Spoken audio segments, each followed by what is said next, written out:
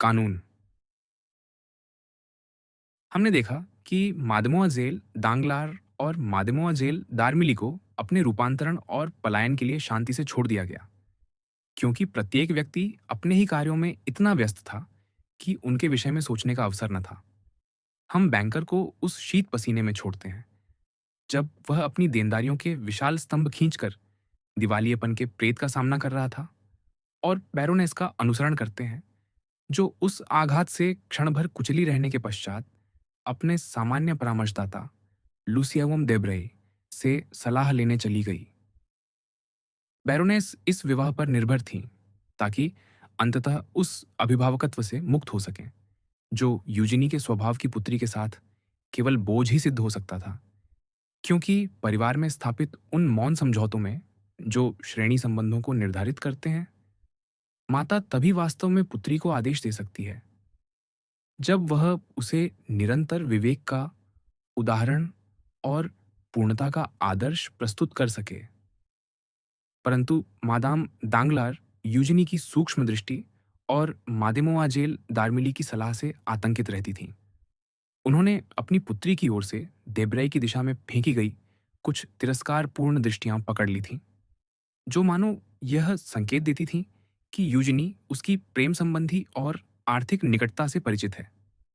वास्तव में यदि वह अधिक सूक्ष्म और निकट निरीक्षण करती तो जान लेती कि यूजिनी देब्राई से इसलिए घृणा नहीं करती थी कि वह पिता के घर में विघटन और कलंक का कारण था, वरन इसीलिए कि वह उसे उन द्विपाद प्राणियों की श्रेणी में रखती थी जिन्हें डायोजनीज मनुष्य कहने से बचना चाहते थे, और प्लेटो ने पंखीन द्विपाद प्राणी कहकर संबोधित किया था। अपने दृष्टिकोण से, और दुर्भाग्यवश इस संसार में प्रत्येक का अपना दृष्टिकोण होता है जो दूसरों को आच्छादित कर देता है। अपने दृष्टिकोण से मादाम दांगलार को यूजिनी का विवाह टूट जाने पर अनंत खेद था, इसलिए नहीं कि वह संबंध उपयुक्त, अनुकूल और पुत्री को सुखी बनाने वाला था, वरन इसलिए कि उससे उन्हें अपनी स्वतंत्रता पुनः प्राप्त होती। अतः जैसा हमने कहा, वे शीघ्रता से देब्राई के पास गईं। पेरिस के अन्य लोगों की भांति वह भी उस संध्या अनुबंध पर उपस्थित था और उसके पश्चात हुए घोटाले का साक्षी बना था, और तुरंत अपने क्लब चला गया था जहां वह कुछ मित्रों के साथ उस घटना पर चर्चा कर रहा था जो उस अतिवाचाल नगर के 3/4 निवासियों के बीच वार्ता का विषय बन चुकी थी, जिसे विश्व की राजधानी कहा जाता है। जब मादाम दांगलार काले वस्त्र में और घूंघट से आच्छादित देब्राई के निवास की सीढ़ियां चढ़ रही थीं, तब यद्यपि द्वारपाल ने उन्हें आश्वस्त किया था कि युवक घर पर नहीं है, देब्रे एक मित्र के तर्कों का खंडन कर रहा था, जो उसे समझाने का प्रयत्न कर रहा था कि उस भयंकर कांड के पश्चात उसका कर्तव्य है कि वह मादेमोआजेल यूजनी दांगलार और उसके 2 मिलियन फ्रां से विवाह करे। देब्रे ऐसे प्रतिरक्षा कर रहा था मानो वह हार जाने की प्रतीक्षा में हो। यह विचार उसके मन में अनेक बार स्वयं उत्पन्न हुआ था, परंतु कभी-कभी यूजिनी के स्वतंत्र और गर्वीले स्वभाव को जानकर वह पूर्णतः रक्षात्मक मुद्रा अपना लेता और कहता कि यह संबंध असंभव है। तथापि भीतर ही भीतर वह उस दुष्ट विचार से गुदगुदाया जाता रहता, जो यदि नैतिकतावादियों पर विश्वास किया जाए, सबसे ईमानदार और शुद्ध पुरुष के मन को भी निरंतर कुरेदता रहता है, मानो क्रूस के पीछे छिपा शैतान। संवाद, जैसा देखा जा सकता है, रोचक था, क्योंकि विषय अत्यंत गंभीर थे, और चाय तथा जुए के साथ रात्रि 1 बजे तक चलता रहा। इस बीच सेवक ने मादाम दांगलार को लुसिये के निवास में प्रवेश कराया, जहां वह घूंघट में कांपती हुई उस छोटे हरे बैठक कक्ष में प्रतीक्षा करती रहीं, 2 पुष्प टोकरी के बीच जो उसी सुबह उन्होंने भेजी थीं और जिन्हें देब्रे ने अत्यंत सावधानी से सजाया था, जिससे अनुपस्थिति के लिए उन्होंने उसे क्षमा कर दिया। 12 बजने में 20 मिनट शेष थे जब मादाम दांगलार प्रतीक्षा से ऊब गईं, अपनी गाड़ी में बैठीं और घर लौट गईं। समाज की स्त्रियों में यह समानता सफल गणिकाओं से है कि वे प्रायः मध्य रात्रि के पश्चात घर नहीं लौटतीं। बैरोनेस उतनी ही चुपचाप घर में प्रविष्ट हुईं, जितनी चुपचाप यूजिनी निकली थी।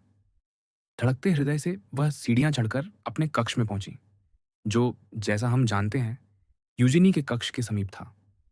वह इस भय से कांप रही थी कि कहीं चर्चा न फैल जाए, और दीन स्त्री इस एक विषय में कम से कम सम्माननीय, अपनी पुत्री की निष्कलंकता और पितृगृह के प्रति उसके लगाव में दृढ़ विश्वास रखती थी। कक्ष में पहुंचकर उन्होंने यूजिनी के द्वार पर कान लगाया, और जब कोई ध्वनि न सुनी तो उसे खोलने का प्रयास किया, पर सिटकनियां बंद थीं। मादाम दांगलार ने मान लिया कि यूजिनी उस संध्या के भयानक भावों से थकी हुई शैया पर चली गई है और सो रही है। उन्होंने परिचारिका को बुलाया और उससे पूछताछ की। मादेमोआजेल यूजिनी अपने कक्ष में गई थीं। परिचारिका ने कहा, मादेमोआजेल दार्मिली के साथ। फिर उन्होंने साथ चाय ली और उसके बाद मुझे विदा कर दिया, कहते हुए कि अब मेरी आवश्यकता नहीं। तब से परिचारिका सेवकों के कक्ष में थी और अन्य सभी की भांति यही समझती थी कि दोनों युवतियां अपने कक्ष में हैं। अतः मादाम दांगलार बिना किसी संदेह के शैया पर चली गईं, पर यद्यपि सौभागी व्यक्तियों के विषय में उनका मन शांत था, घटनाओं को लेकर वह चिंतित रहा। जैसे जैसे उसके विचार स्पष्ट होते गए, घटना का महत्व भी बढ़ता गया। अब वह केवल एक साधारण कांड न रह गया था, वह मानो उन्मत्त अराजकता बन गया था। अब वह केवल लज्जा का विषय न था, अपितु घोर अपमान का। बैरोनेस को अनायास स्मरण हुआ कि हाल ही में अपने पति और पुत्र के कारण समान विपत्ति से ग्रस्त निर्धन मर्सेदेस के प्रति वह कितनी निर्दयी रही थी। यूजिनी, उसने सोचा, नष्ट हो गई और हम भी। यह प्रकरण जिस प्रकार प्रस्तुत किया जाएगा हमें कलंकित कर देगा।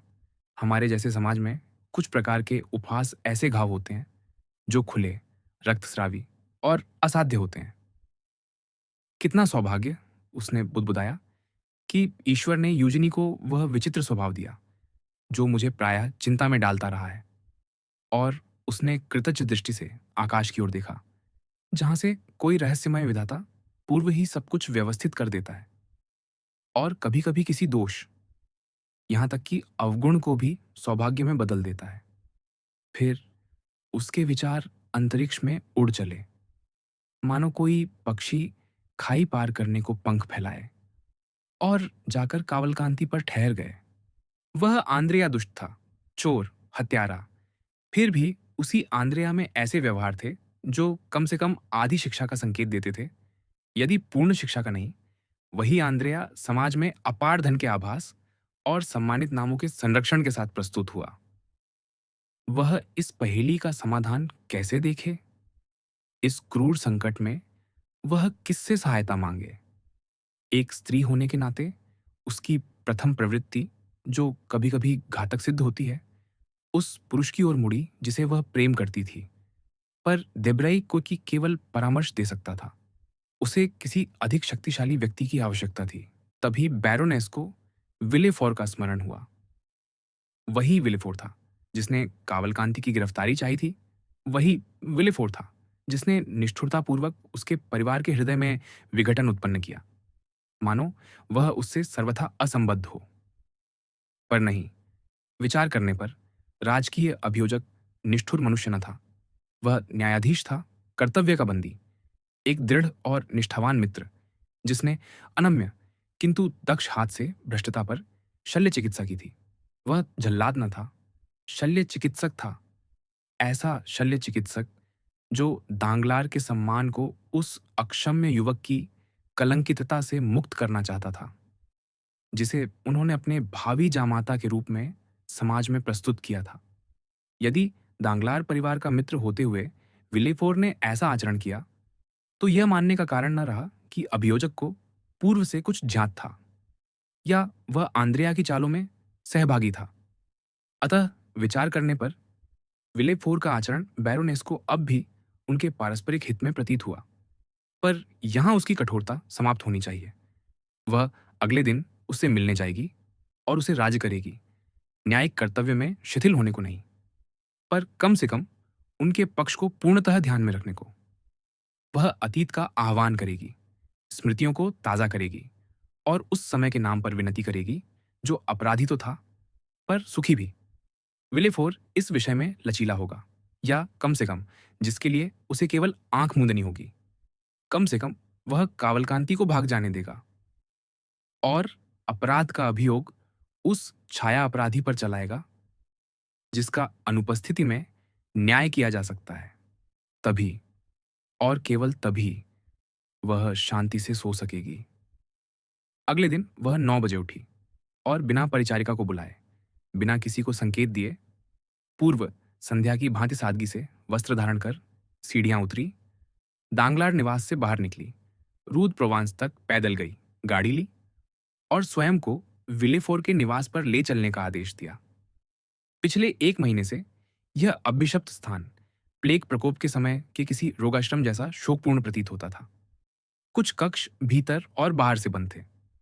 बंद खिड़की पट केवल वायु आने देने को खुलते और तब उनमें किसी सेवक का आतंकित मुख दिखता जो तुरंत समाधि पट की भांति पुनः बंद हो जाता, जबकि पड़ोसी फुसफुसाते, क्या आज अभियोजक के घर से एक और ताबूत निकलेगा?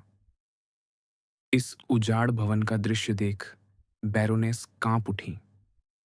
वह गाड़ी से उतरी, घुटने डगमगाते हुए बंद द्वार तक पहुंची और घंटी बजाई। तीसरी बार घंटी बजने पर ही, जिसकी शोकपूर्ण ध्वनि मानो सामान्य उदासी में सम्मिलित थी, द्वारपाल प्रकट हुआ, द्वार इतना ही खोलते हुए कि उसके शब्द बाहर निकल सके। उसने एक स्त्री देखी, एक उच्च वर्गीय महिला, सुसज्जित। फिर भी द्वार लगभग बंद ही रहा। अरे, बैरोनेस बोली, द्वार खोलो। प्रथम महोदया, आप कौन हैं? द्वारपाल ने पूछा। मैं कौन हूं?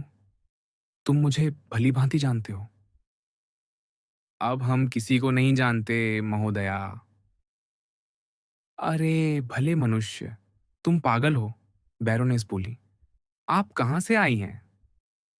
ये तो सीमा से अधिक है। क्षमा करें, महोदया, आदेश है। आपका नाम? बैरोनेस दांगलार। तुमने मुझे 20 बार देखा है। संभव है, महोदया। अब क्या कार्य है? ओह, यह धृष्टता! मैं तुम्हारी शिकायत विलेफोर से करूंगी। महोदया, यह धृष्टता नहीं, सावधानी है। यहां कोई प्रवेश नहीं करता जब तक दावृण्य की अनुमति न हो या अभियोजक से कार्य न हो। अच्छा, संयोग से मेरा अभियोजक से ही कार्य है। अत्यावश्यक कार्य, जैसा तुम देख ही रहे हो, क्योंकि मैं अब तक अपनी गाड़ी में वापस नहीं बैठी हूं। पर इस विवाद का अंत करो। ये रहा मेरा कार्ड। इसे अपने स्वामी के पास ले जाओ। क्या महोदया यहीं प्रतीक्षा करेंगी? हाँ, जाओ। द्वारपाल ने द्वार बंद कर दिया और मादाम दांगलार को सड़क पर छोड़ दिया। उन्हें अधिक प्रतीक्षा नहीं करनी पड़ी। कुछ ही क्षणों बाद द्वार इतना खुला कि वह भीतर प्रवेश कर सके। वह भीतर गईं और द्वार उनके पीछे बंद हो गया। आंगन में पहुंचते ही द्वारपाल ने बिना द्वार से दृष्टि हटाए जेब से सीटी निकाली और फूंकी। विलेफोर का परिचारक सीढ़ियों पर प्रकट हुआ। महोदया, उस भले व्यक्ति को क्षमा करें, उसने नीचे उतरते हुए कहा। उसे स्पष्ट आदेश है और विलेफोर ने मुझसे कहा कि वह अन्यथा कर ही नहीं सकता था। आंगन में एक आपूर्तिकर्ता भी था जिसे समान सावधानियों के बाद ही प्रवेश मिला था और जिसकी सामग्री की जांच की जा रही थी। बैरोनेस सीढ़ियां चढ़ी। वह उस वातावरण से गहराई से प्रभावित हुई जो मानो उनकी अपनी उदासी के घेरे को और विस्तृत कर रहा था।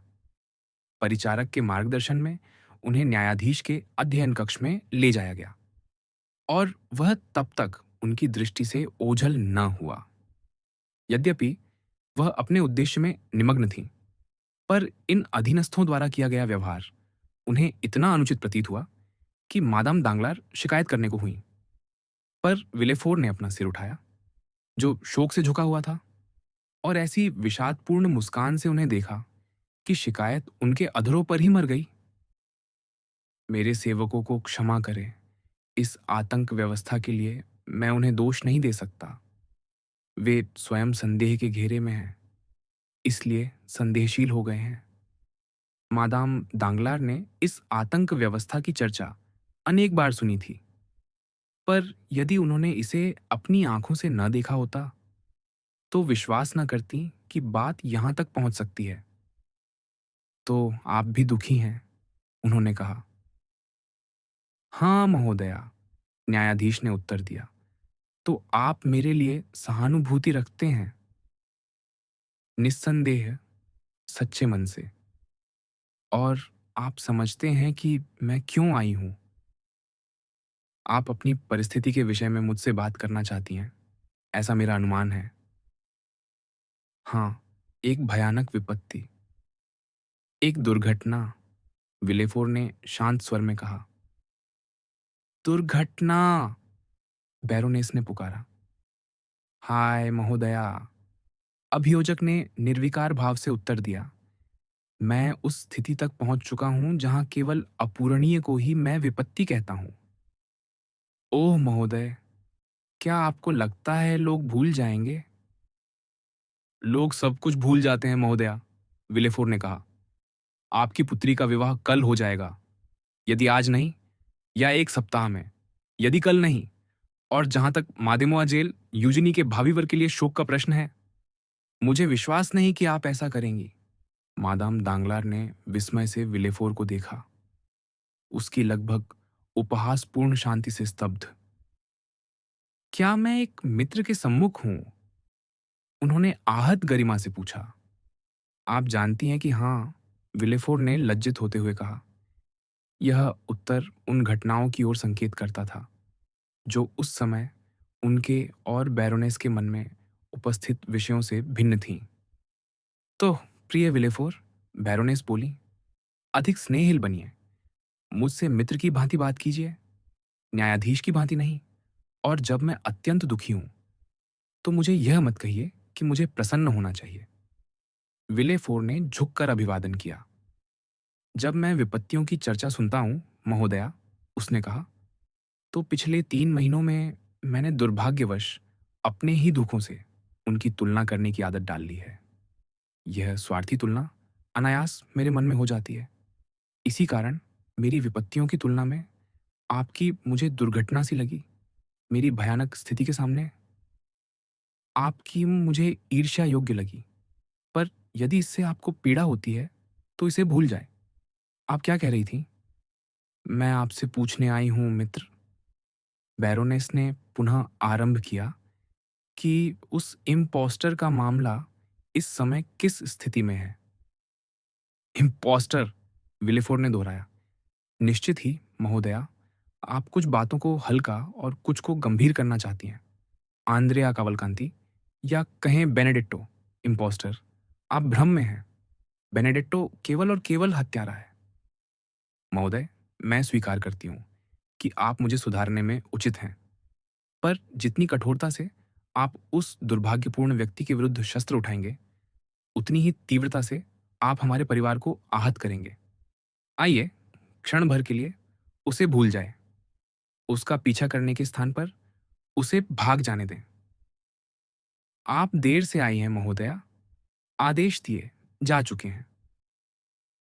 यदि उसे गिरफ्तार किया जाए, क्या आपको लगता है वे उसे पकड़ लेंगे? मुझे आशा है। यदि वह गिरफ्तार हो, सुनिए, मैंने सुना है कारागार भरे पड़े हैं, तो उसे कारागार में ही रहने दें। अभियोजक ने सिर हिलाया। कम से कम जब तक मेरी पुत्री का विवाह न हो जाए, बैरोनेस ने जोड़ा। असंभव महोदया, कानून की अपनी प्रक्रियाएं हैं। मेरे लिए भी? बैरोनेस ने आधे परिहास आधे गंभीर स्वर में पूछा। सबके लिए, विलेफोर ने उत्तर दिया, मेरे लिए भी, जैसे अन्य सबके लिए। हाँ, बैरोनेस के मुंह से निकला, बिना शब्दों में व्यक्त किए। पर उनके विचार उस उद्गार में स्पष्ट थे। विलेफोर ने उस दृष्टि से उन्हें देखा जिससे वह लोगों के विचार परखता था। मैं समझता हूं आप क्या कहना चाहती हैं, उसने कहा। आप उन भयानक अफवाहों की ओर संकेत कर रही हैं जो फैल रही हैं कि पिछले 3 महीनों में जिन मृत्युओं ने मुझे शोक वेश में ढक दिया है उनमें कुछ अस्वाभाविक है, और उस मृत्यु से भी जिससे वैलेंटीन अभी अभी किसी चमत्कार की भांति बची है। मैं उस विषय में नहीं सोच रही थी, मादाम दांगलार ने शीघ्रता से कहा। हाँ महोदया, आप उसी के विषय में सोच रही थीं, और यह स्वाभाविक भी है, क्योंकि आप और सोच ही क्या सकती थीं। आप अपने आप से कह रही थीं, आप अपराध का पीछा करते हैं, तो फिर आपके अपने घर में अपराध दंडित क्यों नहीं होते? बैरोनेस लज्जा से लाल हो उठी। आप यही सोच रही थीं, क्या नहीं, महोदया? मैं स्वीकार करती हूँ, हाँ। तो मैं आपको उत्तर दूंगा। विलेफोर अपनी कुर्सी खिसकाकर बैरोनेस के समीप ले आया, दोनों हाथ मेज पर टिकाकर, और सामान्य से कहीं अधिक दबे स्वर में बोला, कुछ अपराध दंडित नहीं होते, क्योंकि अपराधी अज्ञात रहते हैं और निर्दोष के स्थान पर दोषी को दंड देने का भय रहता है। पर जब वे अपराधी खोज लिए जाते हैं, यहां विलेफोर ने हाथ बढ़ाकर अपने सामने टंगे क्रूस को छुआ और दोहराया, जब वे अपराधी खोज लिए जाते हैं, जीवित परमेश्वर की शपथ महोदया, वे चाहे जो हों, मरेंगे। अब जब मैं यह शपथ ले चुका हूं और इसे निभाऊंगा भी, क्या आप साहस करती हैं मुझसे उस दुष्ट के लिए क्षमा मांगने का? पर महोदय, मादाम दांगलार बोली, क्या आपको पूर्ण विश्वास है कि वह उतना ही अपराधी है जितना कहा जा रहा है? सुनिए, यह उसका विवरण है। बेनेडेट्टो, 16 वर्ष की आयु में जालसाजी के अपराध में 5 वर्ष के लिए गैलियों की सजा। जैसा आप देखती हैं, युवक में प्रारंभ से ही प्रतिभा थी, फिर भगोड़ा कैदी, फिर हत्यारा। और वह है कौन, यह दुष्ट? कौन जाने, कोई आवारा कोर्सिकन। क्या किसी ने उसे अपना बताया? किसी ने नहीं, उसके माता पिता अज्ञात हैं। पर वह व्यक्ति जो लुक्का से आया था, एक और ठग, संभवतः उसका साथी।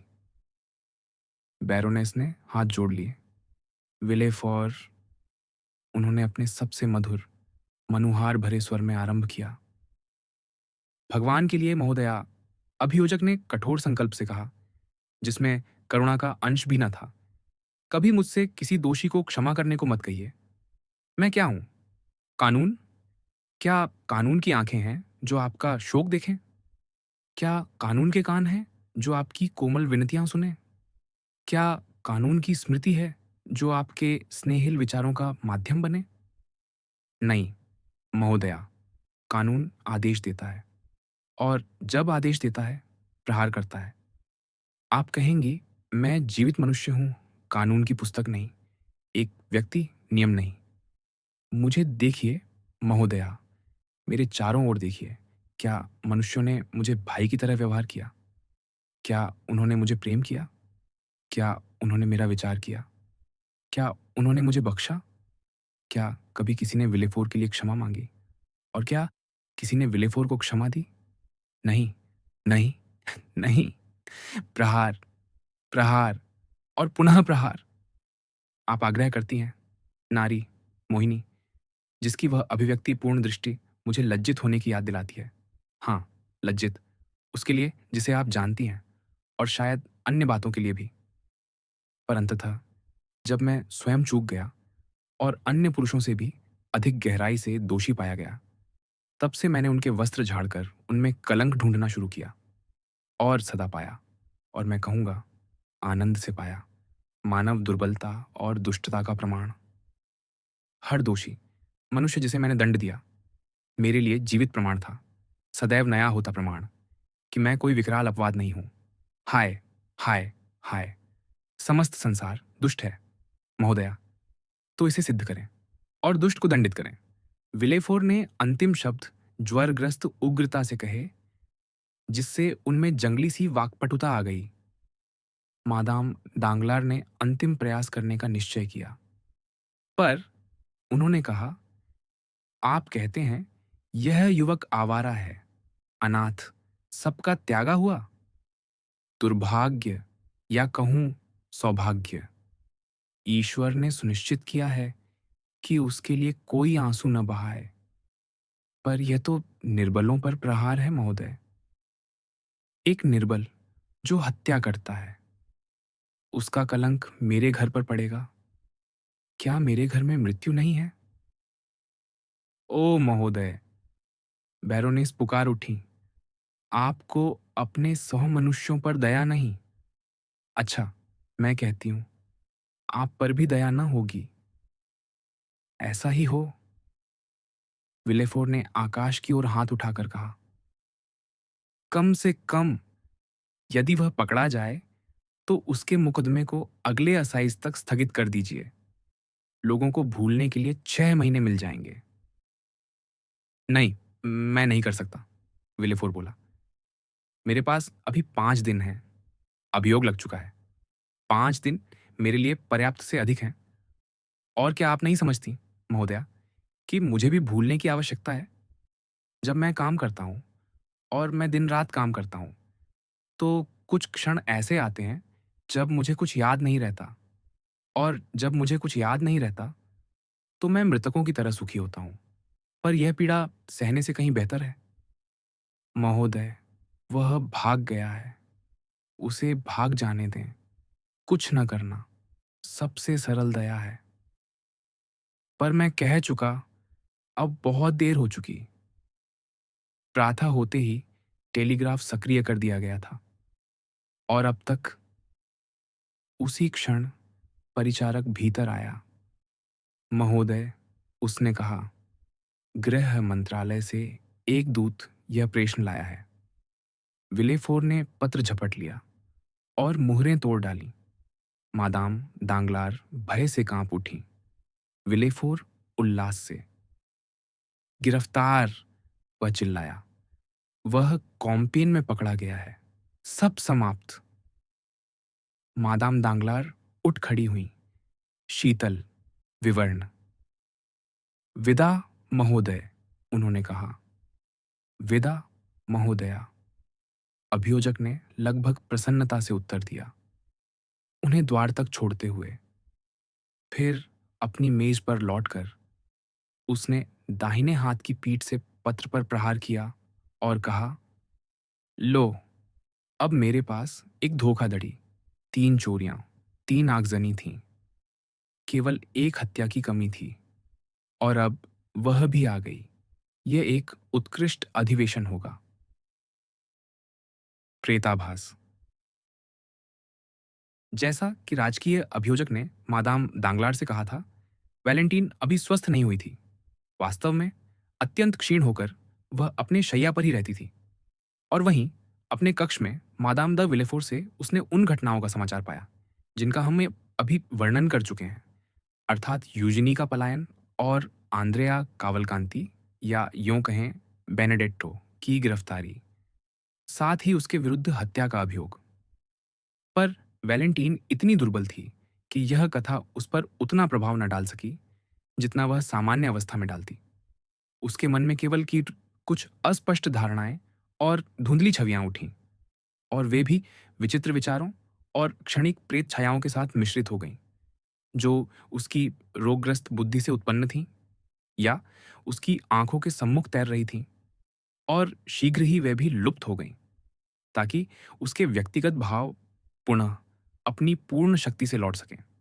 दिन में नौर्तीय की उपस्थिति उसे अभी भी वास्तविकता से जोड़े रखती थी, जो अपनी पौत्री को अपने पास बुलवा लेते और पितृवत नेत्रों से उस पर दृष्टि गड़ाए रहते। फिर न्यायालय से लौटकर विलेफोर भी अपने पिता और पुत्री के साथ 1-2 घंटे बिताता। 6 बजे वह अपने अध्ययन कक्ष में चला जाता। 8 बजे दावृण्य स्वयं वह रात्रिकालीन औषधि लेकर आता। जो युवती के लिए तैयार की गई होती। तब नौर्तिये को ले जाया जाता। चिकित्सक द्वारा चुनी गई एक रात्रि परिचारिका सबका स्थान लेती, और वह भी तभी हटती जब लगभग 10 या 11 बजे वैलेंटीन सो जाती।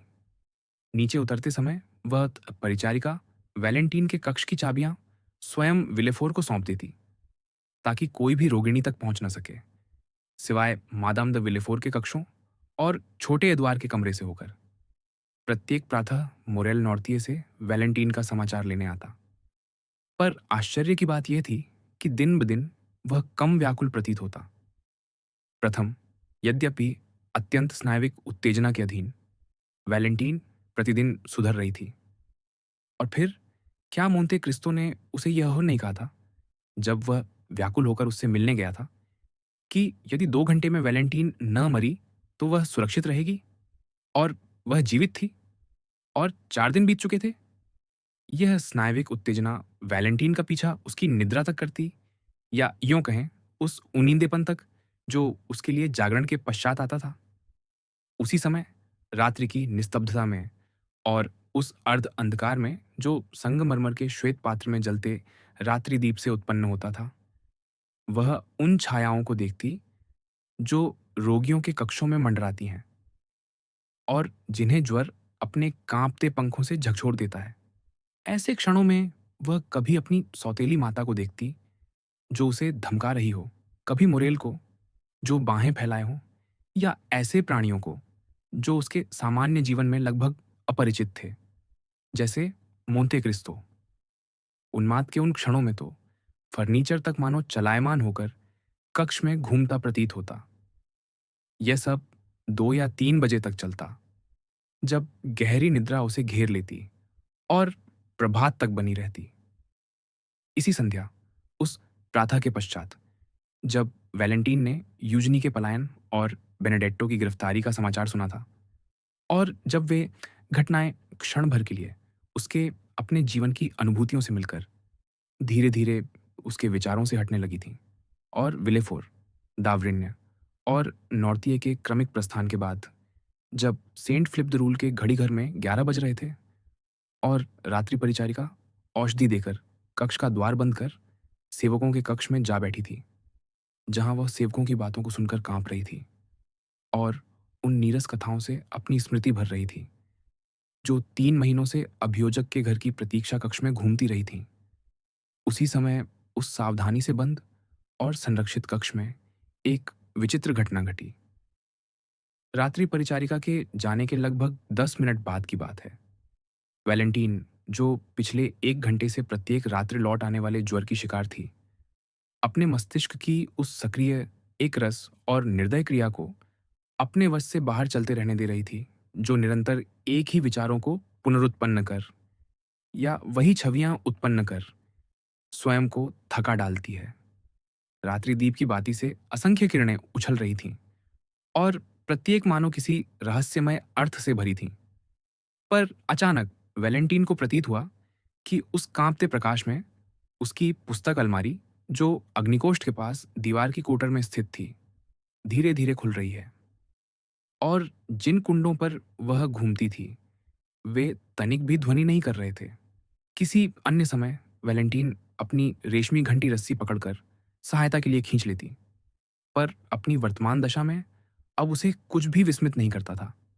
वह जानती थी कि उसके चारों ओर के ये सब दृश्य उसके उन्माद की उपज हैं, और इस तथ्य से आश्वस्त भी थी कि प्रातः होते ही उन रात्रि प्रेतों का कोई चिन्ह शेष नहीं रहता, जो दिन के आगमन के साथ विलीन हो जाते हैं। उस द्वार के पीछे एक मानवीय आकृति प्रकट हुई। ज्वर के कारण वैलेंटीन ऐसी प्रेत छायाओं से अत्यधिक परिचित हो चुकी थी, अतः वह भयभीत न हुई। उसने केवल नेत्र फैलाकर देखा, आशा करते हुए कि वह मोरेल को पहचान सके। आकृति उसके बिस्तर की ओर बढ़ती रही, फिर रुक गई और मानो ध्यान से सुनने लगी। उसी क्षण रात्रिदीप की एक किरण उस रात्रिकालीन आगंतुक के चेहरे पर पड़ी। यह वह नहीं है, उसने बुदबुदाया, और वह प्रतीक्षा करने लगी, यह विश्वास किए हुए कि वह स्वप्न देख रही है और या ये पुरुष जैसे स्वप्नों में होता है, या तो लुप्त हो जाएगा या किसी और में बदल जाएगा। किंतु उसने अपनी नाड़ी टटोली और उसे तीव्र गति से धड़कते हुए अनुभव कर उसे स्मरण आया कि ऐसी अवांछित छायाओं को दूर करने का सर्वोत्तम उपाय कुछ पी लेना है। वह पेय, जिसे विशेष रूप से ऐसी उत्तेजना को शांत करने के उद्देश्य से तैयार किया गया था। जब उसने इस विषय में वैद्य से शिकायत की थी, अपनी शीतलता से उसका ताप घटाने लगा और मस्तिष्क की सामान्य क्रिया को पुनर्जीवित करने लगा। कुछ समय तक पीने के बाद वह स्वयं को बेहतर अनुभव करने लगी। इसी कारण वैलेंटीन ने उस क्रिस्टल की तश्तरी पर रखे गिलास को लेने के लिए हाथ बढ़ाया। परंतु जैसे ही वह अपनी कांपती भुजा को बिस्तर से बाहर बढ़ा रही थी, वह आकृति 2 कदम और बढ़ी, पहले से अधिक दृढ़ता के साथ, और इतनी निकट आ गई कि युवती उसकी श्वास सुन सकी और उसे लगा मानो उसके हाथ का स्पर्श अनुभव कर रही हो। इस बार वह भ्रांति, या कहें वास्तविकता, उन सभी अनुभूतियों से आगे बढ़ गई जिनका अब तक वैलेंटीन ने अनुभव किया था। उसे लगने लगा कि वह सचमुच जाग रही है और जीवित है। उसे अनुभूति हुई कि उसकी चेतना पूर्णतः जागृत है और वह कांप उठी। जिस स्पर्श को वैलेंटीन ने अनुभव किया था, उसका उद्देश्य उसका हाथ रोकना था। वैलेंटीन ने धीरे धीरे अपना हाथ वापस खींच लिया। इस पर वह आकृति गिलास उठाकर रात्रिदीप के पास गई और उस औषधि को देखने लगी, मानो उसकी स्वच्छता और पारदर्शिता का परीक्षण कर रही हो। वैलेंटीन अपनी दृष्टि उससे हटा नहीं सकी, यद्यपि वह आकृति भयप्रद नहीं, रक्षक सी प्रतीत हो रही थी। प्रकाश से प्राप्त प्रारंभिक प्रमाण पर्याप्त न था। वह पुरुष, या कहें वह छाया, क्योंकि वह इतनी मृदु चाल से चल रहा था कि कालीन उसके पदचाप को निगल लेता था। गिलास से 1 चम्मच औषधि लेकर स्वयं पी गया। वैलेंटीन अपनी आंखों के सामने घटित हो रही इस घटना को गहरे विस्मय से देखती रही। उसे विश्वास था कि यह सब विलीन हो जाएगा और कोई दूसरा दृश्य उपस्थित होगा, परंतु वह पुरुष भूत की भांति लुप्त होने के स्थान पर उसके पास आया और गिलास उसकी ओर बढ़ाते हुए भावपूर्ण स्वर में बोला, अब पीजिए। वैलेंटीन सिहर उठी। यह प्रथम अवसर था जब उसकी किसी छाया ने उससे इस स्पंदित स्वर में बात की थी।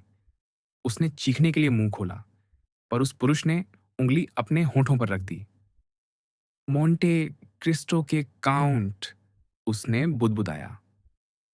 युवती की आंखों में प्रकट आतंक, उसके हाथों का कंपन और अपने को चादरों में छिपा लेने की उसकी तीव्र चेष्टा, यह सब मानो संशय और विश्वास के अंतिम संघर्ष को प्रकट कर रहा था।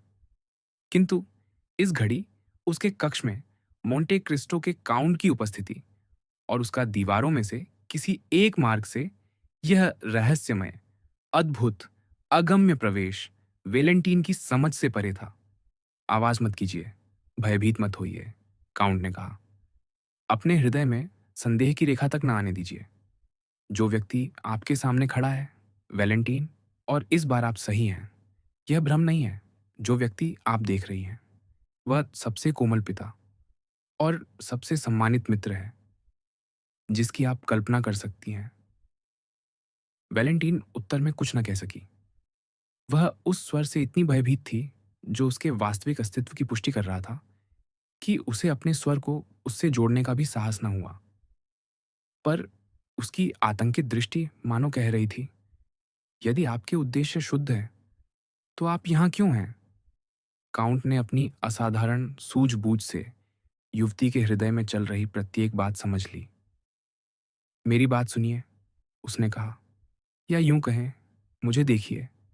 मेरी लाल आंखें और मेरा चेहरा देखिए, जो सामान्य से भी अधिक पीला है, क्योंकि पिछले 4 रात्रियों से मैंने एक क्षण भी निद्रा नहीं ली। पिछले 4 रात्रियों से मैं आपकी रक्षा कर रहा हूँ, आपकी देखभाल कर रहा हूँ, हमारे मित्र मैक्सिमिलियन के लिए। रक्त की एक लहर रोगिणी के आनंदित गालों पर दौड़ गई, क्योंकि काउंट द्वारा उच्चरित उस नाम ने उसके मन में शेष संदेह का अंतिम चिन्ह भी मिटा दिया। मैक्सिमिलियन, वैलेंटीन ने दोहराया, क्योंकि वह नाम उसे अत्यंत मधुर लगा। मैक्सिमिलियन, तो उसने आपको सब कुछ बता दिया? सब कुछ। उसने मुझसे कहा कि आपका जीवन उसका है और मैंने उससे वचन दिया कि आप जीवित रहेंगी। आपने उससे वचन दिया कि मैं जीवित रहूँगी? हाँ, आपने पहरा देने और रक्षा की बात कही। वेलेंटीन ने व्याकुलता से कहा, क्या आप वैद्य हैं? हाँ, इस घड़ी स्वर्ग आपको जो सर्वश्रेष्ठ वैद्य भेज सकता था, वही। आप कहते हैं कि आप पहरा दे रहे थे? वेलेंटीन ने चिंतित स्वर में कहा। कहाँ? मैंने आपको देखा नहीं। काउंट ने पुस्तकालय की ओर संकेत किया। मैं उस द्वार के पीछे छिपा था, जो पड़ोस के उस भवन में खुलता है, जिसे मैंने किराए पर लिया है।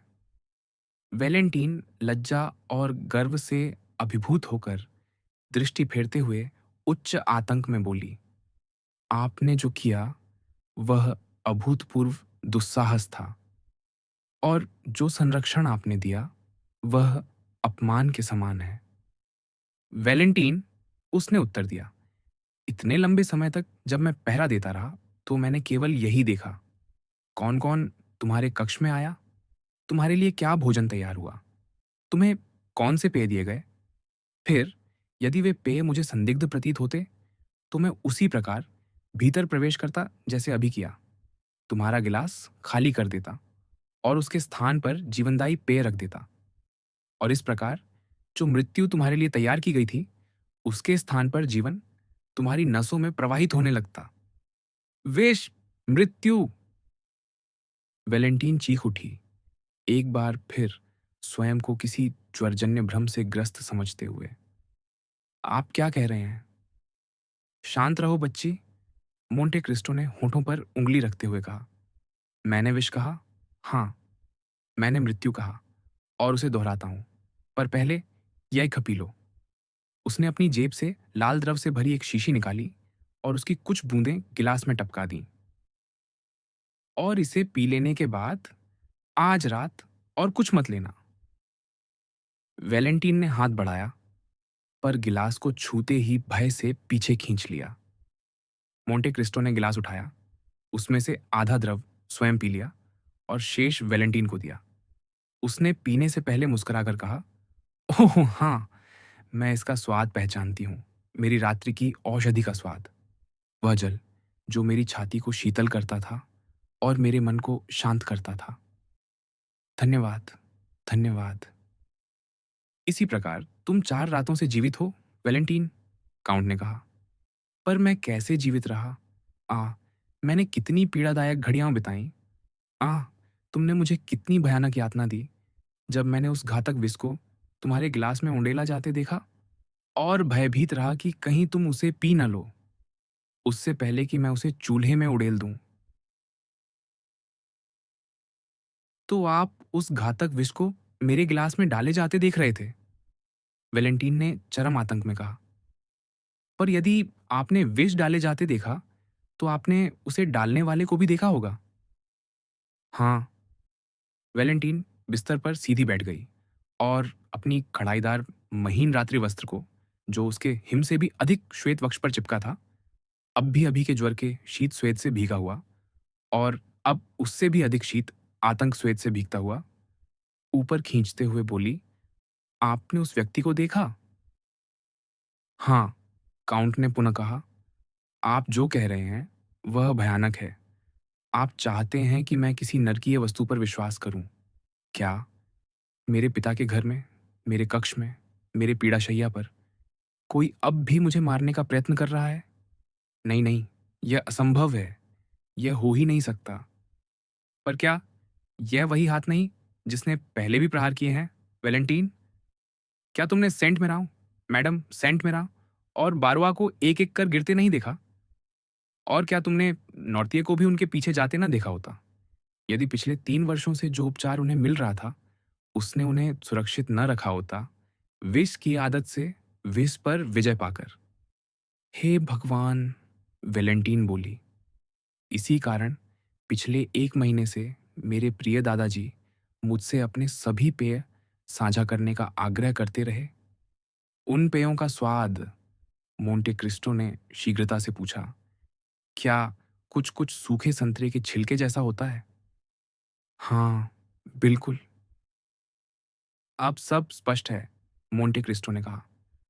उन्हें भी झांत है कि यहाँ कोई विष देने वाला है, और संभवतः यह भी कि वह कौन है। उन्होंने तुम्हें, अपनी अत्यंत प्रिय पोती को, उस घातक द्रव्य के विरुद्ध अभ्यस्त कर दिया, और जब यह द्रव्य इस प्रारंभिक रक्षा से टकराया तो अपनी शक्ति खो बैठा। इसी कारण तुम अभी जीवित हो। ये बात मैं नहीं समझ पा रहा था जब 4 दिन पहले तुम्हें उस विष का प्रभाव सहना पड़ा था, जो सामान्यतः अक्षम्य होता है। पर वह विष देने वाला, वह हत्यारा कौन है? मैं तुमसे उल्टा पूछ सकता हूँ, क्या तुमने कभी रात में किसी को अपने कक्ष में आते देखा है? हाँ, मैंने कई बार सोचा कि मैंने छायाएं देखी, आती हुई, निकट आती हुई, फिर चली जाती हुई, लुप्त होती हुई। मैं उन्हें ज्वर की उत्पन्न भ्रांतियां समझती रही। अभी जब आप आए तो बहुत देर तक मुझे लगा कि मैं उन्माद में हूं या स्वप्न देख रही हूं। तो तुम्हें झात नहीं कि कौन तुम्हारा जीवन लेना चाहता है? नहीं, वैलेंटीन ने कहा, कोई मुझे मृत क्यों देखना चाहेगा? तुम जान जाओगी, मोंटे क्रिस्टो ने ध्यान से सुनते हुए कहा। कैसे? वैलेंटीन ने आतंक से चारों ओर देखते हुए पूछा। क्योंकि आज रात्रि तुम्हारा ज्वर और उन्माद समाप्त है। तुम पूर्णतः जागृत हो, और आधी रात का समय हो रहा है। यही हत्यारे की घड़ी है। हे ईश्वर! वैलेंटीन ने अपने ललाट का श्वेत पोंछते हुए कहा। वास्तव में आधी रात का घंटा धीमे और शोकपूर्ण ढंग से बज रहा था। ऐसा प्रतीत होता था मानो कांसे का प्रत्येक आघात युवती के हृदय पर पड़ रहा हो। वैलेंटीन, काउंट आगे बोला, अपनी समस्त शक्ति एकत्र करो, अपने हृदय को वक्ष में और अपनी आवाज को कंठ में रोको। सोने का अभिनय करो, और तुम देखोगी। वैलेंटीन ने उसका हाथ पकड़ लिया। मुझे कोई आहट सुनाई देती है, उसने कहा। आप छिप जाइए। विदा, या यूं कहूं फिर मिलेंगे, काउंट ने उत्तर दिया। फिर ऐसे करुण, पितृसुलभ स्मित के साथ कि युवती का हृदय कृतज्ञता से भर उठा, वह पंजों के बल पुस्तकालय के द्वार की ओर लौट गया। पर उसे बंद करने से पहले उसने मुड़कर कहा, न हिलना, न बोलना। तुम्हें सोई हुई प्रतीत होना चाहिए, अन्यथा मेरे पहुंचने से पहले ही तुम्हें मार दिया जाएगा। और इस भयानक चेतावनी के साथ काउंट उस द्वार से लुप्त हो गया, जो उसके पीछे निःशब्द बंद हो गया।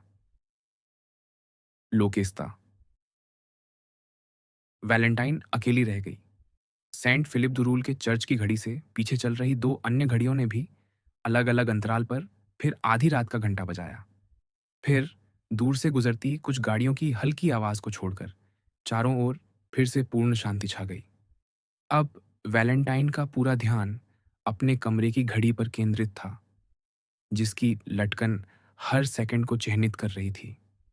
वह इन सेकंडों को गिनने लगी, और उसने देखा कि वे उसके हृदय की धड़कनों की तुलना में केवल आधे ही तेज थे।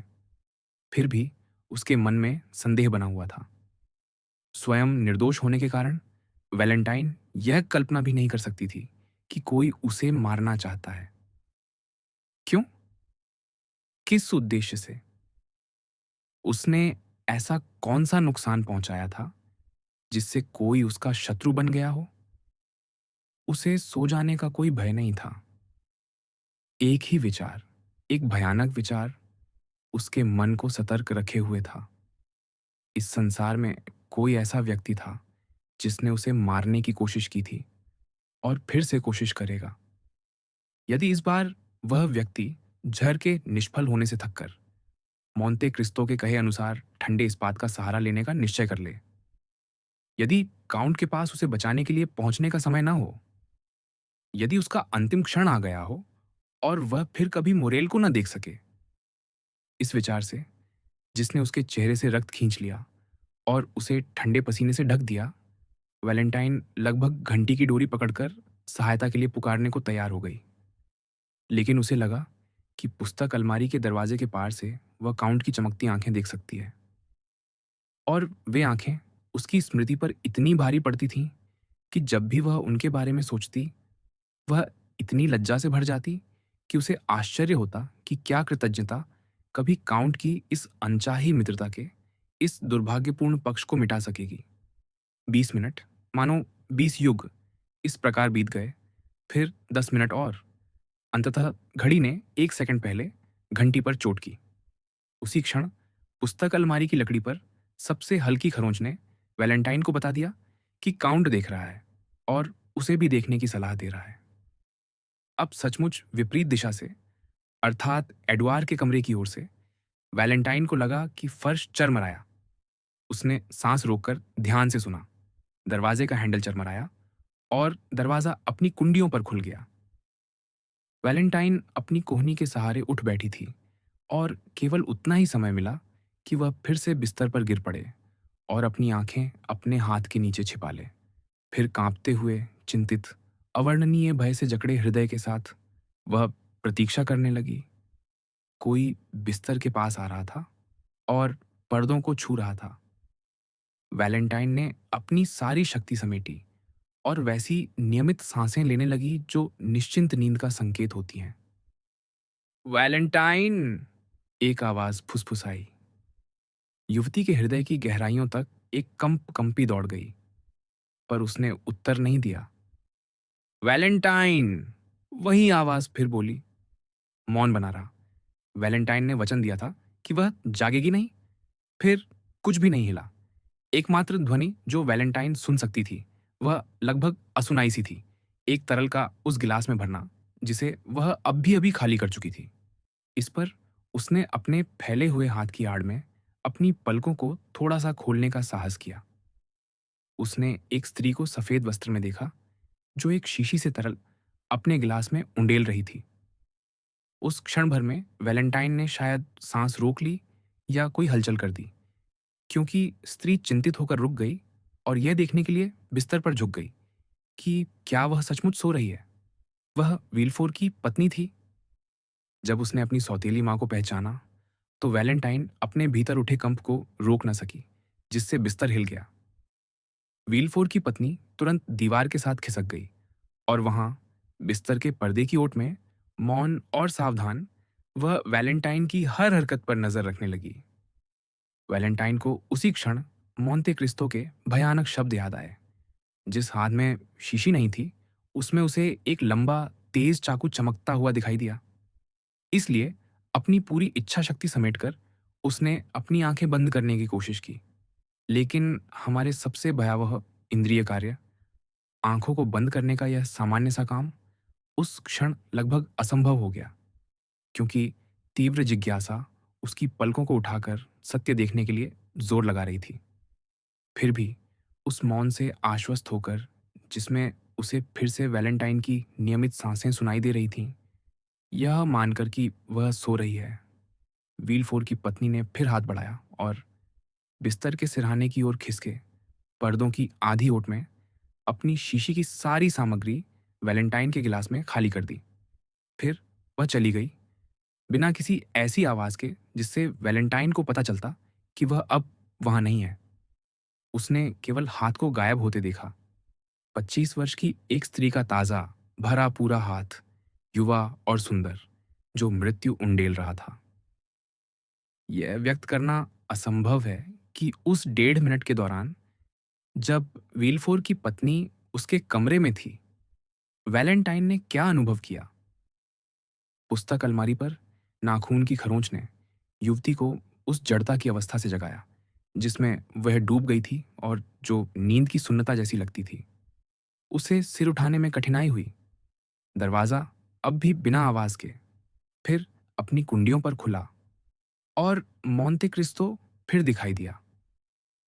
तो उसने पूछा, क्या अब भी संदेह है? ओह मेरे भगवान! वह बुदबुदाई। क्या तुमने देखा? हाय हाँ। क्या तुमने उसे पहचान लिया? वैलेंटाइन कराह उठी। हाँ, उसने कहा, लेकिन मैं इस पर विश्वास नहीं कर सकती। तो क्या तुम मरना चाहती हो और मैक्सिमिलियन को भी मारना चाहती हो? मेरे भगवान, मेरे भगवान, युवती ने लगभग विक्षिप्त होकर दोहराया। क्या मैं इस घर को छोड़कर भाग नहीं सकती? वैलेंटाइन, जो हाथ तुम्हारा पीछा कर रहा है, वह जहां भी तुम जाओगी, तुम्हें ढूंढ लेगा। वह तुम्हारे नौकरों को सोने से खरीद लेगा और मृत्यु हर भेष में तुम्हारे सामने आ खड़ी होगी। उस पानी में जिसे तुम झरने से पीती हो, या उस फल में जिसे तुम पेड़ से तोड़ती हो। लेकिन आपने तो कहा था कि मेरे दादा की सावधानियों ने मुझे जहर से सुरक्षित कर दिया है। एक जहर से, और तब भी केवल तब जब वह छोटी मात्रा में दिया जाए। जहर बदल दिया जाएगा या उसकी मात्रा बढ़ा दी जाएगी। उसने गिलास उठाया और तरल को अपने होंठों से छुआ। देखो, उसने कहा, यह पहले ही किया जा रहा है। अब वह तुम्हें ब्रूसीन से नहीं, बल्कि एक साधारण मादक द्रव्य से जहर दे रही है। मैं उस शराब का स्वाद पहचानता हूं जिसमें इसे घोला गया है। यदि तुमने वह पी लिया होता जो अभी विलफोर की पत्नी ने इस गिलास में डाला है, वैलेंटाइन, तो तुम नष्ट हो चुकी होती।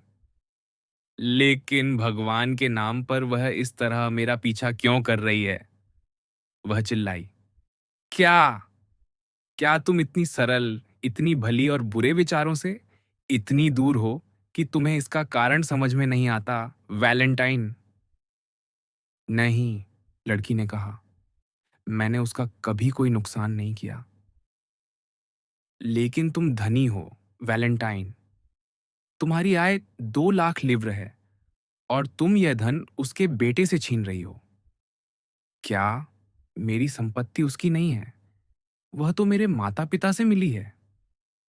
निस्संदेह, इसी कारण सेंट मेराव के पति पत्नी की मृत्यु हुई, ताकि तुम अपने माता पिता से विरासत पा सको। इसी कारण जिस दिन नौर्तिय ने तुम्हें अपना उत्तराधिकारी बनाया, उसी दिन उसे दोषी ठहराया गया। और इसी कारण तुम्हें भी मरना होगा, वैलेंटाइन, ताकि तुम्हारे पिता तुम्हारी संपत्ति के उत्तराधिकारी बन सकें और तुम्हारा भाई, जो अब एकमात्र संतान रह जाएगा, अपने पिता से विरासत पाए। एडवर्ड, बेचारा बच्चा, क्या उसके लिए ये सब अपराध किए जा रहे हैं? आह, अब तुम समझ गई। मेरे भगवान, बस ये सब अंत में उसी पर ना आ पड़े। तुम एक देवदूत हो, वैलेंटाइन। तो उसने मेरे दादा को मारने की कोशिश छोड़ दी है। उसने सोचा कि यदि तुम मर जाओ और यदि तुम्हें संपत्ति से वंचित न किया गया हो, तो संपत्ति स्वाभाविक रूप से तुम्हारे भाई को मिल जाएगी और अंततः यह अपराध व्यर्थ और 2 गुना अधिक खतरनाक हो जाएगा। किस प्रकार ऐसा षड्यंत्र किसी स्त्री के मन में जन्म ले सकता है? ओह! मेरे भगवान! पेरूजिया को याद करो, डाक सराय की बेलों से ढकी बैठक, और वह व्यक्ति जो भूरे लबादे में था, जिसके बारे में तुम्हारी सौतेली माँ एक्वा टोफाना के बारे में पूछ रही थी। उसी समय उसके मन में यह सारा नरकीय षड्यंत्र पैदा हुआ था। ओह! कोमल युवती फूट-फूट कर रो पड़ी। तो इस स्थिति में मैं समझती हूँ कि मुझे मरने की सज़ा मिल चुकी है। नहीं, वैलेंटाइन, नहीं, मैंने हर चाल का उपाय कर लिया है। अब जब हम अपनी शत्रु को जान चुके हैं, वह पराजित हो चुकी है। नहीं, वैलेंटाइन, तुम जीवित रहोगी, प्रेम करने के लिए और प्रेम पाने के लिए, सुखी होने के लिए और एक महान हृदय को सुखी करने के लिए। लेकिन यदि तुम्हें जीवित रहना है, तो तुम्हें मुझ पर विश्वास करना होगा। बताइए, मुझे क्या करना होगा? तुम्हें मेरी बातों का आँख मूंद कर पालन करना होगा और जो मैं दूँ, उसे लेना होगा। भगवान को साक्षी मानकर, वैलेंटाइन ने कहा, यदि मैं अकेली होती, तो मैं स्वयं को मर जाने देना ही पसंद करती।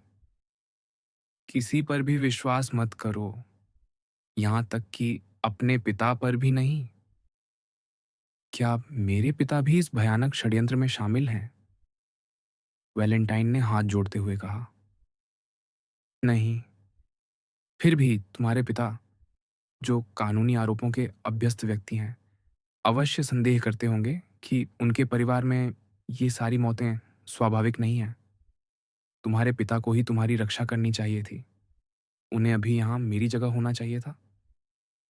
उन्हें पहले ही इस गिलास को खाली कर देना चाहिए था और हत्यारिन के विरुद्ध कार्रवाई करनी चाहिए थी। एक भूत के विरुद्ध एक भूत। उसने बुदबुदाते हुए अपनी बात पूरी की। मैं जीवित रहने के लिए सब कुछ करूंगी, वैलेंटाइन ने कहा, क्योंकि इस संसार में दो ऐसे प्राणी हैं जो मेरे मर जाने पर मरने को तैयार हो जाएंगे। मेरे दादा और मैक्सिमिलियन। मैं उन पर भी वैसे ही निगरानी रखूंगा जैसे मैंने तुम पर रखी है। तो फिर जो चाहो मेरे साथ करो, वैलेंटाइन ने कहा। फिर धीरे से जोड़ दिया, ओह मेरे भगवान, मेरे भगवान, मेरा क्या होगा? जो भी हो, वैलेंटाइन, भय मत करना। यदि तुम्हें पीड़ा हो, यदि तुम्हारी दृष्टि, श्रवण या स्पर्श की चेतना चली जाए, तो मत डरना। यदि तुम जागो और तुम्हें पता ना हो कि तुम कहाँ हो, तब भी मत घबराना। भले ही जागने पर तुम्हें ऐसा लगे कि तुम किसी कब्र जैसी तहखाने में हो या किसी ताबूत में कीलों से जड़ी हुई हो। अपनी शक्ति समेटना और ये सोचना, इस क्षण एक मित्र, एक पिता, एक ऐसा व्यक्ति जो मेरी और मैक्सिमिलियन की खुशी चाहता है, मेरी रक्षा कर रहा है। हाय हाय, ये कितनी भयानक स्थिति है। लेकिन वैलेंटाइन, क्या तुम अपनी सौतेली माँ का भंडाफोड़ करना चाहोगी? मैं 100 बार मरना पसंद करूंगी। हाँ, मैं मरना ही पसंद करूंगी।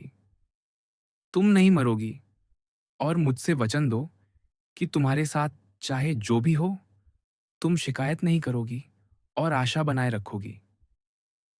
मैं मैक्सिमिलियन के बारे में सोचूंगी। तुम मेरी प्रिय बच्ची हो, वैलेंटाइन। केवल मैं ही तुम्हें बचा सकता हूँ और मैं तुम्हें बचाऊंगा। वैलेंटाइन, भय की चरम अवस्था में, यह समझते हुए कि अब भगवान से शक्ति मांगने का समय आ गया है, अपने हाथ जोड़कर बैठ गई और प्रार्थना करने लगी। शब्दों का उलझा हुआ क्रम बुदबुदाती हुई, और वह यह भी भूल गई कि उसके श्वेत कंधों पर उसके लंबे बालों के सिवा कोई आवरण नहीं था, और उसकी रात की पोशाक की महीन लैस के नीचे उसका हृदय धड़कता हुआ दिखाई दे रहा था। काउंट ने धीरे से युवती के हाथ को छुआ, मखमली चादर को ऊपर खींचकर उसके गले तक ढक दिया और पितृसुलभ मुस्कान के साथ कहा, मेरी बच्ची, मेरे समर्पण पर वैसे ही विश्वास करो जैसे तुम भगवान की कृपा और मैक्सिमिलियन के प्रेम पर करती हो। वैलेंटाइन ने उसे कृतज्ञता से भरी दृष्टि से देखा और बच्चे की तरह आज्ञाकारी होकर बिस्तर में लेटी रही। काउंट ने अपनी कमरकोट से पन्ने की छोटी डिबिया निकाली, उसका सुनहरा ढक्कन उठाया और मटर के दाने जितनी एक छोटी गोली वैलेंटाइन के दाएं हाथ पर रख दी। उसने उसे दूसरे हाथ में लिया और काउंट की ओर ध्यान से देखा। उसके निर्भीक रक्षक के चेहरे पर दिव्य गरिमा और शक्ति की झलक थी, जबकि वैलेंटाइन के चेहरे पर स्पष्ट रूप से एक प्रश्न था। हाँ, उसने कहा। वैलेंटाइन ने वह गोली अपने होठों तक ले जाकर निगल ली। अब विदा, मेरी बच्ची, उसने कहा। मैं सोने की कोशिश करूंगा क्योंकि तुम बच गई हो। ऐसा ही कीजिए, वैलेंटाइन ने कहा। मेरे साथ चाहे जो भी हो, मैं वचन देती हूं कि मैं भयभीत नहीं होऊंगी। मोंटे क्रिस्टो लंबे समय तक युवती को देखता रहा, जब तक कि वह धीरे धीरे सो नहीं गई, उस औषधि के प्रभाव से जिसे काउंट ने अभी उसे दिया था।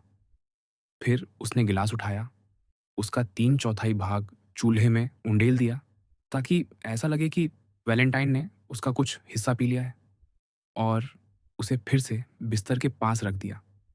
अंत में वह पुस्तक अलमारी के पीछे वाले दरवाजे तक गया और वैलेंटाइन पर अंतिम दृष्टि डालने के बाद गायब हो गया, जो उस देवदूत की तरह निश्चिंत और निष्कपट नींद में सो रही थी, जो भगवान के चरणों में विश्राम करता है। वैलेंटाइन।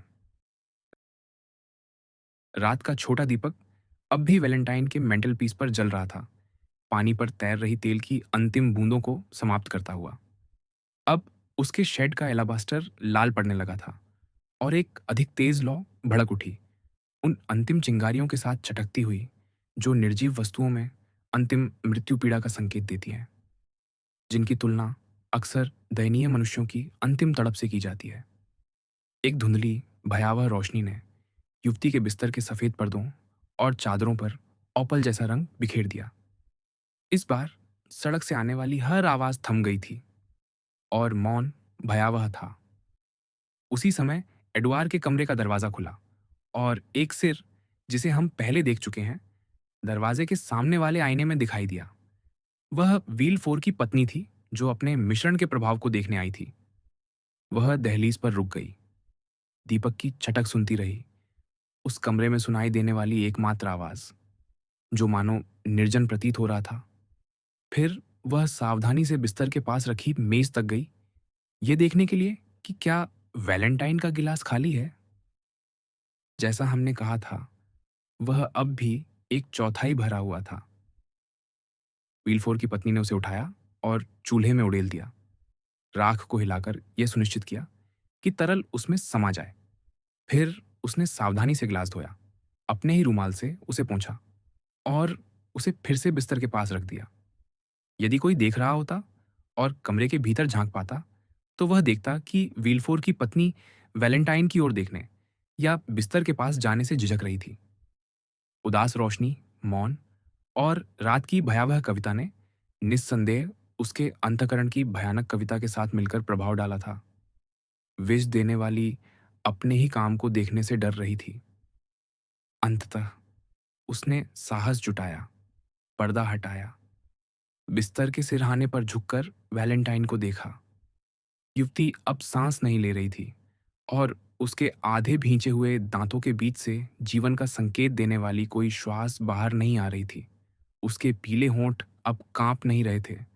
उसकी आंखें, जिन पर बैंगनी धुंध सी त्वचा के नीचे उतर आई थी, पलकों के नीचे उभरी हुई श्वेतता बनाती थीं और उसकी लंबी काली पलकों की रेखा उस त्वचा पर स्पष्ट थी, जो अब मोम की तरह निस्तेज हो चुकी थी।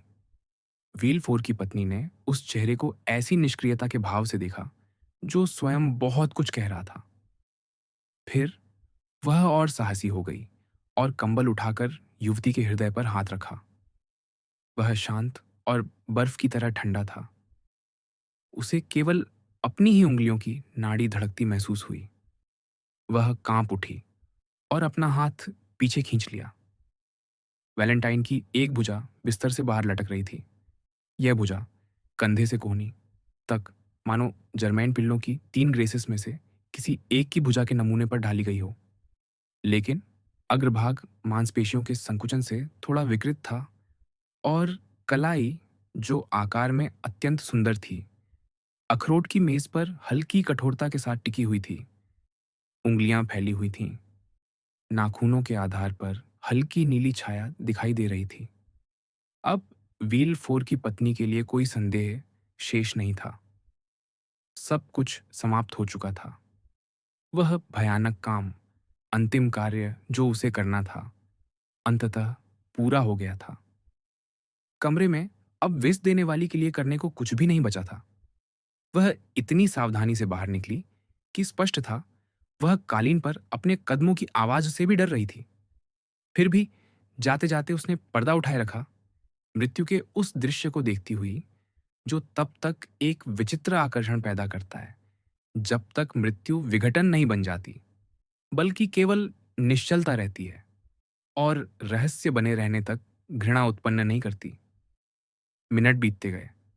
विल्फोर की पत्नी उस पर्दे को छोड़ नहीं पा रही थी, जिसे वह वैलेंटाइन के सिर के ऊपर कफन की तरह पकड़े हुए थी। वह अपने विचारों को श्रद्धांजलि दे रही थी, पर अपराध के मामले में विचार का अर्थ पश्चाताप होना चाहिए। उसी क्षण रात के दीपक की चटक दोगुनी हो गई। उस आवाज से विल्फोर की पत्नी कांप उठी और पर्दा छोड़ दिया। दीपक बुझ गया और कमरा भयावह अंधकार में डूब गया।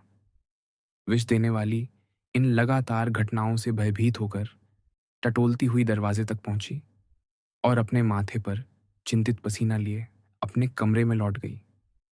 अंधकार 2 और घंटे तक बना रहा।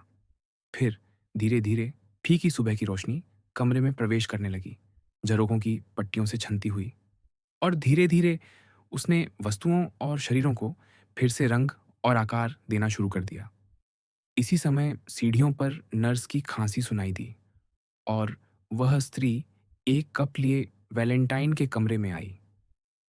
किसी पिता या प्रेमी के लिए एक ही नज़र पर्याप्त होती। वैलेंटाइन मर चुकी थी, लेकिन इस किराए की नौकरानी को वह केवल सोती हुई लगी। अच्छा, उसने बिस्तर के पास की मेज की ओर जाते हुए कहा, उसने अपनी दवा का कुछ हिस्सा पी लिया है। गिलास 2/3 खाली है। फिर वह चूल्हे के पास गई, आग फिर से जलाई, अपनी कुर्सी पर बैठ गई और यद्यपि वह अभी-अभी बिस्तर से उठी थी, वैलेंटाइन की नींद का लाभ उठाकर स्वयं भी कुछ और मिनट सो लेने लगी।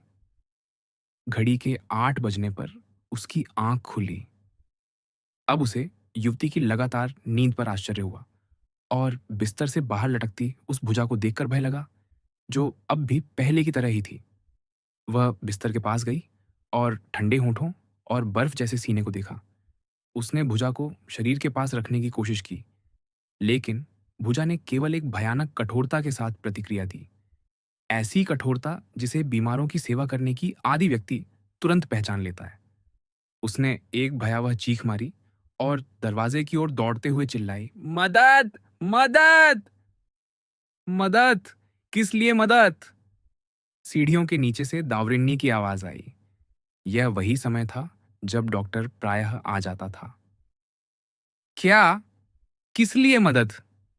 विलफोर की आवाज गूंजी जब वह अपने अध्ययन कक्ष से जल्दी से बाहर आया। डॉक्टर, क्या आपने किसी को मदद चिल्लाते सुना? हाँ हाँ, चलिए ऊपर, दावरिन्नी ने कहा। जल्दी, वैलेंटाइन के कमरे में। लेकिन डॉक्टर और पिता के भीतर आने से पहले ही नौकर, जो उसी मंजिल पर अपने कमरों या गलियारों में थे, दौड़कर कमरे में आ गए और वैलेंटाइन को उसके बिस्तर पर पीली और निश्चल देखकर अपने हाथ उठा लिए और चक्कर खाकर डगमगाने लगे। विलफोर की पत्नी को बुलाओ! विलफोर की पत्नी को जगाओ! सरकारी अभियोक्ता ने कमरे के दरवाजे से पुकारा, मानो भीतर आने का साहस न कर पा रहा हो। लेकिन नौकरों ने उत्तर देने के बजाय दावरिन्नी की ओर देखा, जो भीतर आकर वैलेंटाइन के पास दौड़ा और उसे अपनी बाहों में उठा लिया। अब वह भी, उसने बुदबुदाया, उसे फिर से बिस्तर पर गिरने देते हुए। हे भगवान, हे भगवान, आप इस सब से कब थकेंगे? विलफोर कमरे में दौड़ता हुआ आया। आप क्या कह रहे हैं? मेरे भगवान! उसने दोनों हाथ आकाश की ओर उठाते हुए पुकारा। डॉक्टर, डॉक्टर, मैं कह रहा हूं कि वैलेंटाइन मर चुकी है। दावरिनी ने गंभीर स्वर में उत्तर दिया, ऐसा स्वर जिसकी गंभीरता ही भयावह थी। विलफोर ऐसे गिर पड़ा मानो उसके पैरों के नीचे से सहारा टूट गया हो, और वह वैलेंटाइन के बिस्तर पर सिर रखकर गिर गया। डॉक्टर के शब्द और पिता की चीख सुनकर नौकर भय से भाग खड़े हुए, बड़बड़ाते हुए कसम खाते। सीढ़ियों और गलियारों में उनके भागते कदमों की आवाज सुनाई दी। फिर आंगन में हलचल हुई और उसके बाद मौन छा गया। शोर धीरे धीरे मिट गया। ऊपर से नीचे तक सबने उस अभिशप्त घर को छोड़ दिया था। उसी समय विलफोर की पत्नी ने दरवाजे का पर्दा हटाया। उसकी बाहों सुबह के वस्त्र में आधी ढकी हुई थी। एक क्षण के लिए वह दहलीज पर खड़ी रही, चारों ओर प्रश्न भरी दृष्टि से देखते हुए और सहायता के लिए कुछ अनिच्छुक आंसू बुलाने का प्रयास करती हुई। अचानक उसने एक कदम बढ़ाया, या कहें वह आगे लपकी। उसकी बाहें मेज की ओर फैली हुई थीं। उसने अभी अभी दावरिन्नी को उत्सुकता से उस पर झुकते और वह गिलास उठाते देखा था, जिसे वह निश्चय ही रात में खाली कर चुकी थी। लेकिन गिलास 1/3 भरा हुआ था। ठीक वैसा ही जैसा वह तब था जब उसने उसका तरल चूल्हे में उड़ेल दिया था। यदि स्वयं वैलेंटाइन का भूत उसके सामने उठ खड़ा होता, तो भी वह उससे कम चौंकती। वह वास्तव में उसी रंग का तरल था, जैसा उसने वैलेंटाइन के गिलास में डाला था और जिसे वैलेंटाइन ने पिया था। वही ज़हर था जो दावरिन्नी को धोखा नहीं दे सकता था और जिसे दावरिन्नी ध्यान से परख रहा था। निस्संदेह यह भगवान का किया हुआ एक चमत्कार था कि हत्यारिन की सारी सावधानियों के बावजूद कोई चिन्ह, कोई प्रमाण बचा रह जाए जो उसके अपराध को प्रकट कर दे। इस बीच व्हीलफोर की पत्नी भय की प्रतिमा की तरह जड़ खड़ी रही और व्हीलफोर अपना सिर मृत्युशैया की चादरों में छिपाए अपने चारों ओर हो रही किसी बात को नहीं देख रहा था। दावरिन्नी गिलास के तरल को ध्यान से देखने के लिए खिड़की के पास गया और अपनी उंगली के सिरे से एक बूंद छक ली। आह, यह अब ब्रुसीन नहीं है, उसने बुदबुदाया। देखें, यह यह क्या है?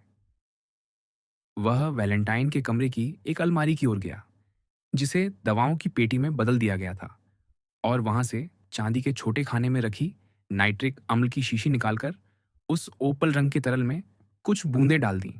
तुरंत वह आधा गिलास गहरे लाल रक्त के रंग में बदल गया। आह, दावरिनी ने कहा, उस न्यायाधीश के भय के साथ जो सत्य जान लेता है और साथ ही उस वैज्ञानिक की प्रसन्नता के साथ जो किसी समस्या का समाधान पा लेता है। एक क्षण के लिए व्हीलफोर की पत्नी डगमगा गई। उसकी आंखों में पहले अग्नि चमकी, फिर वे मुरझा गईं। उसने अस्थिर हाथों से दरवाजे के हैंडल को पकड़ा और बाहर चली गई। एक क्षण बाद दूर से किसी शरीर के जमीन पर गिरने की आवाज आई, पर किसी ने उस पर ध्यान नहीं दिया। नर्स रासायनिक परीक्षण को देख रही थी और व्हीलफोर अब भी अचेत था। केवल दावरिनी ने व्हीलफोर की पत्नी को देखा था और उसके जल्दी-जल्दी बाहर जाने पर ध्यान दिया था। उसने वैलेंटाइन के कमरे के सामने का पर्दा उठाया और एडवार के कमरे के रास्ते से झांकते हुए व्हीलफोर की पत्नी के कक्ष में देख सकता था। उसने उसे जमीन पर फैला हुआ निश्चल देखा।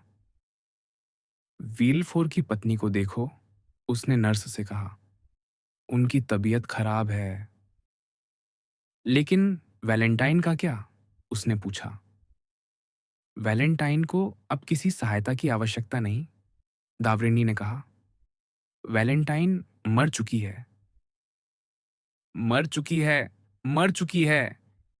विल्फोर ने पीड़ा के ऐसे दौरे में चिल्लाया जो इस कांस्य से हृदय में बिल्कुल नया, अनजाना और अप्रत्याशित था। मर चुकी है, आपने कहा? एक तीसरी आवाज चीखी। किसने कहा कि वैलेंटाइन मर चुकी है? दोनों पुरुष मुड़े और दरवाजे पर उन्होंने मोरेल को खड़ा देखा, पीला, भयानक, भय से टूटा हुआ।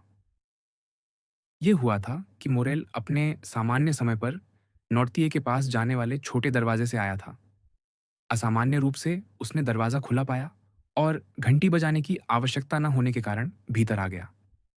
हाल में वह एक क्षण रुका और किसी नौकर को पुकारा जो उसे बूढ़े नॉर्तिये के कमरे तक ले जाए, पर किसी ने उत्तर नहीं दिया। जैसा हम जानते हैं, नौकर घर छोड़कर भाग चुके थे। उस दिन मुरेल को चिंता का कोई विशेष कारण नहीं था।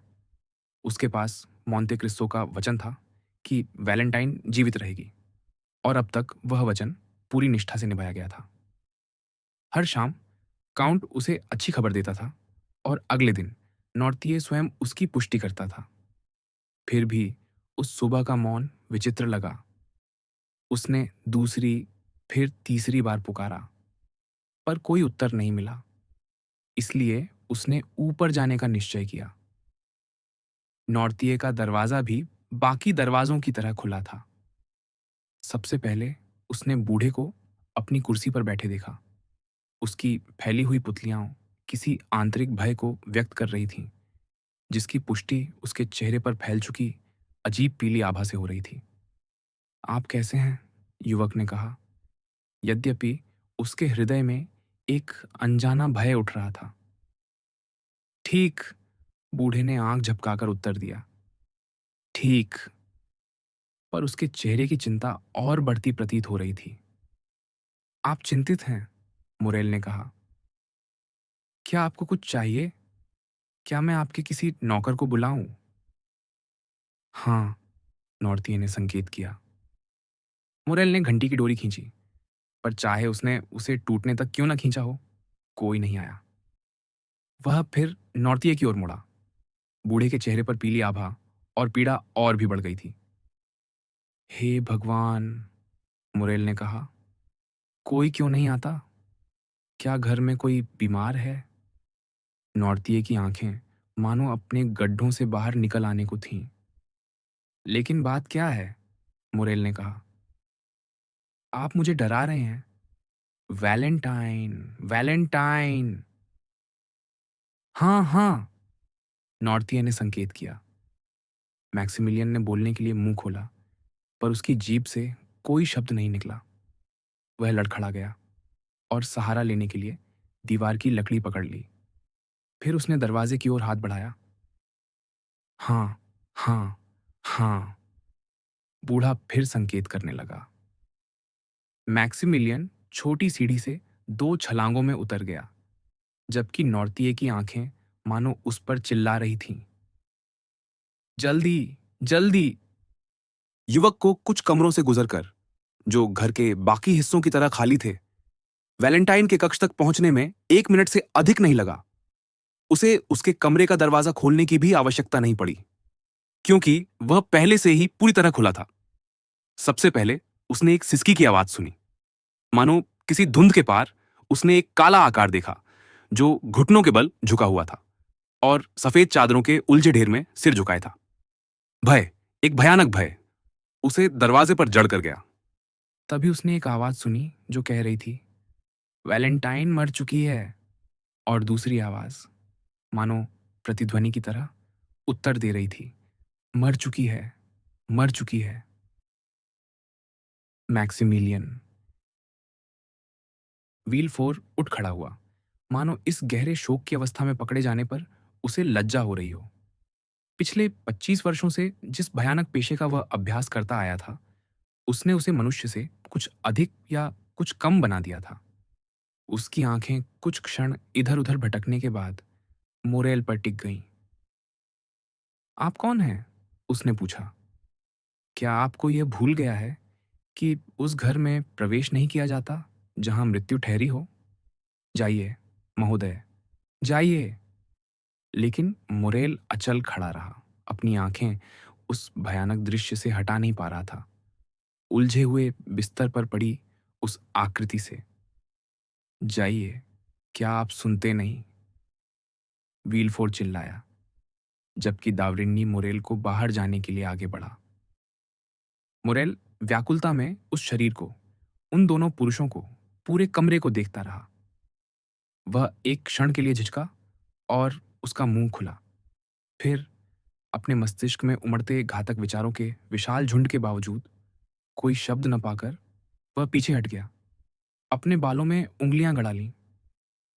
यह देखकर वीलफोर और दावरिन्नी, जो क्षण भर के लिए अपनी मुख्य चिंता से हट गए थे, उसके पीछे ऐसे देखते रह गए मानो कह रहे हों, वह पागल है।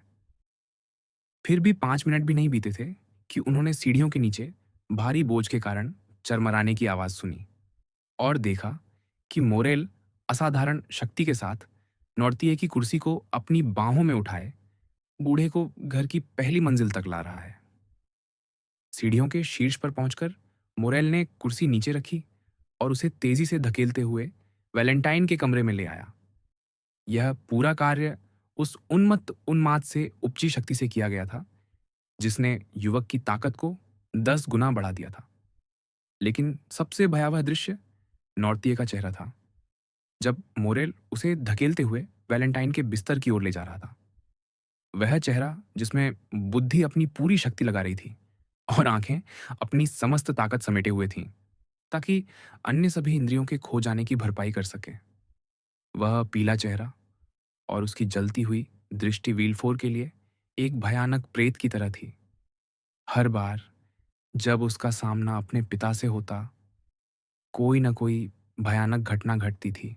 देखिए, उन्होंने क्या किया है, मुरेल चिल्लाया, एक हाथ अब भी उस कुर्सी की पीठ पर टिकाए हुए, जिसे वह अभी बिस्तर तक धकेल कर लाया था, और दूसरा हाथ वैलेंटाइन की ओर बढ़ाए हुए।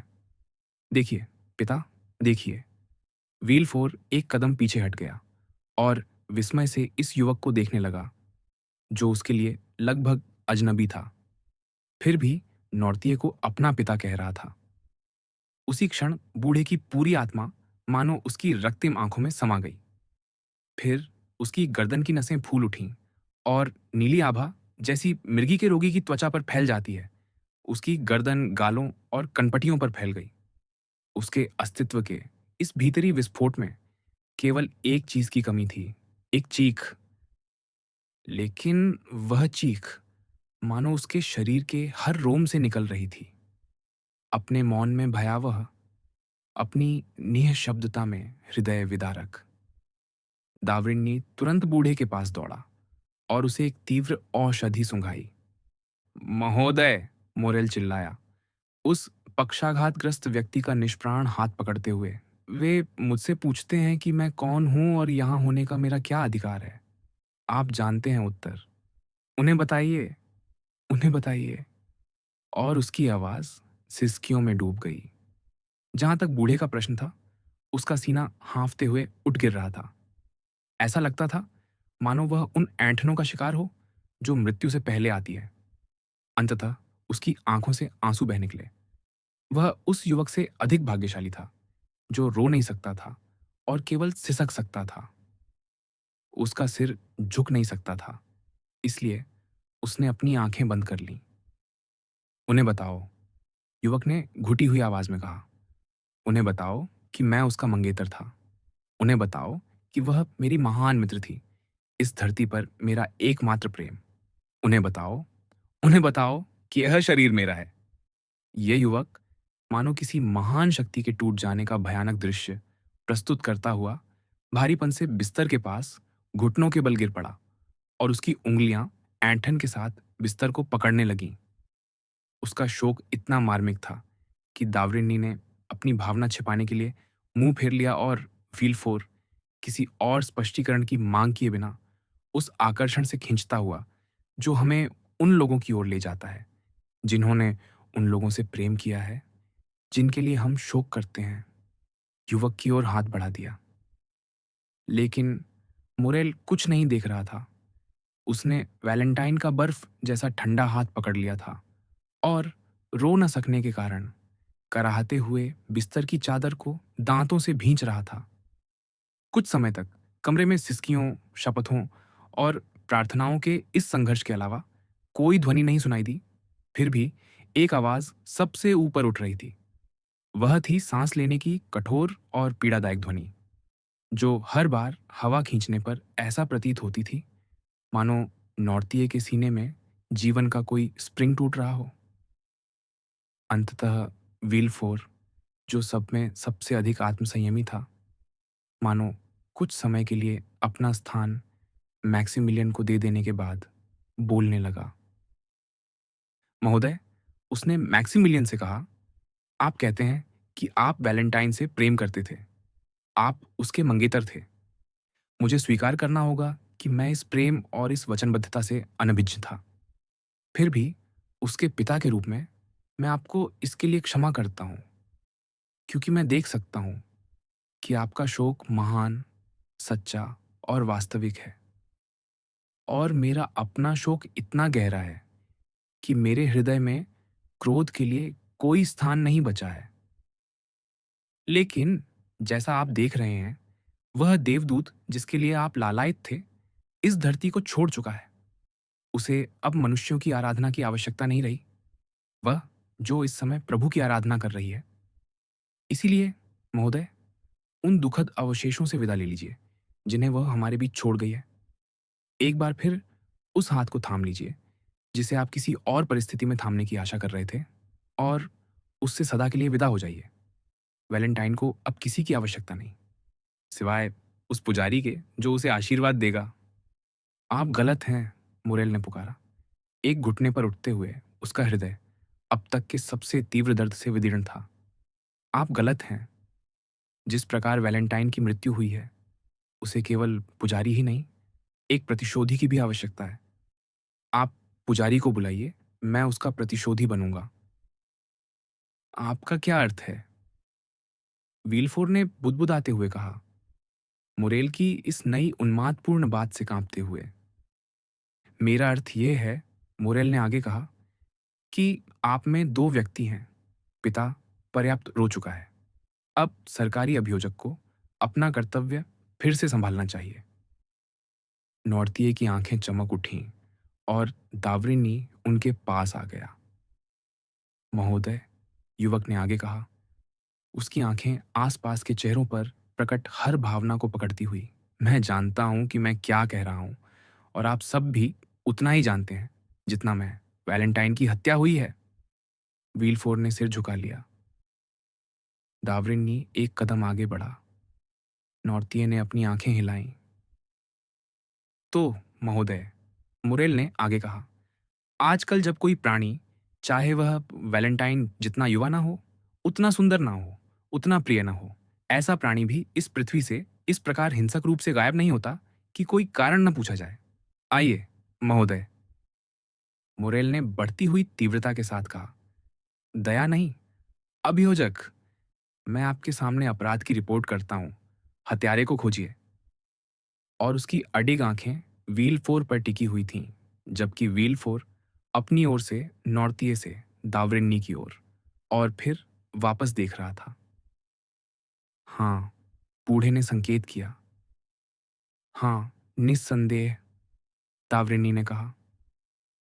महोदय, व्हीलफोर ने उत्तर दिया, इन तीनों की इच्छा शक्ति और अपने ही भावों के विरुद्ध संघर्ष करने की कोशिश करते हुए। आप गलत हैं। मेरे घर में कोई अपराध नहीं होता। भाग्य ने प्रहार किया है। भगवान मेरी परीक्षा ले रहे हैं, जिस पर विश्वास करना भी भयानक है। लेकिन किसी की हत्या नहीं की जा रही।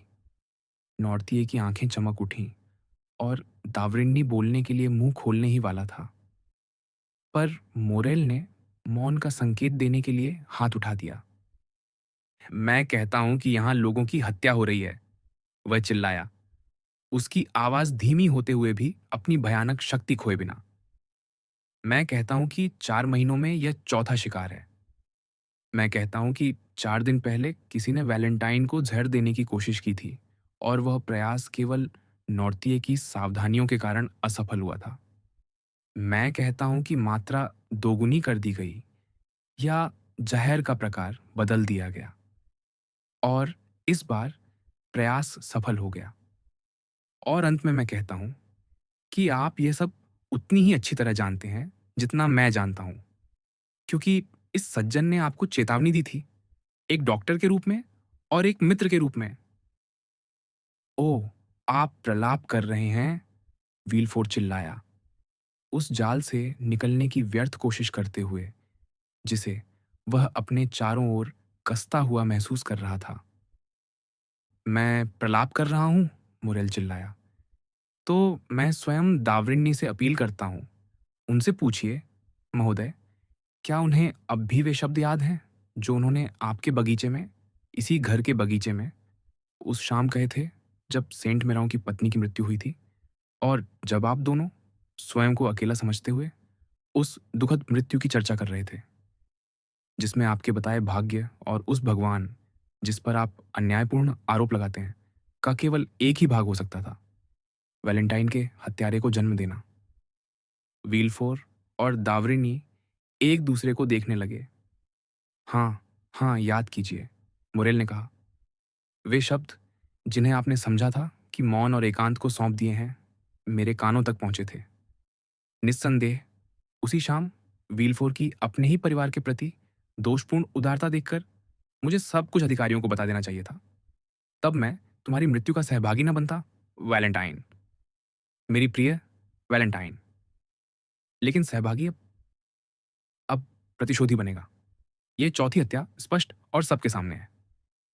और वैलेंटाइन, यदि तुम्हारा पिता भी तुम्हें छोड़ दे, तो मैं शपथ लेता हूं कि मैं तुम्हारे हत्यारे का पीछा करूंगा। इस बार मानो प्रकृति ने अंततः इस शक्तिशाली शरीर पर दया कर दी हो, जो अपनी ही शक्ति से टूटने वाला था। मोरेल के अंतिम शब्द उसके गले में ही घुट गए। उसका सीना सिसकियों से उठने लगा और आंसू, जो इतने समय से आने से इनकार कर रहे थे, उसकी आंखों से बह निकले। वह स्वयं को संभाल न सका और वैलेंटाइन के बिस्तर के पास घुटनों के बल गिरकर रोने लगा। अब दौवरिन्नी की बारी थी। मैं भी मुरेल की आवाज में अपनी आवाज मिलाता हूँ और इस अपराध के लिए न्याय की मांग करता हूँ, उसने दृढ़ता से कहा। मेरा हृदय इस विचार से विद्रोह करता है कि मेरी कायर उदारता ने हत्यारे को प्रोत्साहित किया। ओह मेरे भगवान! व्हीलफोर बुदबुदाया, अभिभूत होकर। मुरेल ने सिर उठाया और बूढ़े व्यक्ति की ओर देखते हुए, जिसकी आंखें अलौकिक प्रकाश से चमक रही थीं, कहा, नौर्तिये कुछ कहना चाहते हैं?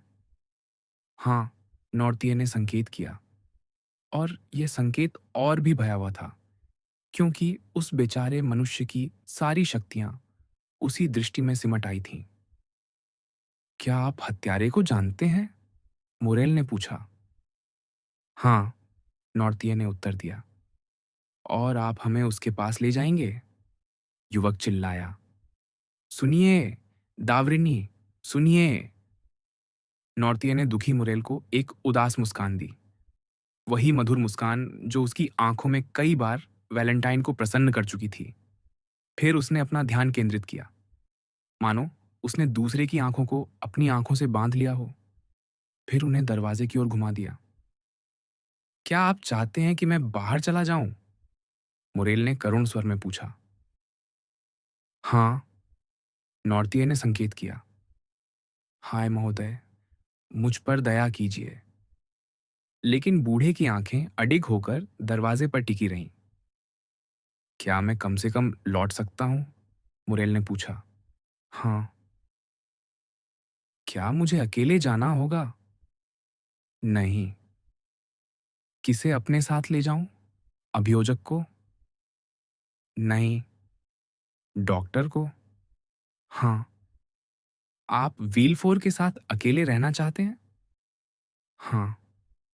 क्या वह आपको समझ पाएगा? हाँ।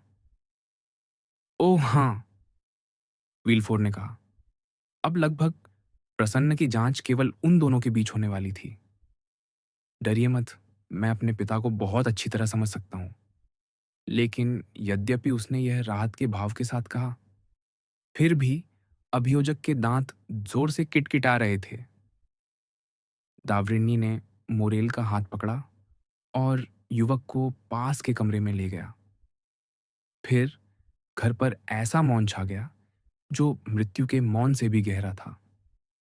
अंततः एक चौथाई घंटे बाद डगमगाते कदमों की आवाज सुनाई दी और व्हीलफोर उस बैठक के द्वार पर दिखाई दिया, जहां दावरिनी और मुरेल प्रतीक्षा कर रहे थे। एक अपने विचारों में डूबा हुआ, दूसरा शोक में डूबा हुआ। आइए, व्हीलफोर ने कहा, और वह उन्हें फिर उस स्थान पर ले गया जहां नौर्तिये बैठा था। मुरेल ने व्हीलफोर को ध्यान से देखा। अभियोजक का चेहरा पीला पड़ गया था। उसके माथे पर लाल रंग के बड़े धब्बे उभर आए थे और उसकी उंगलियों के बीच एक कलम का पंख बार बार मोड़ने और मरोड़ने से टूटकर बिखर रहा था। महाशयो, उसने मोरेल और दावरिनी से घुटी हुई आवाज में कहा, अपना वचन दीजिए कि यह भयानक रहस्य हमारे बीच ही दफन रहेगा। दोनों पुरुष चौंक पड़े। मैं आपसे विनती करता हूं, व्हीलफोर ने कहा। लेकिन दोषी व्यक्ति? मुरेल बोला। हत्यारा, कातिल। चिंता मत कीजिए, व्हीलफोर ने कहा। न्याय होगा। मेरे पिता ने मुझे दोषी का नाम बता दिया है। वह भी आपकी तरह प्रतिशोध के लिए उतने ही व्याकुल हैं। फिर भी मेरी तरह वह भी आपसे इस रहस्य को छिपाए रखने की प्रार्थना करते हैं। क्या ऐसा नहीं है पिता? हाँ, नॉर्तिये ने दृढ़ता से संकेत किया। व्हीलफोर ने आगे कहा, वह मुझे जानते हैं और मैंने उन्हें अपना वचन दिया है। निश्चिंत रहिए महाशय। 3 दिन। मैं आपसे केवल 3 दिन मांगता हूं। जो कि कानून की मांग से भी कम है। और इन 3 दिनों में मैं अपने बच्चे के हत्यारे से जो प्रतिशोध लूंगा, वह सबसे निष्प्रय मनुष्य के हृदय को भी गहराई तक कांपने पर विवश कर देगा।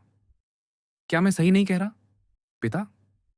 ये कहते हुए उसने दांत भींचे और बूढ़े के सुन्न हाथ को झकोर दिया। क्या ये सब वचन निभाए जाएंगे, नौरतिए? मुरेल ने पूछा, जबकि दावरिनी ने भी अपनी दृष्टि से वही प्रश्न किया। हाँ, नौरतिये ने उत्तर दिया। उसकी आंखों में एक भयावह संतोष की झलक थी। तो महाशयो, शपथ लीजिए, वीलफोर ने कहा, दावरिन्नी और मुरेल के हाथ मिलाते हुए। शपथ लीजिए कि आप मेरे परिवार के सम्मान पर दया करेंगे और मुझे स्वयं उसका प्रतिशोध लेने देंगे। दावरिन्नी ने मुंह फेर लिया और बहुत धीमी आवाज में हाँ कहा, लेकिन मुरेल ने अपना हाथ न्यायाधीश के हाथ से झटक लिया, बिस्तर की ओर दौड़ा, वैलेंटाइन के बर्फ जैसे ठंडे होठों को चूम लिया और उस आत्मा की लंबी कराह के साथ भाग गया जो निराशा में डूब चुकी थी।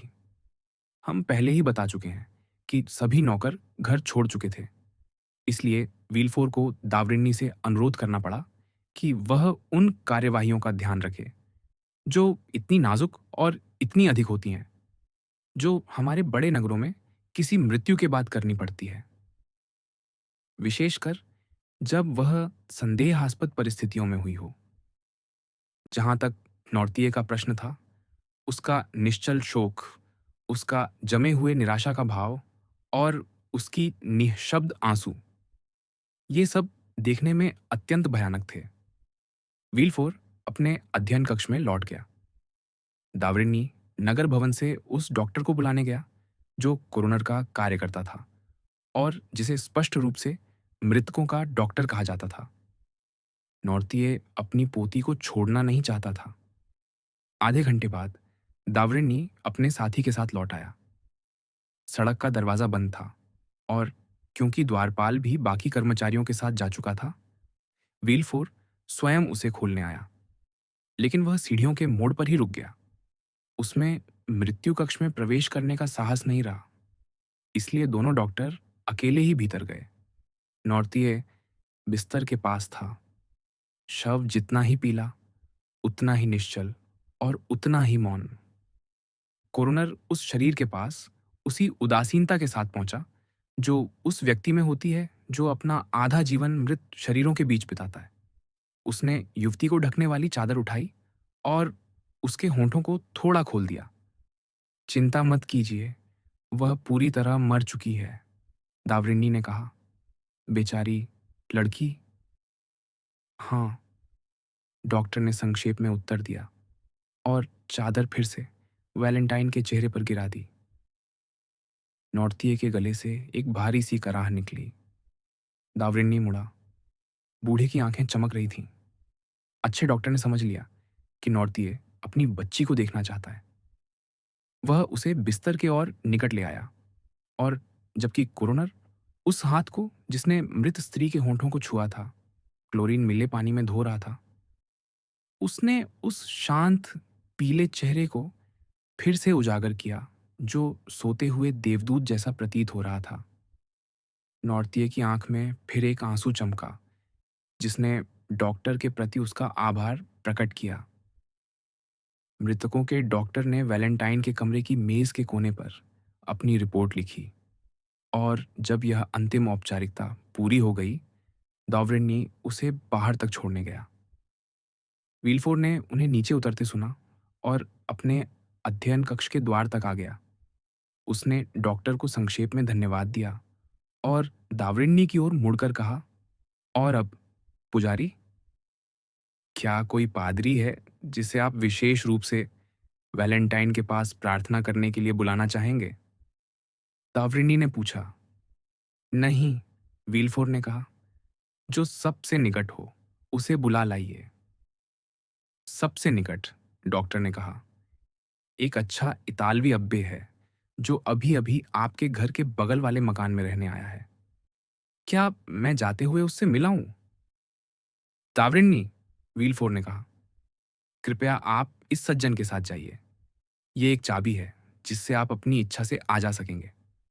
पुजारी को लेकर आइए और मेरी बेचारी बच्ची के कमरे में उसके ठहरने की व्यवस्था कर दीजिए। क्या आप उससे स्वयं बात नहीं करना चाहेंगे, मेरे मित्र? दावरेंसी ने पूछा। मैं अकेला रहना चाहता हूँ, मुझे क्षमा कीजिए। एक पुजारी को हर प्रकार के दुहक को समझना चाहिए, यहाँ तक कि एक पिता के दुहक को भी। और विल्फोर ने दावरिनी को मुख्य चाबी देते हुए उस अनजान डॉक्टर से विदा ली और अपने अध्ययन कक्ष में लौट गया, जहाँ वह काम में लग गया। कुछ स्वभावों के लिए काम हर दुख का उपचार होता है। जैसे ही दोनों डॉक्टर सड़क पर निकले, उन्होंने देखा कि बगल के घर की दहलीज पर एक व्यक्ति पादरी के वस्त्र में खड़ा है। वही व्यक्ति है जिसका मैंने उल्लेख किया था, कोरोनर ने दावरिन्नी से कहा। दावरिन्नी पुजारी के पास गया। महोदय, उसने कहा, क्या आप एक दुर्भाग्यशाली पिता के लिए एक बड़ी सेवा करना चाहेंगे, जिसने अभी अभी अपनी बेटी को खो दिया है? अभियोजक विल्फोर? हाँ, महोदय, मैं जानता हूँ, पुजारी ने स्पष्ट इतालवी लहजे में उत्तर दिया। मैं जानता हूँ कि उसके घर में मृत्यु आई है, तो मुझे आपको यह बताने की आवश्यकता नहीं कि वह आपसे क्या करना चाहेगा। मैं स्वयं अपनी सेवाएं देने ही वाला था, पुजारी ने कहा। हमारा कर्तव्य है कि हम अपने दायित्वों से भी आगे बढ़ें। वह एक युवती थी। मैं जानता हूँ, मैंने यह उन नौकरों से सुना जो घर से भागते हुए मिले। मैंने यह भी जाना कि उसका नाम वैलेंटाइन था और मैं उसके लिए पहले ही प्रार्थना कर चुका हूँ। धन्यवाद महोदय, धन्यवाद, दावरिनी ने कहा। और चूंकि आपने अपना पवित्र कार्य आरंभ कर दिया है, कृपया उसे जारी रखें। आइए और मृत युवती के पास बैठिए। पूरा परिवार अपने शोक में आपका आभारी रहेगा। मैं अभी चलता हूँ, अब्बे ने उत्तर दिया। और मैं कह सकता हूँ कि मेरी प्रार्थनाएं पहले कभी इतनी उत्कट नहीं रही होंगी। दावरिनी ने अब्बे का हाथ पकड़ा और व्हील फोर से मिले बिना, जो अपने अध्ययन कक्ष में बंद था, उसे ऊपर वैलेंटाइन के कमरे में ले गया, जहां अगले दिन रात को ही अंत्येष्टि करने वाले लोग आने वाले थे। जब वह कमरे में प्रवेश किया, नौरतिये की आंखें अब्बे की आंखों से मिलीं और उनमें अवश्य ही कुछ विशेष पढ़ा गया होगा, क्योंकि वे पुजारी पर टिक गईं। दावरिनी ने न केवल मृत युवती बल्कि जीवित बूढ़े को भी उसके भरोसे छोड़ दिया और पुजारी ने वचन दिया कि वह वैलेंटाइन के लिए अपनी प्रार्थनाएं और नौरतिये के लिए अपनी देखभाल समर्पित करेगा। उसने यह गंभीर वचन दिया और संभवतः अपनी प्रार्थनाओं में व्यवधान से बचने के लिए और यह सुनिश्चित करने के लिए कि नौरतिये के शोक में बाधा न पड़े, जैसे ही दावरिनी कमरे से बाहर गया, उसने न केवल उस दरवाजे के कुंडे चढ़ा दिए जिससे डॉक्टर अभी निकला था, बल्कि उस दरवाजे के भी जो विल्फोर की पत्नी के कक्षों की ओर जाता था। बारोन डांगलार के हस्ताक्षर। अगला दिन उदास और बादलों से घिरा हुआ उगा। रात के दौरान शववाहकों ने अपना उदास काम पूरा कर लिया था और बिस्तर पर पड़े शरीर को उस कफन में सिल दिया था जो मृत्यु के अंधकार में मृतकों को ढक लेता है और मृत्यु के सबको समान कर देने की बात चाहे जितनी कही जाए, जीवन में भोगे गए वैभव का अंतिम संकेत दे जाता है। इस मामले में कफन अत्यंत सुंदर कैम्ब्रिक कपड़े का था, जिसे युवती ने केवल 15 दिन पहले ही खरीदा था। शाम के समय कुछ लोगों को इस उद्देश्य से बुलाया गया था कि वे नौरतिये को वैलेंटाइन के कमरे से उसके अपने कमरे में पहुंचा दें और सबकी अपेक्षा के विपरीत बूढ़े ने अपनी पोती के शरीर से दूर ले जाने पर कोई आपत्ति नहीं की। अब्बे बुसोनी भोर तक पहरा देता रहा और फिर किसी को बुलाए बिना अपने घर लौट गया। सुबह लगभग 8 बजे दावरिन्नी फिर आया। रास्ते में उसकी भेंट विल्फोर से हुई, जो नौरतिये को देखने जा रहा था, और वह यह जानने के लिए उसके साथ हो लिया कि बूढ़े ने रात कैसे बिताई। उन्होंने उसे उस बड़े कुर्सी में पाया जो उसका बिस्तर भी थी। वह शांत नींद में सो रहा था और उसके चेहरे पर लगभग मुस्कान थी। दोनों आश्चर्य से दहलीज पर ही रुक गए। देखिए, दावरिनी ने व्हीलफोर से कहा, जो अपने सोते हुए पिता को देख रहा था, देखिए कि प्रकृति सबसे भयानक पीड़ा को भी कैसे शांत कर देती है। कोई यह नहीं कह सकता था कि नौर्तिय अपनी पोती से प्रेम नहीं करता था, फिर भी वह सो रहा है। हाँ, आप सही कहते हैं, व्हीलफोर ने आश्चर्य से उत्तर दिया। वह सो रहा है और यह बहुत विचित्र है, क्योंकि जरा सा भी आघात उसे रातों तक जागते रखता था। वह शोक से थक गया है, दावरिनी ने कहा, और दोनों पुरुष विचारमग्न होकर अभियोजक के अध्ययन कक्ष में लौट आए। अब मैं तो नहीं सोया, व्हीलफोर ने दावरिनी को अपना अछूता बिस्तर दिखाते हुए कहा। शोक ने मुझे थकाया नहीं है और 2 रातों से मैं बिस्तर पर नहीं गया। लेकिन मेरी मेज को देखिए, हे भगवान! इन 2 दिनों और रातों में मैंने कितना लिखा है। उस दस्तावेज को मैंने कितनी बार पढ़ा है। बेनेदेतो नामक हत्यारे के विरुद्ध उस अभियोग पत्र पर कितनी टिप्पणियां की है। काम, काम, यही मेरा जुनून, मेरी प्रसन्नता, मेरा क्रोध है। यही मेरे सारे दुखों को समाप्त करेगा। और उसने दावरिनी का हाथ झटके से पकड़ लिया। क्या आपको मेरी आवश्यकता है? डॉक्टर ने पूछा। नहीं, व्हीलफोर ने कहा। लेकिन मैं आपसे विनती करता हूँ, 11 बजे लौट आइए। 12 बजे। ओह मेरी बेचारी बच्ची! प्रस्थान, मेरे भगवान, मेरी बेचारी बच्ची। और अभियोजक फिर से एक मनुष्य बनकर अपनी आंखें आकाश की ओर उठाकर गहरी सांस लेने लगा। क्या तब आप लोगों से बैठक में मिलेंगे? नहीं, मेरा एक चचेरा भाई है जिसने उस दुखद कर्तव्य को निभाने का भार अपने ऊपर लिया है। मैं काम करूंगा, डॉक्टर। जब मैं काम करता हूं, सब कुछ गायब हो जाता है। और सचमुच डॉक्टर दरवाजे तक पहुंचा ही था कि अभियोजक फिर अपने काम में डूब गया। सीढ़ियों पर दावरिन्नी की मुलाकात उसी रिश्तेदार से हुई जिसका उल्लेख विल्फोर ने किया था।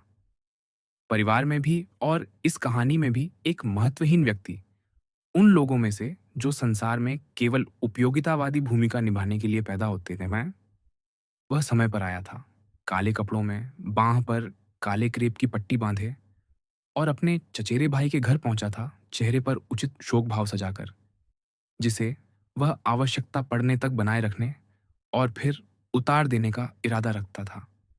11 बजे अंतिम यात्रा की गाड़ियां पक्के आंगन में खड़खड़ाने लगीं और फॉबुर्ग सेंट ऑनोरे की सड़क उस भीड़ की गुनगुनाहट से भर गई जो अमीरों के सुख और शोक दोनों के लिए समान रूप से उत्सुक रहती है, और एक भव्य अंतिम संस्कार की ओर उतनी ही जल्दी दौड़ती है जितनी किसी डचेस के विवाह की ओर।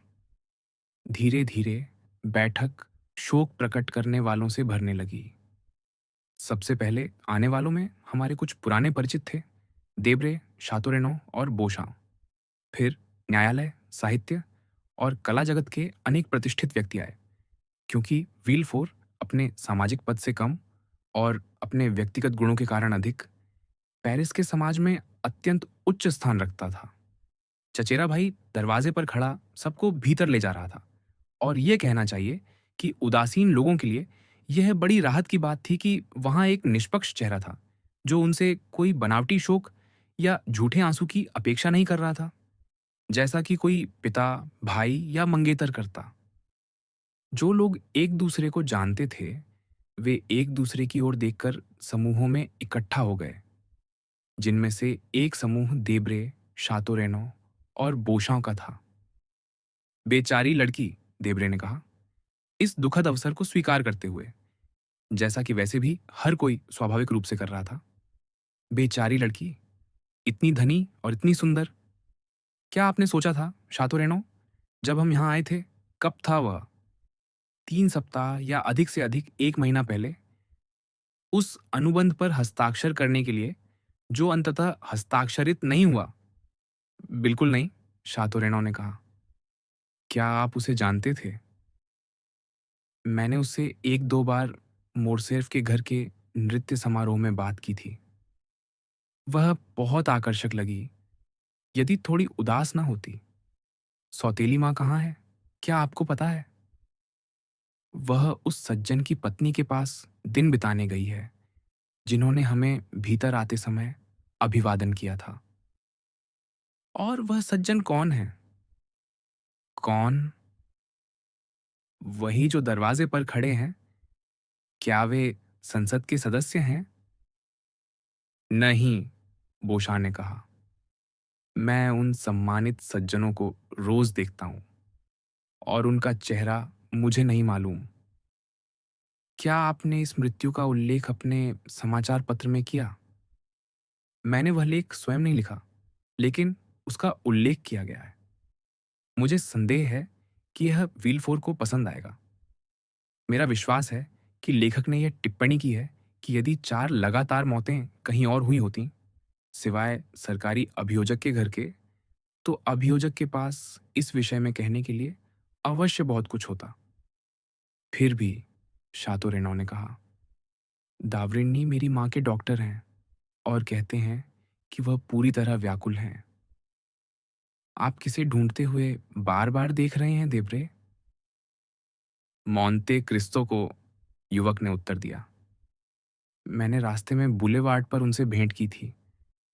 मुझे लगता है कि वह अभी-अभी जा रहे थे। अपने बैंकर के पास, बोशा ने कहा। अपने बैंकर के पास? क्या वह डांगलार नहीं है? शातो रेनो ने देब्रे से पूछा। मुझे भी ऐसा ही लगता है, निजी सचिव ने कुछ हल्की बेचैनी के संकेत के साथ उत्तर दिया। लेकिन मोंते क्रिस्तो ही एकमात्र व्यक्ति नहीं है जिसे मैं यहां नहीं देख रहा। मोरेल कहाँ है? मोरेल? क्या वह उन्हें जानता था? शातो रेनो ने पूछा। मेरा ख्याल है कि उसका परिचय केवल वीलफोर की पत्नी से हुआ था। कोई बात नहीं, उसे आना चाहिए था, देब्रे ने कहा। आज शाम वह किस विषय पर बात करेगा? यह अंतिम संस्कार आज का मुख्य समाचार है। लेकिन चुप रहिए, अब और कुछ मत कहिए। यहाँ न्याय और धर्म के मंत्री आ रहे हैं। वह शोकग्रस्त चचेरे भाई से अपनी छोटी सी औपचारिक बात कहने को बाध्य होंगे। और तीनों युवक मंत्री का भाषण सुनने के लिए दरवाजे की ओर बढ़ गए। जो बात बोशा ने कही थी, वह सत्य थी। अंतिम संस्कार में जाते समय उसकी भेंट मोंते क्रिस्तो से हुई थी, जो शौसे दंताओं की सड़क पर डांगलार के घर जा रहा था। अपनी खिड़की से बैंकर ने काउंट की गाड़ी को आंगन में मुड़ते देखा। वह उदास किंतु स्वागतपूर्ण चेहरे के साथ उसे मिलने आया। तो काउंट, उसने मोंते क्रिस्तो से हाथ मिलाते हुए कहा, आप मुझे सांत्वना देने आए हैं? सच कहूं तो मेरे परिवार पर दुर्भाग्य टूट पड़ा है। यहां तक कि जब मैंने आपको आते देखा, तो मैं अपने आप से यह पूछ रहा था कि कहीं मैंने उन बेचारे मोरसेर्फ के बारे में कोई अनुचित विचार तो नहीं किया था, जिससे वह कहावत सच हो जाए, जो दूसरों के लिए बुरा चाहे, उस पर ही बुरा पड़े। लेकिन नहीं, अपने सम्मान की कसम, मैंने मोरसेर्फ के लिए कोई बुरा नहीं चाहा। हो सकता है कि वह थोड़ा घमंडी हो, ऐसे व्यक्ति के लिए जो मेरी तरह शून्य से उठा है और मेरी तरह सब कुछ स्वयं का ऋणी है। पर हम सब में कुछ न कुछ दोष होते हैं। आह, ध्यान दीजिए, काउंट, हमारे युग के लोग, लेकिन क्षमा कीजिए, आप तो हमारे युग के नहीं हैं, आप तो युवा हैं। हमारी पीढ़ी के लोगों के लिए यह वर्ष अच्छा नहीं रहा। हमारे कठोर अभियोजक को ही लीजिए, वीलफोर को, जिसने अभी अपनी बेटी को खो दिया है। कुल मिलाकर देखिए, वीलफोर अपने पूरे परिवार को रहस्यमय परिस्थितियों में खो रहा है। मोरसेर्फ अपमानित होकर मर गया और मैं स्वयं उस दुष्ट बेनेडितो की नीचता से अपमानित हुआ। और फिर? और फिर क्या? काउंट ने पूछा। हाय, क्या आपको नहीं मालूम? कोई नया दुर्भाग्य? मेरी बेटी मादेमोआजेल डांगलार यूजिनी हमें छोड़कर चली गई है। हे भगवान, आप क्या कह रहे हैं? सच मेरे प्रिय काउंट, आप नहीं जानते कि आप कितने भाग्यशाली हैं कि आपके पास ना पत्नी है, ना बच्चे। क्या आप ऐसा सोचते हैं? ओह मेरे भगवान! आपने कहा कि यूजनी उस अपमान को सहन नहीं कर सकी, जो उस दुष्ट ने हमें पहुँचाया और उसने मुझसे यात्रा की अनुमति माँगी। क्या वह पहले ही जा चुकी है? कुछ रात पहले।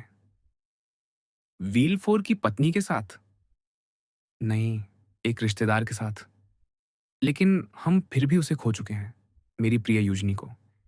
क्योंकि उसके गर्वीले स्वभाव को जानते हुए मुझे संदेह है कि वह कभी फ्रांस लौटने के लिए तैयार होगी। क्या किया जा सकता है, मेरे प्रिय बारोन? मोंटे क्रिस्टो ने कहा। ये पारिवारिक दुख हैं, जो किसी गरीब व्यक्ति के लिए विनाशकारी होते, जिसके लिए उसका बच्चा ही उसकी पूरी संपत्ति होता, लेकिन एक करोड़पति के लिए सहनीय है। दार्शनिक चाहे जो कहें, एक व्यवहारिक व्यक्ति हमेशा इस विषय में उनका खंडन करेगा। धन एक महान सांत्वना है, और यदि आप इस सार्वभौम औषधि के गुणों को स्वीकार करें, तो आपको किसी से अधिक आसानी से सांत्वना मिलनी चाहिए। आप, जो वित्त के राजा हैं, शक्ति के चौराहे पर खड़े। डांगलार ने काउंट की ओर तिरछी दृष्टि से देखा, यह जानने के लिए कि वह उसका उपहास कर रहा है या गंभीरता से बोल रहा है। हाँ, उसने कहा, वास्तव में यदि धन सांत्वना है, तो मुझे उसे महसूस होना चाहिए, क्योंकि मैं धनी हूं। इतने धनी, मेरे प्रिय बारोन, कि आपकी संपत्ति पिरामिडों की तरह है। यदि कोई उन्हें गिराना भी चाहे तो साहस नहीं करेगा, और यदि साहस करे भी तो कर नहीं सकेगा। इस आत्मविश्वासी विनोद पर डांगलार मुस्कुराया। ये बात याद दिलाती है, उसने कहा, जब आप आए थे तब मैं 5 छोटे बिल तैयार कर रहा था। उनमें से 2 पर मैं पहले ही हस्ताक्षर कर चुका हूं। क्या आप अनुमति देंगे कि मैं बाकी 3 भी कर लूं? निस्संदेह, मेरे प्रिय बारोन, अवश्य।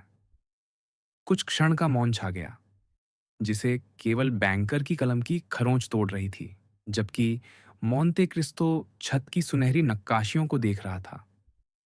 स्पेनी बांड? मोंते क्रिस्टो ने पूछा। हैती के बांड?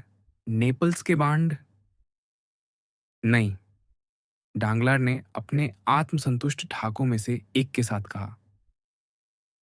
धारक बांड फ्रांस के बैंक पर निकाले गए। लीजिए, काउंट, उसने जोड़ा, आप जो वित्त के सम्राट हैं और मैं उसका राजा, क्या आपने इस आकार के ऐसे कागज के टुकड़े बहुत देखे हैं, जिनमें से हर एक की कीमत 10 लाख हो? मोंते क्रिस्टो ने वे 5 कागजी बिल लिए, जिन्हें डांगलर ने गर्व से उसकी ओर बढ़ाया था, मानो उन्हें अपने हाथ में तौलने के लिए, और पढ़ा।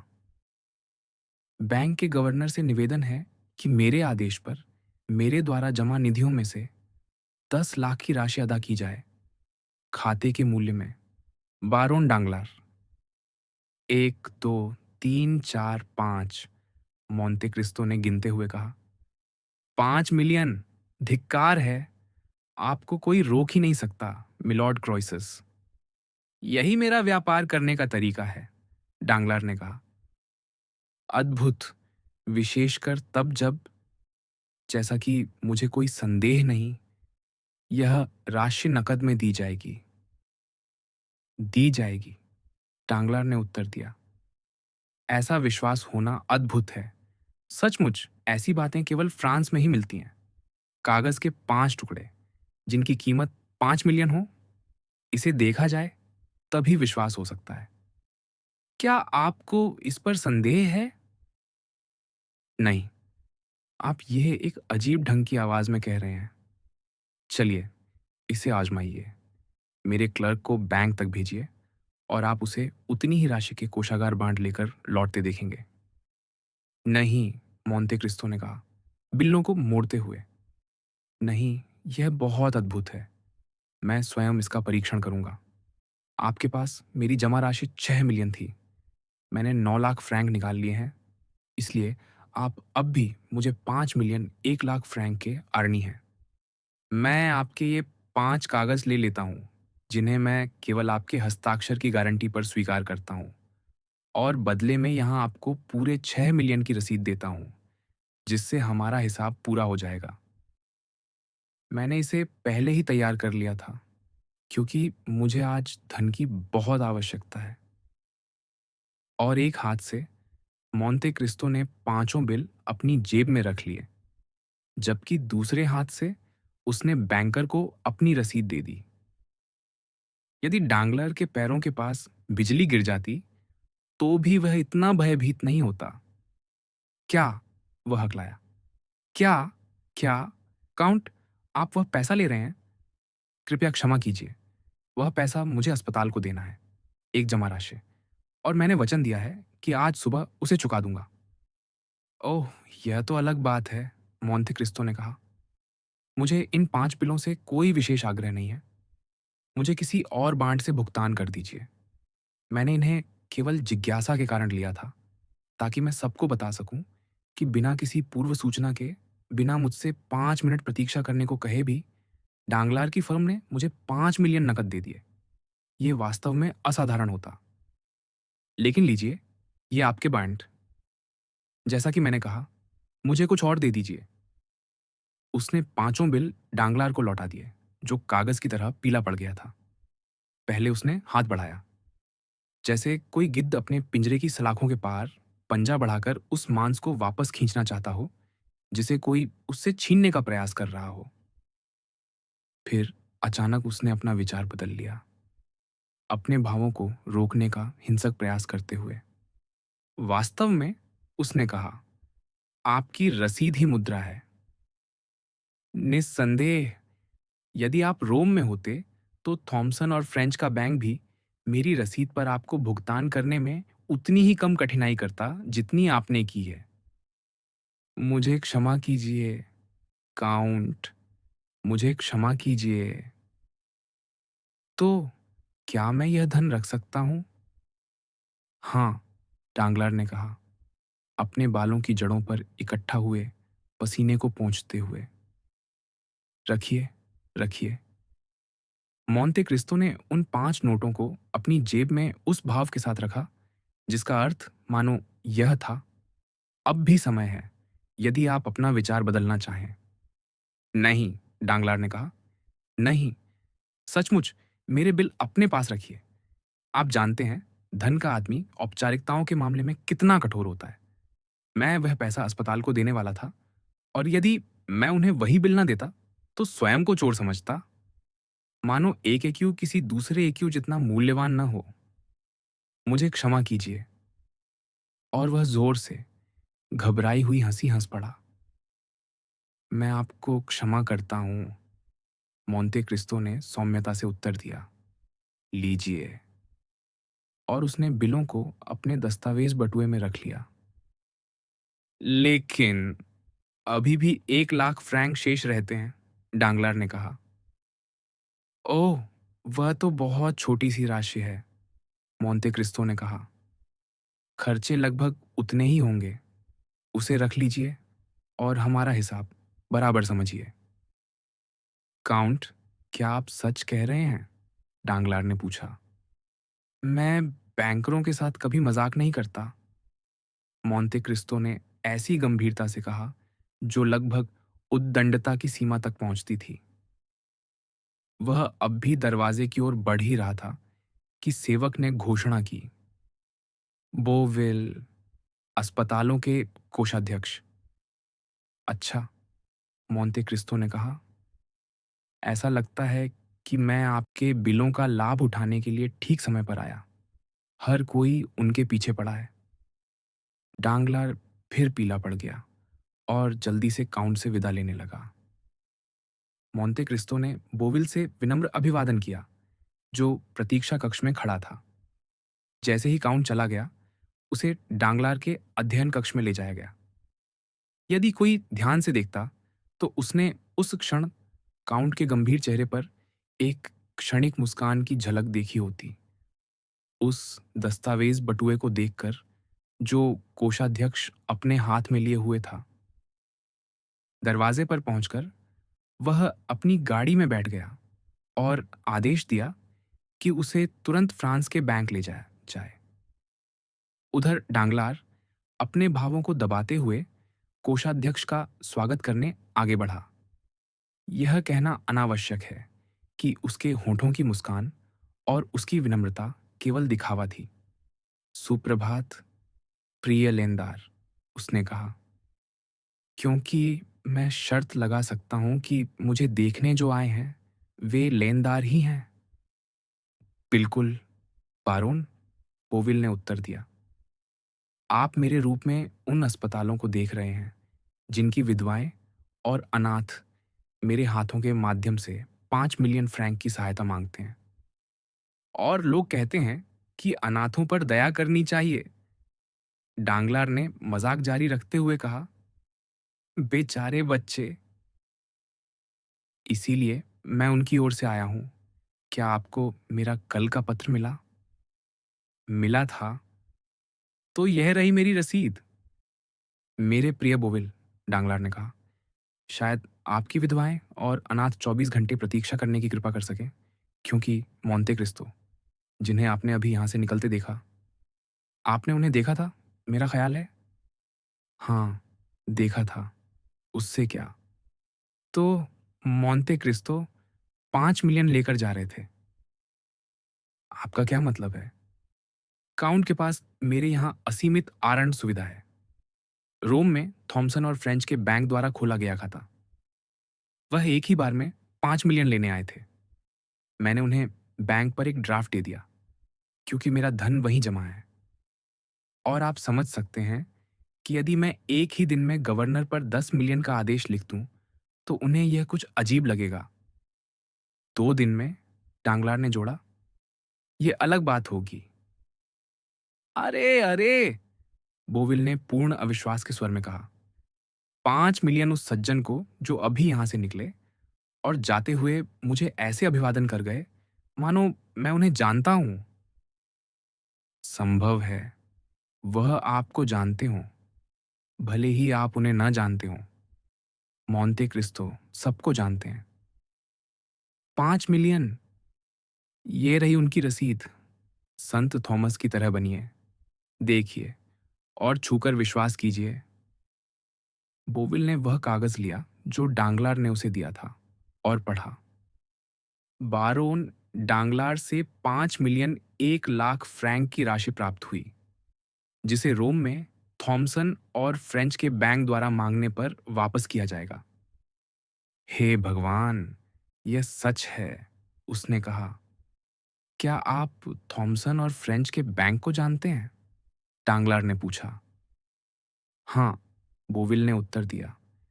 मैंने कभी उनके साथ 2 लाख फ्रैंक का लेन देन किया था, लेकिन उसके बाद उनसे कोई संबंध नहीं रहा।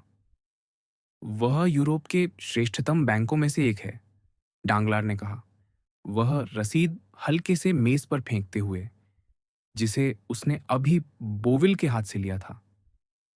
तो उसके पास केवल आपके यहां ही 5 मिलियन थे? यह तो आश्चर्य की बात है। क्या यह मोंटे क्रिस्तो कोई नवाब है? सच कहूं तो मुझे नहीं मालूम वह क्या है, लेकिन उसके पास 3 असीमित आरंड सुविधाएं थीं। एक मेरे यहाँ, एक रोथस्टाइल्ड के यहाँ और एक लाफित के यहाँ। और डांगलार ने लापरवाही से जोड़ा, जैसा कि आप देख रहे हैं, उसने मुझे प्राथमिकता दी है, बैंक खर्च के लिए 1 लाख फ्रैंक छोड़ते हुए।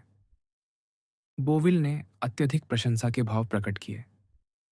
मुझे उससे मिलने जाना चाहिए, उसने कहा, और हमारे लिए कोई धर्मार्थ दान प्राप्त करना चाहिए। निश्चिंत रहिए, केवल उसकी दान राशियां ही महीने में 20,000 फ्रैंक से अधिक होती हैं। अद्भुत! और मैं उसे मोरसेर्फ की पत्नी और उसके पुत्र का उदाहरण दूंगा। कौन सा उदाहरण? उन्होंने अपनी सारी संपत्ति अनाथालयों को दे दी। कौन सी संपत्ति? उनकी, मोरसेर्फ की, जो अब मृत है। क्यों? क्योंकि वे ऐसी संपत्ति नहीं रखना चाहते थे जो इतनी अपमानजनक ढंग से प्राप्त की गई हो, तो वे अब किस पर जीवित रहेंगे? माँ प्रोवेंस में निवास करेगी और पुत्र सेना में भर्ती होगा। अच्छा, डांगलार ने कहा, क्या शानदार सिद्धांत हैं। मैंने कल ही उस दान को दर्ज किया। कितनी राशि है? ओह, बहुत नहीं, 12 या 13 लाख फ्रैंक। लेकिन चलिए, फिर अपने मिलियनों पर लौटें। निश्चित ही, डांगलार ने कहा, बिल्कुल स्वाभाविक ढंग से। तो क्या आपको इस धन की जल्दी थी है? हाँ, है। हमारे लेखाकार कल खातों की जांच करेंगे। कल? आपने यह बात पहले क्यों नहीं कही? लेकिन कल आने में अभी बहुत समय है। जांच किस समय होगी? 2 बजे। दोपहर 12 बजे किसी को भेज दीजिए, डांगलार ने मुस्कुराते हुए कहा। बोविल ने अधिक कुछ नहीं कहा। उसने सिर हिलाया और अपना दस्तावेज बटुआ संभाल लिया। आह! लेकिन मुझे अब भी एक बेहतर उपाय सूझा, डांगलार ने कहा। क्या करना होगा? मोंते क्रिस्टो की रसीद भी धन के समान है। उसे रोथस्चाइल्ड या लाफित के पास ले जाइए। वे तुरंत आपको भुगतान कर देंगे। भले ही भुगतान रोम में होना हो। निस्संदेह, बस आपको 5 या 6 हजार फ्रैंक का थोड़ा सा डिस्काउंट देना पड़ेगा। कोषाध्यक्ष पीछे हट गया। ओह नहीं, बिल्कुल नहीं। मैं कल तक प्रतीक्षा कर लूंगा। कैसी बात करते हैं? क्षमा कीजिए, डांगलार ने अत्यंत उद्दंडता से कहा। मुझे क्षण भर लगा कि आपको कोई कमी पूरी करनी है। कोषाध्यक्ष ने कहा। देखिए, ऐसी बातें हो जाती हैं और ऐसे अवसरों पर थोड़ा सा बलिदान करना पड़ता है।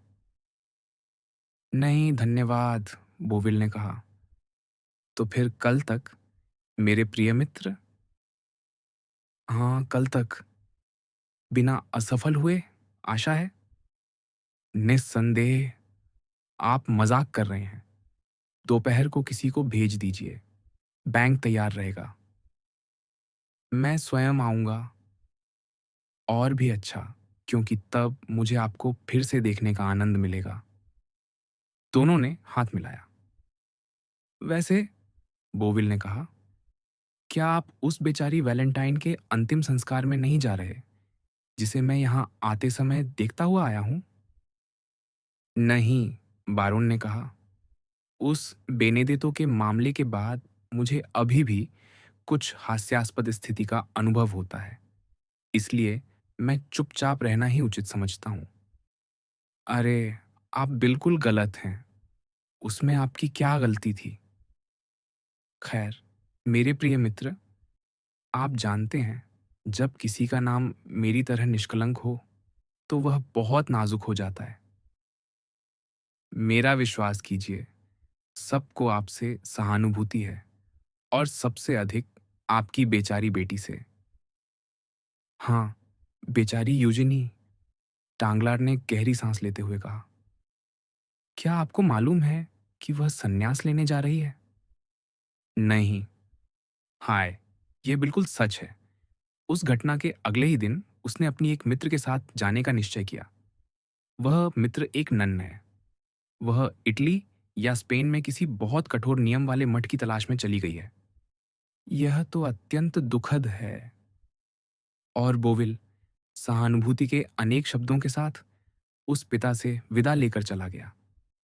जैसे ही वह बाहर निकला, डांगलार ने उस तीव्र ऊर्जा के साथ, जिसे केवल वही समझ सकते हैं जिन्होंने फ्रेडरिक द्वारा निभाए गए रोबेर मैकेयर का अभिनय देखा हो, चिल्लाकर कहा, मूर्ख। और मोंते क्रिस्टो की रसीद को एक छोटे दस्तावेज बटुए में रखते हुए उसने जोड़ा, दोपहर को आना, तब तक मैं बहुत दूर जा चुका हूंगा। फिर उसने अपने दरवाजे को दोहरी चाबी से बंद किया, अपनी नकदी पेटी की सभी दराजें खाली की, लगभग 50,000 फ्रैंक के नोट इकट्ठे किए, कुछ कागजों को जला दिया, कुछ को स्पष्ट रूप से दिखाई देने वाली जगह पर रख दिया और एक पत्र लिखने लगा जिसे अंततः उसने सील किया और बाहर लिखा, बारोनेस डैंगलार के नाम। आज शाम वह बुदबुदाया, मैं स्वयं इसे उसकी मेज पर छोड़ आऊंगा। फिर उसने दराज से एक पासपोर्ट निकाला। अच्छा, उसने कहा, यह अब भी 2 महीने तक मान्य है। पेरे लाशेज कब्रिस्तान, बोविल सचमुच उस अंतिम यात्रा के रास्ते से गुजरा था जो वैलेंटाइन को उसके अंतिम विश्राम स्थल तक ले जा रही थी। मौसम उदास और बादलों से घिरा हुआ था। हवा अभी भी गर्म थी, पर पीले पड़ चुके पत्तों के लिए घातक। वह उन्हें शाखाओं से झटक कर गिरा रही थी, जो धीरे धीरे नंगी होती जा रही थीं, और उन्हें विशाल भीड़ के सिरों के ऊपर उड़ाती जा रही थी, जो बुलेवार्डों को भर रही थी। विल्फोर, जो पूर्णतः पेरिसवासी था, पेरे लाशेज कब्रिस्तान को ही एकमात्र ऐसा स्थान मानता था जो किसी पेरिसी परिवार के मृत अवशेषों को ग्रहण करने के योग्य हो। अन्य कब्रिस्तान उसे ग्रामीण कब्रिस्तानों की तरह प्रतीत होते थे, मृत्यु के सरायों जैसे। केवल पेरे लाशेज में ही सम्मानित मृतकों को घर जैसा स्थान मिल सकता था। वहीं, जैसा कि हम देख चुके हैं, उसने उस स्थान की स्थायी पट्टा खरीदी थी जिसके ऊपर वह स्मारक खड़ा था, जिसे उसके परिवार के सभी सदस्य इतनी शीघ्रता से भरते जा रहे थे। उस मकबरे के अग्रभाग पर यह लेख अंकित था, सेंट मेराओ और वीलफोर के परिवार, क्योंकि यही वैलेंटाइन की मां बेचारी रेने की अंतिम इच्छा थी। इस प्रकार भव्य अंतिम यात्रा फुबुर्ग सेंट और नोरे से निकलकर पेरे लाशेज की ओर बढ़ी। वे पूरे पेरिस को पार करते हुए फुबुर्ग दु टेम्पल और फिर बाहरी बुलेवार्डों के रास्ते कब्रिस्तान तक पहुंचे। 20 शव वाहनों के पीछे 50 से अधिक निजी गाड़ियां थीं और उनके पीछे 500 से अधिक लोग पैदल चल रहे थे। इनमें लगभग सभी युवा पुरुष थे जो वैलेंटाइन की मृत्यु से गहराई से प्रभावित हुए थे और जो युग की ठंडी धुंध और समय की नीरस प्रवृत्ति के बावजूद इस सुंदर, पवित्र और प्रिय युवती की शोक कविता को महसूस कर रहे थे, जिसे उसकी युवावस्था में ही मृत्यु ने छीन लिया था। जब वे पेरिस से बाहर निकल रहे थे, उन्होंने 4 तेज घोड़ों की एक गाड़ी देखी जो अचानक रुक गई, मानो उनके पांव इस्पात की स्प्रिंगों की तरह तन गए हों। वह मोंते क्रिस्तो था। काउंट अपनी गाड़ी से उतरा और शव वाहन के पीछे पैदल चल रही भीड़ में शामिल हो गया। शातो रेनो ने उसे देख लिया। वह तुरंत अपनी गाड़ी से उतरा और उसके पास आ गया। पोशां भी उस किराए की गाड़ी से उतर आया जिसमें वह आ रहा था। काउंट भीड़ के बीच हर खाली स्थान को ध्यान से देख रहा था। स्पष्ट था कि वह किसी को खोज रहा है। अंततः वह स्वयं को रोक न सका। मोरेल कहाँ है? उसने पूछा। क्या आप में से किसी को पता है कि वह कहाँ है? हम भी घर पर यही सोच रहे थे, शातो रेनो ने कहा। किसी ने उसे नहीं देखा। काउंट ने कुछ नहीं कहा, पर अपने चारों ओर खोजता रहा। अंततः वे कब्रिस्तान पहुंच गए। अचानक मोंते क्रिस्तो की तीक्ष्ण आंखों ने यूं और चीड़ के पेड़ों के झुरमुटों के बीच देख लिया और उसका सारा चिंतित भाव मिट गया। एक आकृति अंधेरी पगडंडियों के नीचे से सरकती हुई निकल गई थी और काउंट ने निस्संदेह वही देख लिया था जिसे वह खोज रहा था। हर कोई जानता है कि इस भव्य नेक्रोपोलिस में दफन का दृश्य कैसा होता है। सफेद पगडंडियों के चारों ओर बिखरे हुए काले समूह, आकाश और धरती का मौन, जिसे कभी कभी किसी टूटती शाखा या किसी कब्र के पास कुचली जाती झाड़ी की आवाज तोड़ देती है। फिर पुजारियों का उदास गीत, जो यहाँ वहाँ किसी फूलों के गुच्छे के पीछे से उठती सिसकी के साथ मिल जाता है। जहाँ एक स्त्री दिखाई देती है, शोक से अभिभूत, हाथ जोड़े हुए। जिस छाया को मोंते क्रिस्तो ने देखा था, वह तेजी से पेड़ों की कतारों के बीच से गुजरती हुई उस स्थान के पीछे पहुंच रही थी जहां हेलोइज और अबेलार की कब्र थी। जब वह शव वाहन को खींचने वाले घोड़ों के पास खड़ा था, तभी वह आकृति कुछ ही क्षणों बाद उस स्थान पर पहुंच गई जहां कब्र खोदी गई थी। हर कोई किसी न किसी चीज को देख रहा था, पर मोंते क्रिस्तो केवल उसी छाया को देख रहा था जिसे आसपास के लोग शायद ही देख पा रहे थे। 2 बार वह भीड़ से बाहर निकल आया, यह देखने के लिए कि क्या वह व्यक्ति अपने वस्त्रों के नीचे छिपी किसी वस्तु को टटोल रहा है। जब अंतिम यात्रा रुकी, तब उस छाया को पहचानना संभव हो गया। वह मोरेल था। उसका काला कोट गले तक बटन किया हुआ, माथा पीला, गाल धंसे हुए और टोपी उसके हाथों में मरोड़ी हुई। वह एक पेड़ के सहारे मकबरे के ऊपर बने टीले पर खड़ा था, ताकि होने वाले अंतिम संस्कार के प्रत्येक दृश्य को स्पष्ट रूप से देख सके। सब कुछ परंपरा के अनुसार हुआ। कुछ लोगों ने, और हमेशा की तरह सबसे कम प्रभावशाली लोगों ने, भाषण दी। कुछ ने इस अकाल मृत्यु पर शोक व्यक्त किया, अन्य ने उसके पिता के दुख का वर्णन किया।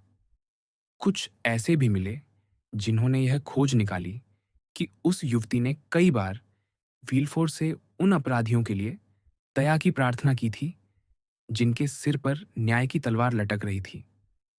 अंततः मालहेरब द्वारा दुपेरिये के लिए लिखी गई पंक्तियों पर हर प्रकार की अलंकारपूर्ण उपमा और जटिल वाक्य विन्यास का प्रयोग करते हुए भाषण दिए गए।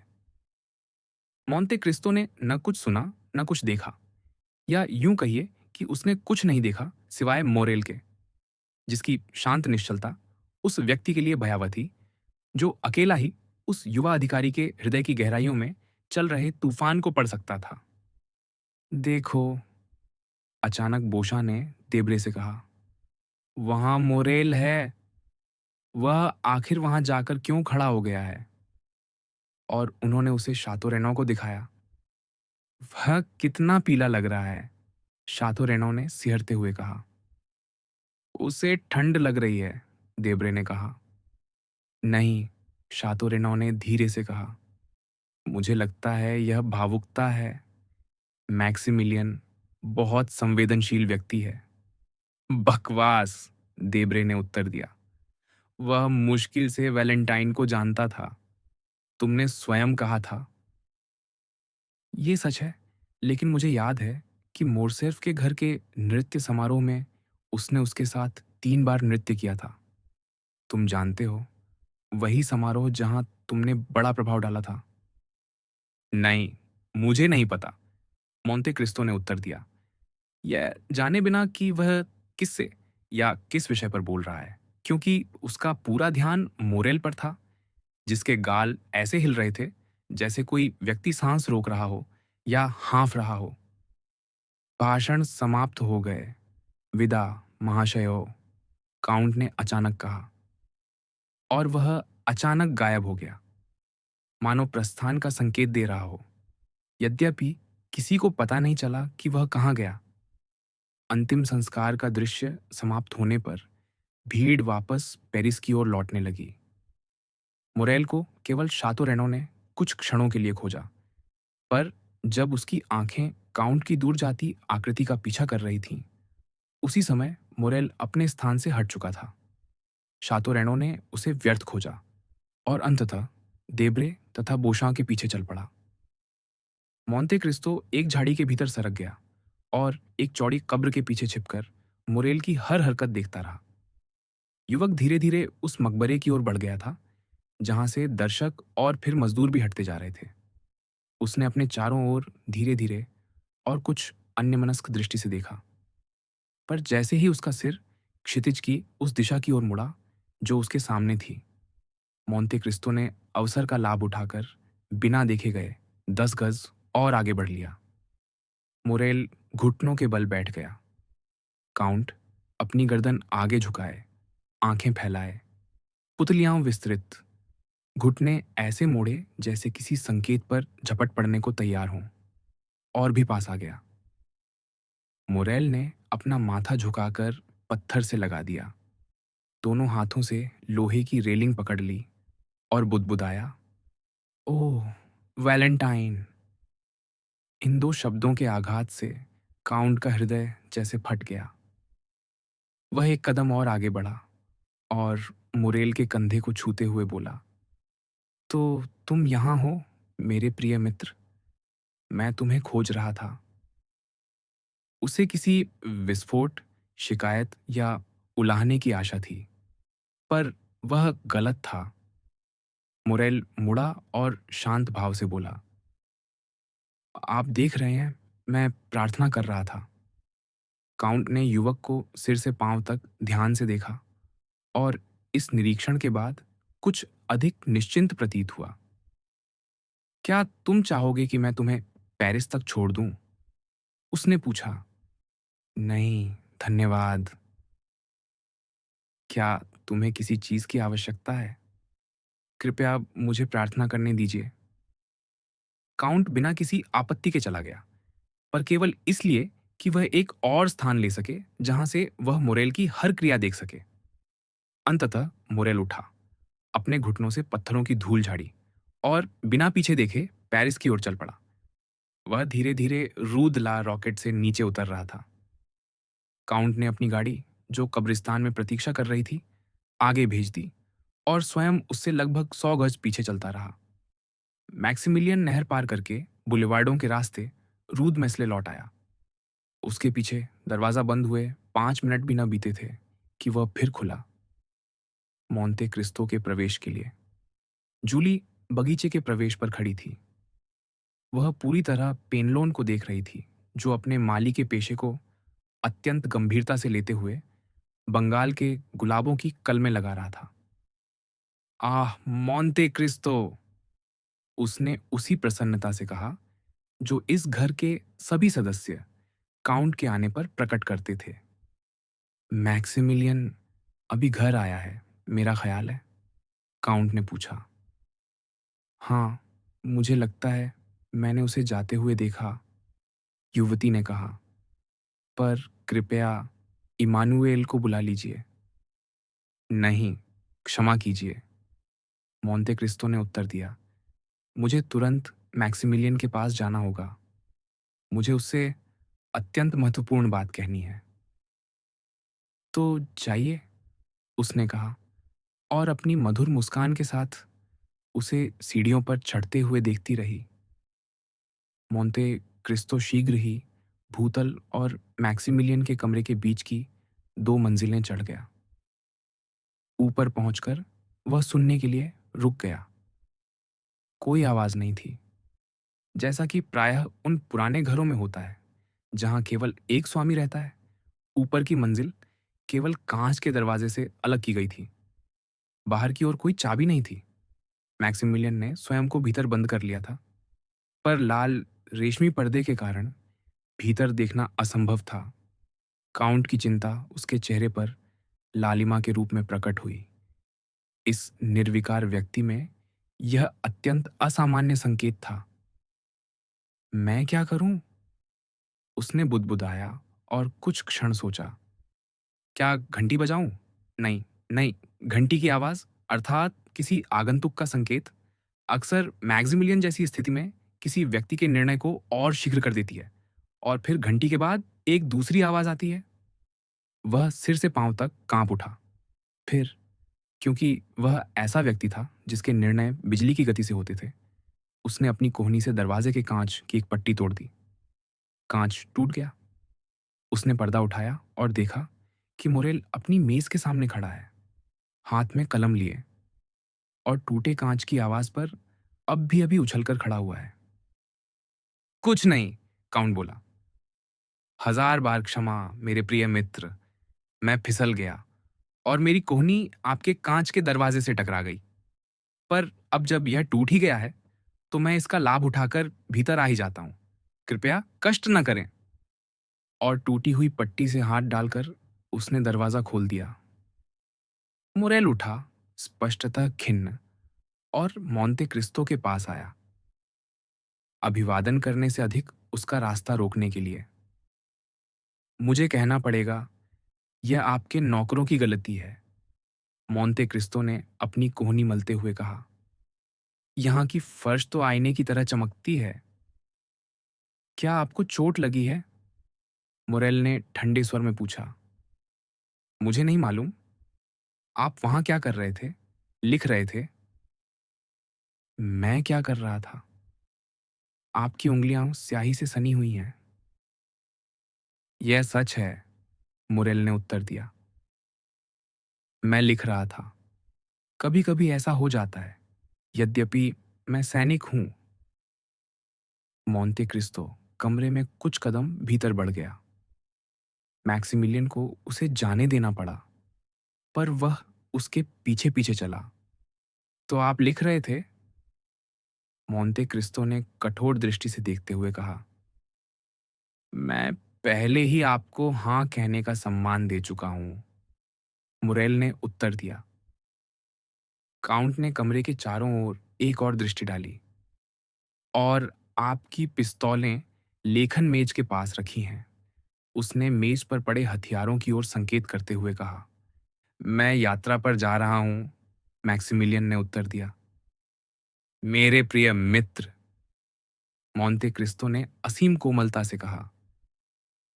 महोदय, मेरे मित्र, मेरे प्रिय मैक्सिमिलियन, मैं आपसे प्रार्थना करता हूं, कोई अपरिवर्तनीय कार्य मत कीजिए। अपरिवर्तनीय? मुरेल ने कंधे उचकाते हुए कहा।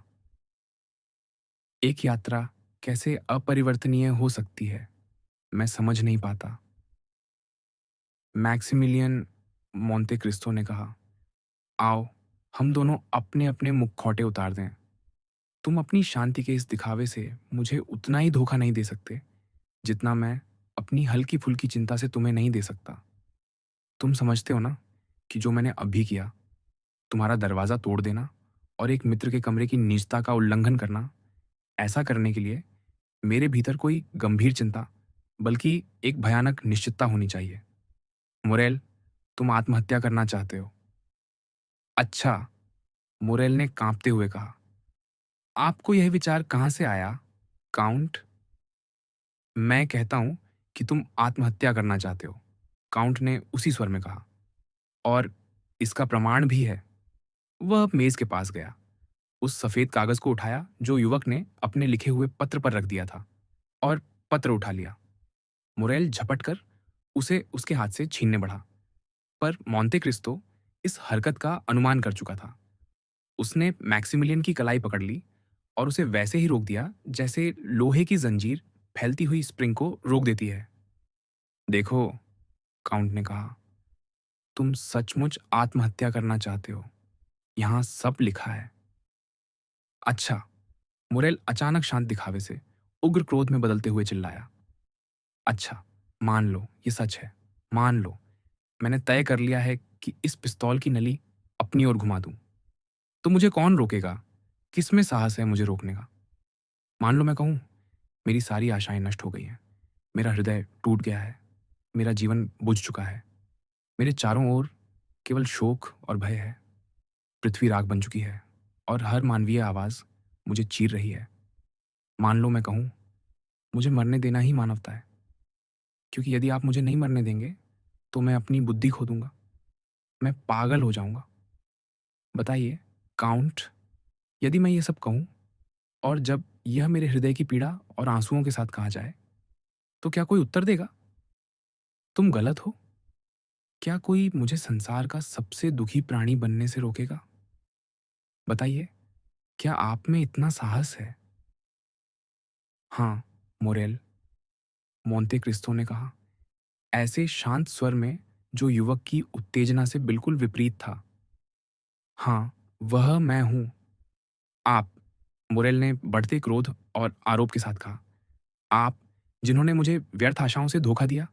आप, जिन्होंने मुझे रोका, बहलाया, व्यर्थ वादों से सुन्न कर दिया, जबकि किसी नाटकीय कदम या अंतिम निर्णय से मैं उसे बचा सकता था, या कम से कम उसे अपनी बाहों में मरते देख सकता था।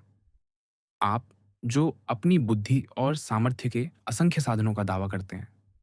आप, जो स्वयं को या ऐसा प्रतीत कराते हैं ईश्वर की भूमिका निभाने वाला मानते हैं, और फिर भी एक विष दी गई युवती को प्रतिविष देने की शक्ति तक नहीं रखते। ओह महोदय, मैं कसम खाता हूं, यदि आप मुझे भयभीत न करते, तो आप मुझे दया के योग्य प्रतीत होते। मोरेल, हाँ, आपने कहा था कि हम मुखौटे उतार दें, तो ठीक है, मैं उतार देता हूँ। हाँ, जब आप कब्रिस्तान तक मेरे पीछे आए, तब भी मैंने दयालुता के कारण आपको उत्तर दिया। जब आप यहाँ आए, तब भी मैंने आपको आने दिया। पर अब, जब आप मेरी भलमनसाहत का लाभ उठाकर मुझे यहीं चुनौती दे रहे हैं, इस कमरे में, जहाँ मैं अपनी कब्र की तरह छिपाया था, जब आप मुझे नया कष्ट दे रहे हैं, जबकि मैं समझता था कि मैं हर प्रकार का कष्ट सह चुका हूँ। काउंट मोंटे क्रिस्टो, मेरे कथित उपकारी, काउंट मोंटे क्रिस्टो, संसार के उद्धारक, तो संतुष्ट हो जाइए। आप अपने मित्र की मृत्यु के साक्षी बनेंगे। और पागल सी हंसी के साथ मोरेल फिर से पिस्तौल की ओर झपटा। मोंटे क्रिस्टो भूत की तरह पीला, पर आंखों में बिजली सी चमक ली। हथियारों पर हाथ रखकर बोला, मैं फिर कहता हूं, तुम आत्महत्या नहीं करोगे। मुझे रोक कर दिखाइए, मोरेल ने कहा, अंतिम बार झपटते हुए। पर पहले की तरह ही उसकी कोशिश काउंट की इस्पाती भुजा से टकराकर निष्फल हो गई। मैं तुम्हें रोकूंगा। पर आप हैं कौन जो स्वतंत्र और बुद्धिमान मनुष्यों पर ऐसा अत्याचार करने का साहस करते हैं? मैं कौन हूं? मोंते क्रिस्टो ने दोहराया। मैं बताता हूं। फिर उसने कहा, मैं संसार का एकमात्र व्यक्ति हूं जिसे यह कहने का अधिकार है। मोरेल, मैं नहीं चाहता कि तुम्हारे पिता का पुत्र आज मरे। मोंते क्रिस्टो राजसी, परिवर्तित, महान, बाहें बांधे कांपते युवक की ओर बढ़ा। उस व्यक्ति की लगभग दैवीय उपस्थिति से अभिभूत होकर मैक्सिमिलियन स्वयं को रोक न सका और एक कदम पीछे हट गया। आप मेरे पिता का नाम क्यों ले रहे हैं? वह हकलाया। मेरे साथ जो हो रहा है, उसमें मेरे पिता की स्मृति को क्यों लाते हैं? क्योंकि मैं वही व्यक्ति हूं जिसने एक दिन तुम्हारे पिता का जीवन बचाया था, जब वह भी तुम्हारी तरह आत्महत्या करना चाहते थे। क्योंकि मैं वही हूं जिसने तुम्हारी बहन को वह बटुआ भेजा था और पुराने मोरेल को फराव जहाज लौटाया था। क्योंकि मैं वही हूं, पीती थी, एदमो दांतेस, जिसने तुम्हें बचपन में अपनी गोद में खिलाया था। मोरेल फिर पीछे हट गया, डगमगाता हुआ, हाँफता हुआ, वाणीहीन, स्तब्ध। फिर उसकी सारी चेतना जैसे नष्ट हो गई और वह मोंते क्रिस्टो के पैरों पर गिर पड़ा। पर उसी क्षण, उसी अचानकता से उसकी अद्भुत प्रकृति में मानो नई शक्ति का प्रवाह हो गया। वह उठ खड़ा हुआ, कमरे से बाहर दौड़ा और सीढ़ियों के शीर्ष पर जाकर पूरी शक्ति से पुकारा, Julie, Julie, Emmanuel, Emmanuel. Monte Cristo भी उसके पीछे जाने लगा, पर मैक्सिमिलियन ने दरवाजे के पल्लों को इस तरह पकड़ लिया कि वह उन्हें छोड़ने की अपेक्षा मरना अधिक उचित समझता। मैक्सिमिलियन की पुकार सुनकर जूली, इमानुएल, पेनलोन और कुछ नौकर घबराकर ऊपर दौड़े आए। मुरेल ने उनके हाथ पकड़ लिए और दरवाजा खोलते हुए रुद्ध स्वर में कहा, घुटनों पर, घुटनों पर, यह हमारे उपकारी हैं, यह हमारे पिता के उद्धारक हैं। यह, वह कहने ही वाला था, यह एदमो दांतेस हैं। काउंट ने उसका हाथ पकड़कर उसे रोक दिया। जूली ने काउंट का हाथ थाम लिया। इमानुएल ने उसे ऐसे गले लगाया जैसे किसी रक्षक देवदूत को, और मोरेल फिर घुटनों के बल गिर पड़ा, अपना माथा भूमि पर पटकते हुए। और उस क्षण वह कांस्य सा कठोर मनुष्य अपने हृदय को छाती में उमड़ता हुआ महसूस करने लगा। एक जलती हुई ज्वाला उसके गले से उठकर आंखों तक पहुंच गई और उसने सिर झुका लिया और रो पड़ा। कुछ क्षणों तक वह कमरा आंसुओं और महान सिसकियों के ऐसे स्वर से भर गया जो निस्संदेह स्वयं प्रभु के प्रियतम स्वर्गदूतों को भी मधुर प्रतीत हुआ होगा। जूली उस गहरे भावावेग से अभी मुश्किल से उबरी ही थी जिसने उसे अभिभूत कर दिया था कि वह अचानक कमरे से बाहर निकल गई, एक मंजिल नीचे उतरी और बाल सुलभ उल्लास के साथ बैठक में पहुंचकर उस कांच के गुंबद को उठा लिया, जिसके नीचे वह बटुआ रखा था जो मियाओं की गलियों में उस अजनबी ने दिया था। इस बीच इमानुएल ने काउंट से भावनाओं से भरे स्वर में कहा, ओह काउंट, जब आपने हमें इतने समय तक अपने अज्ञात उपकारी की चर्चा करते सुना, जब आपने देखा कि हम उसकी स्मृति को कितनी कृतज्ञता और श्रद्धा से घेरते हैं, तो आपने आज तक स्वयं को प्रकट करने में कैसे प्रतीक्षा की?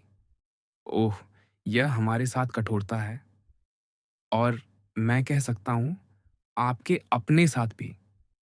सुनो मेरे मित्र, काउंट ने कहा, और मैं तुम्हें ऐसा कह सकता हूं क्योंकि अनजाने में ही तुम 11 वर्षों से मेरे मित्र रहे हो। इस रहस्य का उद्घाटन एक ऐसी महान घटना के कारण हुआ है जिसे तुम नहीं जान सकते। ईश्वर साक्षी है कि मैं इसे सदा के लिए अपने हृदय में छिपाए रखना चाहता था, पर तुम्हारे भाई मैक्सिमिलियन ने मुझसे इसे बलपूर्वक कहलवा लिया, जिसका मुझे विश्वास है कि उसे अब पछतावा होगा। फिर यह देखकर कि मैक्सिमिलियन घुटनों पर ही रहते हुए एक और कुर्सी पर गिर पड़ा है, उसने धीरे से इमानुएल का हाथ दबाते हुए कहा, उसका ध्यान रखना। क्यों? युवक ने आश्चर्य से पूछा। मैं तुम्हें नहीं बता सकता, पर उस पर नजर रखो। इमानुएल ने कमरे में चारों ओर देखा और मोरेल की पिस्तौलें देख लीं। उसके नेत्र भय से उन हथियारों पर टिक गए और उसने धीरे से हाथ उठाकर उनकी ओर संकेत किया। मोंते क्रिस्तो ने सिर हिलाया और इमानुएल पिस्तौलों की ओर बढ़ने लगा। उन्हें रहने दो, काउंट ने कहा। फिर वह मोरेल के पास गया और उसका हाथ पकड़ लिया।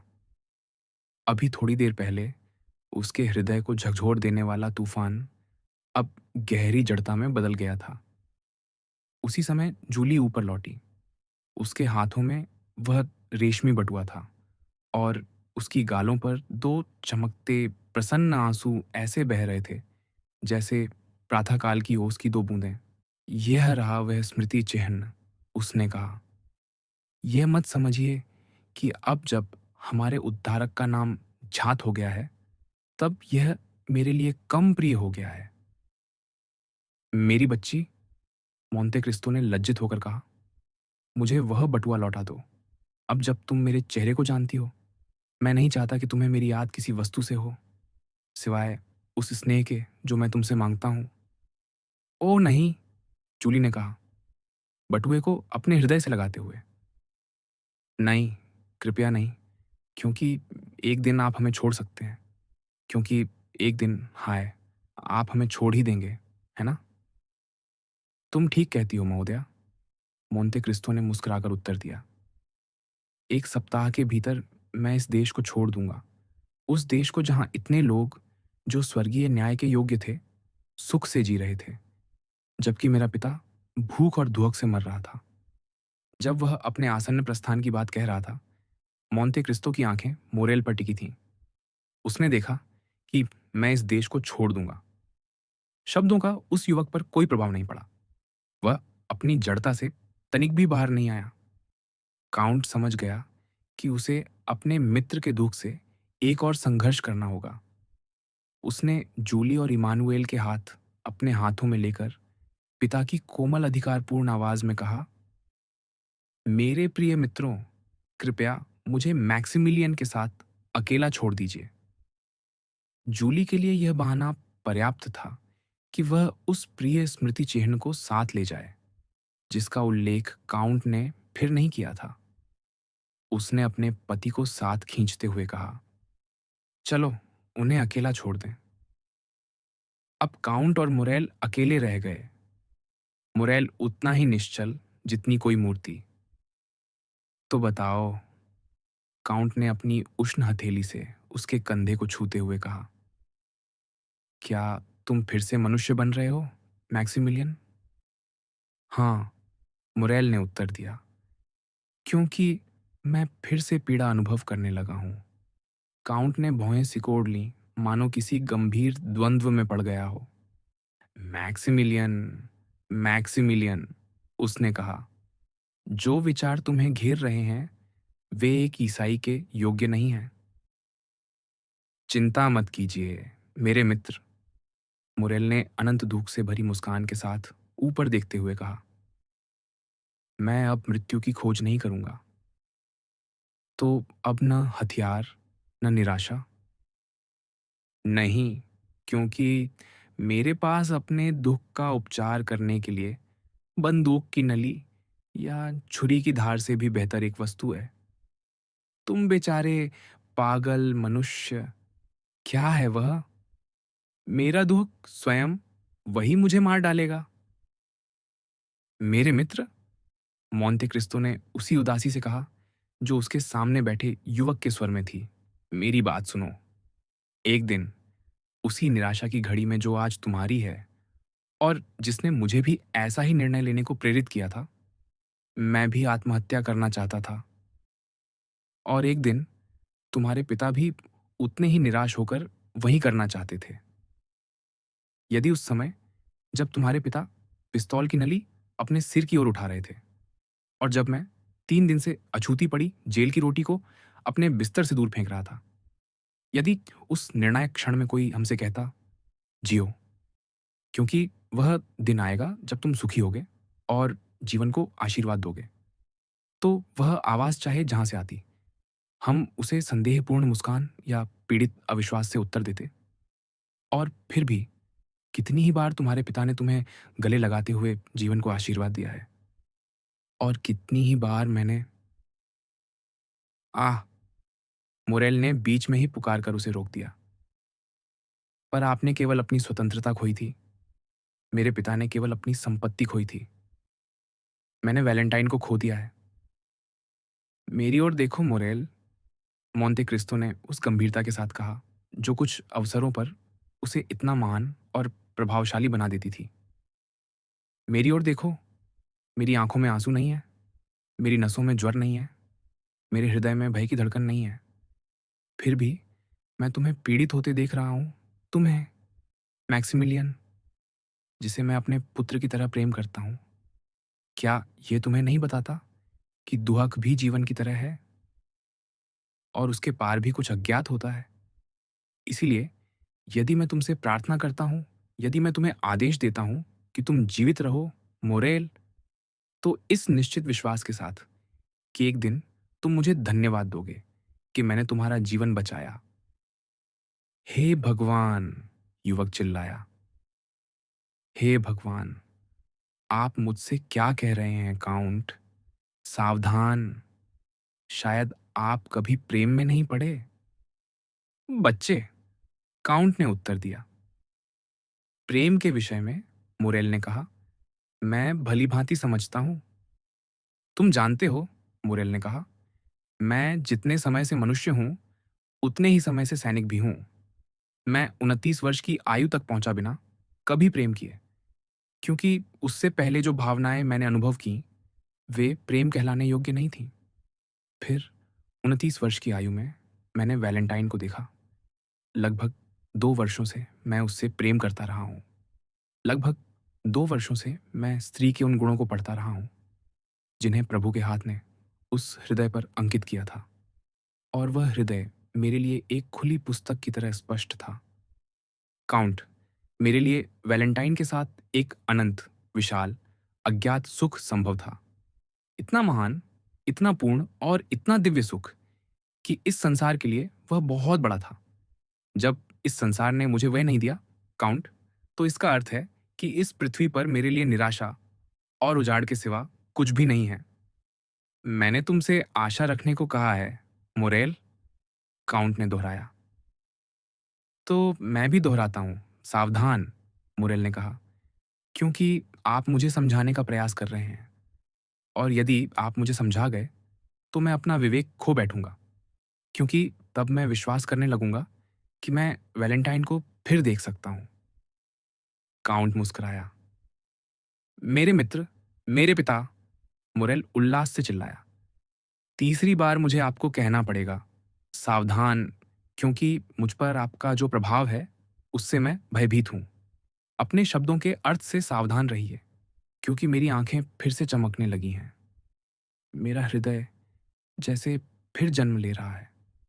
सावधान, नहीं तो आप मुझे अलौकिक शक्तियों पर विश्वास करने को विवश कर देंगे। यदि आप मुझे आदेश दें कि मैं उस कब्र का पत्थर उठाऊं जिसमें याईर की पुत्री दफन है, तो मैं ऐसा कर दूंगा। यदि आप मुझे लहरों पर कदम रखने का संकेत दें, तो मैं प्रेरित की तरह जल पर चल पड़ूंगा। सावधान, मैं आपकी आज्ञा मान लूंगा। आशा रखो मेरे मित्र, काउंट ने फिर कहा। ओह! मुरेल ने पुकारा और अपने उल्लास की चरम सीमा से अचानक शोक की गहराइयों में गिर पड़ा। ओह! आप मेरे साथ खेल रहे हैं। आप उन दयालु माताओं की तरह हैं, या बल्कि उन स्वार्थी माताओं की तरह, जो अपने बच्चों के दुहक को मीठे शब्दों से शांत करती हैं, क्योंकि वे उनका रोना सुनकर थक जाती हैं।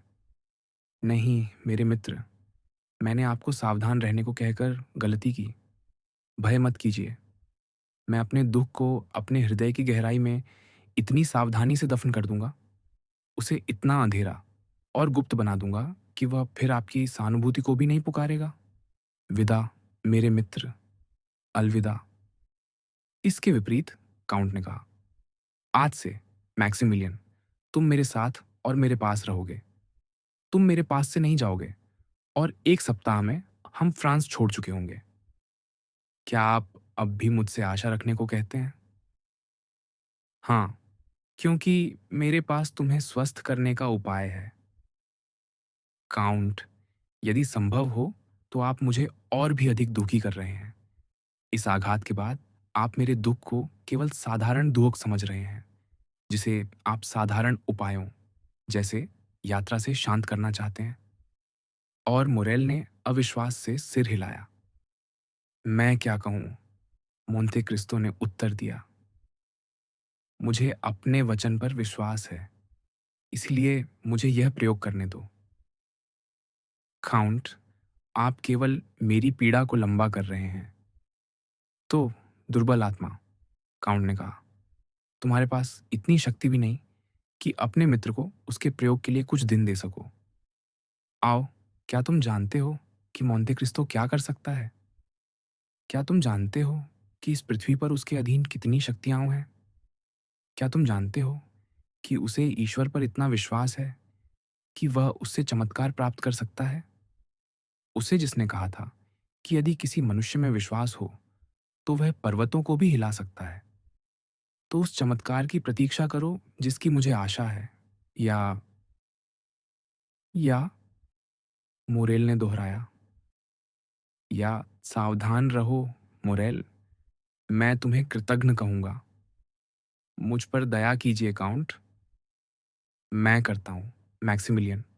इतनी कि यदि 1 महीने में दिन के दिन, घंटे के घंटे, क्या तुम सुन रहे हो, मैं तुम्हें ठीक न कर सका, तो मैं स्वयं तुम्हें उन पिस्तौलों के सामने खड़ा कर दूंगा जो पूरी तरह भरी होंगी, और तुम्हें इटली के सबसे घातक विष का एक गिलास दूंगा, उससे भी अधिक निश्चित और तीव्र, जो वैलेंटाइन को मार गया।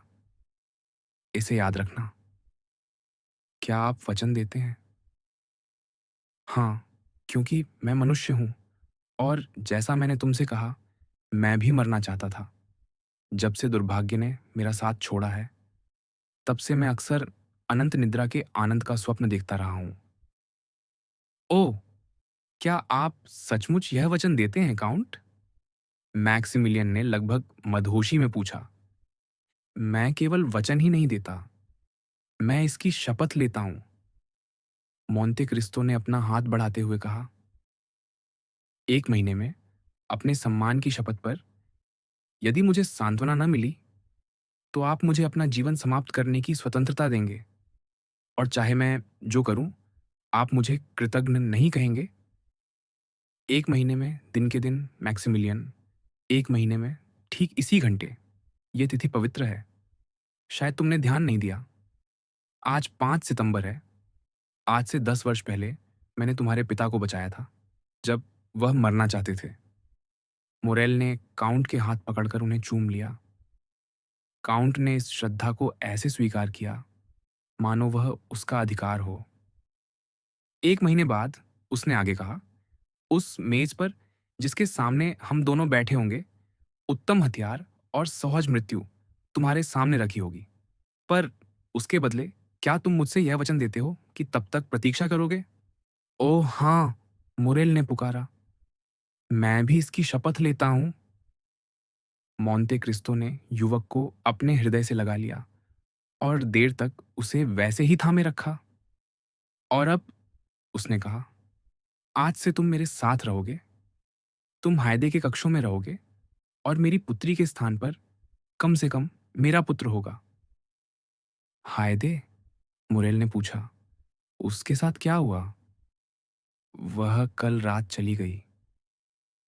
आपको छोड़कर। मेरा इंतजार करने के लिए। इसलिए तैयार रहो और शांज एलिजे में मुझसे आ मिलो और मुझे यहाँ से बिना किसी की नज़र में आए बाहर ले चलो। मैक्सिमिलियन ने सिर झुका लिया और बच्चे या शिष्य की तरह आज्ञा मान ली। बंटवारा। रू सेंट जर्मैन दिप्रे के उस घर की पहली मंजिल, जिसे अल्बेर मोरसेर्फ ने अपनी माँ और अपने लिए चुना था, एक छोटा सा स्वतंत्र अपार्टमेंट था जो एक अत्यंत रहस्यमय व्यक्ति को किराए पर दिया गया था। यहाँ तक कि द्वारपाल ने भी उस आदमी का चेहरा कभी नहीं देखा था, न तब जब वह भीतर आता था, न तब जब बाहर जाता था। सर्दियों में वह अपनी ठोड़ी को उन लाल मफलरों में छिपा लेता था जिन्हें उच्च श्रेणी के कोचवान अपने स्वामियों के थिएटर से निकलने की प्रतीक्षा करते समय पहनते हैं। और गर्मियों में वह ठीक उसी क्षण अपनी नाक साफ करने लगता था जब वह द्वारपाल की कोठरी के सामने से गुजरता था।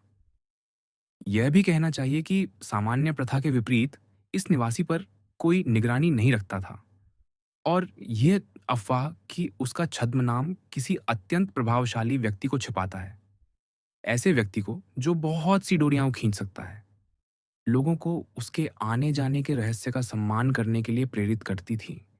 उसकी यात्राएं प्रायः निश्चित समय पर होती थीं, यद्यपि कभी कभी उनमें थोड़ी देर या थोड़ी जल्दी हो जाती थी, पर लगभग हमेशा, सर्दी हो या गर्मी, वह 4 बजे अपार्टमेंट में प्रवेश करता था, पर वहां कभी रात नहीं बिताता था। सर्दियों में 3:30 बजे उस छोटे अपार्टमेंट की देखभाल करने वाली नौकरानी चुपचाप आग जला देती थी और गर्मियों में उसी समय वह लड़की ऊपर बर्फीली मिठाइयाँ लेकर आती थी। जैसा कि हमने कहा, 4 बजे वह रहस्यमय व्यक्ति आता था। 20 मिनट बाद घर के सामने एक गाड़ी आकर रुकती। उसमें से काले या गहरे नीले वस्त्रों में एक स्त्री उतरती, सदैव एक विशाल घूंघट में लिपटी हुई। वह द्वारपाल की कोठरी के सामने से एक छाया की तरह गुजरती और सीढ़ियां चढ़ जाती, और किसी ने भी उसके हल्के कदमों के नीचे एक भी तख्ते की चरमराहट नहीं सुनी थी। न ही कभी किसी ने उससे पूछा कि वह कहाँ जा रही है। उसका चेहरा उस अजनबी की तरह दोनों द्वारपालों के लिए पूर्णतः अज्ञात था। वे आदर्श द्वारपाल थे और शायद राजधानी के विशाल चौकीदार संघ में ऐसे एकमात्र व्यक्ति थे जो इतनी गोपनीयता निभा सकते थे। कहने की आवश्यकता नहीं कि वह केवल पहली मंजिल तक ही जाती थी। वह दरवाजे पर एक विशेष ढंग से खटखटाती, दरवाज़ा खुलता और तुरंत बंद हो जाता, और बस घर से निकलते समय भी यही क्रम दोहराया जाता। पहले वह स्त्री निकलती, सदैव घूंघट में ढकी हुई, और अपनी गाड़ी में बैठ जाती, जो कभी गली के एक छोर की ओर, कभी दूसरे की ओर अदृश्य हो जाती। फिर 20 मिनट बाद वह अजनबी निकलता, अपने मफलर में छिपा या रूमाल के पीछे चेहरा ढके, और वह भी गायब हो जाता। जिस दिन मोंटे क्रिस्तो ने डांगलार से भेंट की थी और जो वैलेंटाइन के अंतिम संस्कार का दिन था, उसके अगले दिन वह रहस्यमय निवासी दोपहर 4 बजे के अपने सामान्य समय के स्थान पर सुबह लगभग 10 बजे ही आ गया। लगभग तुरंत ही, बिना उस सामान्य अंतराल के, एक किराए की गाड़ी आकर रुकी और घूंघट वाली स्त्री तेजी से सीढ़ियां चढ़ गई। दरवाजा खुला और बंद हो गया, पर दरवाजा बंद होने से पहले ही वह स्त्री पुकार उठी, ओह लुसियां, ओह मेरे मित्र। फलस्वरूप पहली बार द्वारपाल, जिसने यह पुकार सुन ली थी, अनायास ही जान गया कि उसका किराएदार लुसियाओं कहलाता है। पर एक आदर्श द्वारपाल होने के कारण उसने निश्चय किया कि वह इसका उल्लेख अपनी पत्नी से भी नहीं करेगा। क्या हुआ मेरी प्रिय? उस व्यक्ति ने पूछा, जिसका नाम उस घूंघट वाली स्त्री ने अपनी घबराहट या उतावलेपन में प्रकट कर दिया था। मुझे बताओ मेरे प्रिय, क्या मैं तुम पर भरोसा कर सकती हूँ? निश्चय ही, जैसा कि तुम भली भांति जानती हो। क्या बात है, आज सुबह तुम्हारी चिट्ठी ने मुझे बहुत व्याकुल कर दिया। तुम्हारी लिखावट की उतावली और अव्यवस्था। आओ, या तो मुझे शांत करो या पूरी तरह भयभीत कर दो। लूसिया, एक बहुत महत्वपूर्ण बात है, उसने उत्तर दिया, उसे ध्यान से देखते हुए। बारोन डांगलार कल रात चले गए। चले गए? बारोन डांगलार कहाँ गए? मुझे नहीं मालूम। क्या मतलब, तुम्हें नहीं मालूम? क्या वे हमेशा के लिए चले गए? निश्चित रूप से। रात 10 बजे उनके घोड़े उन्हें शारंतों की सीमा तक ले गए। वहां उन्हें एक गाड़ी तैयार मिली। वे अपने नौकर के साथ उसमें बैठे और अपने कोचवान से कहा कि वे फोंटेनब्लो जा रहे हैं। तो फिर तुमने अभी जो कहा, उसका क्या अर्थ? एक क्षण। प्रिय, उन्होंने मेरे लिए एक पत्र छोड़ा है। एक पत्र? हाँ, पढ़ो। और उसने अपनी जेब से बिना मोहर का एक पत्र निकालकर देब्रे को दे दिया। पत्र पढ़ने से पहले वह कुछ क्षण झिझका, मानो उसके भीतर क्या लिखा है इसका अनुमान लगाने का प्रयास कर रहा हो, या शायद यह तय कर रहा हो कि उसमें चाहे जो हो, वह पहले से ही अपना निर्णय कर ले। कुछ क्षणों बाद उसने निश्चय कर लिया और पढ़ना शुरू किया। यह वह पत्र था जिसकी सामग्री ने बारोनेस डांगलार को इतना व्याकुल कर दिया था। महोदया, मेरी अत्यंत विश्वसनीय पत्नी। अनायास ही देब्रे रुक गया और बारोनेस की ओर देखने लगा। वह लज्जा से लाल हो गई। पढ़ो, उसने कहा। देब्रे आगे पढ़ने लगा। जब तुम यह पत्र प्राप्त करोगी, तब तुम्हारा पति तुम्हारे पास नहीं होगा। ओह, घबराना मत। तुम्हारे पास पति उस अर्थ में नहीं होगा जैसे अब तुम्हारे पास बेटी नहीं है। अर्थात मैं फ्रांस से बाहर जाने वाली 30 या 40 सड़कों में से किसी एक पर होऊंगा। मैं तुम्हें स्पष्टीकरण देना अपना कर्तव्य समझता हूं, और चूंकि तुम ऐसी स्त्री हो जो इसे पूरी तरह समझ सकेगी, इसलिए मैं तुम्हें यह दे रहा हूं। बात यह है, आज सुबह मुझसे 5 मिलियन की राशि का भुगतान मांगा गया और मैंने उसे चुका दिया। लगभग उसी समय उतनी ही राशि की दूसरी मांग भी आ गई। मैंने उसे कल तक स्थगित कर दिया और मैं आज ही जा रहा हूं ताकि उस कल से बच सकूं जो मेरे लिए बहुत अप्रिय सिद्ध होता। तुम समझती हो ना, महोदया और मेरी अत्यंत प्रिय पत्नी? यदि मैं कहता हूं तुम समझती हो, तो इसलिए कि तुम मेरे कारोबार को उतना ही जानती हो जितना मैं स्वयं।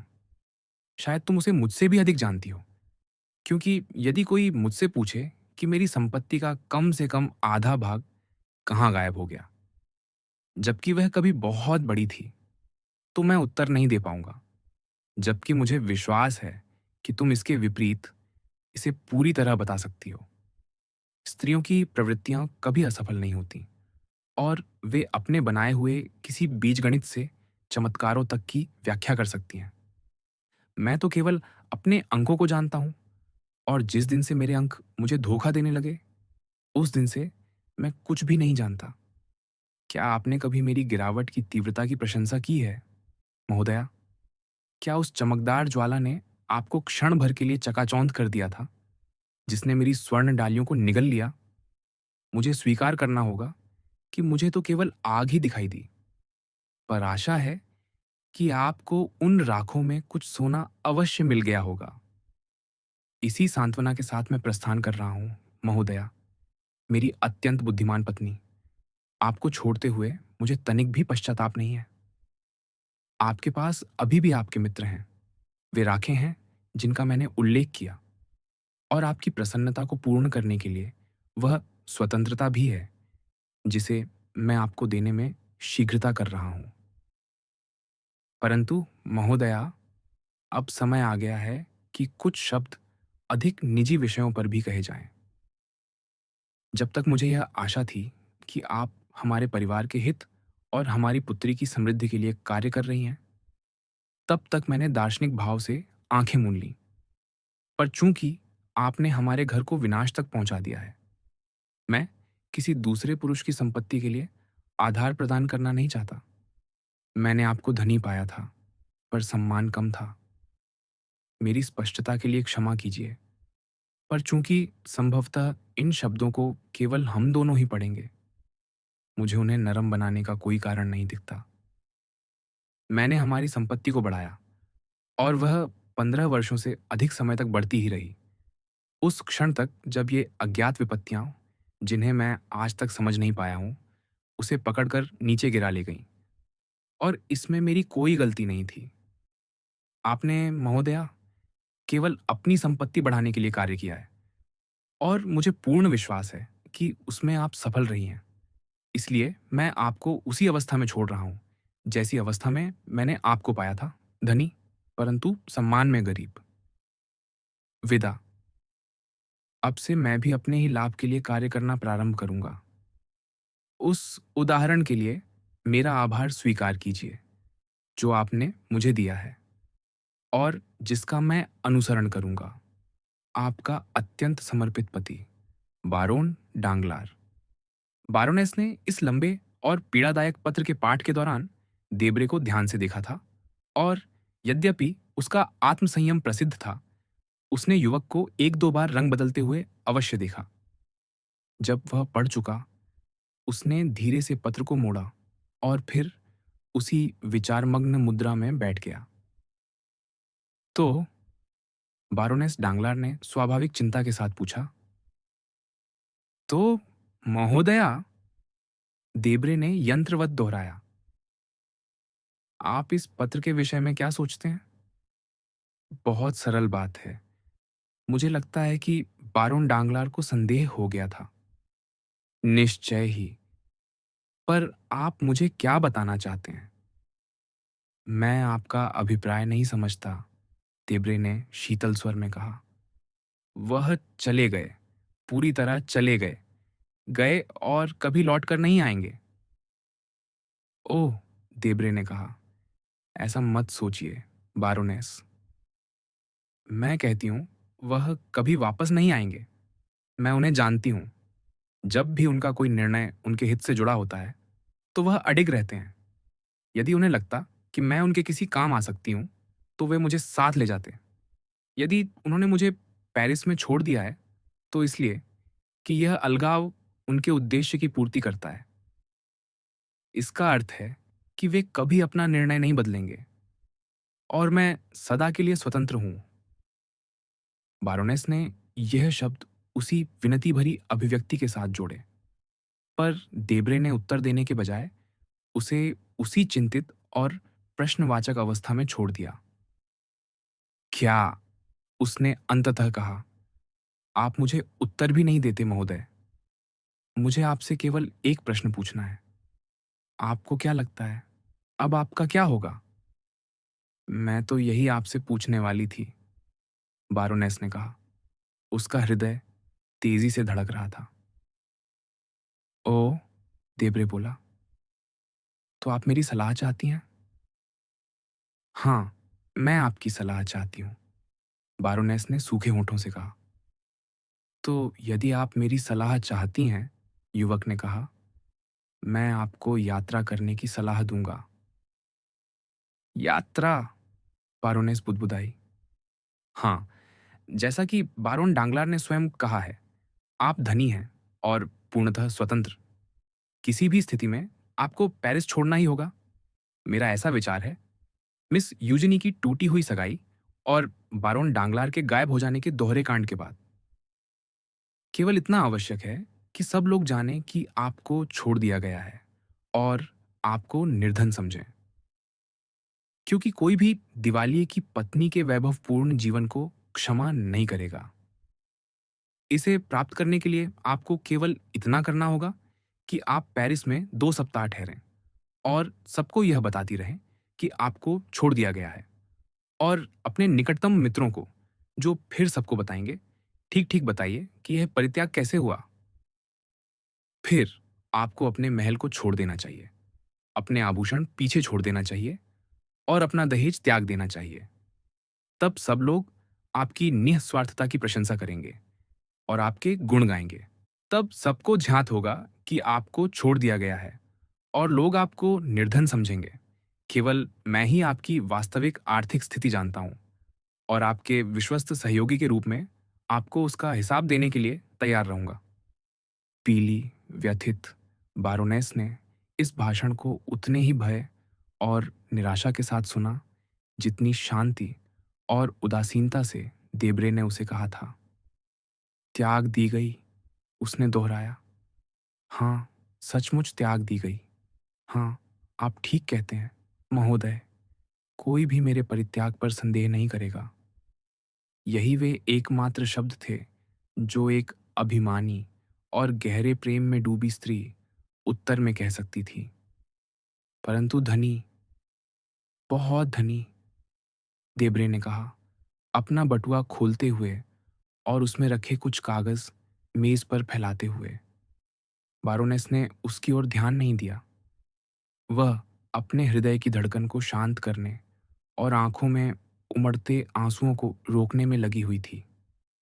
अंततः उसका आत्मसम्मान जाग उठा और यद्यपि वह अपने हृदय की धड़कन को नहीं रोक सकी, उसने कम से कम आंसू गिरने से रोक लिए।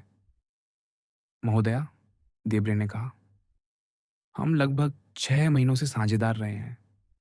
आपने 1 लाख फ्रैंक की पूंजी लगाई थी। हमारी साझेदारी इसी वर्ष अप्रैल से आरंभ हुई। हमारे सौदे मई में शुरू हुए। उस महीने हमने 4,50,000 फ्रैंक कमाए। जून में लाभ 9 लाख हुआ। जुलाई में हमने और 17 लाख फ्रैंक जोड़े। जैसा कि आप जानती हैं, वह स्पेनी बॉन्डों का महीना था। अगस्त में महीने की शुरुआत में हमें 3 लाख फ्रैंक का नुकसान हुआ, पर 15 तारीख तक हमने अपनी हानि की भरपाई कर ली और महीने के अंत तक हमने उसका बदला भी ले लिया। हमारे खाते, जब से हमने साझेदारी आरंभ की थी, तब से लेकर कल तक, जब मैंने उन्हें बंद किया, हमें कुल 2,04,00,000 फ्रैंक की संपत्ति दिखाते हैं, अर्थात प्रत्येक के लिए 12 लाख फ्रैंक। अब, उसने कहा, एक स्टॉक ब्रोकर की स्थिर और पद्धतिपूर्ण हाथ से अपनी खाता पुस्तिका बंद करते हुए, उस राशि पर चक्रवृद्धि ब्याज के रूप में 80,000 फ्रैंक और मिलते हैं, जो मेरे पास रही है। पर यह ब्याज क्या है?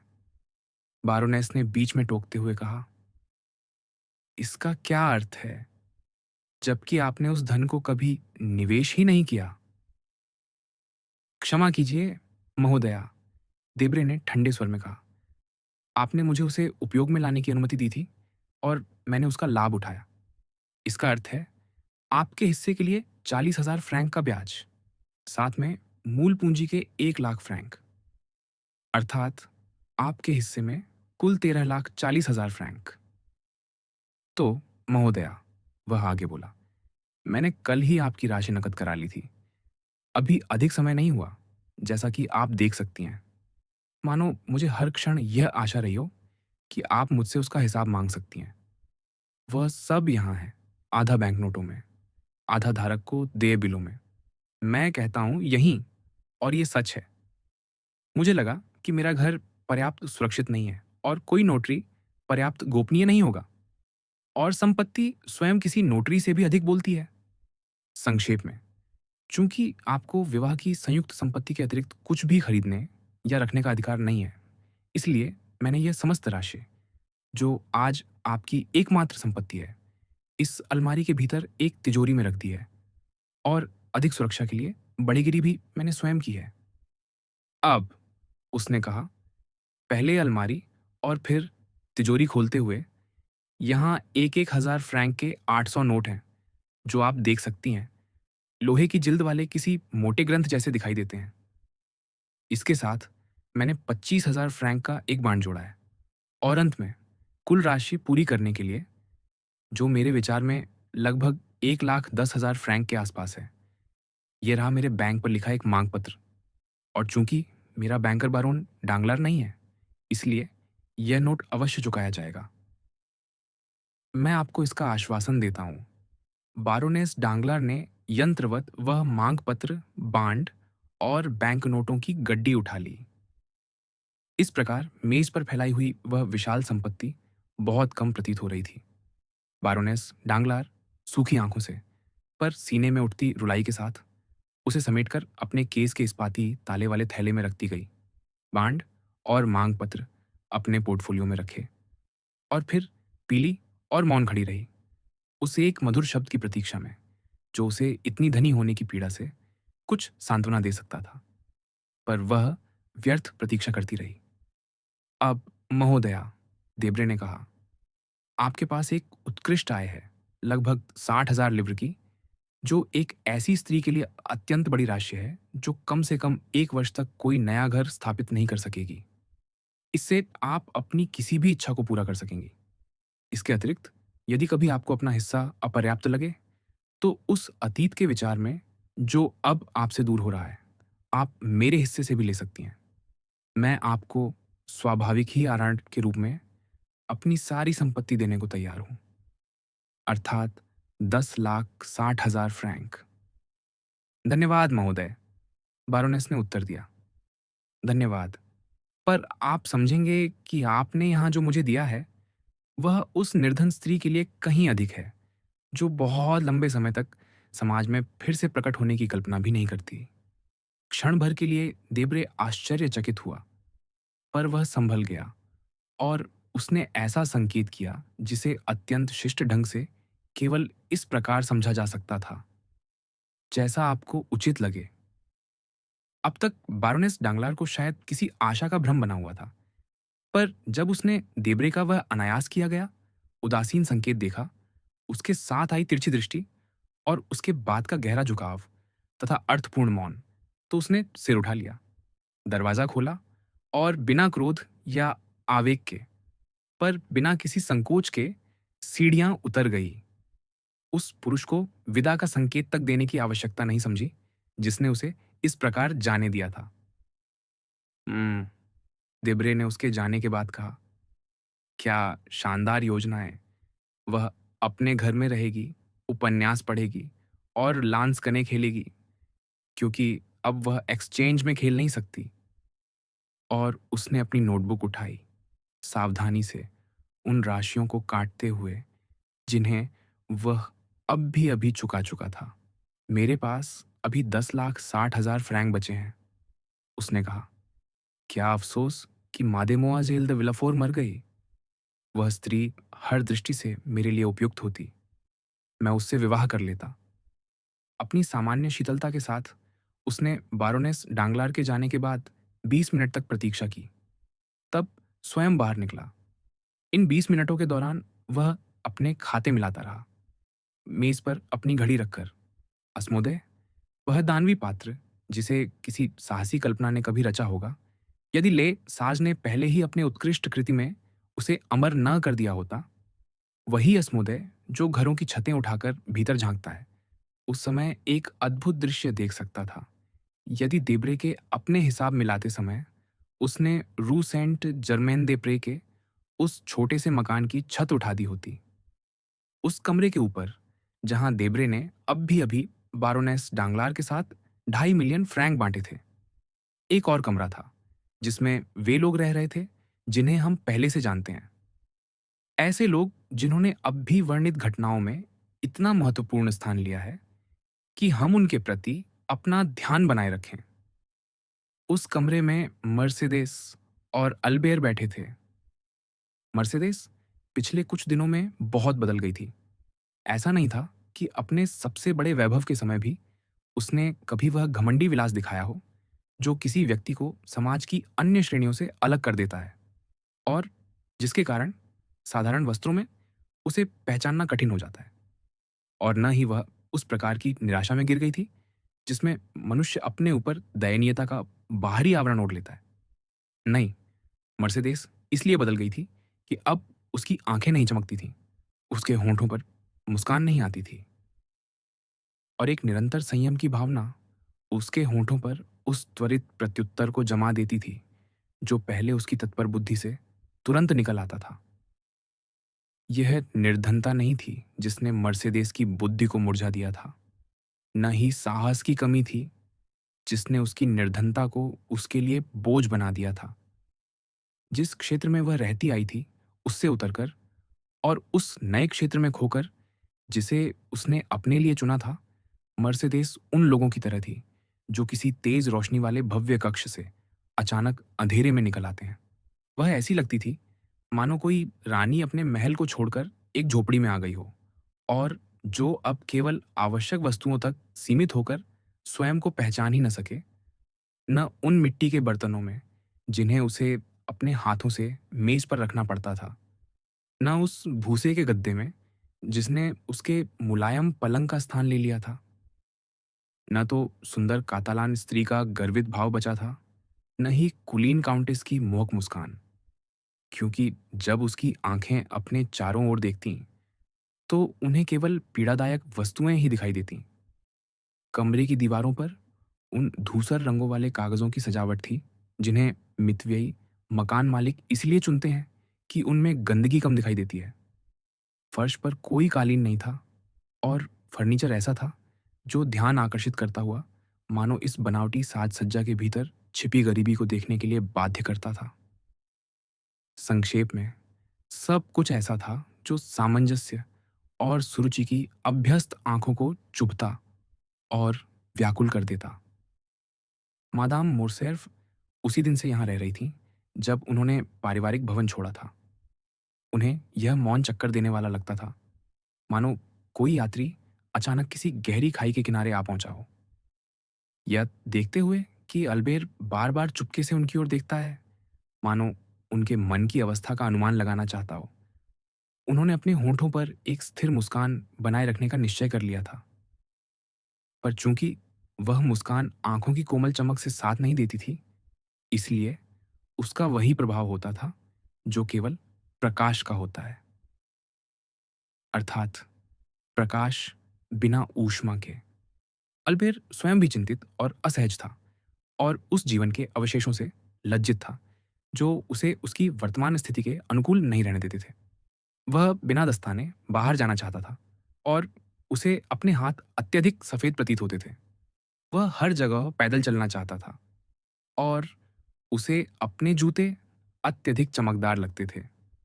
फिर भी ये दोनों महान और बुद्धिमान प्राणी मातृत्व और पुत्रत्व के प्रेम से अविच्छिन्न रूप से जुड़े हुए, बिना बोले एक दूसरे को समझ सकते थे और उन औपचारिकताओं की बचत कर सकते थे जो मित्रों के बीच जीवन की भौतिक सच्चाइयों को स्वीकार करने के लिए आवश्यक होती है।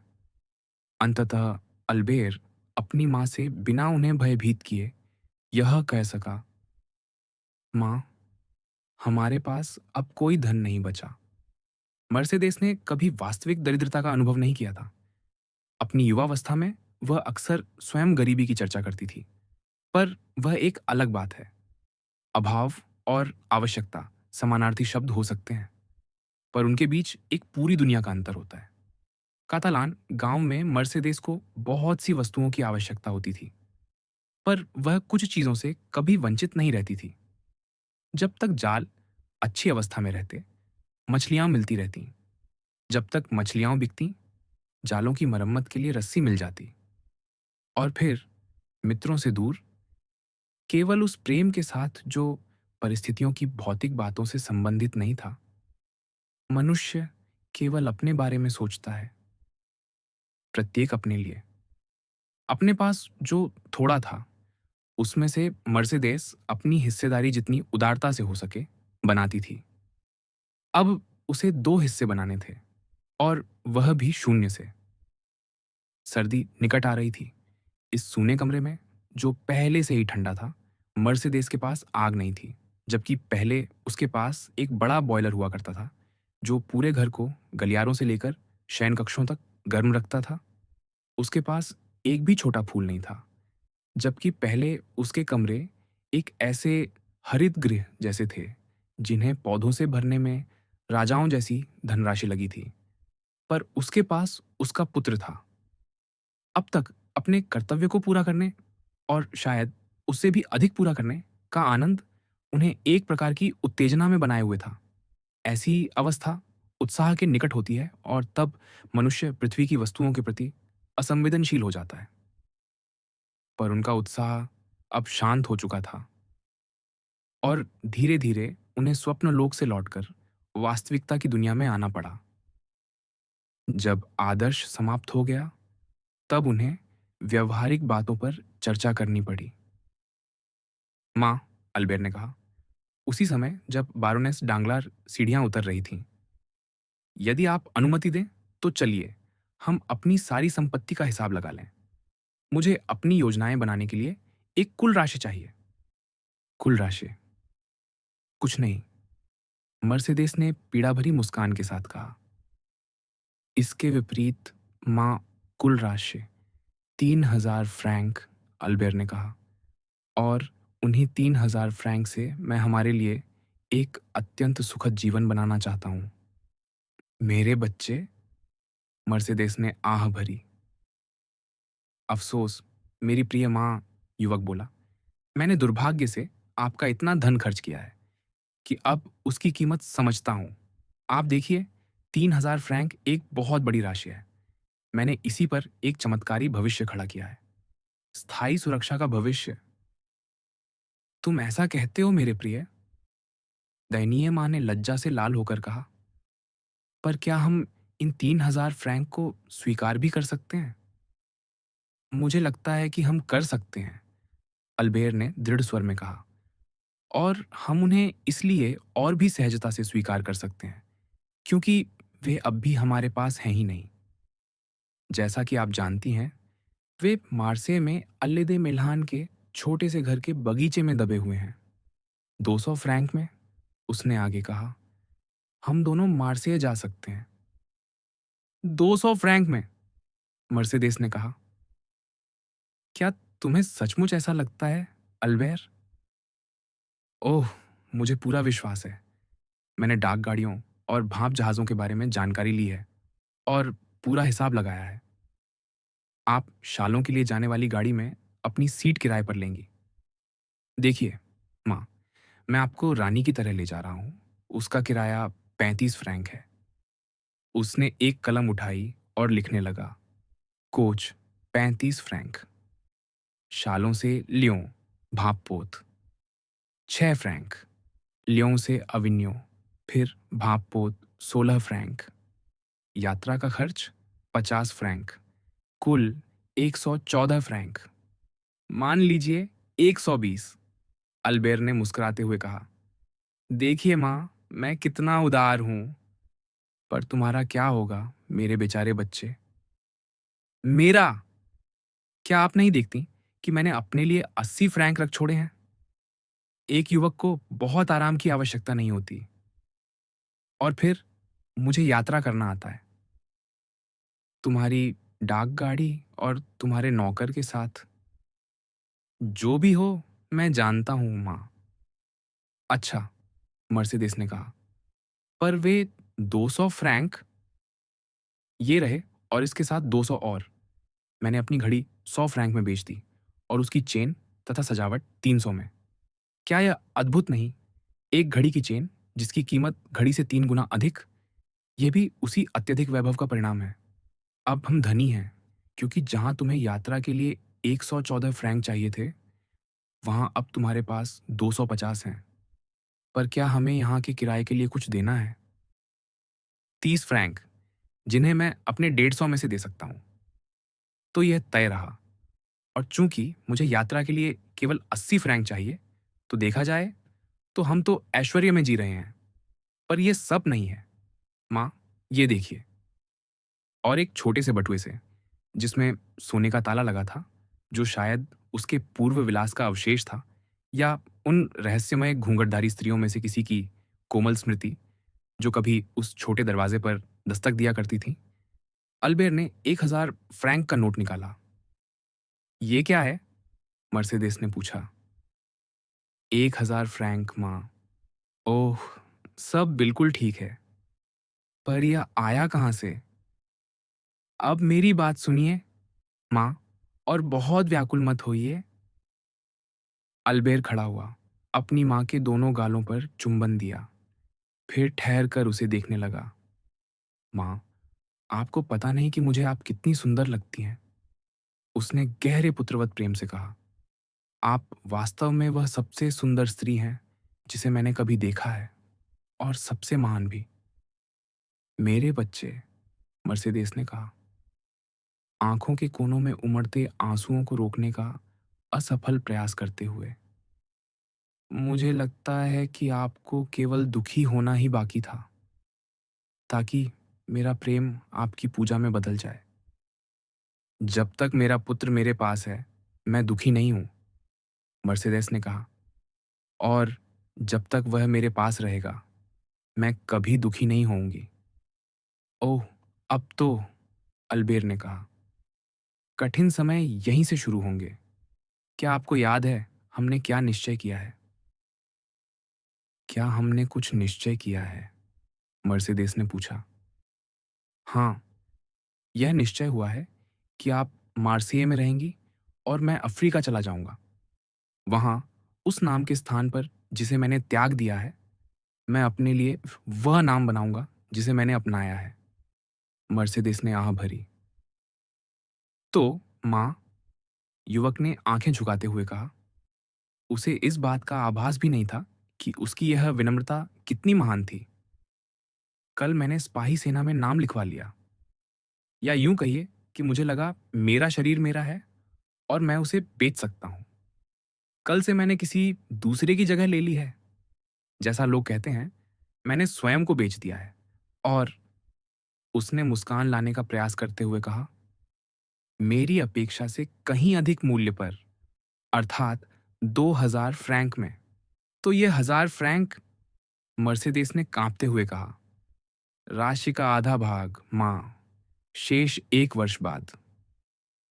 मर्सेदेस ने आकाश की ओर आंखें उठाईं, ऐसे भाव के साथ जिसे कोई कलाकार चित्रित नहीं कर सकता। उसके हृदय की पीड़ा उमड़ पड़ी, और पलकों पर ठहरे 2 आंसू चुपचाप उसके गालों पर बह निकले। "उसके रक्त की कीमत," उसने धीमे से कहा। "हाँ, यदि मैं मारा गया," मोरसेफ ने हंसते हुए कहा, "पर मैं आपको विश्वास दिलाता हूँ, प्रिय माँ, कि मेरा इरादा स्वयं को पूरी शक्ति से बचाने का है। मुझे कभी जीवन से इतना प्रेम नहीं हुआ।" "हे ईश्वर! हे ईश्वर!" मर्सेदेस ने कहा। "और फिर, माँ, मुझे क्यों मारा जाएगा? क्या लामोरिसियर मारे गए थे? दक्षिण के दूसरे नेय? क्या शांगारनियर मारे गए? या बेदो? क्या हमारे मित्र मोरेल मारे गए? जरा सोचिए, जब आप मुझे मेरी वर्दी में देखेंगी, उस पर लगी सुनहरी डोरियों के साथ, तो आपको कितना आनंद होगा। मैं आपको विश्वास दिलाता हूँ, मैं उसमें बहुत शानदार लगूंगा। सच तो ये है कि मैंने वही रेजिमेंट केवल उसकी वर्दी के कारण चुनी है।" मर्सिडीज ने मुस्कुराने का प्रयास करते हुए आह भरी। उस पवित्र स्त्री को समझ में आ गया था कि यह उचित नहीं कि उसका पुत्र ही उनके बलिदान का सारा भार उठाए। "तो आप देखती हैं, माँ," अल्बेर ने कहा, "आपके पास पहले से ही 4000 फ्रैंक से अधिक सुरक्षित हैं। इससे आप कम से कम 2 वर्ष तक रह सकती हैं।" "क्या सचमुच?" मर्सिडीज ने कहा। ये शब्द अनायास उसके होठों से निकल गए, और उनमें छिपी पीड़ा इतनी स्पष्ट थी कि अल्बेर उसका अर्थ समझे बिना नहीं रह सका। उसके गले में एक गांठ सी उठाई, और उसने अपनी मां का हाथ पकड़कर उसे कोमलता से थामते हुए कहा, "ओह हाँ, आप जीवित रहेंगी।" "मैं रहूंगी," मर्सिडीज ने कहा, "पर तुम नहीं जाओगे, है ना, मेरे बेटे?" "माँ, मुझे जाना ही होगा," अल्बेर ने शांत और दृढ़ स्वर में कहा। "आप मुझसे बहुत प्रेम करती हैं, इसलिए आप मुझे अपने पास निष्फल आलस्य में नहीं रखना चाहेंगी। और फिर मैंने अपना नाम लिख दिया है। तुम वही करो जो तुम्हें उचित लगे, मेरे बेटे। मैं वही करूँगी जो ईश्वर चाहेगा। यह मेरा नहीं, माँ, बल्कि बुद्धि और आवश्यकता का आदेश है। हम दोनों निराश प्राणी हैं, है ना? आपके लिए अब जीवन क्या है? कुछ भी नहीं। और मेरे लिए? आपके बिना बहुत कम। सच कहता हूँ, माँ, यदि आप ना होतीं, तो जिस दिन मैंने अपने पिता पर पहला संदेह किया और उनका नाम त्याग दिया, उसी दिन मेरा जीवन समाप्त हो गया होता।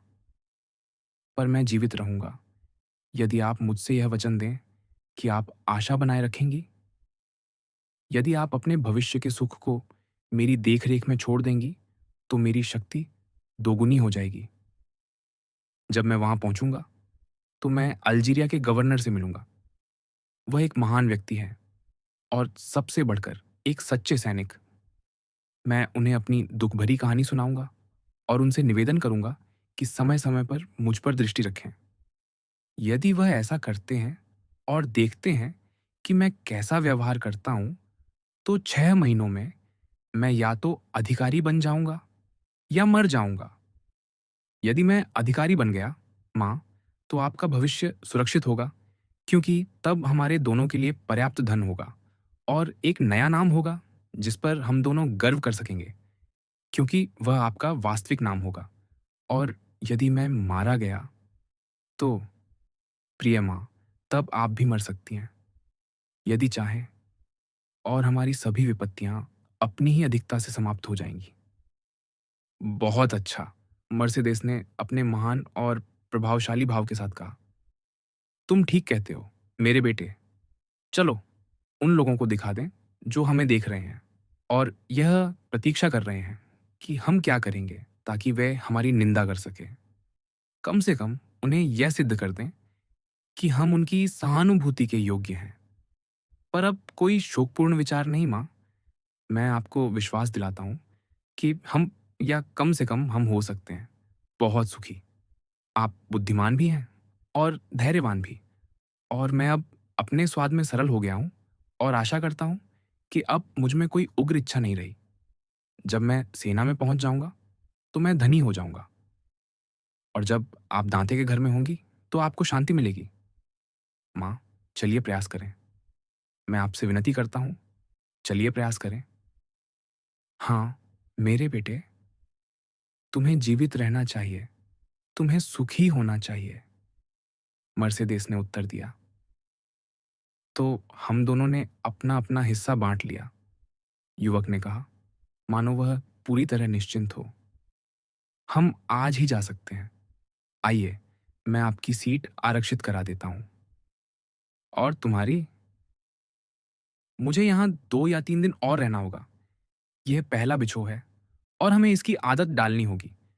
मुझे कुछ सिफारिशी पत्र चाहिए और अफ्रीका के बारे में कुछ जानकारी भी। फिर मैं मार्से में आपसे आ मिलूँगा। अच्छा तो चलो, मर्सिडीज़ ने कहा, अपने साथ लाई हुई एकमात्र शॉल, एक बहुत महंगी काली कश्मीरी, अपने चारों ओर लपेटते हुए। चलो, अल्बेर ने जल्दी-जल्दी अपने कागज़ समेटे, सराय के मालिक को देने के लिए 30 फ्रैंक चुकाने को घंटी बजाई और अपनी माँ को सीढ़ियाँ उतरने के लिए बाँह दे दी। उनसे पहले कोई और सीढ़ियाँ उतर रहा था और वह व्यक्ति रेलिंग पर रेशमी वस्त्र की सरसराहट सुनकर मुड़कर देखने लगा। देब्रे, अल्बेर बुदबुदाया, तुम मोरसेर्फ, मंत्री के सचिव ने उत्तर दिया, उसी सीढ़ी पर रुकते हुए जहां वह खड़ा था। जिज्ञासा ने देब्रे की गुमनाम बने रहने की इच्छा पर विजय पा ली, और वैसे भी उसे पहचान लिया गया था। इस अनजान सराय में उस युवक को देखना, जिसके दुर्भाग्य की चर्चा पूरे नगर में थी, स्वाभाविक ही बहुत रोचक था। मोरसैर्फ, देब्रे ने फिर कहा। फिर आधी रोशनी में मादाम मोरसैर्फ की अभी भी युवा आकृति और उनके काले घूंघट को देखकर वह मुस्कुराया और बोला, ओह, क्षमा कीजिए अल्बेर, मैं आपको छोड़ता हूँ। अल्बेर समझ गया कि वह क्या सोच रहा है। माँ, उसने मर्सिडीज की ओर मुड़ते हुए कहा, यह देब्रे हैं, गृह मंत्री के सचिव और मेरे पुराने मित्रों में से एक। पुराने का क्या अर्थ है? देब्रे ने विस्मय से कहा। मैं ऐसा इसलिए कहता हूँ देब्रे, अल्बेर ने आगे कहा, क्योंकि आज मेरे कोई मित्र नहीं है और मुझे कोई मित्र नहीं होना चाहिए। फिर भी मुझे पहचानने की कृपा के लिए मैं आपका बहुत आभारी हूँ। देब्रे 2 सीढ़ियाँ ऊपर चढ़ आया और उसने अल्बेर का हाथ सच्चे भाव से दबाया। विश्वास कीजिए, प्रिय अल्बेर, उसने कहा, जितनी भावना वह प्रकट कर सकता था, उतनी के साथ। आप पर जो दुर्भाग्य आया है, उसके लिए मुझे गहरा दुःख है और आपको जो भी आवश्यकता हो, उसके लिए मैं आपकी सेवा में उपस्थित हूँ। धन्यवाद महोदय, अल्बेर ने मुस्कुराकर कहा। पर हमारे दुर्भाग्यों के बावजूद हम इतने धनी हैं कि हमें किसी से कुछ मांगने की आवश्यकता नहीं है। हम पेरिस छोड़ रहे हैं और अपनी यात्रा का खर्च देने के बाद भी हमारे पास 5,000 फ्रैंक बचेंगे। देब्रे लाल पड़ गया। उसके पोर्टफोलियो में 10 लाख फ्रैंक थे। उसकी गणनात्मक आत्मा में चाहे कविता का कितना ही अभाव क्यों न हो, वह इस विचार से बच नहीं सका कि अभी थोड़ी ही देर पहले इसी घर में 2 स्त्रियां थीं, जिनमें से एक, जो न्यायोचित रूप से अपमानित थी, अपने वस्त्रों के नीचे 15 लाख फ्रैंक छिपाए होने पर भी निर्धन होकर चली गई थी, जबकि दूसरी, जो अन्यायपूर्ण रूप से आघात सह चुकी थी और अपने दुर्भाग्य में भी महान थी, कुछ सिक्कों को ही अपनी संपत्ति समझकर स्वयं को धनी मान रही थी।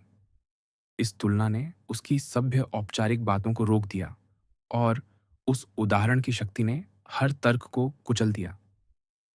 उसने कुछ अस्पष्ट शिष्ट वाक्य कहे और जल्दी से सीढ़ियों से नीचे उतर गया। उस दिन मंत्रालय में उसके अधीन काम करने वाले क्लर्कों को उसके चिड़चिड़े स्वभाव का बहुत सामना करना पड़ा। पर उसी शाम उसने मादेलैन बुलेवार्ड पर स्थित एक बहुत सुंदर मकान खरीद लिया, जिससे उसे प्रतिवर्ष 50,000 फ्रैंक की आय होने लगी।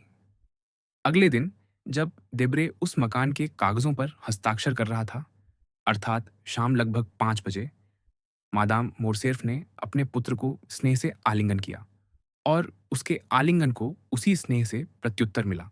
फिर वह डाकगाड़ी में बैठ गई, जिसका द्वार उसके पीछे बंद हो गया। मिसाजरी लाफित के आंगन में एक व्यक्ति छिपा हुआ था, कार्यालयों के ऊपर बने मेजानाइन की मेहराबदार खिड़कियों में से एक के पीछे। उसने मर्सेडेस को गाड़ी में बैठते देखा और उसे जाते हुए देखा। उसने अल्बेर को दूर जाते हुए भी देखा। फिर उसने अपने हाथ से अपने उस माथे को पोंछा जिस पर संदेह की रेखाएं उभर आई थीं और कहा, हाय, मैं उन 2 निर्दोष लोगों को वह सुख कैसे लौटा सकता हूँ जिसे मैंने उनसे छीन लिया है। ईश्वर मेरी सहायता करेगा। सिंहों का गड्ढा। ला फोर्स के एक भाग को, वही जिसमें सबसे खतरनाक कैदी और सबसे भयंकर अपराधों के अभियुक्त रखे जाते हैं, संत बरनार का आंगन कहा जाता है। पर कैदियों ने अपनी भावपूर्ण बोली में उसका नाम बदलकर सिंहों का गड्ढा रख दिया है, शायद इसलिए कि यहाँ बंद लोगों के दांत अक्सर सलाखों को कुतरते रहते हैं और कभी-कभी पहरेदारों को भी। यह जेल के भीतर एक और जेल है। यहाँ की दीवारें अन्य स्थानों की तुलना में दुगनी मोटी हैं। हर दिन एक द्वारपाल सावधानी से भारी लोहे की जालियों की जांच करता है और यहाँ के पहरेदारों के हेरक्युलिस जैसे शरीर और ठंडी, भेदक आंखों से स्पष्ट हो जाता है कि उन्हें भय उत्पन्न करने की शारीरिक और मानसिक क्षमता के कारण चुना गया है। इस भाग का व्यायाम आंगन ऊंची दीवारों से घिरा हुआ है, जिन पर सूर्य की किरणें केवल तिरछे रूप में पड़ती हैं, और वह भी तब जब वह इस नैतिक और शारीरिक क्रूरता की खाई में उतरने की कृपा करता है। इन्हीं पत्थरों पर भोर होते ही वे लोग भटकते दिखाई देते हैं, जिनकी गर्दनें न्याय ने तेज होती हुई तलवार के नीचे झुका दी हैं। पीले, थके हुए, जंगली आंखों वाले, मानो भूत हों, उन्हें झुके हुए देखा जा सकता है, उस दीवार से चिपके हुए जिसमें कुछ अधिक ऊष्मा हो। वहीं वे ठहरे रहते हैं, कभी जोड़े में बातें करते हुए, पर अधिकतर अकेले, लगातार उस द्वार की ओर देखते हुए जो कभी किसी निवासी को इस भयावह स्थान से बाहर बुलाने के लिए खुलता है या समाज की भट्ठी से निकला कोई नया कचरा इस खाई में फेंक देता है। संत बरनार के आंगन का अपना एक मुलाकात कक्ष भी है। एक लंबा आयताकार कक्ष जो दो समानांतर लोहे की जालियों से दो भागों में विभाजित है। ये जालियां 3 फुट की दूरी पर लगी हैं ताकि आगंतुक कैदी से हाथ न मिला सके और न ही उसे कुछ दे सके। ये कक्ष अंधेरा, सीलन भरा और हर दृष्टि से घृणित है, विशेषकर तब जब कोई सोचता है कि इन जालियों के बीच कितने भयानक रहस्य बोले गए होंगे और जिन्होंने लोहे की सलाखों तक को जंग लगा दी होगी। पर यह स्थान चाहे कितना भी भयानक क्यों ना हो, उन लोगों के लिए स्वर्ग है जिनके दिन गिने जा चुके हैं, क्योंकि यहाँ आकर वे उस समाज की स्मृति को पुनः छूते हैं जिसकी वे लालसा करते हैं। क्योंकि सिंहों के इस गड्ढे से बाहर निकलकर कहीं और जाना बहुत दुर्लभ है, सिवाय सेंट जाग की चौकी, दंड उपनिवेश या पागल खाने के। जिस आंगन का हमने अभी वर्णन किया है, जो नमसीलन से भीगा हुआ था, उसमें एक युवक टहल रहा था, अपने कोट की जेबों में हाथ डाले। वह युवक गड्ढे के निवासियों की उत्सुक दृष्टियों का विषय बना हुआ था। यदि उसके कपड़े फटे न होते, तो उनकी कटाई के कारण वह कुछ हद तक किसी फैशनेबल व्यक्ति जैसा प्रतीत होता।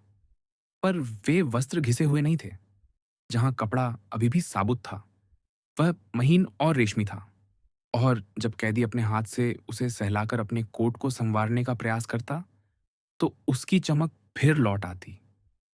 वह उसी सावधानी से अपनी उस लिनन की कमीज को भी संभाल रहा था, जिसका रंग जेल में आने के बाद काफी फीका पड़ गया था। और अपने चमकदार जूतों को वह रूमाल के कोने से रगड़ रहा था। उस रूमाल पर एक राज चिन्ह के नीचे खड़ाई से अक्षर बने हुए थे। सिंहों के गड्ढे के कुछ कैदी उसके इस साज सज्जा के प्रति विशेष रुचि दिखा रहे थे। देखो, राजकुमार अपने को संवार रहा है, एक चोर ने कहा। वह तो स्वभाव से ही बहुत सुडौल है, दूसरे ने कहा। यदि उसके पास एक कंघी और थोड़ा पोमेड होता, तो वह उन सफेद दस्ताने वाले सज्जनों को भी मात दे देता। उसका कोट तो बिल्कुल नया लगता होगा और उसके जूते कितने सुंदर चमक रहे हैं। ऐसे सम्मानित साथी का होना हमारे लिए गौरव की बात है। और वे जेंडार्म तो सचमुच बदमाश हैं, ईर्ष्यालु लोग। ऐसे कपड़ों का क्या हाल कर दिया। कहते हैं वह कोई प्रसिद्ध व्यक्ति है, एक और ने जोड़ा। सब कुछ कर चुका है और बड़े अंदाज से, और इतनी कम उम्र में यहां आ गया। सचमुच अद्भुत। इस भयावह प्रशंसा का पात्र मानो इस प्रशंसा की सुगंध का आनंद ले रहा था, क्योंकि वह शब्द तो नहीं सुन सकता था, पर उसका आभास पा रहा था। अपनी सज्जा पूरी कर लेने के बाद वह भोजनालय की खिड़की के पास गया, जिसके सहारे एक पहरेदार खड़ा था। आइए महोदय, उसने कहा, मुझे 20 फ्रैंक उधार दे दीजिए। मैं बहुत शीघ्र लौटा दूंगा। मेरे बारे में चिंता मत कीजिए। सोचिए, मेरे कुछ रिश्तेदारों के पास आपके पास जितने पैसे हैं, उससे भी अधिक करोड़ों हैं। तो कृपया 20 फ्रैंक दीजिए, ताकि मैं एक पिस्तौल खरीद सकूं और एक ड्रेसिंग गाउन भी। मैं हमेशा कोट और जूतों में नहीं रह सकता। और यह कैसा कोट है महोदय? राजकुमार कावलकांति के लिए। पहरेदार ने उसकी ओर पीठ कर ली और कंधे उचकाकर खड़ा रहा। उसने उन शब्दों पर हंसी भी नहीं की जो किसी के भी होठों पर मुस्कान ला सकते थे, क्योंकि वह ऐसे वाक्य अनेक बार सुन चुका था, बल्कि वही बात बार बार सुन चुका था। अच्छा, आंद्रिया ने कहा, तुम संवेदनहीन आदमी हो और मैं तुम्हें नौकरी से निकलवा दूंगा। इस अंतिम वाक्य ने पहरेदार को पलटकर देखने पर मजबूर कर दिया, और इस बार उसने सचमुच प्रतिक्रिया दी, एक जोरदार ठहाके के साथ। यह सुनते ही अन्य कैदी भी इकट्ठा हो गए। मैं कह रहा हूं, आंद्रिया बोला, कि इस तुच्छ रकम से मैं अपने लिए एक कोट और ड्रेसिंग गाउन खरीद सकता हूं, ताकि जिस महान अतिथि की मुझे किसी भी दिन प्रतीक्षा है, उसका स्वागत उचित ढंग से कर सकूं। यह सही कह रहा है, सही कह रहा है, कैदी चिल्लाए। धत, साफ दिखाई देता है कि यह सच्चा सज्जन है। तो फिर तुम ही इसे 20 फ्रैंक उधार दे दो, पहरेदार ने कहा, अपना भार अपने दूसरे विशाल कंधे पर डालते हुए। क्या यह तुम अपने साथी के लिए नहीं कर सकते? मैं इन लोगों का साथी नहीं हूं, युवक ने गर्व से कहा। मेरा अपमान मत करो, तुम्हें ऐसा करने का कोई अधिकार नहीं है। चोर एक दूसरे की ओर देखने लगे और धीरे धीरे बड़बड़ाने लगे, और पहरेदार की उकसाहट से, आंद्रेया के शब्दों से भी अधिक, एक तूफान उस अभिमानी कैदी के चारों ओर उठने लगा। पहरेदार, इस विश्वास में कि जब लहरें बहुत ऊंची उठने लगेंगी तो वह उन्हें शांत कर देगा, तूफान को कुछ देर तक उमड़ने देता रहा, उस आदमी के साथ एक चाल चलने के लिए जो उसे लगातार परेशान कर रहा था, और अपनी उबाऊ ड्यूटी के बीच थोड़ी हल्की फुल्की मनोरंजन पाने के लिए। चोर पहले ही आंद्रेया के पास आ चुके थे और कुछ चिल्ला रहे थे, जूता, जूता। यह एक क्रूर खेल था जिसमें इन सज्जनों के अप्रसन्न साथी पर चप्पल से नहीं बल्कि कीलों लगे भारी जूते से हमला किया जाता था। दूसरों ने ईल का सुझाव दिया। यह एक अलग प्रकार का मनोरंजन था जिसमें एक मुड़े हुए रूमाल में रेत, कंकड़ या सिक्के भर दिए जाते थे, यदि उनके पास हों, और फिर उससे शिकार के सिर और कंधों पर प्रहार किया जाता था। इस सज्जन को सबक सिखाओ, कुछ लोग बोले। असली जेंटलमैन। पर आंद्रेया ने मुड़कर उनकी ओर देखा, आंख मारी, गाल में जीभ दबाई और होठों से एक छटकारा किया जिसका अर्थ इन डाकुओं के लिए बहुत कुछ था, और वे तुरंत चुप हो गए। ये वे गुप्त संकेत थे जो कादरूस ने उसे सिखाए थे, और गुंडों ने अपने ही एक साथी को पहचान लिया। रूमाल तुरंत नीचे गिर गए और कीलों वाला जूता फिर से मुख्य जल्लाद के पैर में लौट गया। कुछ आवाजें बुदबुदाईं कि सज्जन ठीक कह रहे हैं, कि वह अपनी तरह से ईमानदार हो सकता है और कैदियों को विचारों की स्वतंत्रता का उदाहरण प्रस्तुत करना चाहिए। दंगा थम गया। पहरेदार इतना चकित हुआ कि उसने तुरंत आंद्रेया के हाथ पकड़ लिए और उसकी तलाशी लेने लगा, ये मानते हुए कि सिंहों के गड्ढे के निवासियों में आए इस अचानक परिवर्तन का कारण केवल सम्मोहन नहीं हो सकता। आंद्रेया ने उसे ऐसा करने दिया, पर बिना विरोध किए नहीं। उसी समय फाटक की ओर से एक पुकार सुनाई दी। बेनेडेट्टो, एक निरीक्षक ने आवाज लगाई। पहरेदार ने अपनी पकड़ छोड़ दी। कोई मुझसे मिलना चाहता है? आंद्रेया ने पूछा। मुलाकात कक्ष में, आवाज आई। देखा, कोई मुझसे मिलने आया है। ओह, मेरे प्रिय मित्र, अब तुम देखोगे कि कावलकांति के साथ किसी साधारण आदमी जैसा व्यवहार नहीं किया जाता। काले साए की तरह आंगन पार करते हुए आंद्रेया आधे खुले दरवाजे से भीतर चला गया, और उसके साथी कैदी तथा स्वयं पहरेदार भी प्रशंसा से उसे देखते रह गए।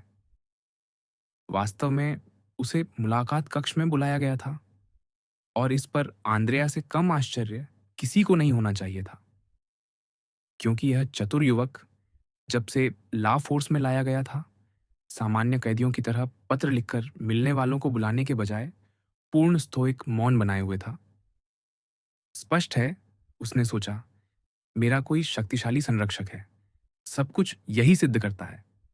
मेरा अचानक भाग्य, हर बाधा को पार कर लेने की सहजता, तैयार बना हुआ परिवार, एक प्रतिष्ठित नाम जिसे मैं अपना कह सकता था, मेरे ऊपर बरसाया गया सोना, और मेरी महत्वाकांक्षा को संतुष्ट करने के लिए प्रस्तुत शानदार विवाह प्रस्ताव।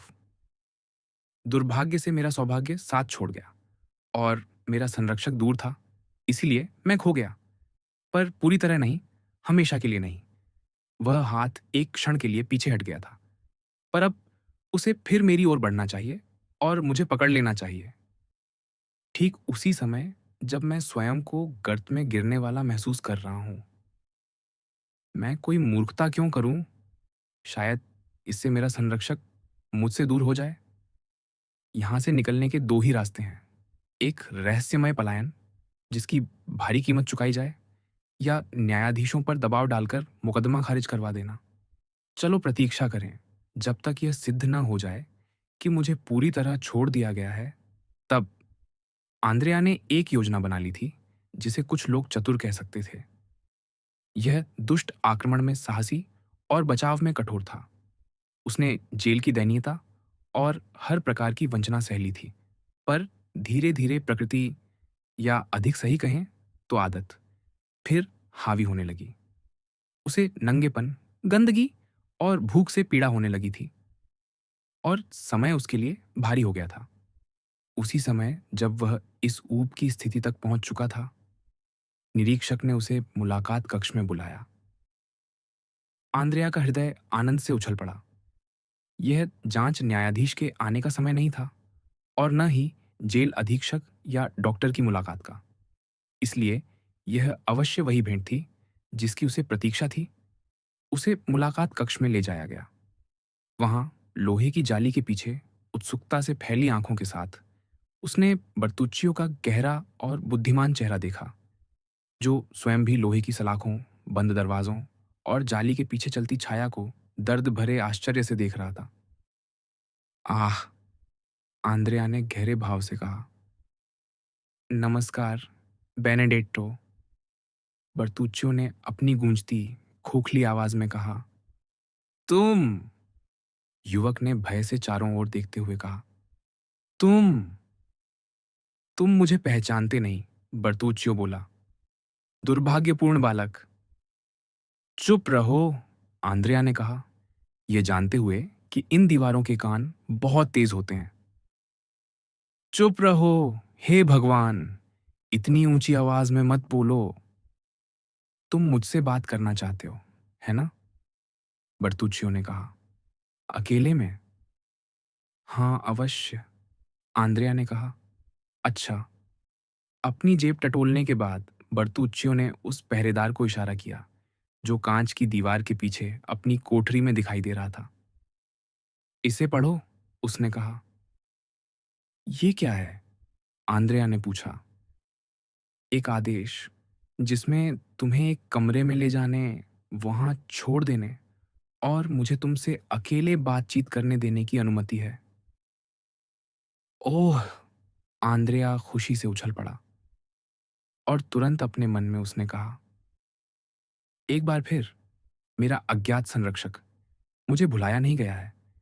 वह इसे गुप्त रखना चाहता है, क्योंकि हम एक कमरे में अकेले बात करने वाले हैं। मैं समझ गया। बर्तुच्चियो को मेरे संरक्षक ने भेजा है।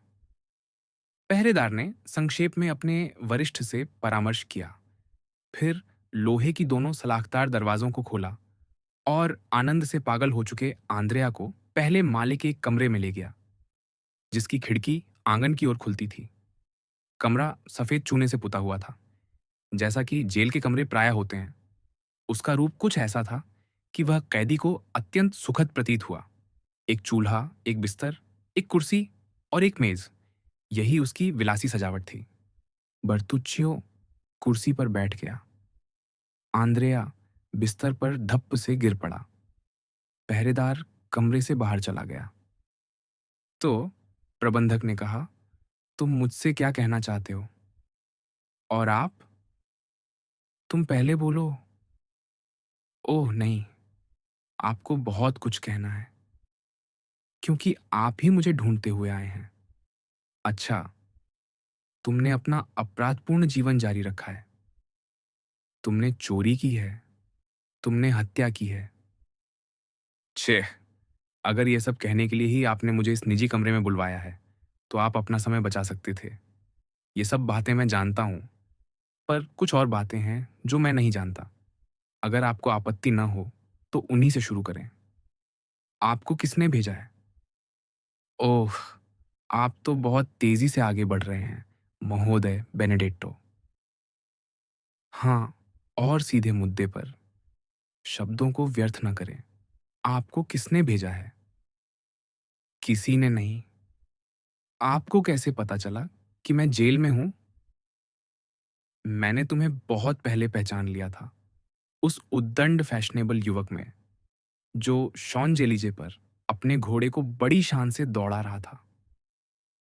शॉन जेलीजे, आ, अब बात गर्म हो रही है, जैसा कि जूता खोजो के खेल में कहा जाता है। शॉन जेलीजे, तो चलिए मेरे पिता की बात करें। क्या कहते हैं? मैं कौन हूं फिर? आप, मेरे अच्छे महोदय, मेरे पालक पिता हैं।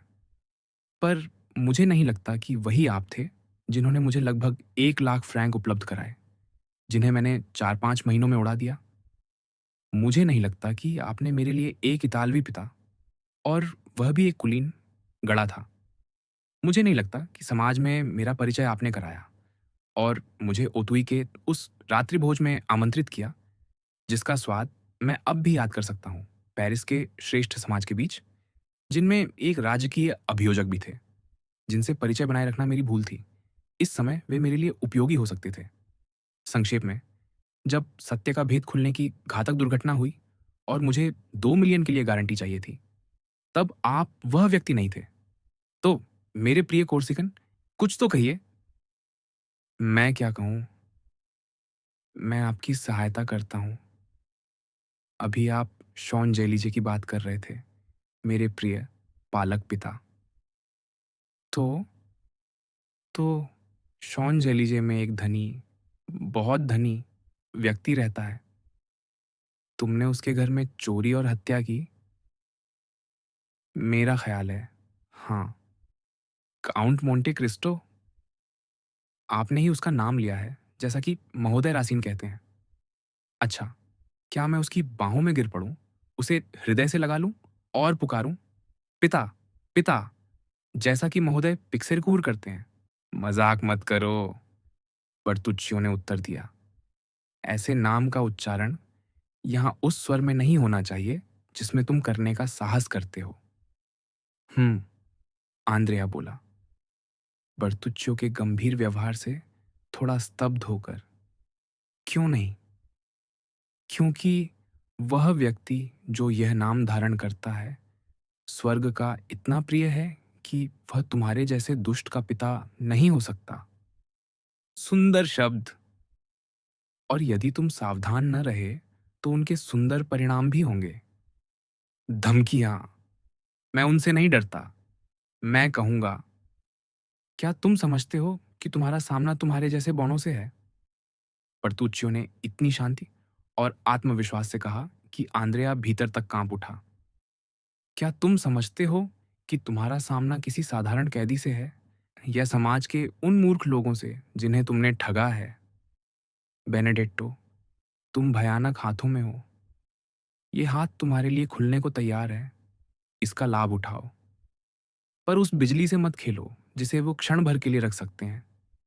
पर यदि तुम उनकी स्वतंत्रता में बाधा डालोगे तो फिर उठा लेंगे। मेरे पिता? मैं जानना चाहता हूं कि मेरा पिता कौन है, आंद्रेया ने हठपूर्वक कहा। यदि आवश्यकता पड़ी तो मैं इस प्रयास में मर जाऊंगा, पर जानकर रहूंगा। बदनामी का मेरे लिए क्या अर्थ है? धन, प्रतिष्ठा, प्रसिद्धि, जैसा कि पत्रकार बोशां कहते हैं। पर तुम लोग जो समाज से जुड़े हो, बदनामी में कुछ ना कुछ खोते ही हो, अपने करोड़ों और कुल चिन्हों के बावजूद। तो मेरा पिता कौन है? मैं तुम्हें बताने ही आया हूं। आह, बेनेडेट्टो की आंखें चमक उठी। उसी क्षण दरवाजा खुला और पहरेदार ने बर्तुच्चियों से कहा, क्षमा कीजिए महोदय, पर जांच अधिकारी कैदी की प्रतीक्षा कर रहे हैं। तो मेरे मुकदमे की जांच समाप्त हो गई? आंद्रेया ने उस अच्छे प्रबंधक से कहा। धत्त तेरे की, वह हमें बाधित कर गया। मैं कल फिर आऊंगा, बर्तुच्चियो ने कहा। अच्छा, आंद्रेया ने उत्तर दिया। पहरे के सज्जनों, मैं आपके हवाले हूं। ओह, मेरे प्रिय महोदय, कृपया पहरेदार को 10 एक्यू या इतना कुछ दे दीजिए, ताकि वे मुझे यहाँ जो चाहिए वह दिला सकें। ऐसा ही होगा, बर्तुच्चियो ने उत्तर दिया। आंद्रेया ने हाथ बढ़ाया। बर्तुच्चियो ने अपना हाथ जेब में ही रखा और उसमें पड़े कुछ सिक्कों को खनखनाया। मेरा आशय यही था, आंद्रेया ने मुस्कान बनाकर कहा। यद्यपि भीतर से वह बर्तुच्चियों के शांत व्यवहार से काफी विचलित हो चुका था। कहीं मैं गलत तो नहीं था, उसने सोचा, जब वह लोहे की सलाखों वाली खिड़कियों वाले उस लंबे वाहन में बैठ रहा था, जिसे ब्लैक मारिया कहा जाता है। देखेंगे तो फिर कल तक, उसने बर्तुच्चियों की ओर मुड़कर जोड़ा। कल तक, प्रबंधक ने कहा। न्यायाधीश। ये याद होगा कि अब्बे बुझोनी अंतिम कक्ष में नोर्तियर के साथ अकेले रह गए थे, और वही वृद्ध तथा वही पादरी उस युवती के शव की देखरेख का दायित्व अपने ऊपर ले चुके थे। संभव है कि अब्बे की ईसाई शिक्षाएं, या उनकी कोमल दया, या उनके मनोहर शब्दों ने वृद्ध का साहस लौटा दिया हो, क्योंकि जैसे ही उसे पादरी से अकेले में बात करने का अवसर मिला, प्रारंभ में जिस निराशा ने उसे अभिभूत कर दिया था, उसकी जगह नोर्तियर के व्यवहार में पूर्ण धैर्य दिखाई देने लगा। और यह शांति उन लोगों को और भी अधिक आश्चर्यजनक लगी जिन्हें वैलेंटीन के प्रति उसके गहरे स्नेह की स्मृति थी। मोंस्यूर de विल्फोर ने उस सुबह के बाद से, जिस दिन उसकी मृत्यु हुई थी, वृद्ध को नहीं देखा था। पूरे घर का ढांचा बदल दिया गया था। स्वयं विल्फोर के लिए एक नया नौकर रख लिया गया था, नोर्तियर के लिए दूसरा सेवक। मैडम द विल्फोर की सेवा में दो नई स्त्रियां आ गई थीं, और इस प्रकार दरबान से लेकर कोचवान तक सबके चेहरे नए थे, मानो इस अभिशप्त घर के विभिन्न स्वामियों के बीच नई दीवारें खड़ी हो गई हों, और उनके पहले से ही ठंडे संबंधों के बीच और भी दूरी आ गई हो। वैसे भी 3 दिनों बाद अदालत की कार्यवाही आरंभ होने वाली थी, और विल्फोर अपने अध्ययन कक्ष में बंद होकर कादरूस के हत्यारे के विरुद्ध अभियोग पत्र तैयार करने में बुखार की सी व्यग्रता से लगा हुआ था। यह मामला, जैसे वे सभी मामले जिनमें मोंटे क्रिस्टो के काउंट का संबंध रहा था, पेरिस में भारी हलचल का कारण बन गया था। सबूत निर्णायक नहीं थे, क्योंकि वे केवल उन कुछ शब्दों पर आधारित थे जिन्हें मरते हुए एक कैदी ने लिखा था। वही कैदी जो उस व्यक्ति का पूर्व साथी रह चुका था, जिस पर वह आरोप लगा रहा था, और जो संभव है कि घृणा या प्रतिशोध से प्रेरित होकर ऐसा कर रहा हो। न्यायाधीश नैतिक रूप से निश्चित था, पर उससे अधिक कुछ नहीं। अंततः राजकीय अभियोजक इस भयावह निश्चितता तक पहुंच गया था कि बेनेडिक्टो ही अपराधी है, और यह कठिन विजय उसे उन आत्मसंतोषों में से एक देने वाली थी जो उसके बर्फ जैसे हृदय की शेष संवेदनाओं को अभी भी छू सकती थीं। इस प्रकार विल्फोर के अनवरत परिश्रम के कारण मुकदमे की कार्यवाही आरंभ हुई। वह चाहता था कि इसे आगामी अधिवेशन का पहला मामला बनाया जाए, इसलिए उसे सामान्य से भी अधिक अपने को छिपाकर रखना पड़ा, ताकि उन असंख्य लोगों की मांगों का उत्तर देने से बच सके जो सुनवाई के लिए टिकट मांग रहे थे। इसके अतिरिक्त बेचारी वैलेंटीन को दफनाए अब भी बहुत कम समय बीता था। परिवार का शोक अब भी इतना ताज़ा था कि किसी को यह देखकर आश्चर्य नहीं हुआ कि पिता पूरी तरह अपने कर्तव्यों में डूबा हुआ है, अर्थात उसी एक चीज में जो उसके दुख से उसका ध्यान हटा सकती थी। केवल एक बार, उस दिन के बाद जब बेनेडेट्टो को बर्तुच्चियो की दूसरी भेंट मिली थी, जिस दिन वह उसे उसके पिता का नाम बताने वाला था, अर्थात उसके अगले दिन जो रविवार था, केवल उसी एक बार, जैसा कि हमने कहा, विल्फोर ने अपने पिता को देखा। उस समय न्यायाधीश अत्यधिक थकान से अभिभूत होकर अपने घर के बगीचे में उतर आया था। वह अंधेरा किसी अटल विचार के बोझ से झुका हुआ, मानो तारक्विन की तरह अपनी छड़ी से सबसे ऊंचे खसखस के सिर काट रहा हो। उसी प्रकार रास्ते के दोनों ओर खड़े हॉली हॉक के लंबे मुरझाते तनों को गिरा रहा था।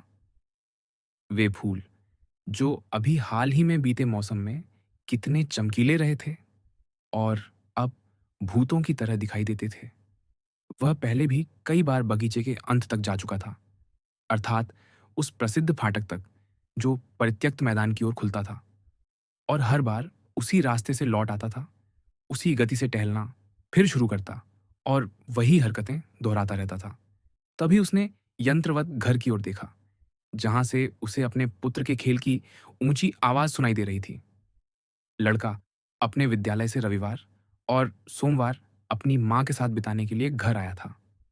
उसी क्षण उसने एक खुली खिड़की पर मोंस्यूर नोर्तियर को देखा। वृद्ध ने अपनी कुर्सी उस खिड़की तक मंगवा ली थी ताकि अभी भी गर्म सूर्य की अंतिम किरणों का आनंद ले सके, जो मरती हुई कन्वॉल्वुलस की लताओं और बालकनी के चारों ओर लिपटी बेलों की लाल होती पत्तियों को विदा कहने आई थीं। वृद्ध की आंख मानो किसी एक बिंदु पर स्थिर थी, जिसे विल्फोर ठीक ठीक पहचान नहीं पा रहा था। उसकी दृष्टि में इतना घृणा और उग्रता भरा हुआ था, और उसमें इतनी अधीरता जल रही थी कि राजकीय अभियोजक, जो उस चेहरे की हर सूक्ष्म अभिव्यक्ति को पढ़ने का अभ्यस्त था, अपने रास्ते से हट गया ताकि देख सके कि कौन उस दृष्टि को आकर्षित कर रहा है। नींबू के वृक्षों के एक झुरमुट के नीचे, जो लगभग पत्तियों से रहित हो चुके थे, उसने मैडम द विल्फोर को देखा। वह हाथ में एक पुस्तक लिए बैठी थी और बीच बीच में पढ़ने से सिर उठाकर अपने पुत्र को मुस्कुराकर देखती थी, या उस रबर की गेंद को वापस फेंक देती थी जिसे वह ड्राइंग रूम से बगीचे में बार बार उछाल रहा था। विल्फोर पीला पड़ गया, क्योंकि वह समझ गया कि वृद्ध क्या चाहता है। नोर्तियर अभी भी उसी स्थान की ओर देख रहा था, पर उसकी आंखें बार बार पत्नी से पति की ओर घूम जाती थीं, और तब स्वयं विल्फोर को उन भयानक आंखों के आक्रमण को सहना पड़ता था। वे आंखें जो एक वस्तु से दूसरी वस्तु की ओर मुड़ते समय अपने अर्थ भी बदल देती थीं, पर अपने धमकी भरे भाव को कभी नहीं खोती थीं। न्यायाधीश जारी। मैडम द विल्फोर अपने सिर के ऊपर चल रही इन भावनाओं की टकराहट से बिल्कुल अनभिज्ञ उस समय अपने पुत्र की गेंद हाथ में लिए उसे चुंबन के बदले आकर लेने का संकेत कर रही थी। पर एडवार को मनाने में काफी समय लगा। अपनी माँ का एक चुंबन शायद उसे उस परिश्रम का पर्याप्त पुरस्कार नहीं लगता था जो उसे करना पड़ता। अंततः उसने निश्चय किया। खिड़की से कूदकर एस्टर और हेलियोट्रोप के फूलों की क्यारी में उतरा और पसीने से भीगा हुआ माथा लिए मैडम द विल्फोर के पास दौड़ आया। मैडम द विल्फोर ने उसका माथा पोंछा, उस गीली हाथी दांत जैसी त्वचा पर अपने होंठ रखे, और बच्चे को एक हाथ में गेंद और दूसरे हाथ में मिठाइयां देकर वापस भेज दिया। विल्फोर किसी अदृश्य चुंबक से खिंचा हुआ, मानो सांप से मोहित पक्षी, घर की ओर बढ़ाया।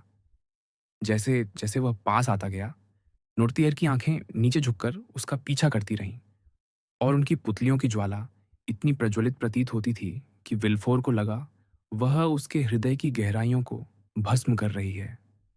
वास्तव में उन आंखों में एक भयंकर आरोप पढ़ा जा सकता था, साथ ही एक भयानक धमकी भी। फिर नोर्तिएर की आंखें और पलकों ने आकाश की ओर उठकर मानो अपने पुत्र को किसी भूली हुई शपथ की याद दिलाई। ठीक है महोदय, विल्फोर ने आंगन में कदम रखते हुए उत्तर दिया। ठीक है, एक दिन और धैर्य रखिए। मैं वही करूंगा जो मैंने कहा था।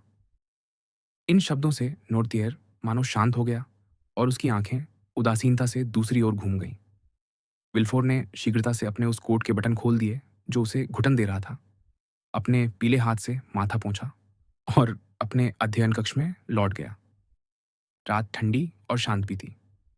घर में सभी लोग सामान्य रूप से सोने चले गए और सो गए। केवल विल्फोर, जैसा कि प्रायः होता था, दूसरों के साथ सोने नहीं गया, बल्कि सुबह के 5 बजे तक काम करता रहा।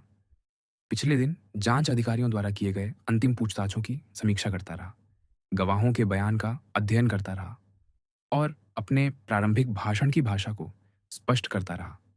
वह भाषण, जो उसके सबसे शक्तिशाली और सूक्ष्म रूप से रचित भाषणों में से एक था। अदालत का पहला अधिवेशन अगले दिन सोमवार को होना था।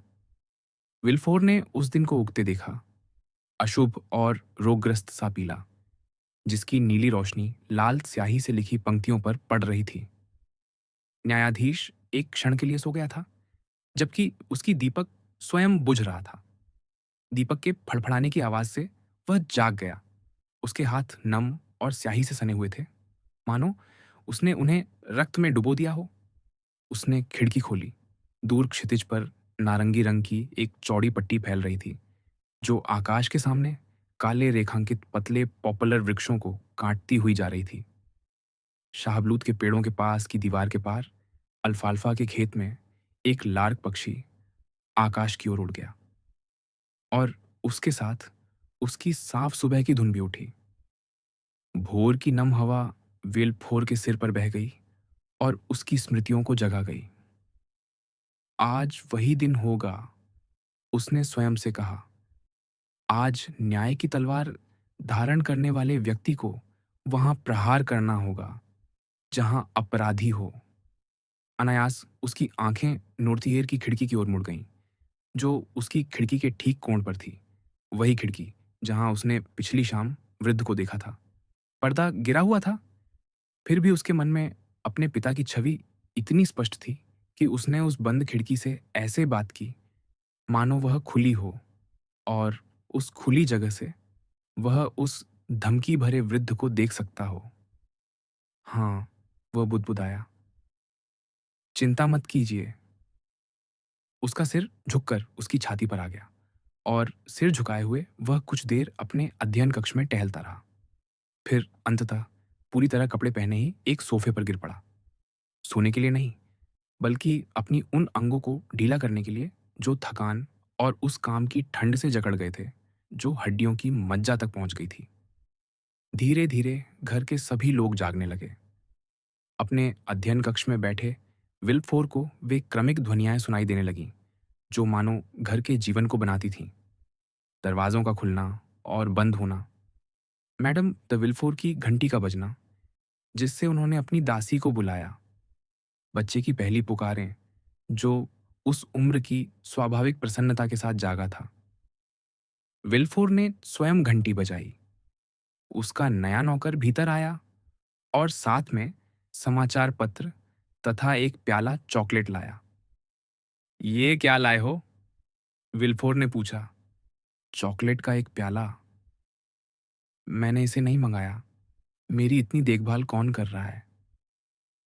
मैडम, उन्होंने कहा कि आज हत्या के मामले में महोदय को बहुत बोलना पड़ सकता है और इसलिए उन्हें अपनी शक्ति बढ़ानी चाहिए। और नौकर ने सोफे के पास की मेज पर वह सुनहरी प्याला रख दिया, वही मेज जो अन्य सबकी तरह कागजों से ढकी हुई थी। फिर वह बाहर चला गया। विल्फोर कुछ क्षण तक उस प्याले को कठोर दृष्टि से देखता रहा, फिर अचानक उसे पकड़कर एक ही घूंट में उसकी सारी सामग्री पी गया, मानो वह आशा कर रहा हो कि वह तरल कोई घातक विष हो और वह मृत्यु को पुकार रहा हो कि वह उसे उस कर्तव्य से मुक्त कर दे जो उससे मरने से भी कठिन कार्य की मांग कर रहा था। फिर वह उठा और अपने अध्ययन कक्ष में चक्कर लगाने लगा, एक ऐसी मुस्कान के साथ जिसे यदि कोई देख लेता तो भयावह मानता। चॉकलेट हानि रहित थी और मॉन्सियोर द विल्फोर को उससे कोई बुरा प्रभाव महसूस नहीं हुआ। जब नाश्ते का समय आया तो मॉन्सियोर द विल्फोर मेज पर नहीं पहुंचा। नौकर फिर अध्ययन कक्ष में आया। मैडम महोदय को यह सूचित करना चाहती हैं, उसने कहा, कि अभी 11 बज चुके हैं और अधिवेशन दोपहर 12 बजे आरंभ होगा।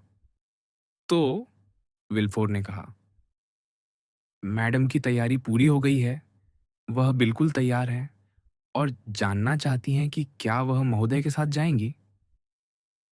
कहाँ? न्यायालय। किस लिए? मैडम कहती हैं कि वह आज की कार्यवाही में उपस्थित होना बहुत चाहती हैं। आह! विल्फोर ने लगभग भयावह स्वर में कहा। सचमुच ऐसा है। नौकर सहम गया और बोला, यदि महोदय अकेले जाना चाहें तो मैं मैडम को बता दूंगा। कुछ क्षण तक विल्फोर ने कुछ नहीं कहा, केवल अपने गाल को खुजलाता रहा, जो उसकी आबनूस जैसी काली दाढ़ी के विपरीत अत्यंत पीला दिखाई दे रहा था। मैडम से कहो, उसने अंततः कहा, कि मैं उनसे बात करना चाहता हूं और वे अपने कक्ष में मेरी प्रतीक्षा करें। जी, महोदय। फिर लौट कर आना और मुझे दाढ़ी बनाकर तैयार करना। अभी। नौकर थोड़ी देर के लिए चला गया।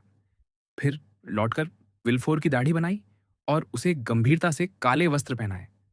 जब वह समाप्त कर चुका तो बोला, मैडम कहती हैं कि जैसे ही महोदय तैयार हो जाए वे उनकी प्रतीक्षा करेंगी।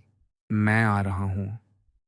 अपने कागजों का पुलिंदा बांह के नीचे दबाए और हाथ में टोपी लिए विल्फोर अपनी पत्नी के कक्षों की ओर बढ़ा। दरवाजे पर वह एक क्षण के लिए ठहर गया और अपने मृतवत पीले माथे पर बह रहे पसीने को पोंछा। फिर उसने दरवाजा खोल दिया। मैडम द विल्फोर एक ऑटोमन पर बैठी थीं और अधीरता से कुछ समाचार पत्र और पुस्तिकाएं उलट पलट रही थीं, जिन्हें छोटा एडवार उनकी पढ़ाई पूरी होने से पहले ही फाड़कर टुकड़े कर देता था। वह पूरी तरह बाहर जाने के लिए सजी हुई थीं। उनकी टोपी एक कुर्सी पर रखी थी और उन्होंने दस्ताने पहन रखे थे। आह, आप आ गए महोदय। उन्होंने बिल्कुल शांत, अपने सामान्य स्वर में कहा। हे भगवान, आप कितने पीले लग रहे हैं। क्या आपने फिर सारी रात काम किया है? आप मेरे साथ भोजन करने क्यों नहीं आए? तो क्या आप मुझे साथ ले चलेंगे या मैं एडवर्ड के साथ स्वयं चली जाऊं? जैसा कि देखा जा सकता है, मैडम दी विल्फोर ने एक के बाद एक प्रश्न किए ताकि कोई उत्तर मिल सके। पर मॉन्स्यूर दे विल्फोर हर प्रश्न पर मूर्ति की तरह ठंडे और मौन खड़े रहे। एडवार, उसने बच्चे को आदेशात्मक दृष्टि से देखते हुए कहा, ड्राइंग रूम में जाकर खेलो। मुझे तुम्हारी माँ से कुछ कहना है। यह ठंडी दृष्टि, दृढ़ स्वर और अप्रत्याशित प्रस्तावना मैडम द विल्फोर को कांपने पर मजबूर कर गई। एडवार ने अपनी माँ की ओर देखा और जब उन्होंने विल्फोर के आदेश की पुष्टि नहीं की तो वह फिर से अपने सीसे के सैनिकों के सिर काटने में लग गया। एडुआर, विल्फोर ने इतनी कठोर आवाज में पुकारा कि बच्चा कालीन पर उछल पड़ा। सुनते हो? जाओ। ऐसे व्यवहार का अभ्यस्त न होने के कारण बच्चा उठ खड़ा हुआ, चेहरा पीला पड़ गया था। कहना कठिन था कि क्रोध से या भय से। उसके पिता उसके पास गए, उसका हाथ पकड़ा और उसके माथे को चूम लिया। जाओ बच्चे, उसने कहा। एडवार बाहर चला गया। मॉन्सियोर द विल्फोर दरवाजे तक गया और उसे बंद कर ताला लगा दिया। हे भगवान, युवा स्त्री ने कहा, अपने पति की आत्मा में झांकते हुए और मुस्कान बनाने का प्रयास करते हुए, जो विल्फोर की निर्लिप्त दृष्टि से जमकर रह गई। क्या बात है? मैडम, वह विष कहाँ रखा है जिसे आप प्रायः प्रयोग करती हैं? न्यायाधीश ने स्पष्ट और ठोस स्वर में कहा, दरवाजे और अपनी पत्नी के बीच खड़े होकर। मैडम दे विल्फोर को वही अनुभव हुआ जो किसी चिड़िया को होता है जब वह अपने सिर के ऊपर बाज के कसते हुए चक्र को देखती है। एक कठोर, टूटी हुई ध्वनि जो चीख और आह के बीच की थी, उसकी छाती से निकल पड़ी और वह एकदम सफेद पड़ गई। महोदय, उसने कहा, मैं मैं समझ नहीं पा रही। भय के एक उन्माद में वह खड़ी हो गई थी और अब दूसरे, उससे भी तीव्र उन्माद में वह फिर सोफे के गद्दों पर गिर पड़ी। मैंने आपसे पूछा, विल्फोर ने पूरी शांति से कहा, वह विष कहाँ है जिससे आपने मेरे ससुर मोन्स्यूर द सेंट मेरां, मेरी सास बारवा और मेरी पुत्री वैलेंटीन की हत्या की? ओ महोदय, मैडम दे विल्फोर ने हाथ जोड़कर कहा, आप क्या कह रहे हैं? आपका काम मुझसे प्रश्न करना नहीं, उत्तर देना है। पति को या न्यायाधीश को? मैडम द विल्फोर हकलाते हुए बोली, न्यायाधीश को, मैडम, न्यायाधीश को। उस स्त्री का पीला चेहरा, उसकी व्याकुल अभिव्यक्ति और उसका कांपता हुआ शरीर देखने में भयावह था। ओह महोदय, वह बुदबुदाई, ओह महोदय, और कुछ नहीं। आप मुझे उत्तर नहीं देती मैडम, उसके भयानक प्रश्नकर्ता ने कहा। फिर उसने ऐसी मुस्कान के साथ, जो उसके क्रोध से भी अधिक भयानक थी, जोड़ा, सच है, आप इसका खंडन भी नहीं करती। वह पीछे हट गई। और आप इसका खंडन कर भी नहीं सकती, विल्फोर ने कहा, अपना हाथ उसकी ओर बढ़ाते हुए, मानो न्याय के नाम पर उसे पकड़ने वाला हो। आपने ये सब अपराध निर्लज्ज चतुराई से किए, यद्यपि वह केवल उन्हीं को धोखा दे सकती थी जिनका आपके प्रति स्नेह है, उन्हें आपके विषय में अंधा बना देता था। मैडम, द सेंट मेराव की मृत्यु के बाद मुझे पता चल गया था कि मेरे घर में कोई विष देने वाला है। मोन्स्योर दवरिनी ने मुझे इसकी चेतावनी दी थी। बारवा की मृत्यु के बाद ईश्वर मुझे क्षमा करे, मेरे संदेह किसी और की ओर मुड़े, एक देवदूत की ओर। वे संदेह जो अपराध न होने पर भी मेरे हृदय की गहराई में धधकते रहते हैं। पर वैलेंटीन की मृत्यु के बाद, मैडम, मुझे अब कोई संदेह नहीं रहा, और केवल मुझे ही नहीं, दूसरों को भी। इसलिए आपका अपराध, जो अब दो व्यक्तियों को झांत है और बहुतों को संदेहास्पद, सार्वजनिक किया जाएगा। जैसा कि मैंने अभी कहा, मैडम, अब आपसे आपका पति नहीं, बल्कि आपका न्यायाधीश बोल रहा है। युवती ने अपना चेहरा दोनों हाथों में छिपा लिया। ओह महोदय, वह हकलाकर बोली, मैं आपसे विनती करती हूँ, दिखावे से भ्रमित मत होइए। क्या तुम कायर हो सकती हो? विल्फोर ने तिरस्कारपूर्ण स्वर में कहा, मैंने सचमुच देखा है कि विष देने वाले प्रायः कायर होते हैं। पर क्या तुम कायर हो? तुम, जिसने दो बूढ़ों और एक लड़की को अपने सामने मरते हुए देखा जब तुमने उन्हें स्वयं मार डाला था? क्या तुम कायर हो सकती हो? वह और अधिक उत्तेजित होकर बोला। तुम, जिसने चार मृत्यु पीड़ाओं के प्रत्येक क्षण को गिन गिन कर देखा? तुम, जिसने अपने नरकीय योजनाएं और अपराधपूर्ण औषधियां इतनी अद्भुत कुशलता और सटीकता से तैयार की? तुम, जिसने सब कुछ इतना सोच समझ कर किया? क्या तुमने एक बात का हिसाब लगाना भूल गई? अर्थात तुम्हारे अपराधों के खुलासे का परिणाम क्या होगा? नहीं, यह असंभव है। तुम्हारे पास अवश्य कोई और अधिक सूक्ष्म और अधिक घातक विष होगा, जिससे तुम अपने न्यायोचित दंड से बच सको। कम से कम मुझे आशा है कि तुमने ऐसा किया होगा। मैडम द विल्फोर ने अपने हाथ मरोड़े और घुटनों के बल गिर पड़ी। मैं जानता हूं, उसने कहा, तुम स्वीकार करती हो।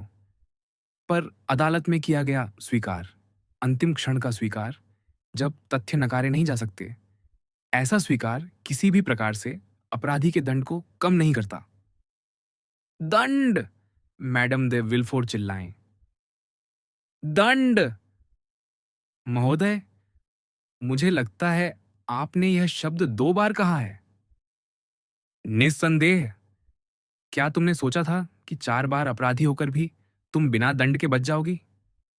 क्या तुमने सोचा कि उस व्यक्ति की पत्नी होने के कारण, जो दंड की मांग करता है, तुम उससे बच जाओगी?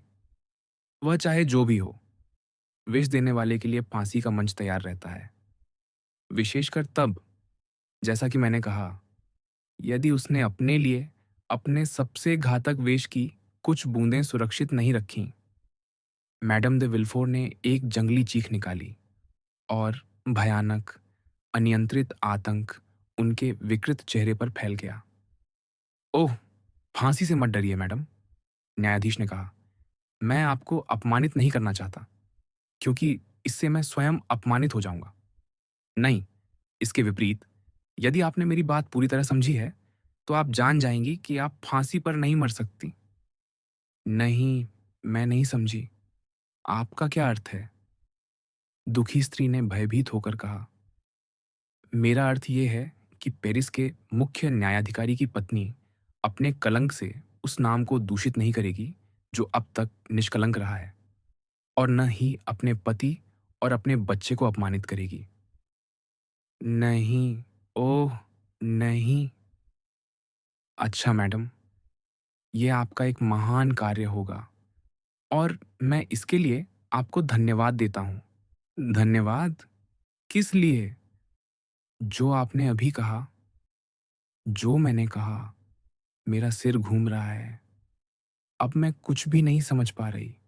ओह! मेरे भगवान! मेरे भगवान! और उसने ऊपर देखा। उसके बाल बिखरे हुए थे और उसके होंठों पर झाग था। आपने उस प्रश्न का उत्तर नहीं दिया मैडम, विल्फोर ने कहा, जो मैंने इस कमरे में प्रवेश करते समय आपसे पूछा था। वह विष कहाँ है जिसे आप प्रायः प्रयोग करती हैं? मैडम द विल्फोर ने अपने हाथ आकाश की ओर उठा दिए और उन्हें ऐंठन के साथ मरोड़ने लगी। नहीं! वह चिल्लाईं। नहीं!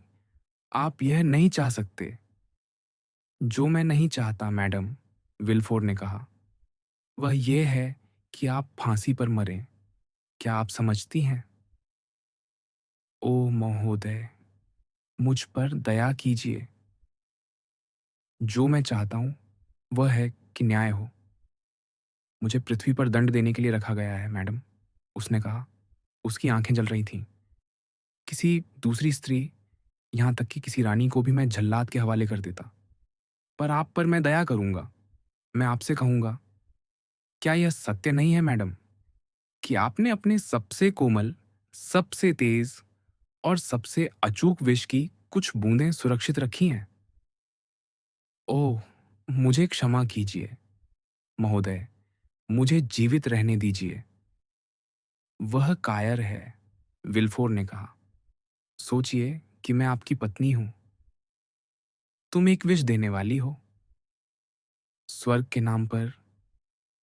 नहीं, उस प्रेम के नाम पर जो कभी आपने मुझसे किया था।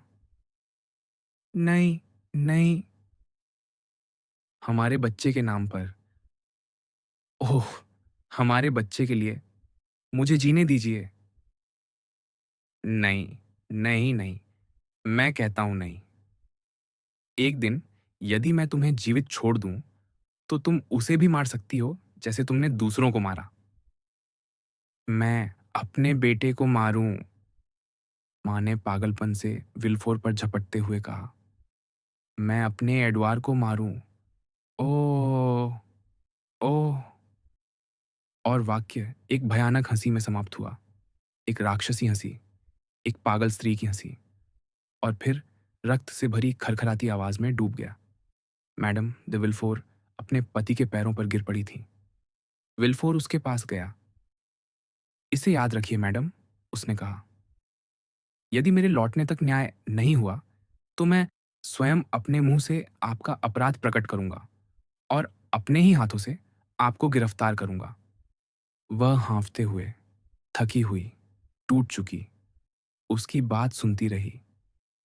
केवल उसकी आंख जीवित थी, भयानक अग्नि से दहकती हुई।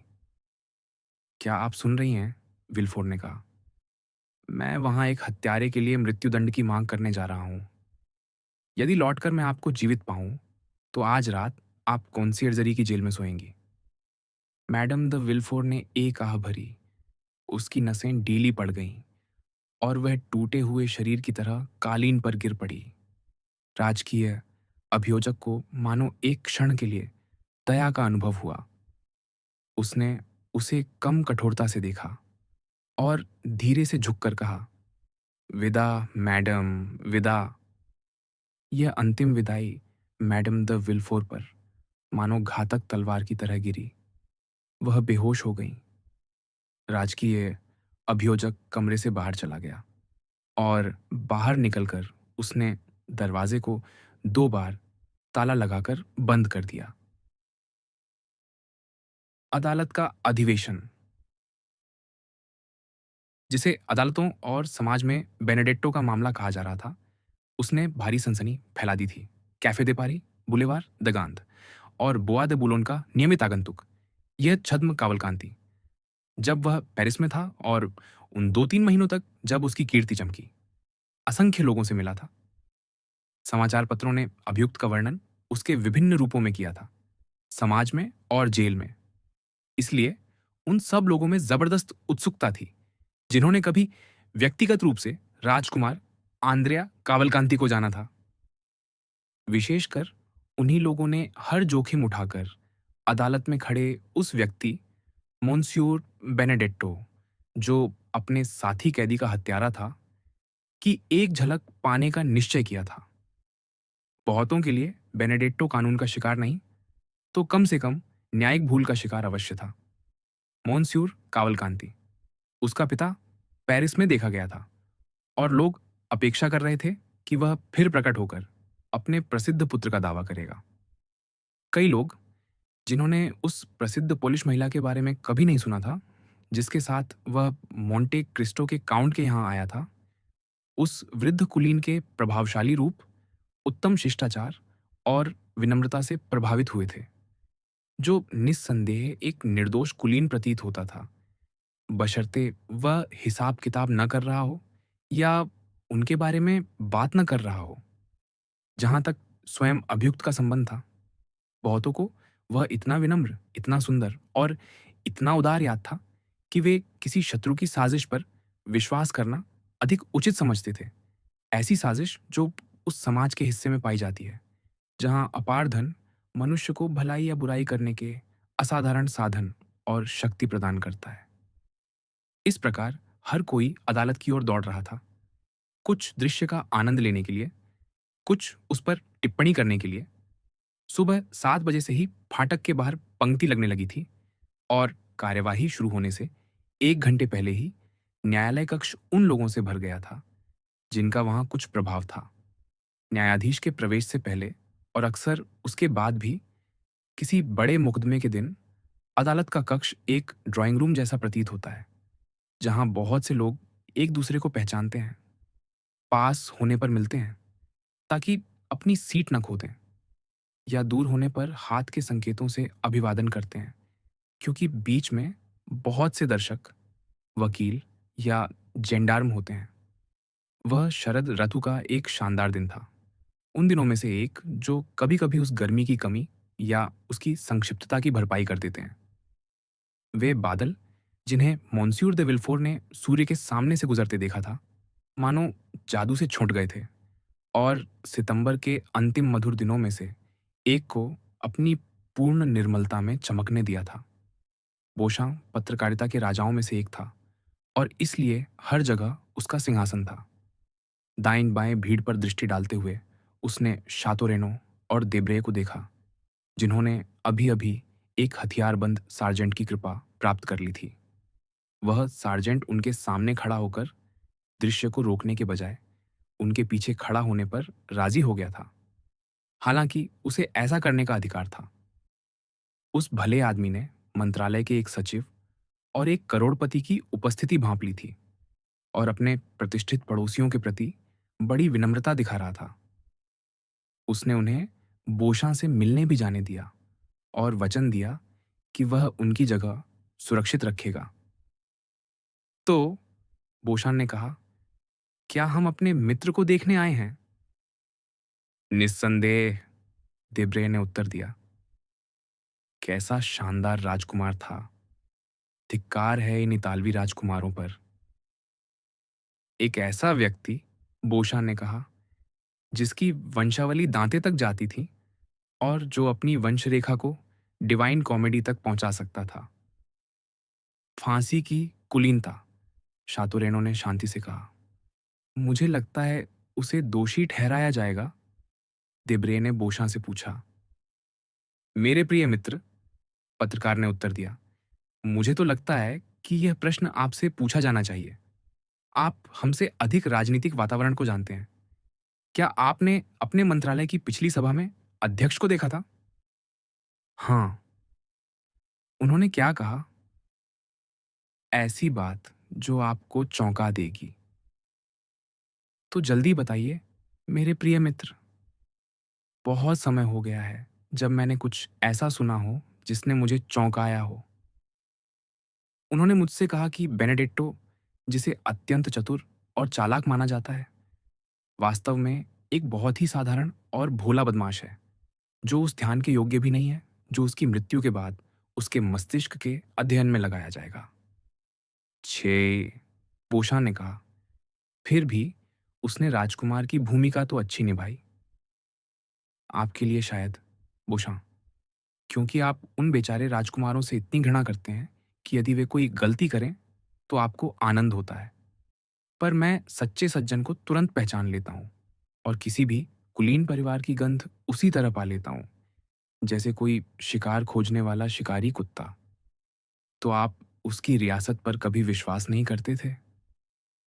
उसकी रियासत पर, हाँ, पर उसके राजकुमार होने पर नहीं। बुरा नहीं, देब्रे ने कहा, पर मैं आपको विश्वास दिलाता हूं कि वह किसी के साथ भी निभा सकता था। मैंने उसे मंत्रियों के साथ देखा है। ओह, हाँ, शातो रेनो ने कहा, आपके मंत्री राजकुमारों के बारे में कितना जानते हैं? आपने अभी जो कहा उसमें कुछ अच्छी बात है, बोशां हंसते हुए बोला। वाक्य छोटा है पर काफी अच्छा। क्या मुझे इसे अपनी रिपोर्ट में उपयोग करने की अनुमति है? ले लीजिए, प्रिय मॉन्स्यूर बोशां, शातुरेनो ने कहा। मेरे वाक्य का जो मूल्य हो वह आपका है, लेकिन यदि मैंने अध्यक्ष से बात की, देब्रे ने बोशां से कहा, तो आपने अवश्य ही राजकीय अभियोजक से बात की होगी। असंभव। मॉन्स्यूर दे विल्फोर पिछले एक सप्ताह से स्वयं को बंद किए हुए हैं। यह स्वाभाविक भी है, उस अजीब घरेलू दुर्भाग्यों की श्रृंखला के बाद, जिसका अंत उनकी पुत्री की विचित्र मृत्यु पर हुआ। विचित्र मृत्यु? आपका क्या मतलब है, बोशां? ओह हाँ, आप कुछ न जानने का नाटक कीजिए, क्योंकि यह सब उच्च समाज के बीच घट रहा है, बोशां ने कहा, अपना चश्मा आंख पर टिकाते हुए। मेरे प्रिय महोदय, शातुरेनो ने कहा, चश्मा लगाने की कला में आप देब्रेय का मुकाबला नहीं कर सकते। देब्रेय, मोन्स्यूर बोशां को एक पाठ दीजिए। देखिए, बोशां ने कहा, मुझे विश्वास है कि मैं गलती नहीं कर रहा। किस बारे में? वह वही है। वह कौन? कहाँ गया था कि वह चली गई है? मादेमोआजेल यूजिनी? शातोरेनो ने पूछा। क्या वह लौट आई? नहीं, वह नहीं, उसकी माँ, मैडम डांगलार। अरे, यह असंभव है, शातोरेनो ने कहा। अपनी बेटी के भाग जाने के 10 दिन बाद और अपने पति के दिवालिया होने के 3 दिन बाद। देब्रे हल्का सा लज्जित हुआ और बोशां की दृष्टि का अनुसरण किया। आइए, उसने कहा, वह तो घूंघट में ढकी एक स्त्री है, कोई अजनबी, शायद कोई विदेशी राजकुमारी, संभव है राजकुमार कावलकांति की माता। लेकिन आप कुछ वास्तव में रोचक कह रहे थे, या कहने ही वाले थे, बोशां? क्या मैं? हाँ, आप वैलेंटीन की विचित्र मृत्यु की बात कर रहे थे। हाँ, सही है, लेकिन मैडम दी विल्फोर यहाँ क्यों नहीं है? बेचारी महिला, देब्रे ने कहा। निस्संदेह वह अस्पतालों के लिए मरहम बना रही होंगी और अपने तथा अपनी सहेलियों के लिए सौंदर्य प्रसाधन खोज रही होंगी। आप जानते हैं, वह इस खेल में 2-3 हजार IQ खर्च कर देती है। कम से कम मुझे तो यही बताया गया है। और आप सही कहते हैं, वह यहाँ क्यों नहीं है? मुझे तो उन्हें देखकर बहुत प्रसन्नता होती। मुझे वह बहुत पसंद है और मुझे उनसे घृणा है, शातो रेनो ने कहा। क्यों? मुझे नहीं पता। मनुष्य क्यों प्रेम करता है या क्यों घृणा करता है? मैं उनसे स्वाभाविक विरोध के कारण घृणा करता हूं, या सहज प्रवृत्ति से, शायद। पर आइए, बोशां, आप जो कह रहे थे उसी पर लौटें। तो क्या आप सज्जनों को यह जानने की जिज्ञासा नहीं है कि विल्फोर के परिवार में लोग इतने क्रमशः क्यों मर रहे हैं? मुझे यह क्रमशः शब्द अच्छा लगा, शातो रेनो ने कहा। आपको यह शब्द सेंट सिमोन में मिल जाएगा। और बात मोन्स्यूर दे विल्फोर के घर में, तो हमें बताइए। हे भगवान, देब्रे ने कहा, मुझे स्वीकार करना होगा कि मैंने उस घर से अपनी नजर नहीं हटाई है जो पूरे 3 महीनों से शोक में डूबा है। और अभी परसों ही वैलेंटीन के विषय में मैडम कह रही थी, मैडम, कौन? शातोरेनो ने पूछा। क्यों? मंत्री की पत्नी। और कौन? ओह, क्षमा कीजिए, शातोरेनो ने कहा। मैं मंत्रियों के यहाँ नहीं जाता। वह काम मैं राजकुमारों के लिए छोड़ देता हूँ। आप पहले केवल सुंदर थे, अब आप तेजस्विता से चमकने लगे हैं। हम पर दया कीजिए, बैरन, नहीं तो आप हमें दूसरे जुपिटर की तरह जला देंगे। मैं अब एक शब्द भी नहीं कहूँगा, शातोरेनो ने कहा। लेकिन भगवान के लिए मुझ पर दया कीजिए। मेरी हर बात पर तंज मत कसिए। आइए, आइए बोशां, हम अपनी बात पूरी करने की कोशिश करें। जैसा कि मैं कह रहा था, परसों मैडम ने मुझसे इस विषय में पूछा। आप मुझे बताइए, मैं उन्हें बता दूंगा। अच्छा, सज्जनों, बोशां बोला।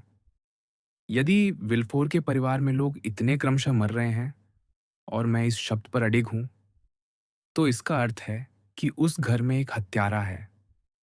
दोनों युवकों ने सिहर कर एक दूसरे की ओर देखा, क्योंकि वही विचार उन्हें भी कई बार आया था। और वह हत्यारा कौन है? उन्होंने पूछा।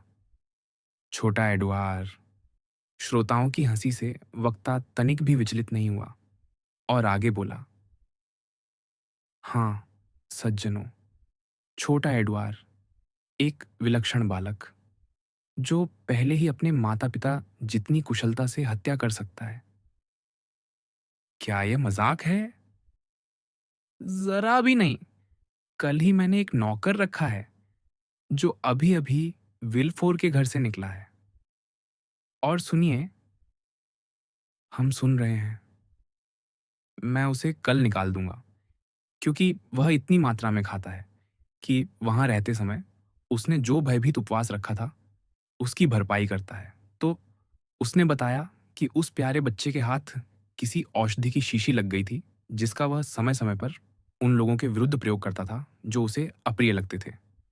सबसे पहले दादा और दादी सेंट मेरान उसे परेशान करते थे, तो उसने अपने अमृत की 3 बूंदें उन्हें दे दी। 3 ही पर्याप्त थीं। फिर था बूढ़ा बारुआ, नोर्तिये का पुराना सेवक, जो कभी कभी उस नन्हे शैतान को डांट देता था, तो उसे भी 3 बूंदें मिली। वही भाग्य बेचरी वैलेंटीन का भी हुआ, इसलिए नहीं कि वह उसे डांटती थी, बल्कि इसलिए कि वह उससे ईर्ष्या करता था। उसने उसे भी अपने अमृत की 3 बूंदें दे दी, और उसी के साथ उसका दिन समाप्त हो गया, जैसे बाकी सबका। आप हमें कैसी परिकथा सुना रहे हैं? शातोरेनो ने पूछा। हाँ, बोशां बोला, यह परलोक की कहानी है। यह बकवास है, देब्रे ने कहा। देखा, बोशां बोला, आप पहले ही समय काटने लगे हैं, धत्त। मेरे नौकर से पूछिए, या कहिए उस आदमी से जो कल मेरा नौकर नहीं रहेगा। पूरे परिवार में इसी की चर्चा थी। लेकिन यह अमृत कहाँ है? क्या है? निस्संदेह बच्चा उसे छिपाकर रखता है। उसे मिला कहाँ से? अपनी माँ की प्रयोगशाला से। क्या उसकी माँ की प्रयोगशाला में विष होते हैं? मैं क्या जानूं? आप मुझसे राजकीय अभियोजक की तरह पूछताछ कर रहे हैं। मैं केवल वही कह सकता हूँ जो मुझे बताया गया है, और मैं आपको अपना स्रोत बता रहा हूँ। इससे अधिक मैं क्या कर सकता हूँ? बेचारा इतना भयभीत था कि वह खाना भी नहीं खाता था। अविश्वसनीय! नहीं, मेरे मित्र, बिल्कुल भी अविश्वसनीय नहीं। क्या आपने पिछले वर्ष रियू रिशेल्यू का वह बच्चा नहीं देखा था, जो अपने भाई-बहनों को सोते समय उनके कान में सुई चुभाकर मार देता था? हमारी पीढ़ी के बाद वाली पीढ़ी बहुत शीघ्र विकसित हो रही है। मित्र, मैं शर्त लगाता हूँ कि आप स्वयं इस पर विश्वास नहीं करते, शातोरेनो ने कहा। पर मुझे काउंट मोंटे क्रिस्टो दिखाई नहीं दे रहे। वह यहाँ कैसे नहीं है? वह उदासीन हो चुके हैं, देब्रे ने कहा। वह सबके सामने यहाँ प्रकट नहीं होना चाहेंगे, जबकि इन सब कावलकांती लोगों ने उन्हें ठग लिया, जो उनके पास झूठे आरण पत्र लेकर आए थे। परिणाम यह हुआ कि उस रियासत पर उनके पास 1 लाख फ्रांक का बंधक है। वैसे मोंस्यूर दे शातोरेनो, बोशान ने पूछा, मोरेल कैसे हैं? जानते हैं, उसने उत्तर दिया। मैं 3 बार उसके घर गया और मोरेल का कहीं पता नहीं चला। लेकिन उसकी बहन बहुत चिंतित नहीं लगी। उसने बड़े शांत स्वर में कहा कि उसने भी 2-3 दिनों से उसे नहीं देखा, पर उसे विश्वास है कि वह स्वस्थ है। अभी मुझे याद आया, मोंटे क्रिस्टो यहाँ नहीं हो सकते, बोशान ने कहा। क्यों नहीं? क्योंकि वह इस मामले का हिस्सा हैं। क्या उन्होंने किसी की हत्या की है? देब्रे ने पूछा। नहीं, इसके विपरीत कोई उन्हें मारने की कोशिश कर चुका है। आप जानते हैं कि जब वह मोंटे क्रिस्टो के घर से निकल रहा था, तभी उस बदमाश कादरूस की हत्या युवा बेनेडेट्टो ने की थी। और फिर वही तो काउंट का घर था, जहां वह प्रसिद्ध बनियान मिली थी, जिसमें वह पत्र था जिसने विवाह समझौते पर हस्ताक्षर रुकवा दिए थे। क्या आप वह प्रसिद्ध बनियान देख सकते हैं? वह रही, पूरा खून से सना हुआ, मेज पर प्रमाण के रूप में। अद्भुत। चुप। सज्जनों, अदालत की कार्यवाही आरंभ हो रही है। अपनी अपनी जगह ले लीजिए। अदालत में हलचल हुई। हथियारबंद सार्जेंट ने अपने दोनों संरक्षण पात्रों को जोर से हम्म कहकर पुकारा, और परिचारक वकीलों के कक्ष के द्वार पर प्रकट होकर उसी कर्कश स्वर में चिल्लाया जिसे परिचारकों ने ब्यूमार्चे के समय से ही अपनाया हुआ था। सज्जनों, खड़े हो जाइए। अभियोग पत्र।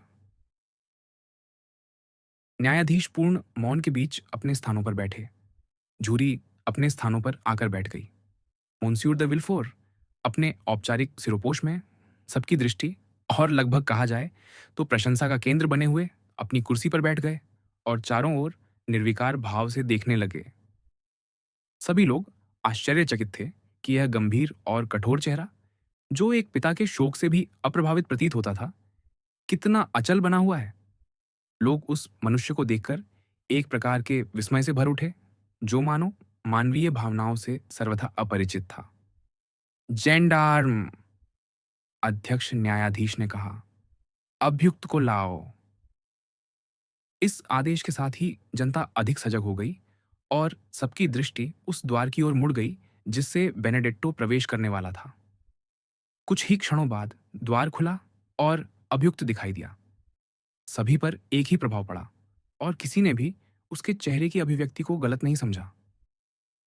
उसके चेहरे पर उस गहरी व्याकुलता का कोई चिन्ह नहीं था जो रक्त को हृदय की ओर लौटा देती है और माथे तथा गालों का रंग उड़ा देती है। उसकी हाथों की मुद्रा, एक हाथ टोपी पर और दूसरा उसकी सफेद गद्देदार बनियान के खुले भाग में, पूर्णतः सुसज्जित थी और कांप नहीं रही थी। उसकी आंखें शांत थीं, बल्कि उनमें चमक थी। कक्ष में प्रवेश करते ही युवक ने न्यायाधीशों की पंक्ति और अदालत की भीड़ का निरीक्षण करना आरंभ कर दिया। अध्यक्ष न्यायाधीश पर कुछ देर ठहर कर और उससे भी अधिक देर राजकीय अभियोजक पर, आंद्रिया के पास उसका वकील खड़ा था, जिसे अदालत ने नियुक्त किया था, क्योंकि आंद्रिया ने स्वयं इस प्रकार की बातों की चिंता करने की आवश्यकता नहीं समझी थी, मानो उन्हें कोई महत्व न देता हो। यह वकील एक युवा व्यक्ति था जिसके फीके सुनहरे बाल थे और जिसका चेहरा उस आंतरिक अशांति से लाल हो रहा था जो अभियुक्त की अपेक्षा 100 गुना अधिक स्पष्ट थी। अध्यक्ष न्यायाधीश ने अभियोग पत्र पढ़ने का आदेश दिया। जैसा कि ज्ञात है, उसे मोनस्यूर द विल्फोर की कुशल और निर्दय कलम ने लिखा था। पठन बहुत देर तक चला। किसी अन्य व्यक्ति पर इसका प्रभाव विनाशकारी होता और पूरे समय सबकी दृष्टि आंद्रिया पर टिकी रही, जो अपने ऊपर लगाए गए आरोपों का भार एक स्पार्टन योद्धा की प्रसन्न उदासीनता के साथ सहन कर रहा था। शायद कभी भी विल्फोर इतने संक्षिप्त और इतने प्रभावशाली नहीं रहे थे। अपराध का वर्णन अत्यंत जीवंत रंगों में किया गया था, जबकि अभियुक्त के अतीत, उसके रूपांतरण और उसके क्रमिक विकास को काफी कम आयु से उस समस्त कौशल के साथ प्रस्तुत किया गया था जो जीवन के अनुभव और मानव हृदय के ज्ञान से किसी ऐसे उच्च बुद्धि वाले मन में उत्पन्न हो सकता था, जैसा कि राजकीय अभियोजक का था। यह अभियोग पत्र ही सार्वजनिक मत में बेनेडेट्टो को सदा के लिए दोषी सिद्ध करने के लिए पर्याप्त था। कानून के लिए केवल इतना शेष था कि उसे अधिक ठोस रूप से दंडित करे। आंद्रेया ने अपने ऊपर लगाए जा रहे आरोपों की लंबी श्रृंखला पर तनिक भी ध्यान नहीं दिया। मॉन्स्यूर दे विल्फोर, जो बार-बार उसकी प्रतिक्रिया का अध्ययन कर रहे थे, मानो उन मनोवैज्ञानिक विश्लेषणों को आगे बढ़ा रहे हों, जिन्हें उन्होंने कटघरे में खड़े लोगों पर अनेक बार करने का अवसर पाया था। एक बार भी उसे अपनी आंखें झुकाने के लिए विवश नहीं कर सके, चाहे वह उसे कितनी ही तीक्ष्णता और दृढ़ता से क्यों न देखते रहे। अंततः पठन समाप्त हुआ। अभियुक्त, अध्यक्ष न्यायाधीश ने कहा, तुम्हारा नाम क्या है? आंद्रेया खड़ा हो गया। क्षमा कीजिए, अध्यक्ष महोदय, उसने अत्यंत शुद्ध और स्पष्ट स्वर में कहा, पर मैं देख रहा हूं कि आप प्रश्न पूछने का जो क्रम अपनाने वाले हैं, उसका अनुसरण मैं नहीं कर सकूंगा। बाद में मैं स्वयं यह सिद्ध करना चाहता हूं कि मुझे सामान्य अभियुक्तों से भिन्न माना जाना चाहिए। इसलिए मैं निवेदन करता हूं कि मुझे आपके प्रश्नों का उत्तर एक भिन्न क्रम में देने की अनुमति दी जाए। यद्यपि मैं अंततः सबका उत्तर दूंगा। अध्यक्ष न्यायाधीश ने आश्चर्य से झूरी की ओर देखा, झूरी ने राजकीय अभियोजक की ओर। पूरे सभागार में आश्चर्य की एक लहर दौड़ गई, पर आंद्रेया तनिक भी विचलित नहीं हुआ। तुम्हारी आयु क्या है? अध्यक्ष न्यायाधीश ने पूछा। क्या तुम इस प्रश्न का उत्तर दोगे? अन्य प्रश्नों की तरह इसका भी दूंगा महोदय, पर अपने क्रम में। तुम्हारी आयु क्या है? न्यायाधीश ने दोहराया। 21 वर्ष, बल्कि कुछ ही दिनों में हो जाऊंगा, क्योंकि मेरा जन्म 27 और 28 सितंबर 1817 की रात को हुआ था। मॉन्स्यूर दे विल्फोर, जो नोट लिख रहे थे, इस तिथि को सुनकर ऊपर देखने लगे। तुम कहाँ जन्मे थे? अध्यक्ष न्यायाधीश ने आगे पूछा। ओतुईल में, पेरिस के पास, बेनेडेट्टो ने उत्तर दिया। मॉन्स्यूर द विल्फोर ने फिर सिर उठाया और बेनेडेट्टो की ओर वैसी दृष्टि डाली जैसी वह मेडुसा के सिर पर डाल सकते थे। उनके चेहरे का रंग उड़ गया। जहां तक बेनेडेट्टो का संबंध था, उसने एक सुंदर महीन रूमाल के खड़ाईदार कोने से अपने होठों को बड़े सलीके से छुआ। तुम्हारा पेशा क्या है? न्यायाधीश ने पूछा। पहले मैं जालसाज था, आंद्रेया ने अत्यंत शांत भाव से कहा। फिर मैंने चोरी का पेशा अपनाया और अभी हाल में मैं हत्यारा बन गया हूं। इस पर पूरे कक्ष में असंतोष और आश्चर्य की एक हलचल उठी, बल्कि एक प्रकार का तूफान। स्वयं न्यायाधीश भी एक दूसरे की ओर विस्मय से देखने लगे, जबकि झूरी के चेहरों पर ऐसे निर्लज्ज स्वीकारोक्ति के प्रति गहरी घृणा स्पष्ट दिखाई दी, विशेषकर इसलिए कि वे इतने सुसज्जित व्यक्ति से इसकी अपेक्षा नहीं कर रहे थे। मोन्स्योर दे विल्फोर ने अपने माथे पर हाथ रख लिया, जो पहले पीला था, अब लाल और ज्वरग्रस्त हो उठा था।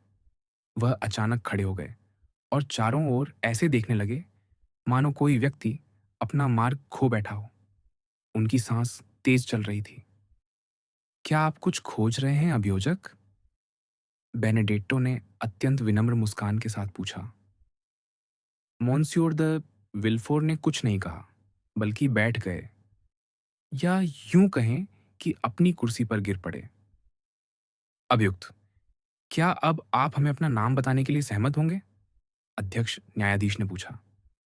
जिस कठोर ढंग से आपने अपने विभिन्न अपराधों को, जिन्हें आप पेशा कह रहे हैं, गिनाया है, मानो वह आपके लिए सम्मान की बात हो, उसके लिए अदालत को नैतिकता और मानव समाज के सम्मान के नाम पर आपको कठोर फटकार देनी ही होगी। संभव है कि यही कारण हो कि अब तक आपने अपना नाम बताने से इनकार किया है। आप पहले अपने उपाधियों का उल्लेख करके नाम को अधिक प्रभावशाली बनाना चाहते हैं। यह आश्चर्यजनक है, अध्यक्ष महोदय। बेनेडिक्टो ने अत्यंत विनम्र और सभ्य स्वर में कहा कि आपने मेरे विचारों को इतनी स्पष्टता से पढ़ लिया। वास्तव में यही कारण था कि मैंने आपसे प्रश्नों के क्रम को बदलने का निवेदन किया था। अब आश्चर्य अपने चरम पर था। अभियुक्त के शब्दों में न तो डींग मारने का भाव था और न ही व्यंग्य का, किंतु स्तब्ध श्रोताओं को ऐसा लगा मानो इस घने बादल के भीतर कोई बिजली फूटने को तैयार है।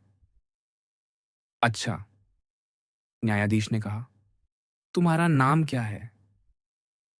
मैं अपना नाम नहीं बता सकता क्योंकि मुझे वह झांत नहीं, पर मैं अपने पिता का नाम जानता हूं और वह बता सकता हूं। विल्फोर मानो पीड़ा की चमक से अंधे हो गए। उनके गालों से पसीने की कड़वी बूंदें तेजी से गिर रही थीं और उन कागजों पर टपक रही थीं जिन्हें वह विचलित और कांपते हाथों से उलट पलट रहे थे। तो अपने पिता का नाम बताओ, न्यायाधीश ने कहा। उस विशाल सभा में पूर्ण निस्तब्धता छा गई। कोई सांस तक नहीं ले रहा था। सब प्रतीक्षा कर रहे थे। मेरे पिता एक राजकीय अभियोजक हैं, आंद्रेया ने शांत स्वर में कहा। राजकीय अभियोजक, न्यायाधीश ने विस्मय से दोहराया, बिना यह देखे कि विल्फोर के चेहरे पर कैसी स्तब्धता छा गई है।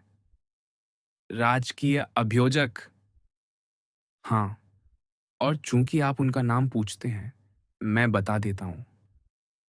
उनका नाम दे विल्फोर है। अब तक जो विस्फोट अदालत के प्रति सम्मान के कारण दबा हुआ था, वह अचानक गर्जना की तरह फूट पड़ा। स्वयं अदालत ने भी इस हलचल को दबाने का प्रयास नहीं किया। कहीं से आपत्तियां उठीं, कहीं से बेनेडिक्टो के प्रति अपशब्द चिल्लाए गए, जबकि वह निर्विकार बना रहा। जेंडार्मों में अफरा तफरी मच गई और भीड़ के उस निकृष्ट हिस्से की व्यंग्यपूर्ण हंसी गूंज उठी जो किसी भी भीड़ में अशांति या घोटाले के समय ऊपर आ जाता है। यह सब 5 मिनट तक चलता रहा। तब जाकर न्यायाधीशों और परिचारकों ने किसी तरह शांति स्थापित की। इस समूचे शोर के बीच अध्यक्ष न्यायाधीश की आवाज सुनाई दी। अभियुक्त, क्या तुम कानून का उपहास कर रहे हो? क्या तुम अपने सहनागरिकों को उस भ्रष्टता का दृश्य दिखाने का साहस करते हो जो अब तक उस युग में भी नहीं देखी गई, जिसमें वैसे भी इसकी कमी नहीं रही है? 10 लोग राजकीय अभियोजक के चारों ओर इकट्ठा हो गए, जो अपनी सीट पर पूरी तरह स्तब्ध बैठे थे और उन्हें सांत्वना, उत्साह तथा अपनी सहानुभूति का आश्वासन देने लगे। अंततः व्यवस्था फिर स्थापित हो गई, सिवाय उस स्थान के जहां लोगों का एक समूह अभी भी शोर मचा रहा था। प्रतीत हुआ कि एक स्त्री बेहोश हो गई है। उसे सुगंधित द्रव्य दिया गया और वह होश में आ गई। इस पूरे कोलाहल के दौरान आंद्रेया मुस्कुराते हुए भीड़ की ओर देखता रहा। फिर अंत में अपनी बेंच के ओक के हत्थे पर एक हाथ टिकाकर अत्यंत सुघड़ मुद्रा में बोला, सज्जनों, ईश्वर न करे कि मैं अदालत का अपमान करने का प्रयत्न करूं या ऐसी प्रतिष्ठित सभा के सामने कोई अनावश्यक कांड खड़ा करूं। मुझसे मेरी आयु पूछी गई। मैंने उत्तर दिया। मुझसे पूछा गया कि मैं कहाँ जन्मा। मैंने उत्तर दिया। मुझसे मेरा नाम पूछा गया और मैं उसे नहीं बता सकता क्योंकि मेरे माता पिता ने मुझे छोड़ दिया था। किंतु बिना अपना नाम बताए भी, क्योंकि मेरा कोई नाम नहीं, मैं अपने पिता का नाम बता सकता हूं। इसलिए मैं फिर कहता हूं कि मेरे पिता का नाम मोनस्यूर दे विल्फोर है और मैं इसे सिद्ध करने के लिए तैयार हूं। युवक की आवाज में ऐसी निश्चितता, ऐसा विश्वास और ऐसी शक्ति थी कि सब लोग मौन हो गए। एक क्षण के लिए सबकी दृष्टि राजकीय अभियोजक की ओर मुड़ गई, जो अपनी सीट पर ऐसे स्थिर बैठे थे मानो उन पर बिजली गिर पड़ी हो।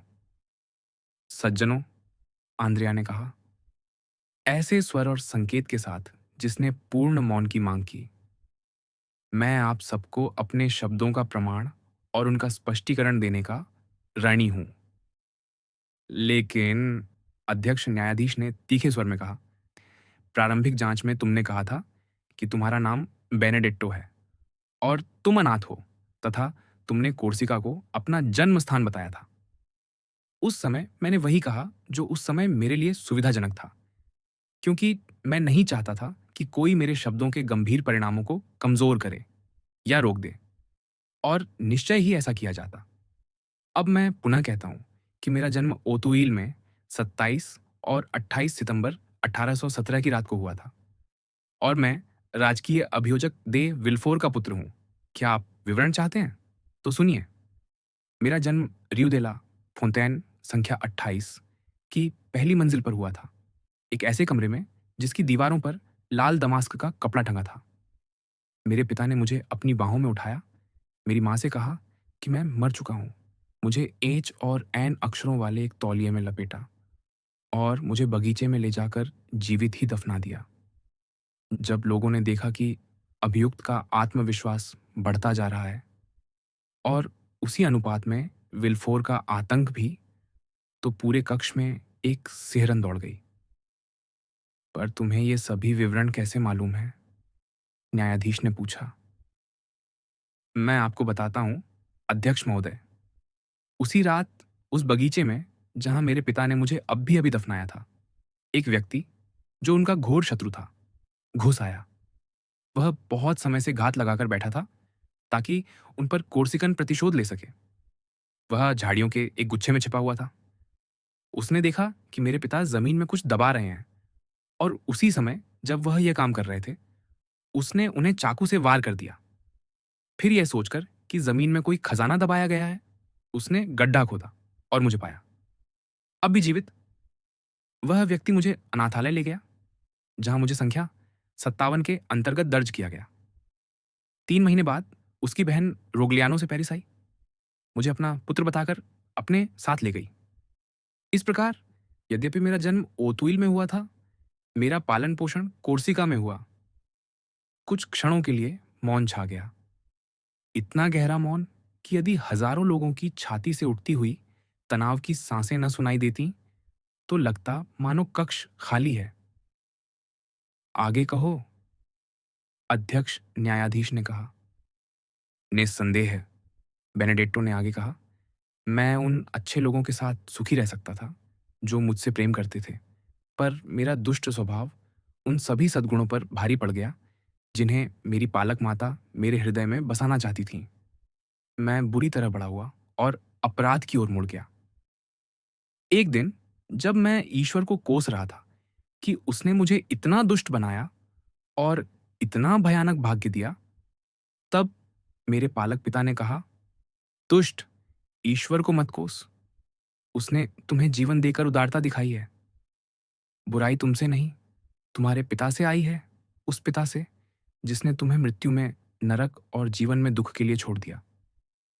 उस दिन से मैंने ईश्वर को कोसना छोड़ दिया, पर अपने पिता को शाप देना शुरू कर दिया। इसी कारण मैं यहाँ आया हूँ और वही शब्द बोले हैं जिनके लिए आपने मुझे अब भी फटकारा है, अध्यक्ष महोदय।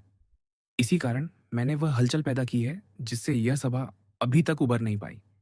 यदि यह भी कोई अपराध है तो मुझे दंड दीजिए, पर यदि मैंने आपको यह विश्वास दिला दिया है कि मेरे जन्म के दिन से ही मेरा भाग्य घातक, पीड़ित, कटु और दुखद रहा है, तो मुझ पर दया कीजिए। और तुम्हारी माँ? न्यायाधीश ने पूछा। मेरी माँ मुझे मृत समझती थी। मेरी माँ दोषी नहीं है। मैंने कभी अपनी माँ का नाम जानने की इच्छा नहीं की, और मैं उसे नहीं जानता। उसी क्षण भीड़ के बीच से एक तीखी चीख उठी, जो सिसकी में बदल गई। वह उसी समूह में से आई थी जिसमें, जैसा पहले कहा गया, एक स्त्री भी थी। वह हिस्टीरिया के तीव्र दौरे में जमीन पर गिर पड़ी और उसे बाहर ले जाया गया। जब उसे उठाकर ले जाया जा रहा था, तो उसके चेहरे को ढकने वाला घना घूंघट हट गया और लोग उसे पहचान गए। वह मैडम डांगलार थीं। नसों की थकावट से लगभग जड़ हो चुके विल्फोर ने भी कानों में गूंज और मस्तिष्क पर छा गई विचित्र उन्माद की स्थिति के बावजूद उन्हें पहचान लिया और खड़े हो गए। प्रमाण! अध्यक्ष न्यायाधीश चिल्लाए। प्रमाण! अभियुक्त, क्या तुम समझते हो कि इन भयावह कथाओं को सबसे निर्विवाद प्रमाणों से सिद्ध करना होगा? प्रमाण? बेनेडेट्टो ने हंसते हुए कहा। आपको प्रमाण चाहिए? हाँ, तो मॉन्स्यूर दे विल्फोर को देखिए और फिर मुझसे प्रमाण मांगिए। सबकी दृष्टि राजकीय अभियोजक की ओर मुड़ गई। हजारों निगाहों का भार सहते हुए वह अपनी सीट से उठे और लड़खड़ाते हुए अदालत के बीचों बीच आ गए। उनके बाल बिखरे हुए थे और उनके चेहरे पर उनके नाखूनों के दबाव के निशान पड़ गए थे। पूरा कक्ष विस्मय से भरकर गूंज उठा। पिता, बेनेडिक्टो ने कहा, वे मुझसे प्रमाण मांग रहे हैं। क्या आप चाहते हैं कि मैं उन्हें दूं? नहीं, मोन्सियोर दे विल्फोर ने घुटे हुए स्वर में कहा। नहीं, इसकी आवश्यकता नहीं। क्या मतलब आवश्यकता नहीं? न्यायाधीश ने पुकारा। मेरा अर्थ है, राजकीय अभियोजक ने कहा, कि उस घातक भाग्य के विरुद्ध संघर्ष करना व्यर्थ है जिसने मुझे अपने शिकंजे में ले लिया है। सज्जनों, मैं समझता हूं कि मैं एक प्रतिशोधी ईश्वर के हाथों में हूं। प्रमाण की आवश्यकता नहीं। इस युवक ने जो कुछ अभी कहा है सब सत्य है। उन शब्दों को सुनते ही सभा पर ऐसा घना और भयावह मौन छा गया जैसा किसी प्राकृतिक आपदा से पहले उतरता है। लोगों के रोंगटे खड़े हो गए। क्या? मोन्स्यूर de विल्फोर, न्यायाधीश चिल्लाए। क्या आप सुनिश्चित हैं कि आप स्वप्न नहीं देख रहे? क्या आप पूर्णतः अपने होश में हैं? कोई सोच सकता है कि इतना विचित्र, इतना भयानक और अप्रत्याशित आरोप आपके मन को विचलित कर गया है? अपने को संभालिए। राजकीय अभियोजक ने सिर हिलाया। उनके दांत उस व्यक्ति की तरह किटकिटा रहे थे जिसे तेज बुखार ने जकड़ लिया हो। फिर भी उनका चेहरा मृत्यु जैसा पीला था। मैं पूर्णतः अपने होश में हूं महोदय, उन्होंने कहा। केवल मेरा शरीर अस्वस्थ है, जैसा कि आप समझ सकते हैं। इस युवक ने मुझ पर जो आरोप लगाए हैं उन सबके लिए मैं स्वयं को दोषी स्वीकार करता हूं और अब से मैं अपने घर पर अपने उत्तराधिकारी राजकीय अभियोजक के कार्यकालन द्विकास पर शे के अधिकार में रहूंगा। इतना कहकर मंद और लगभग सुनाई न देने वाले स्वर में मोन्स्यूर de विल्फोर दरवाजे की ओर लड़खड़ाते हुए बढ़े, जिसे कर्तव्य पर खड़े परिचारक ने स्वाभाविक रूप से खोल दिया। इस उद्घाटन और स्वीकारोक्ति ने पूरी सभा को स्तब्ध और भयभीत कर दिया। यह उन सभी घटनाओं का भयानक अंत था जिन्होंने पिछले 15 दिनों से पेरिस के समाज को हिला दिया था। तो बोशान ने कहा, अब कौन कहेगा कि नाटक केवल कला में होता है, प्रकृति में नहीं? हे भगवान, शातुरेनो ने कहा, मैं तो मोन्स्यूर दे मोरसेरफ की तरह मरना अधिक पसंद करूंगा। ऐसी विपत्ति की तुलना में पिस्तौल की गोली दया है। और वह मार भी देती है, बोशान ने कहा। जरा सोचिए, मैंने थोड़ी देर के लिए उसकी बेटी से विवाह करने का विचार किया था, देब्रे ने कहा। बेचारी बच्ची, ईश्वर का धन्यवाद कि वह मर गई। सत्र समाप्त होता है सज्जनों, अध्यक्ष न्यायाधीश ने कहा। मुकदमे को अगले अधिवेशन तक स्थगित किया जाता है। इस मामले की पुनः जांच की जाएगी और इसे किसी अन्य अधिवक्ता को सौंपा जाएगा।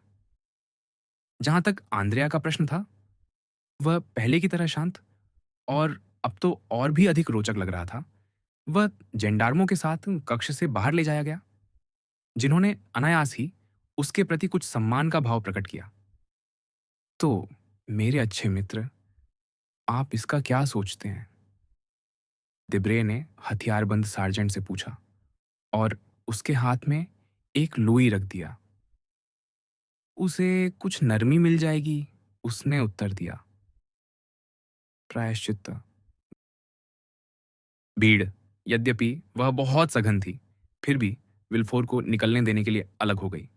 महान शोक इतना गौरवशाली होता है कि सबसे दुर्भाग्यपूर्ण समयों में भी ऐसा कोई उदाहरण दर्ज नहीं है जब किसी बड़े विनाश के सामने जनसमूह की पहली प्रतिक्रिया सहानुभूति न रही हो।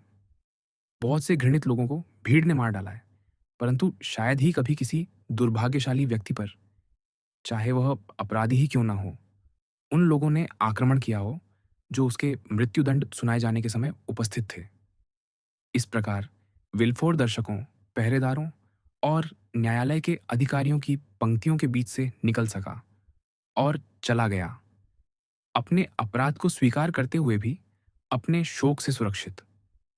कुछ परिस्थितियां ऐसी होती हैं जिन्हें मनुष्य स्वभाव से समझ लेते हैं, परंतु उन पर बुद्धि से टिप्पणी करने में असमर्थ रहते हैं। ऐसे अवसरों पर सबसे महान कवि वही होता है जो सबसे शक्तिशाली और सबसे स्वाभाविक पुकार निकालता है।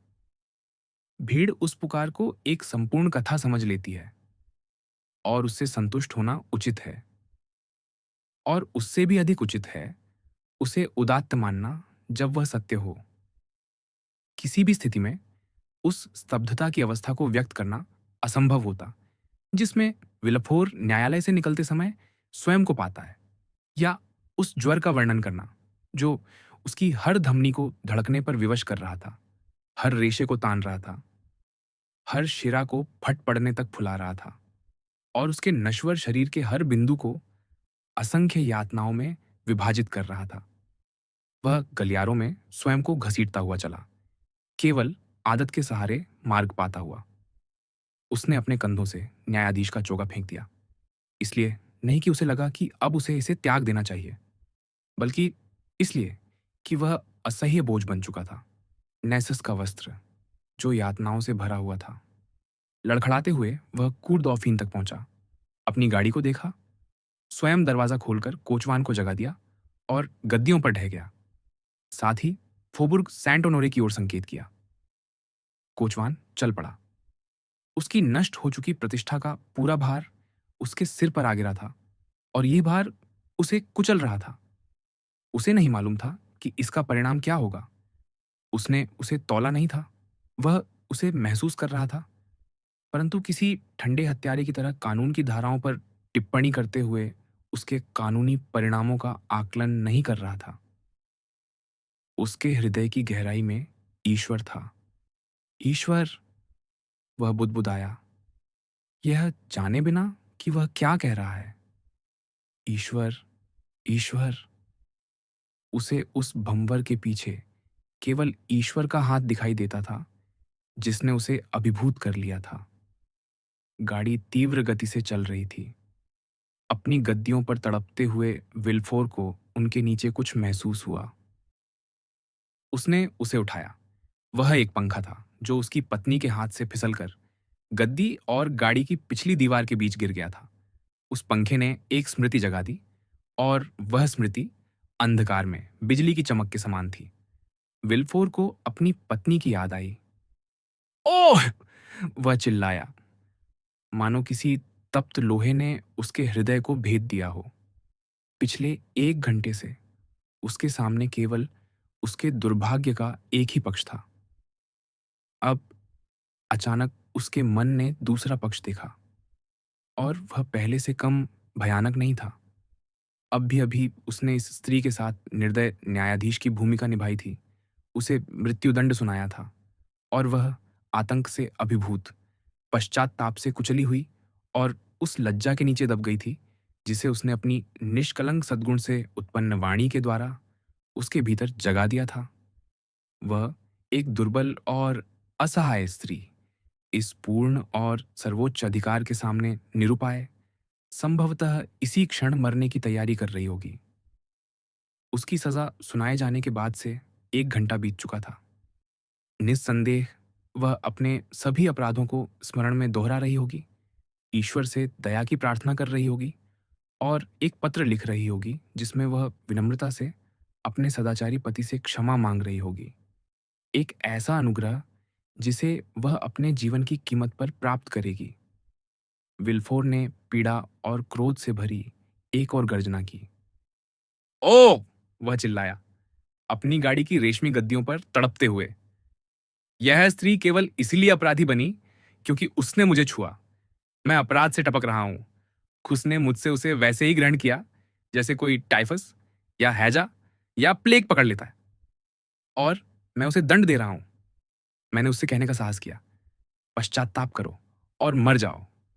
मैं नहीं, नहीं, वह जीवित रहेगी। वह मेरे साथ चलेगी। हम भाग जाएंगे, फ्रांस छोड़ देंगे। पृथ्वी जहां तक हमें ले जाएगी वहां तक भटकते रहेंगे। मैंने उससे फांसी के तख्ते की बात की। हे भगवान! मैंने वह शब्द कहने का साहस कैसे किया? वही तख्ता मेरा भी इंतज़ार कर रहा है। हम भाग जाएँगे। मैं उसे सब कुछ स्वीकार करूँगा। हाँ, हर दिन मैं उसके सामने गिरकर कहूँगा कि मैंने भी अपराध किया है। क्या विवाह है बाघ और साँप का, मेरे जैसे पति के योग्य पत्नी, उसे जीवित रहना चाहिए। मेरी बदनामी उसकी बदनामी को तुच्छ बना देगी। और विल्फोर ने गाड़ी की सामने की खिड़की खोलने के स्थान पर उसे ज़ोर से पटक दिया और चिल्लाया, "तेज! तेज!" उसकी आवाज़ सुनकर कोचवान अपनी सीट पर उछल पड़ा। घोड़े भय से प्रेरित होकर घर की ओर उड़ चले। "हाँ, हाँ," विल्फोर ने घर के निकट आते हुए दोहराया।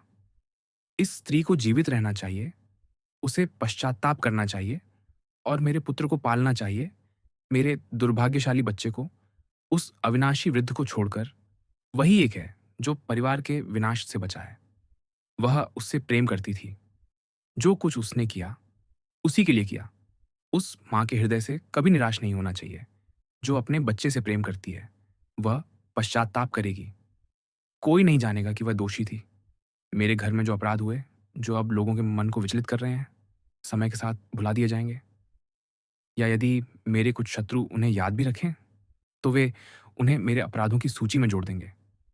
1, 2, 3 और क्या अंतर पड़ता है? मेरी पत्नी कुछ धन लेकर या उससे भी अधिक मेरे पुत्र को साथ लेकर उस गर्त से दूर चली जाएगी जिसमें मुझे लगता है कि सबको मेरे साथ गिरना होगा। वह जीवित रहेगी। वह फिर सुखी होगी क्योंकि उसका सारा प्रेम उसके पुत्र में निहित है और उसका पुत्र उसे कभी नहीं छोड़ेगा। मैंने एक अच्छा काम किया होगा। इस विचार से मेरा हृदय हल्का हो रहा है। राज्य अभियोजक ने लंबे समय बाद कुछ अधिक स्वतंत्रता से सांस ली। गाड़ी घर के आंगन में आकर रुक गई। विल्फोर पायदान से कूदकर सीढ़ियों पर आ गया। उसने देखा कि उसके इतनी जल्दी लौट आने पर नौकर आश्चर्यचकित हैं। उसने उनके चेहरों पर और कुछ नहीं पढ़ा। किसी ने उससे कुछ नहीं कहा। वे उसके मार्ग से वैसे ही हट गए जैसे वे सामान्यतः हटते थे, ताकि वह निकल सके। इससे अधिक कुछ नहीं। वह नौरतिये के कक्ष के पास से गुजरा और आधे खुले द्वार से उसने जैसे दो छायाएं देखीं। परंतु वह इस बात की चिंता नहीं करता कि उसके पिता के साथ वहां दूसरा व्यक्ति कौन है।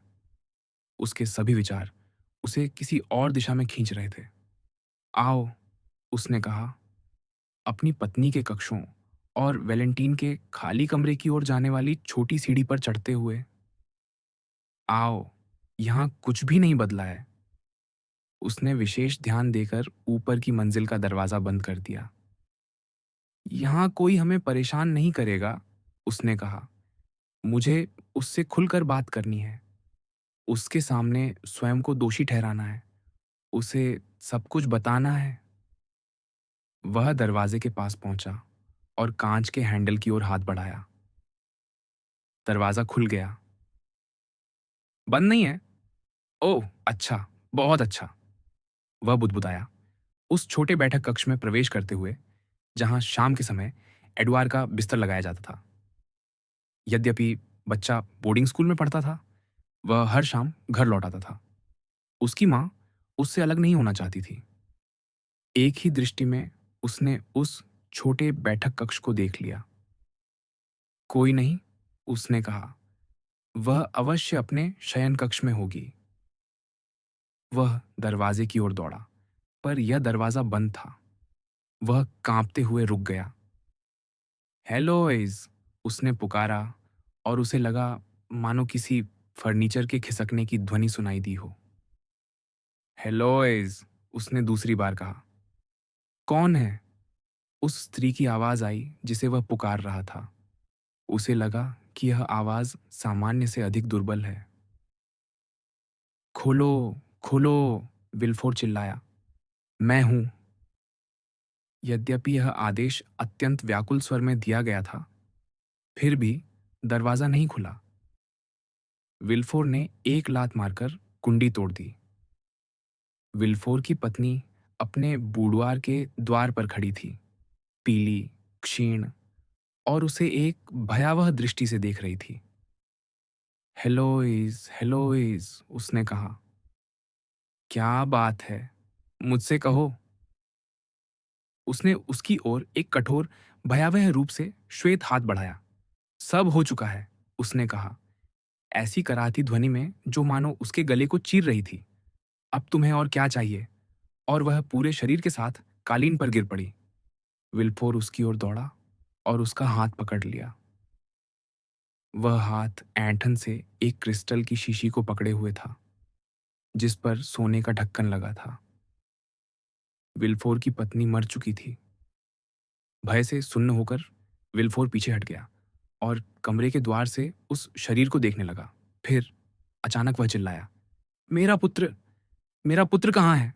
एडवार! एडवार! और वह कमरे से बाहर दौड़ पड़ा, लड़के का नाम ऐसी व्याकुलता से पुकारते हुए कि नौकर दौड़ते हुए आ गए। मेरा पुत्र! मेरा पुत्र कहाँ है? विल्फोर ने पूछा। कोई उसे यहां से ले जाए, उसे देखने मत देना। परंतु एडवार नीचे नहीं है, नौकर ने उत्तर दिया। वह अवश्य बाग में खेल रहा होगा। जाओ, उसे ढूंढो। नहीं, लगभग आधा घंटा पहले उसकी मां ने उसे बुलाया था। एडुआर अपनी मां के कमरे में गया और तब से नीचे नहीं आया। एक ठंडा पसीना विल्फोर के माथे पर फैल गया। उसके पांव लड़खड़ा गए और उसके विचार उसके मस्तिष्क में ऐसे घूमने लगे जैसे टूटी हुई घड़ी के बिखरे हुए पहिए। उसके कमरे में, वह बुदबुदाया। उसके कमरे में, और वह धीरे धीरे वापस चल पड़ा, एक हाथ से अपना माथा पोंछते हुए और दूसरे से दीवार का सहारा लेते हुए। उस कमरे में लौटने का अर्थ था उस दुर्भाग्यपूर्ण स्त्री के शरीर को फिर देखना। एडवार को पुकारने का अर्थ था उस कमरे की प्रतिध्वनि को फिर जगाना, जो अब एक ताबूत बन चुका था। बोलना मानो एक कब्र की निस्तब्धता को भंग करना था।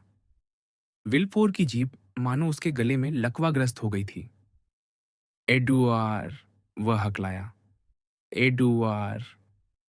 बालक ने कोई उत्तर नहीं दिया। तो वह कहाँ था यदि, जैसा कि नौकरों ने कहा, वह अपनी मां के कमरे में गया था और बाहर नहीं आया? विल्फोर आगे बढ़ा। विल्फोर की पत्नी का शरीर बूढ़वार के द्वार पर पड़ा था, जहां एडवार होना चाहिए था। वह शरीर मानो चौखट की रखवाली कर रहा था, अपनी खुली, स्थिर आंखों से और होठों पर एक भयावह और रहस्यमय व्यंग्य के भाव के साथ। शरीर के पीछे पर्दा उठा हुआ था और उससे बूढ़वार का एक भाग दिखाई दे रहा था, एक पियानो और नीले साटन के सोफे का सिरा। विल्फोर 3 या 4 कदम आगे बढ़ा और उसने अपने बच्चे को उस सोफे पर पड़ा देखा। निस्संदेह लड़का सो रहा था। उस दुर्भाग्यपूर्ण मनुष्य को अचानक अवर्णनीय आनंद का अनुभव हुआ। एक शुद्ध प्रकाश की किरण उस नरक में चमक उठी जिसमें वह तड़प रहा था। बस इतना करना था कि शरीर के ऊपर से बूढ़वार में प्रवेश करे, बच्चे को अपनी बाहों में उठा ले और उसे लेकर बहुत दूर भाग जाए। विल्फोर अब वह मनुष्य नहीं रहा था जिसकी सूक्ष्म भ्रष्टता उसे सभ्य मनुष्य का आदर्श बनाती थी। वह एक घातक रूप से घायल बाघ था, जो अपनी अंतिम चोट में अपने टूटे हुए दांत छोड़ देता है। अब उसे पूर्वाग्रहों का भय नहीं था, बल्कि भूतों का था। उसने उस शरीर के ऊपर से दौड़कर छलांग लगाई, मानो किसी जलती हुई आग को पार कर रहा हो। उसने बच्चे को अपनी बाहों में उठा लिया, उसे अपने से लगाकर झकझोरने लगा, उसे पुकारने लगा। बच्चे ने कोई उत्तर नहीं दिया। उसने उत्कंठा से उसके गालों को चूमा, पर वे गाल पीले और बर्फ की तरह ठंडे थे।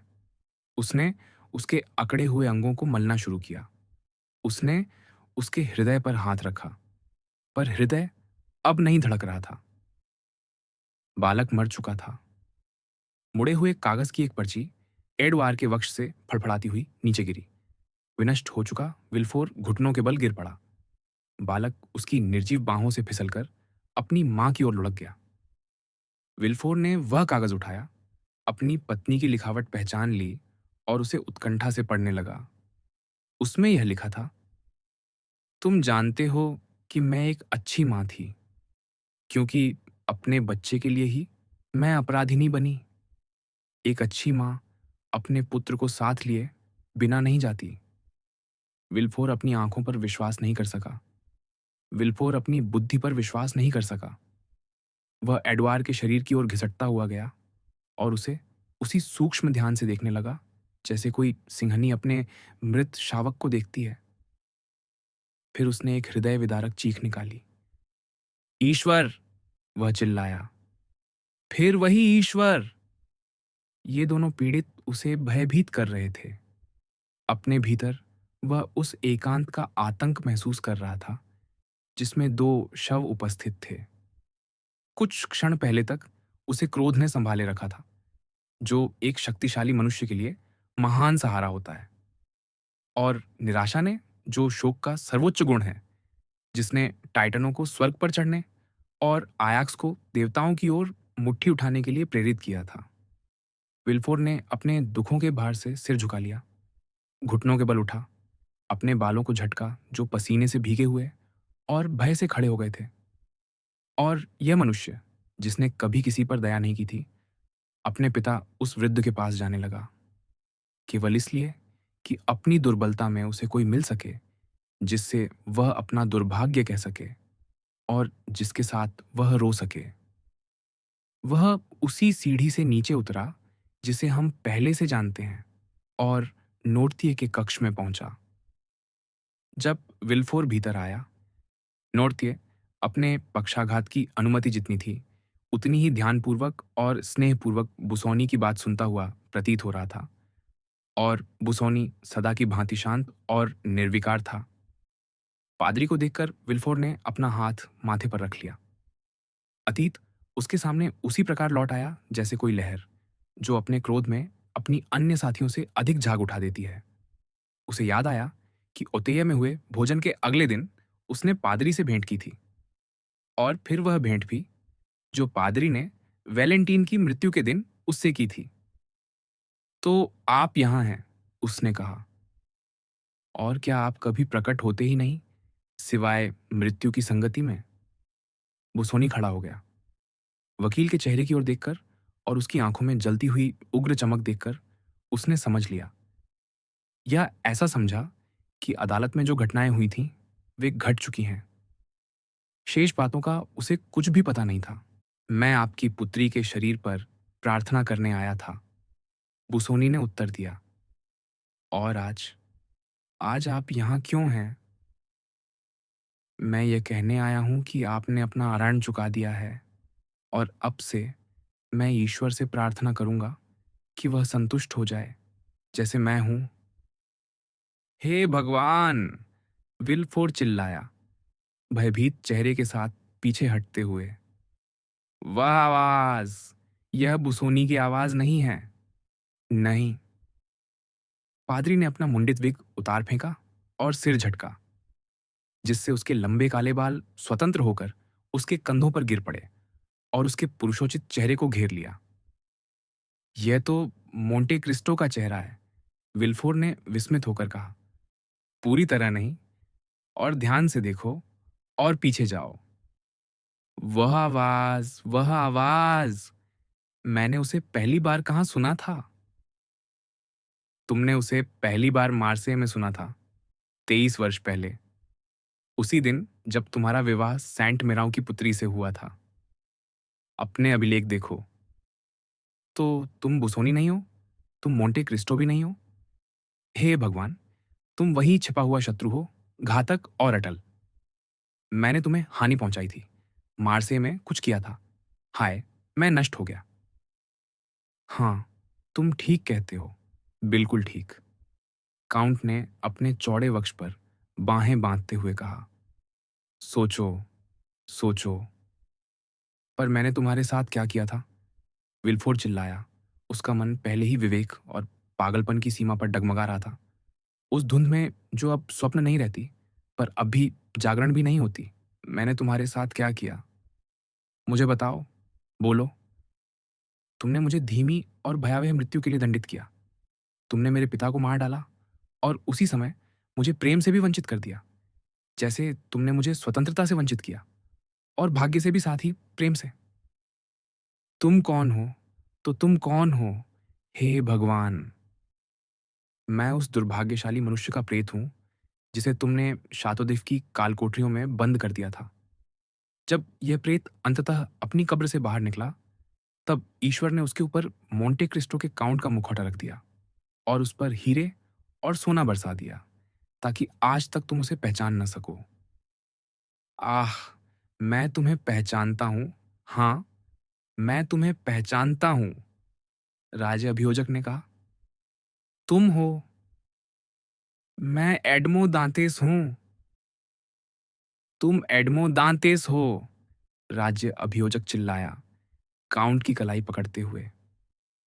तो मेरे साथ आओ। वह उसे सीढ़ियों से नीचे खींच ले गया और मोंटे क्रिस्टो उसके साथ चला, विस्मित, स्वयं भी यह न जानते हुए कि उसे कहाँ ले जाया जा रहा है, पर किसी और भी भयंकर घटना की पूर्वानुभूति के साथ। देखो, एडमो दांतेस, उसने काउंट को अपनी पत्नी और बच्चे के शव दिखाते हुए कहा। देखो, अब क्या तुम्हारा प्रतिशोध पूरा हुआ? इस भयानक दृश्य को देखकर मोंटे क्रिस्टो का चेहरा पीला पड़ गया। उसे समझ में आ गया कि वह प्रतिशोध की सीमाओं से आगे निकल गया है। उसे समझ में आ गया कि अब वह यह नहीं कह सकता, ईश्वर मेरे साथ है। अवर्णनीय व्यथा के साथ वह बच्चे के शरीर पर झुक पड़ा, उसकी आंखें खोलीं, उसकी नाड़ी टटोली और उसे उठाकर वैलेंटीन के कमरे की ओर दौड़ा, पीछे से दरवाजा 2 बार बंद करते हुए। मेरा बच्चा! विल्फोर्ड चिल्लाया। वह मेरे बच्चे का शरीर चुरा रहा है। अभिशप्त मनुष्य! तुझ पर विपत्ति आए। वह मोंटे क्रिस्टो के पीछे दौड़ना चाहता था, पर मानो किसी स्वप्न में उसने महसूस किया कि उसके पांव जमीन से जड़ गए हैं। उसकी आंखें कक्षों से बाहर निकलने को हैं और उसकी उंगलियां धीरे धीरे उसकी छाती में धंसती जा रही हैं, जब तक कि रक्त ने उसके नाखूनों को लाल न कर दिया। उसकी कनपटियों की नसें उबलती हुई गर्मी से फूल गई थीं, जो उसकी खोपड़ी की संकीर्ण गुहा को फोड़ देने और उसके मस्तिष्क को अग्नि की बाढ़ में डुबो देने को आतुर थीं। यह जड़ता कई मिनटों तक रही, जब तक कि उसके मन का भयानक उथल-पुथल शांत नहीं हो गया। फिर उसने एक बड़ी चीख निकाली, जिसके बाद लंबी हंसी का विस्फोट हुआ और वह सीढ़ियों से नीचे दौड़ पड़ा।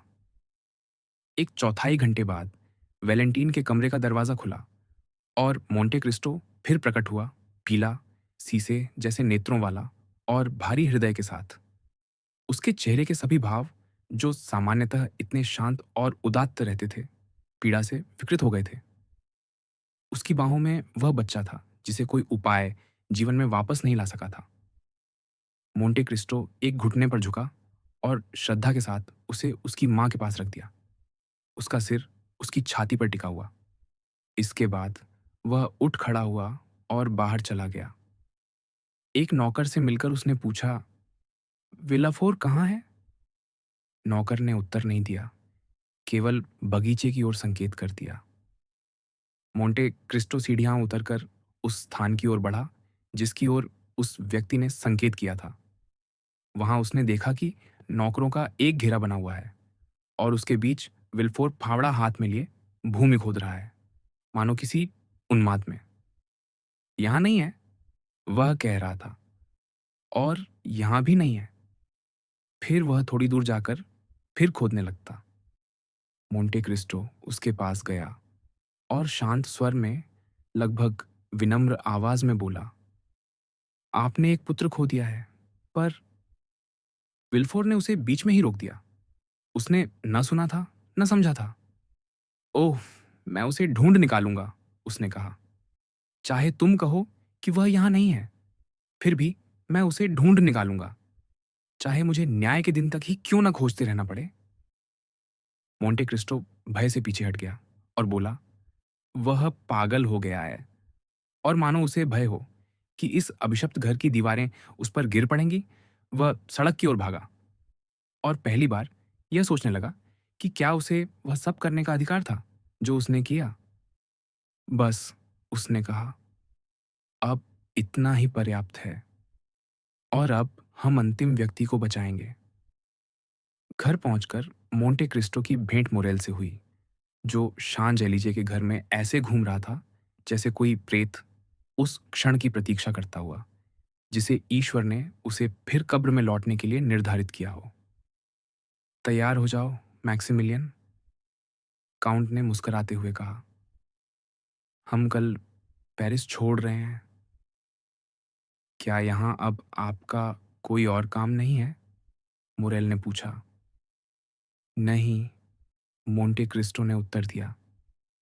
ईश्वर से प्रार्थना करो कि मैंने पहले ही बहुत अधिक न कर दिया हो। प्रस्थान। सारा पेरिस अब भी अभी घटित हुई घटनाओं में डूबा हुआ था।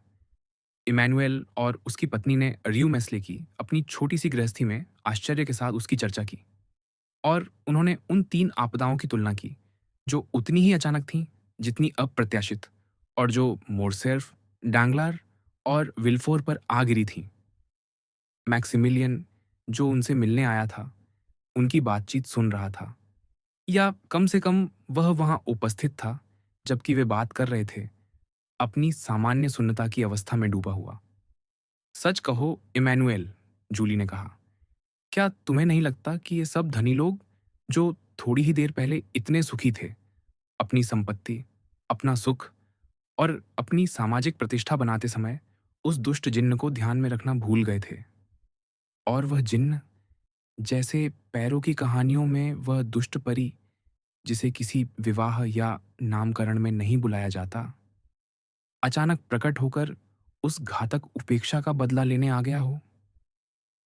कितनी विपत्तियां! इमैनुएल ने कहा, मोरसेर्फ और डांगलार को याद करते हुए। कितना दुख! जूली ने कहा, वैलेंटीन को याद करते हुए, यद्यपि उसके स्त्री संवेदन ने उसे बता दिया था कि अपने भाई के सामने उसका नाम न ले। यदि ईश्वर ने उन्हें दंडित किया है, इमैनुएल ने कहा, तो इसलिए कि ईश्वर, जो स्वयं करुणा है, इन लोगों के पूर्व जीवन में ऐसा कुछ नहीं पा सका जिससे दंड को कम किया जा सके। इसका अर्थ है कि वे वास्तव में दंड के योग्य थे। क्या यह कुछ अधिक जल्दबाजी का निर्णय नहीं है? जूली ने कहा। जब मेरे पिता के हाथ में पिस्तौल थी और वह अपने प्राण लेने को तैयार थे, यदि कोई उस समय कहता, जैसा कि तुम अभी कह रहे हो, वह मनुष्य अपने दंड का अधिकारी है, तो क्या वह व्यक्ति गलत ना होता? हाँ, पर ईश्वर ने हमारे पिता को नष्ट होने नहीं दिया, जैसे उसने अब्राहम को अपने पुत्र का बलिदान करने नहीं दिया था। उसने उस कुलपति के पास और हमारे पास अपना दूत भेजा, जिसने मृत्यु के पंखों को उड़ान के बीच ही काट दिया। उसने अब भी यह कहा ही था कि घंटी बजी। यह द्वारपाल का संकेत था कि कोई आगंतुक आया है। लगभग उसी क्षण बैठक का दरवाजा खुला और मोंटे क्रिस्टो का काउंट चौखट पर दिखाई दिया। दोनों युवकों ने आनंद से एक साथ पुकार उठाई। मैक्सिमिलियन ने सिर उठाया, फिर उसे फिर से झुका लिया। मैक्सिमिलियन, काउंट ने कहा, मानो अपने आगमन पर अपने मेजबानों की भिन्न प्रतिक्रियाओं से अनभिज्ञ हो। मैं तुम्हें लेने आया हूं। मुझे? मुरेल ने कहा, मानो किसी स्वप्न से जाग रहा हो। हाँ, मोंटे क्रिस्टो ने कहा, क्या हमने यह तय नहीं किया था कि मैं तुम्हें ले जाऊंगा? और क्या मैंने तुमसे चलने के लिए तैयार रहने को नहीं कहा था? मैं तैयार हूं, मैक्सिमिलियन ने कहा। मैं उनसे विदा लेने आया था। आप कहाँ जा रहे हैं? जूली ने पूछा। सबसे पहले मार्सेय, काउंट ने उत्तर दिया। मार्सेय? दोनों युवकों ने एक साथ कहा। हाँ, और मैं तुम्हारे भाई को अपने साथ ले जा रहा हूं। अफसोस, काउंट, उसे स्वस्थ करके हमें वापस लाना।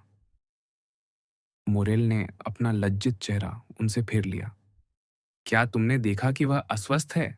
काउंट ने पूछा। हाँ, युवती ने उत्तर दिया। मुझे भय है कि वह हमारे साथ प्रसन्न नहीं है। मैं उसका ध्यान बटाऊंगा। काउंट ने कहा। मैं तैयार हूं, मैक्सिमिलियन ने कहा। विदा, मेरे प्रिय मित्रों, इमैनुएल, विदा, जूली, विदा। क्या, विदा? जूली ने विस्मय से कहा। क्या तुम इस तरह जा रहे हो, अभी, बिना किसी तैयारी और बिना पासपोर्ट के? विदा की पीड़ा को विलंब दोगुना कर देता है, मोंटे क्रिस्टो ने कहा। और मुझे विश्वास है कि मैक्सिमिलियन ने सब कुछ पहले ही तैयार कर लिया होगा। मैंने उसे ऐसा करने की सलाह दी थी। मेरा पासपोर्ट है और मेरे संदूक बांध दिए गए हैं, मुरेल ने धीमे स्वर में कहा। बहुत अच्छा, मोंटे क्रिस्टो ने मुस्कुराकर कहा। यह एक अच्छे सैनिक की समय निष्ठा है। तो आप हमें इस प्रकार छोड़कर जा रहे हैं? जूली ने कहा। अभी। क्या आप हमें एक और दिन या एक घंटा भी नहीं देंगे? मेरी गाड़ी द्वार पर खड़ी है।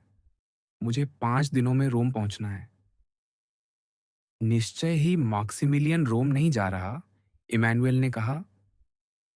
मैं वहां जाऊंगा जहां काउंट मुझे ले जाना चाहेंगे, मुरेल ने एक उदास मुस्कान के साथ कहा। मैं 1 और महीने तक उनका हूं। हे भगवान, वह ये बात कैसी आवाज में कह रहा है? काउंट, मैक्सिमिलियन मेरे साथ जा रहा है, काउंट ने अपने आश्वस्त करने वाले मधुर स्वर में कहा। अपने भाई की चिंता मत करो। विदा बहन, मुरेल ने फिर कहा। विदा, इमैनुएल। उसकी यह उदासीनता मुझे बहुत चिंतित कर रही है, जूली ने कहा। ओह, मैक्सिमिलियन, मैक्सिमिलियन, तुम हमसे कुछ छिपा रहे हो। छे, मोंटे क्रिस्टो ने कहा।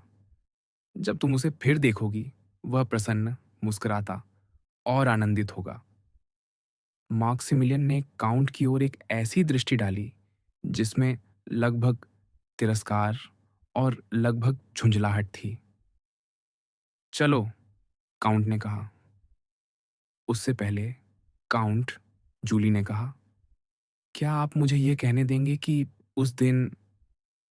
महोदया, काउंट ने कहा, उसके दोनों हाथ पकड़ते हुए, आप जो कुछ भी मुझसे कहना चाहेंगी, उसका मूल्य कभी उस बात के बराबर नहीं होगा जो मैं आपकी आंखों में पढ़ सकता हूं, जो आपके हृदय ने सोचा है और मेरे हृदय ने अनुभव किया है। किसी उपन्यास के उपकारी पात्र की भांति मुझे आपको फिर देखे बिना ही चले जाना चाहिए था, पर ऐसा आचरण मेरी दुर्बल शक्ति से परे था, क्योंकि मैं एक दुर्बल और अभिमानी मनुष्य हूं और अपने किसी सहचर से मिलने वाली प्रसन्न और स्नेहपूर्ण दृष्टि मुझे आनंद देती है। अब मैं जा रहा हूं और स्वार्थ की सीमा तक यह कहूंगा, मुझे मत भूलना मेरे मित्रों, क्योंकि संभव है कि तुम मुझे फिर कभी ना देखो। फिर कभी ना देखो, इमैनुएल चिल्लाया, जबकि जूली के गालों पर 2 बड़े आंसू बहने लगे। फिर कभी ना देखो, ये कोई मनुष्य नहीं है, बल्कि एक देवता है जो हमें छोड़कर जा रहा है, और यह देवता पृथ्वी पर भलाई करने के बाद स्वर्ग लौट जाएगा। ऐसा मत कहो, मोंटे क्रिस्टो ने जल्दी से कहा। मेरे मित्रों, ऐसा कभी मत कहना। देवता कभी बुरा नहीं करते। देवता जब चाहें तब रुक जाते हैं। संयोग उनसे अधिक शक्तिशाली नहीं होता, और उलटे वही संयोग को दिशा देते हैं। नहीं, इमैनुएल, इसके विपरीत मैं एक मनुष्य हूं, और तुम्हारी प्रशंसा उतनी ही अनुचित है जितने तुम्हारे शब्द अधार्मिक हैं। उसने जूली का हाथ अपने होठों से लगाया और वह उसकी बाहों में झुक गई, जबकि उसने अपना दूसरा हाथ इमैनुएल की ओर बढ़ाया। फिर इस घर से, जो एक मधुर और स्वागत करने वाला घोंसला था, स्वयं को अलग करते हुए उसने मैक्सिमिलियन को संकेत किया, जो उसके पीछे पीछे चला, उसी प्रकार निष्क्रिय, असंवेदनशील और स्तब्ध जैसा वह वैलेंटीन की मृत्यु के बाद से था। मेरे भाई को फिर से सुखी कर देना, जूली ने मोंटे क्रिस्टो के कान में धीरे से कहा। उसने उसका हाथ दबाया, जैसे उसने 11 वर्ष पहले मुरेल के अध्ययन कक्ष की ओर जाने वाली सीढ़ियों पर दबाया था। क्या तुम अभी भी नाविक सिनाबाद पर विश्वास करती हो? उसने मुस्कुराकर पूछा, ओह हाँ, तो फिर शांति से सो और प्रभु पर विश्वास रखो। जैसा कि हमने कहा, डाक गाड़ी प्रतीक्षा कर रही थी। चार चुस्त घोड़े अपनी आयालें झटका रहे थे और अधीर होकर सड़क पर खुर मार रहे थे। सीढ़ियों के नीचे अली खड़ा था। उसका चेहरा पसीने से चमक रहा था। वह ऐसा प्रतीत हो रहा था मानो अभी-अभी लंबी दौड़ लगाकर आया हो। तो काउंट ने अरबी में पूछा, क्या तुम उस वृद्ध के पास गए थे? अली ने सिर हिलाया। और तुमने उसके सामने, उसकी आंखों के सामने वह पत्र दिखाया जैसा मैंने कहा था? हाँ, दास ने आदरपूर्वक दोहराया। और उसने क्या कहा, या बल्कि क्या किया? अली प्रकाश के नीचे खड़ा हो गया ताकि उसका स्वामी उसे देख सके, और अपनी बुद्धिमान निष्ठा के साथ उसने वृद्ध का चेहरा नकल किया, अपनी आंखें उसी प्रकार बंद करते हुए जैसे नौर्तीय तब करता था जब उसका अर्थ हाँ होता था। बहुत अच्छा, वह स्वीकार करता है, मोंटे क्रिस्टो ने कहा। चलो। उसने यह शब्द अभी कहे ही थे कि गाड़ी चल पड़ी और घोड़ों के खुरों ने पत्थरों पर से चिंगारियों की वर्षा उड़ा दी। मैक्सिमिलियन बिना एक शब्द कहे अपने कोने में बैठ गया। आधे घंटे बाद गाड़ी अचानक रुक गई। काउंट ने अभी अभी उस चांदी के धागे को खींचा था जो अली की उंगली से बंधा था। नूबियाई उतरकर दरवाजा खोलने लगा। रात तारों से चमक रही थी। वे विलेजुईफ की चढ़ाई के शीर्ष पर थे, उस पठार पर जहां से पेरिस एक अंधकारमय समुद्र की भांति दिखाई देता है, जो लाखों रोशनियों से ऐसे चमक रहा था जैसे फास्फोरस से जगमगाती तरंगें। और वे तरंगें वास्तव में तरंगें ही हैं, तूफानी समुद्र की तरंगों से अधिक गर्जनशील, अधिक उग्र, अधिक परिवर्तनशील, अधिक प्रचंड और अधिक लालची। ऐसी तरंगें जिन्हें कभी विशाल समुद्र की शांति नहीं मिलती, बल्कि वे निरंतर एक दूसरे से टकराती रहती हैं, सदा फेनिल और सब कुछ निगलती हुई। काउंट अकेला खड़ा रहा और गाड़ी को आगे बढ़ने का संकेत किया। फिर वह लंबे समय तक बाहें बांधे खड़ा रहा, उस भट्ठी को निहारता हुआ जिसमें वे सभी विचार जो गहराइयों से उबलते हुए उठते हैं और संसार को हिला देते हैं, पिघलते, उलझते और रूप ग्रहण करते हैं। फिर जब उसने अपनी शक्तिशाली दृष्टि उस बाबिल पर डाली जो धार्मिक कवियों को जितनी प्रेरणा देता है, उतनी ही भौतिकवादी संशयवादियों को भी, तो उसने अपना सिर झुका लिया और हाथ जोड़ लिए मानो प्रार्थना कर रहा हो, और बुदबुदाया, महान नगर, अभी 6 महीने भी नहीं हुए जब मैं तुम्हारे द्वारों से भीतर आया था। मुझे विश्वास है कि ईश्वर की आत्मा मुझे यहाँ लाई थी और वही मुझे विजयी बनाकर यहाँ से ले जा रही है।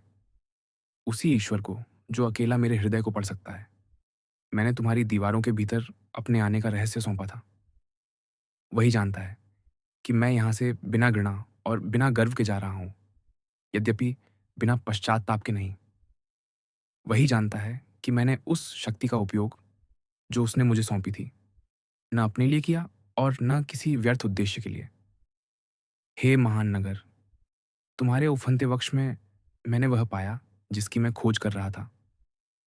एक धैर्यवान को खनिक की तरह मैंने तुम्हारी गहराइयों को मट डाला ताकि उनमें से बुराई को निकाल सकूं।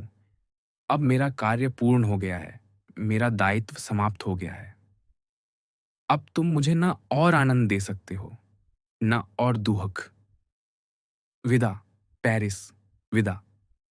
उसकी आंखें मानो किसी रात्रि आत्मा की आंखें हों, एक बार फिर उस विशाल मैदान पर घूम गईं। फिर अपने माथे को पोंछते हुए वह गाड़ी में वापस बैठ गया, दरवाजा बंद कर लिया, और शीघ्र ही वे पहाड़ी की दूसरी ओर धूल और शोर के बीच गायब हो गए। उन्होंने 2 लीग का मार्ग पूर्ण मौन में तय किया। मुरेल स्वप्न में डूबा था और मोंटे क्रिस्टो उसे स्वप्न देखते हुए देख रहा था। मुरेल, काउंट ने पूछा, क्या तुम्हें मेरे साथ आने का पछतावा है?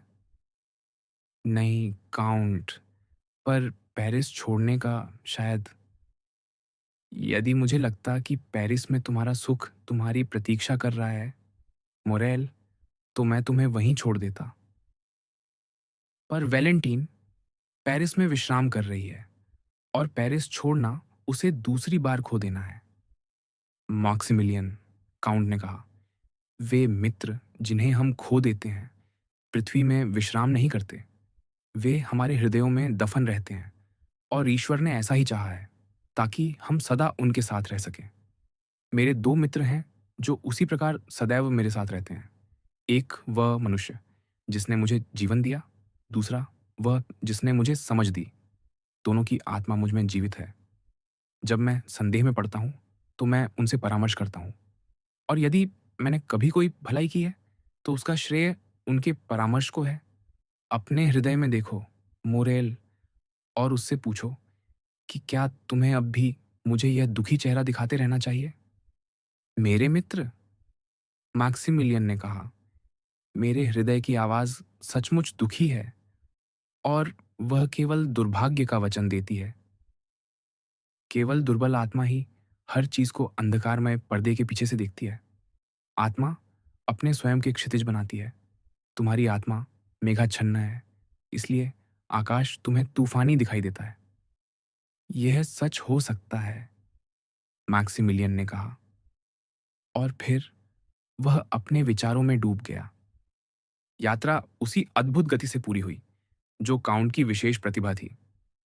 नगर सड़क पर छायाओं की तरह पीछे छूटते जा रहे थे।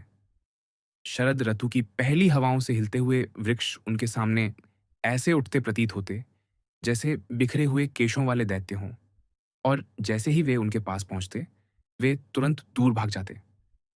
अगले दिन प्रातः वे शालो पहुंचे, जहां काउंट का भावपोत उनकी प्रतीक्षा कर रहा था। एक क्षण भी न गंवाते हुए गाड़ी को जहाज पर चढ़ा दिया गया, और उससे भी पहले दोनों यात्री सवार हो चुके थे। वह जहाज गति के लिए बनाया गया था, किसी भारतीय डोंगी की तरह। उसके दो चप्पू पहिए दो पंखों की तरह थे, जिन पर वह जल को छूता हुआ उड़ता जाता था, मानो कोई प्रवासी पक्षी। मुरेल स्वयं उस गति के मादक उन्माद को अनुभव कर रहा था, और कभी कभी हवा उसके बालों को उठाती तो ऐसा लगता मानो उसके माथे पर छाई हुई उदासी का बादल भी क्षण भर को हटने लगा हो। जहां तक काउंट का प्रश्न था, वह जितना पेरिस से दूर होता जाता उतनी ही एक प्रकार की अलौकिक शांति उसे किसी आभा की तरह घेरे लेती, मानो कोई निर्वासित अपने घर लौट रहा हो।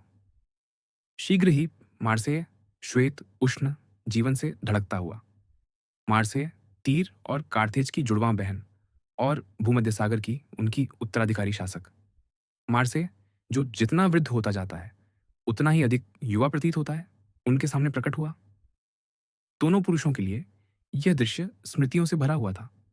गोल मीनार, सेंट निकोलस का किला, पूजे का नगर भवन, और वह बंदरगाह जिसके ईंटों से बने घाटों पर दोनों ने बचपन में खेला था। इस प्रकार आपसी सहमति से वे कैनेबियर पर रुक गए। एक जहाज अल्जीर के लिए प्रस्थान कर रहा था। पार्सल डेक पर भीड़ लगाए यात्री विदा देते हुए मित्रों और संबंधियों का समूह, उनके पुकारने, रोने और हाथ हिलाने का दृश्य, यह सब ऐसा दृश्य था जो हर दिन देखने वालों को भी भावुक कर देता है। परंतु यह हलचल भी मैक्सिमिलियन के मन को उस बात से नहीं हटा सकी जिसने चौड़े पत्थरों वाले घाट पर कदम रखते ही उसका ध्यान खींच लिया था।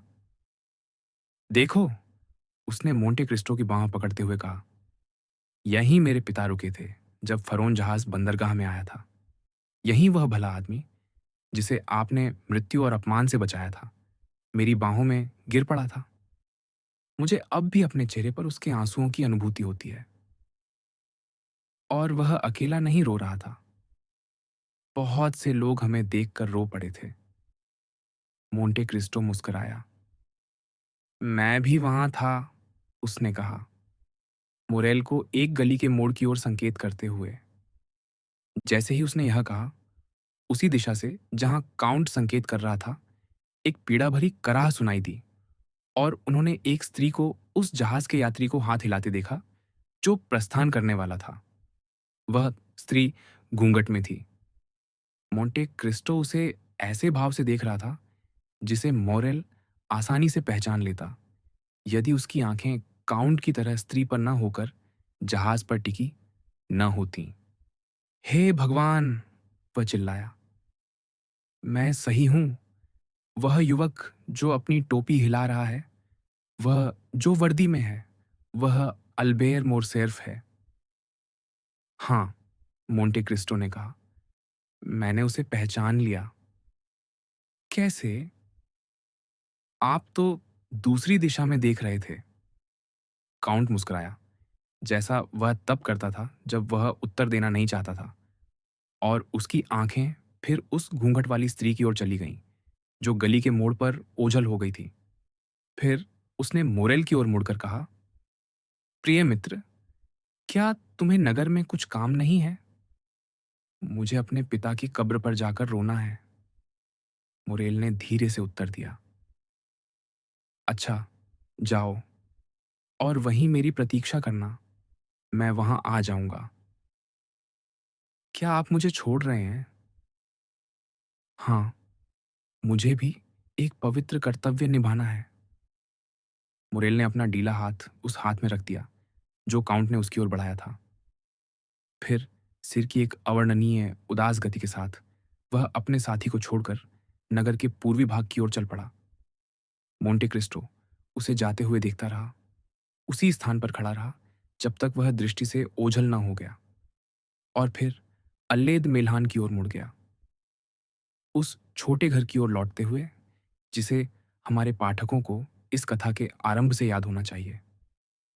वह घर अब भी उस विशाल लिंडेन वृक्षों की पंक्ति की छाया में खड़ा था जहां मार्से के निष्क्रिय लोग टहलने आया करते हैं, बेलों के विशाल पर्दों से घिरा हुआ, जो अपनी बाहें फैलाए हुए थीं, समय के प्रभाव से काले और फटे हुए, और उन पत्थरों पर झुकी हुई थीं जो दक्षिण के प्रचंड सूर्य से पीले पड़ गए थे।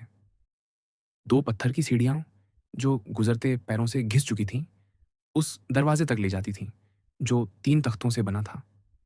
हर वर्ष मरम्मत किया जाता था, पर कभी मसाले या रंग से नहीं छुआ जाता था। धैर्यपूर्वक उस नमी की प्रतीक्षा करता हुआ जो उन्हें फिर से जोड़ दे। पुराना होने पर भी वह घर मनोहर था, अपनी स्पष्ट निर्धनता के बावजूद प्रसन्न, और वैसा ही जैसा वह था जब वृद्ध दांतेस वहां रहा करता था। अंतर केवल इतना था कि वह वृद्ध ऊपर के छोटे कमरे में रहता था, और काउंट ने पूरा घर मर्सेदेस के उपयोग के लिए छोड़ दिया था। वह स्त्री जिसे मोंटे क्रिस्टो ने जहाज के प्रस्थान के समय देखा था, यहाँ आई और दरवाज़ा बंद कर रही थी, ठीक उसी समय जब वह गली के मोड़ पर दिखाई दिया। इसलिए उसने उसे लगभग उसी क्षण ओझल होते देखा जब वह उसके पीछे पहुंचा।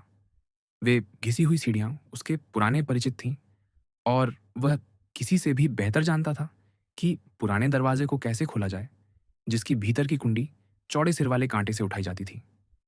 वह बिना दस्तक दिए और बिना पुकारे भीतर चला गया, जैसे कोई मित्र, जैसे कोई अतिथि। ईंटों से बनी पगडंडी के अंत में एक छोटा सा बाग था जो ऊष्मा, सूर्य और प्रकाश से भरा हुआ था। यहीं, उसी स्थान पर जिसका उसने उल्लेख किया था, मर्सेदेस को वह धन मिला था जिसे काउंट ने 25 वर्ष पहले वहां सावधानी से रख छोड़ा था। इस बाग के वृक्ष सड़क के द्वार से दिखाई देते थे। जैसे ही वह दहलीज पर पहुंचा, मोंटे क्रिस्टो ने एक आह सुनी जो किसी सिसकी के समान थी। इस आह ने उसकी दृष्टि को चमेली की पत्तियों से ढकी एक मेहराब की ओर खींच लिया, जिसके लंबे बैंगनी फूल थे। जहां उसने मर्सेदेस को बैठे हुए और रोते हुए देखा, उसने अपना घूंघट उठा दिया था और आकाश की दृष्टि में अकेली अपना चेहरा अपने हाथों में छिपाए वह उन आहों और आंसुओं को स्वतंत्र रूप से बहने दे रही थी जिन्हें उसने इतने लंबे समय तक अपने पुत्र की उपस्थिति में दबा रखा था। मोंटे क्रिस्टो कुछ कदम आगे बढ़ा। उसके पैरों के नीचे रेत चरमराई। मर्सेदेस ने सिर उठाया और अपने सामने एक पुरुष को देखकर भय से चीख उठी। महोदया, काउंट ने कहा, मैं अब आपको सुख नहीं दे सकता, पर आपको सांत्वना दे सकता हूं। क्या आप उसे एक मित्र की भांति स्वीकार करेंगी? निस्संदेह। मर्सिडीज ने कहा, मैं बहुत दुखी हूँ और संसार में अकेली हूँ। मेरे पास केवल मेरा पुत्र था और वह भी मुझे छोड़ गया है। उसने ठीक किया, काउंट ने उत्तर दिया। उसका हृदय महान है। उसने समझ लिया कि प्रत्येक मनुष्य पर अपने देश का कुछ आवरण होता है। कोई अपनी प्रतिभा देता है, कोई अपना परिश्रम, कोई पहरा देता है, कोई रक्त बहाता है। यदि वह आपके साथ रह जाता, तो वह उस जीवन को नष्ट कर देता जो उसके लिए निरर्थक हो चुका था, और वह आपके दुहक का अभ्यस्त भी नहीं हो पाता। यह निराशा उसके भीतर घृणा भर देती। अब वह उन विपत्तियों से संघर्ष करके महान और शक्तिशाली बनेगा, जिन्हें वह अपने सौभाग्य में बदल देगा। उसे आप दोनों के भविष्य का निर्माण करने दीजिए, महोदया। मैं वचन दे सकता हूँ कि वह अच्छे हाथों में है। हाय! उस दुखी स्त्री ने धीरे से सिर हिलाते हुए कहा, मैं उस सौभाग्य का आनंद नहीं ले सकूंगी, जिसके लिए मैं पूरे हृदय से ईश्वर से प्रार्थना करती हूँ कि वह उसे दे। मेरे भीतर और मेरे चारों ओर इतना कुछ टूट चुका है कि मुझे लगता है कि मैं अपनी कब्र के निकट हूँ। आपने अच्छा किया, काउंट, कि मुझे उस स्थान के पास ले आए जहाँ मैं इतनी सुखी थी। मनुष्य को उसी स्थान पर मरना चाहिए जहाँ वह सुखी रहा हो। महोदया, मोंटे क्रिस्टो ने कहा, आपका प्रत्येक शब्द मेरे हृदय पर कड़वा और जलता हुआ गिरता है, और इसलिए भी अधिक कि आपको मुझसे घृणा करने का कारण है। आपके सभी दुखों के लिए मैं ही उत्तरदायी हूँ। आप मुझे दोष देने के स्थान पर मुझ पर दया क्यों नहीं करती? आप मुझे और अधिक दुखी कर देंगी। आपसे घृणा करूं, एडमो, आपको दोष दूं? क्या मैं उस व्यक्ति से घृणा करूं जिसने मेरे पुत्र का जीवन बचाया? क्योंकि आपका इरादा तो निश्चय ही उस पुत्र को मार डालने का था जिस पर मोरसेर्फ इतना गर्व करता था। ओह, मेरी ओर देखिए, और देखिए कि क्या मुझ में किसी भी प्रकार का आरोप झलकता है। काउंट ने सिर उठाया और मर्सेदेस की ओर देखा, जो आधी खड़ी होकर दोनों हाथ उसकी ओर बढ़ाए हुए थी। मेरी ओर देखिए, उसने गहरी उदासी के साथ कहा। आज कोई पुरुष मेरी आंखों की चमक सह सकता है। वे दिन बीत गए जब मैं एडमो दांतेस पर मुस्कुराती थी, जब वह वहां ऊपर प्रतीक्षा करता था, उस अटारी की खिड़की के पास जहां उसका वृद्ध पिता रहता था। तब से बहुत से दुखभरे दिन बीत चुके हैं, जिन्होंने मेरे और उस समय के बीच एक गहरी खाई खोद दी है। आपको दोष दूं, एडमो? आपसे घृणा करूं, मेरे मित्र? नहीं, मैं स्वयं को दोष देती हूँ और स्वयं से घृणा करती हूँ। ओह! मैं कितनी दयनीय हूँ! उसने हाथ जोड़कर और आंखें आकाश की ओर उठाकर पुकारा। क्या मुझे पर्याप्त दंड नहीं मिला? मेरे पास धर्म था, निष्कलंकता थी और प्रेम था। वे 3 वरदान जो देवदूतों को बनाते हैं। और मैं, दयनीय, मैंने ईश्वर पर संदेह किया। मोंटे क्रिस्टो एक कदम आगे बढ़ा और मौन होकर अपना हाथ उसकी ओर बढ़ाया, पर उसने धीरे से अपना हाथ पीछे खींच लिया। नहीं, उसने कहा, नहीं, मेरे मित्र, मुझे मत छुओ। आपने मुझे बचाया, पर जिन सब पर आपने प्रहार किया, उनमें मैं सबसे अधिक दोषी थी। दूसरों ने घृणा, लोभ या स्वार्थ के कारण कार्य किया, पर मैं कायर थी। वे कुछ चाहते थे, मैं केवल भयभीत थी। नहीं, मेरा हाथ मत दबाइए। एडमो, मैं देख सकती हूँ कि आप कुछ दयालु कहना चाहते हैं, पर मत कहिए। उसे किसी और के लिए रखिए। मैं अब आपके स्नेह की अधिकारी नहीं रही। देखिए, उसने अपना घूंघट पूरी तरह हटा दिया। देखिए, दुर्भाग्य ने मेरे बालों को श्वेत कर दिया है और मेरी आंखों ने इतने आंसू बहाए हैं कि उनके चारों ओर काले घेरे पड़ गए हैं, और मेरा माथा झुर्रियों से भर गया है। पर आप, एडमो, आप अभी भी युवा हैं, अभी भी सुंदर और अभी भी गौरवपूर्ण हैं। आपके पास विश्वास था, आपके पास शक्ति थी। आपने ईश्वर पर भरोसा किया और ईश्वर ने आपको संभाले रखा। मैं कायर थी, मैंने उसे अस्वीकार किया, इसलिए ईश्वर ने मुझे त्याग दिया, और अब मैं यहाँ हूँ। मर्सेदेस फूट कर रो पड़ी। स्मृतियों के भार से उसका हृदय टूट रहा था। मोंटे क्रिस्टो ने उसका हाथ लिया और आदरपूर्वक उसे चूमा, पर उसने स्वयं अनुभव किया कि वह चुंबन निष्प्राण था, मानो उसके होंठ किसी संत की प्रतिमा के संगमरमर के हाथ को छू रहे हों। कुछ जीवन, उसने आगे कहा, मानो पूर्व से ही नियत होते हैं, ऐसे कि एक ही भूल भविष्य की सारी संभावनाओं को नष्ट कर देती है। मैंने समझा कि आप मर चुके हैं। मुझे भी मर जाना चाहिए था। अपने हृदय में सदा आपके लिए शोक मनाते रहने का क्या अर्थ था? कुछ नहीं, सिवाय इसके कि 39 वर्ष की स्त्री को 50 वर्ष की बना देना। क्या लाभ हुआ कि जब मैंने आपको पहचान लिया, तब भी सब में से केवल अपने पुत्र को ही बचा सकी? क्या मुझे उस पुरुष को भी नहीं बचाना चाहिए था, चाहे वह दोषी ही क्यों न था, जिसे मैंने अपने पति के रूप में स्वीकार किया था? फिर भी मैंने उसे मरने दिया। हे भगवान! मैं क्या कह रही हूँ? मैंने अपनी कायर उदासीनता और अपने तिरस्कार से उसकी मृत्यु में भाग लिया, ये भूलकर या तो याद न करना चाहकर कि मेरे ही कारण वह शपभंग करने वाला और विश्वासघाती बना था। और अंत में क्या अर्थ है कि मैं अपने पुत्र के साथ यहाँ आई? यदि मैं उसे अकेला जाने दूँ, यदि मैं उसे छोड़ दूँ, यदि मैं उसे अफ्रीका की कठोर भूमि के हवाले कर दूँ, ओह! मैं कहती हूँ, मैं कायर थी।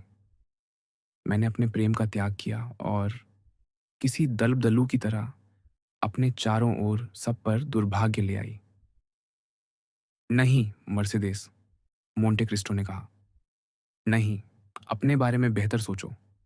तुम एक महान और धर्मनिष्ठ स्त्री हो और तुम्हारे दुख ने मुझे निःशस्त्र कर दिया है। पर मेरे पीछे ईश्वर था, एक अदृश्य, अज्ञात और ईर्ष्यालु ईश्वर, जिसका मैं दूत था और जिसने उस बिजली को रोकना नहीं चाहा जिसे मैंने मुक्त किया था। ओह! मैं उसी ईश्वर से विनती करता हूँ, जिसके चरणों में मैं 10 वर्षों तक प्रतिदिन गिरता रहा हूँ, और मैं उसे साक्षी बनाकर कहता हूँ कि मैंने अपना जीवन तुम्हारे लिए बलिदान कर दिया था, और उसके साथ उन सभी योजनाओं को भी जो उससे जुड़ी थीं। पर और यह मैं गर्व से कहता हूँ, मर्सिडीज, ईश्वर को मेरी आवश्यकता थी और मैं जीवित रहा। अतीत को देखो, वर्तमान को देखो, भविष्य को समझने का प्रयास करो और विचार करो कि क्या मैं प्रभु का उपकरण नहीं हूँ? सबसे भयानक विपत्तियाँ, सबसे निर्दय पीड़ा, उन सब का त्याग जिन्होंने मुझे प्रेम किया, और उन लोगों का अत्याचार जिन्होंने मुझे जाना तक नहीं, यही मेरे जीवन का पहला भाग था।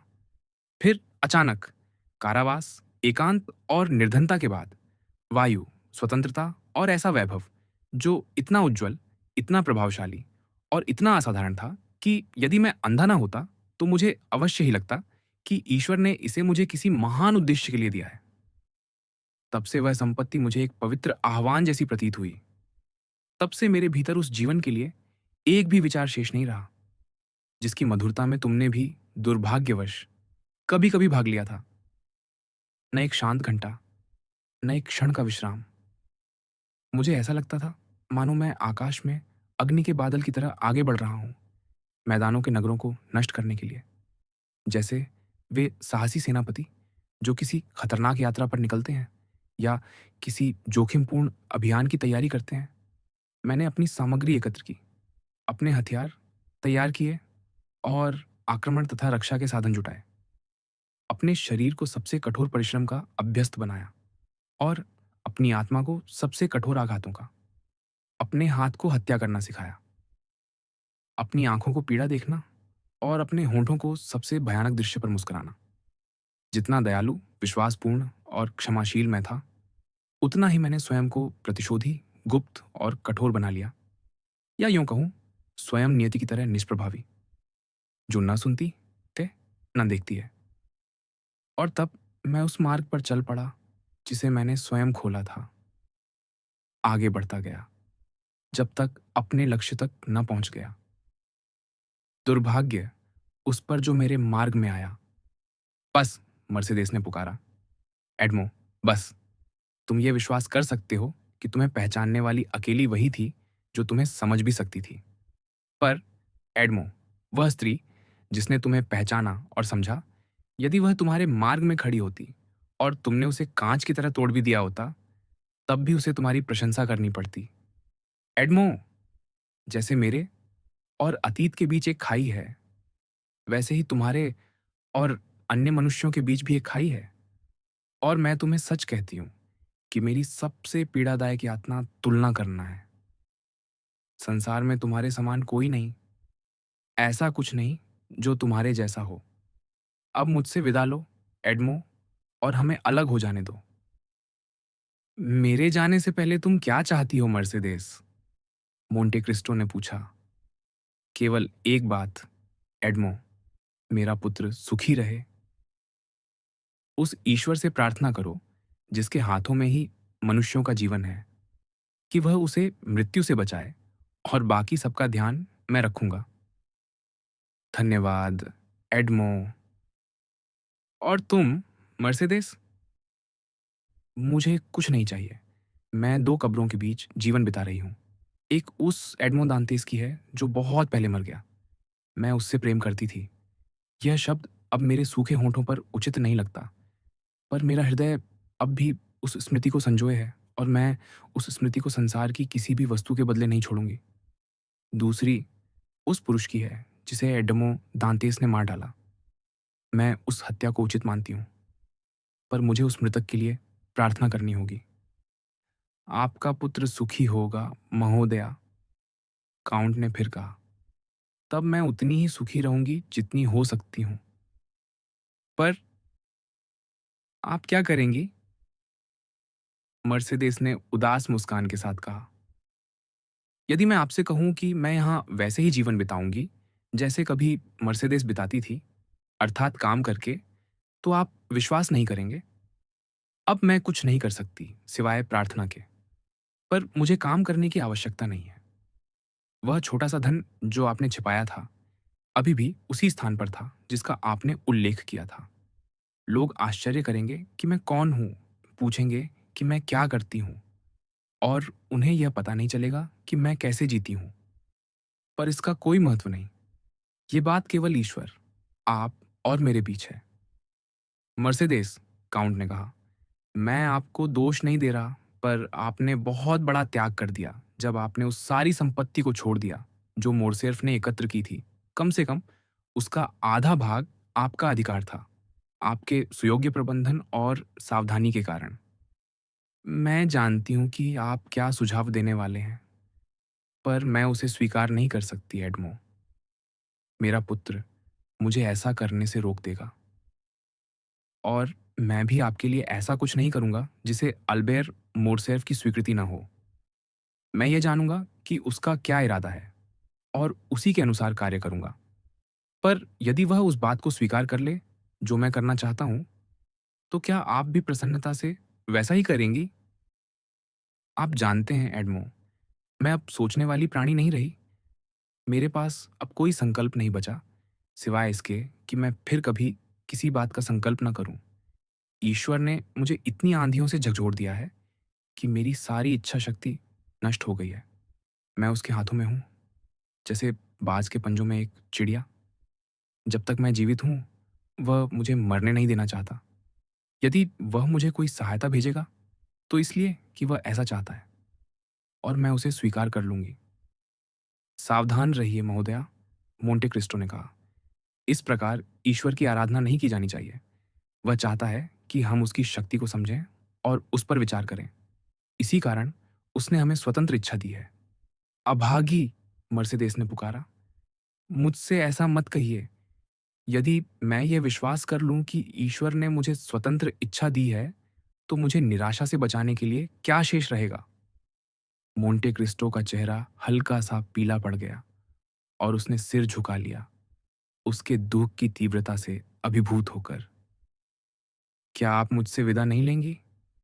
उसने अपना हाथ बढ़ाते हुए पूछा। हाँ, अवश्य, मर्सिडीज ने आकाश की ओर संकेत करते हुए गंभीर स्वर में कहा। मैं फिर मिलेंगे, कहूंगी, ताकि आपको यह सिद्ध कर सकूं कि मुझे अब भी आशा है। उसने कांपते हुए अपना हाथ काउंट के हाथ से छुआ, फिर सीढ़ियों की ओर दौड़ गई और उसकी दृष्टि से ओझल हो गई।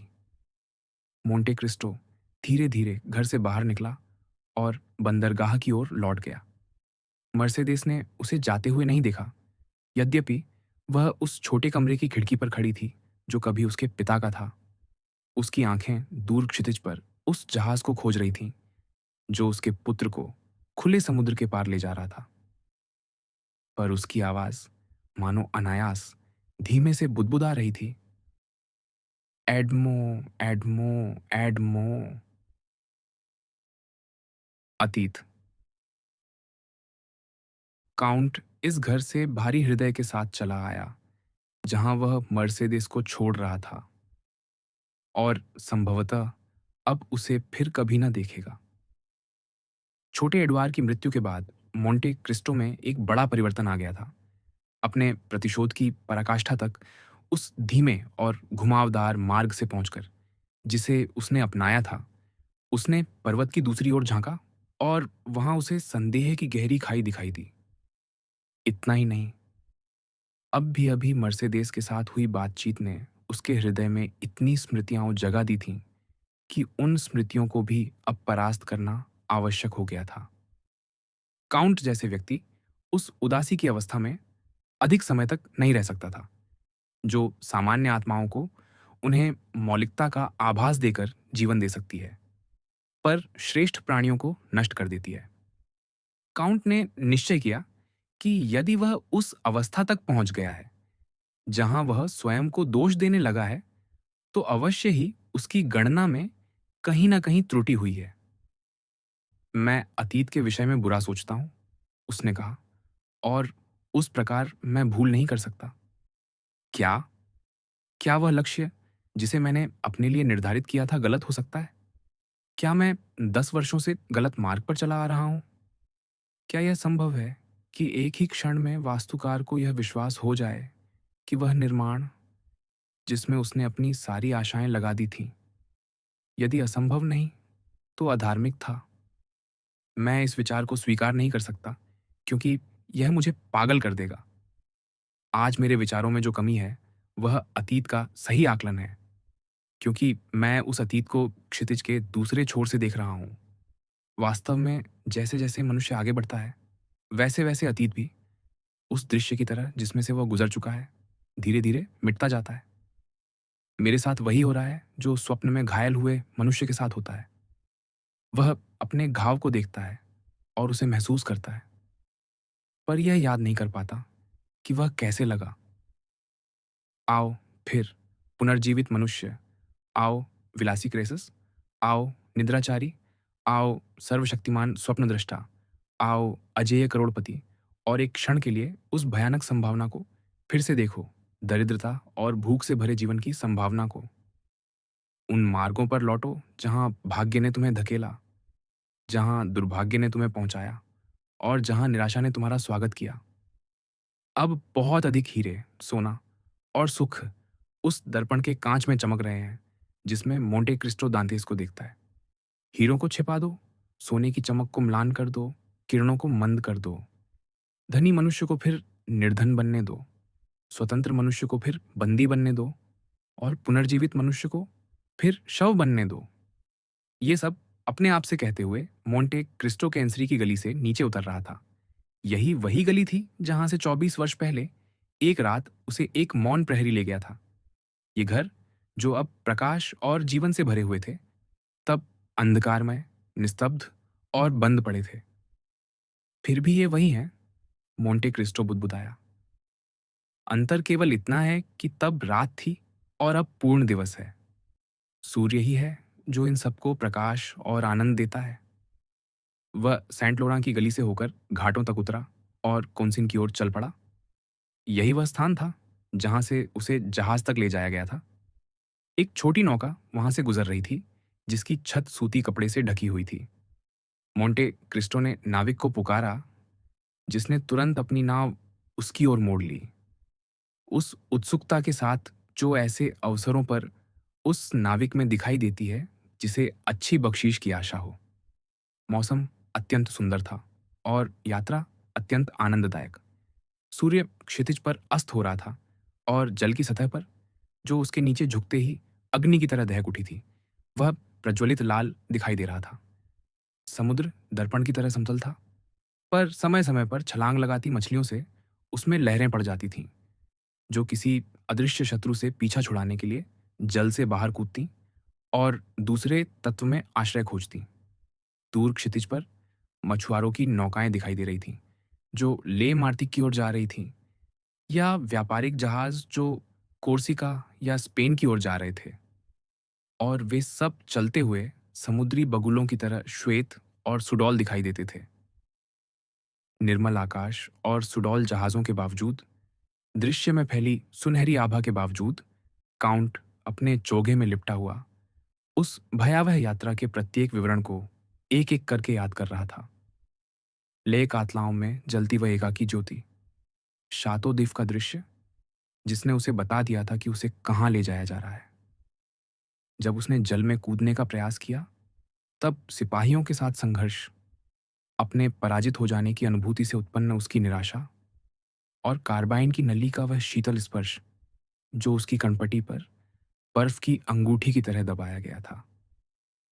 धीरे धीरे, जैसे ग्रीष्म की गर्मी में सूख चुके स्रोत शरद ऋतु के बादलों के घिरने पर बूंद बूंद फिर से भरने लगते हैं, वैसे ही मोंटे क्रिस्टो ने भी अपने हृदय में वह पुरानी कड़वाहट फिर से उठती हुई महसूस की, जो कभी एडमो दांतेस के हृदय को भर देती थी। अब उसके लिए न निर्मल आकाश रहा, न सुंदर नौकाएं, न उज्ज्वल प्रकाश। आकाश शोक के आवरण से ढक गया था, और उस काले दैत्य का दृश्य, जिसे शातुद्वीप कहते हैं, उसे ऐसे कांपने पर विवश कर रहा था मानो उसने अचानक किसी घातक शत्रु का प्रेत देख लिया हो। वे अब पहुंचने ही वाले थे। अनायास ही काउंट नाव के दूसरे छोर की ओर खिसक गया। यद्यपि नाविक ने अपने अत्यंत विनम्र स्वर में कहा, हम उतरने ही वाले हैं। मोंटे क्रिस्टो को स्मरण आया कि इसी स्थान पर, इसी चट्टान पर उसके पहरेदारों ने उसे हिंसक रूप से खींचा था और संगीन की नोक से उसके पहलू में चुभोते हुए उसे चढ़ाई पर ऊपर जाने के लिए विवश किया था। उस समय दांतेस को यह यात्रा बहुत लंबी लगी थी। मोंटे क्रिस्टो को वह बहुत छोटी लगी। चप्पुओं का हर आघात समुद्र की तरल धूल में एक लाख विचारों और स्मृतियों को उछाल देता था। जुलाई क्रांति के बाद से शातोद्वीप में अब कोई बंदी नहीं था। उसका प्रहरी गृह केवल सैनिकों के एक छोटे दल से भरा रहता था, जिन्हें तस्करों को हतोत्साहित करने के लिए रखा गया था। और द्वार पर एक चौकीदार आगंतुकों की प्रतीक्षा करता था, ताकि उन्हें इस भय के स्मारक को दिखा सके, जो अब जिज्ञासा का स्मारक बन चुका था। फिर भी, यद्यपि वह यह सब जानता था, जब वह मेहराब के नीचे से गुजरा, अंधेरी सीढ़ियों से नीचे उतरा और उन काल कोठरियों को देखने ले जाया गया जिन्हें देखने का उसने अनुरोध किया था, तब उसके माथे पर एक ठंडी पीतिमा छा गई और उसका बर्फ सा पसीना फिर उसके हृदय में उतर गया। काउंट ने पूछा कि क्या पुनर्स्थापन काल के समय का कोई पुराना द्वारपाल अब भी वहां है। सब या तो सेवानिवृत्त हो चुके थे या किसी अन्य काम में चले गए थे। जो चौकीदार उसे दिखा रहा था, वह केवल 1830 से वहां था। उसे उसकी अपनी काल कोठरी दिखाई गई। उसने संकरी खिड़की से भीतर आती हुई फीकी रोशनी देखी। उसने वह स्थान देखा जहां कभी बिस्तर रखा था, यद्यपि अब उसे हटा दिया गया था, और बिस्तर के पीछे अब बंद किया हुआ पर अभी भी पत्थरों की नवीनता के कारण दिखाई देता हुआ वह छेद, जिसे अबे फारिया ने बनाया था। मोंटे क्रिस्टो को लगा कि उसके पैर उसके नीचे से निकल रहे हैं। उसने एक लकड़ी का स्टूल लिया और उस पर बैठ गया। क्या इस किले के बारे में कोई और कथा भी सुनाई जाती है? उसने पूछा, सिवाय उन कथाओं के जो यहाँ मिराबो की कैद से संबंधित हैं।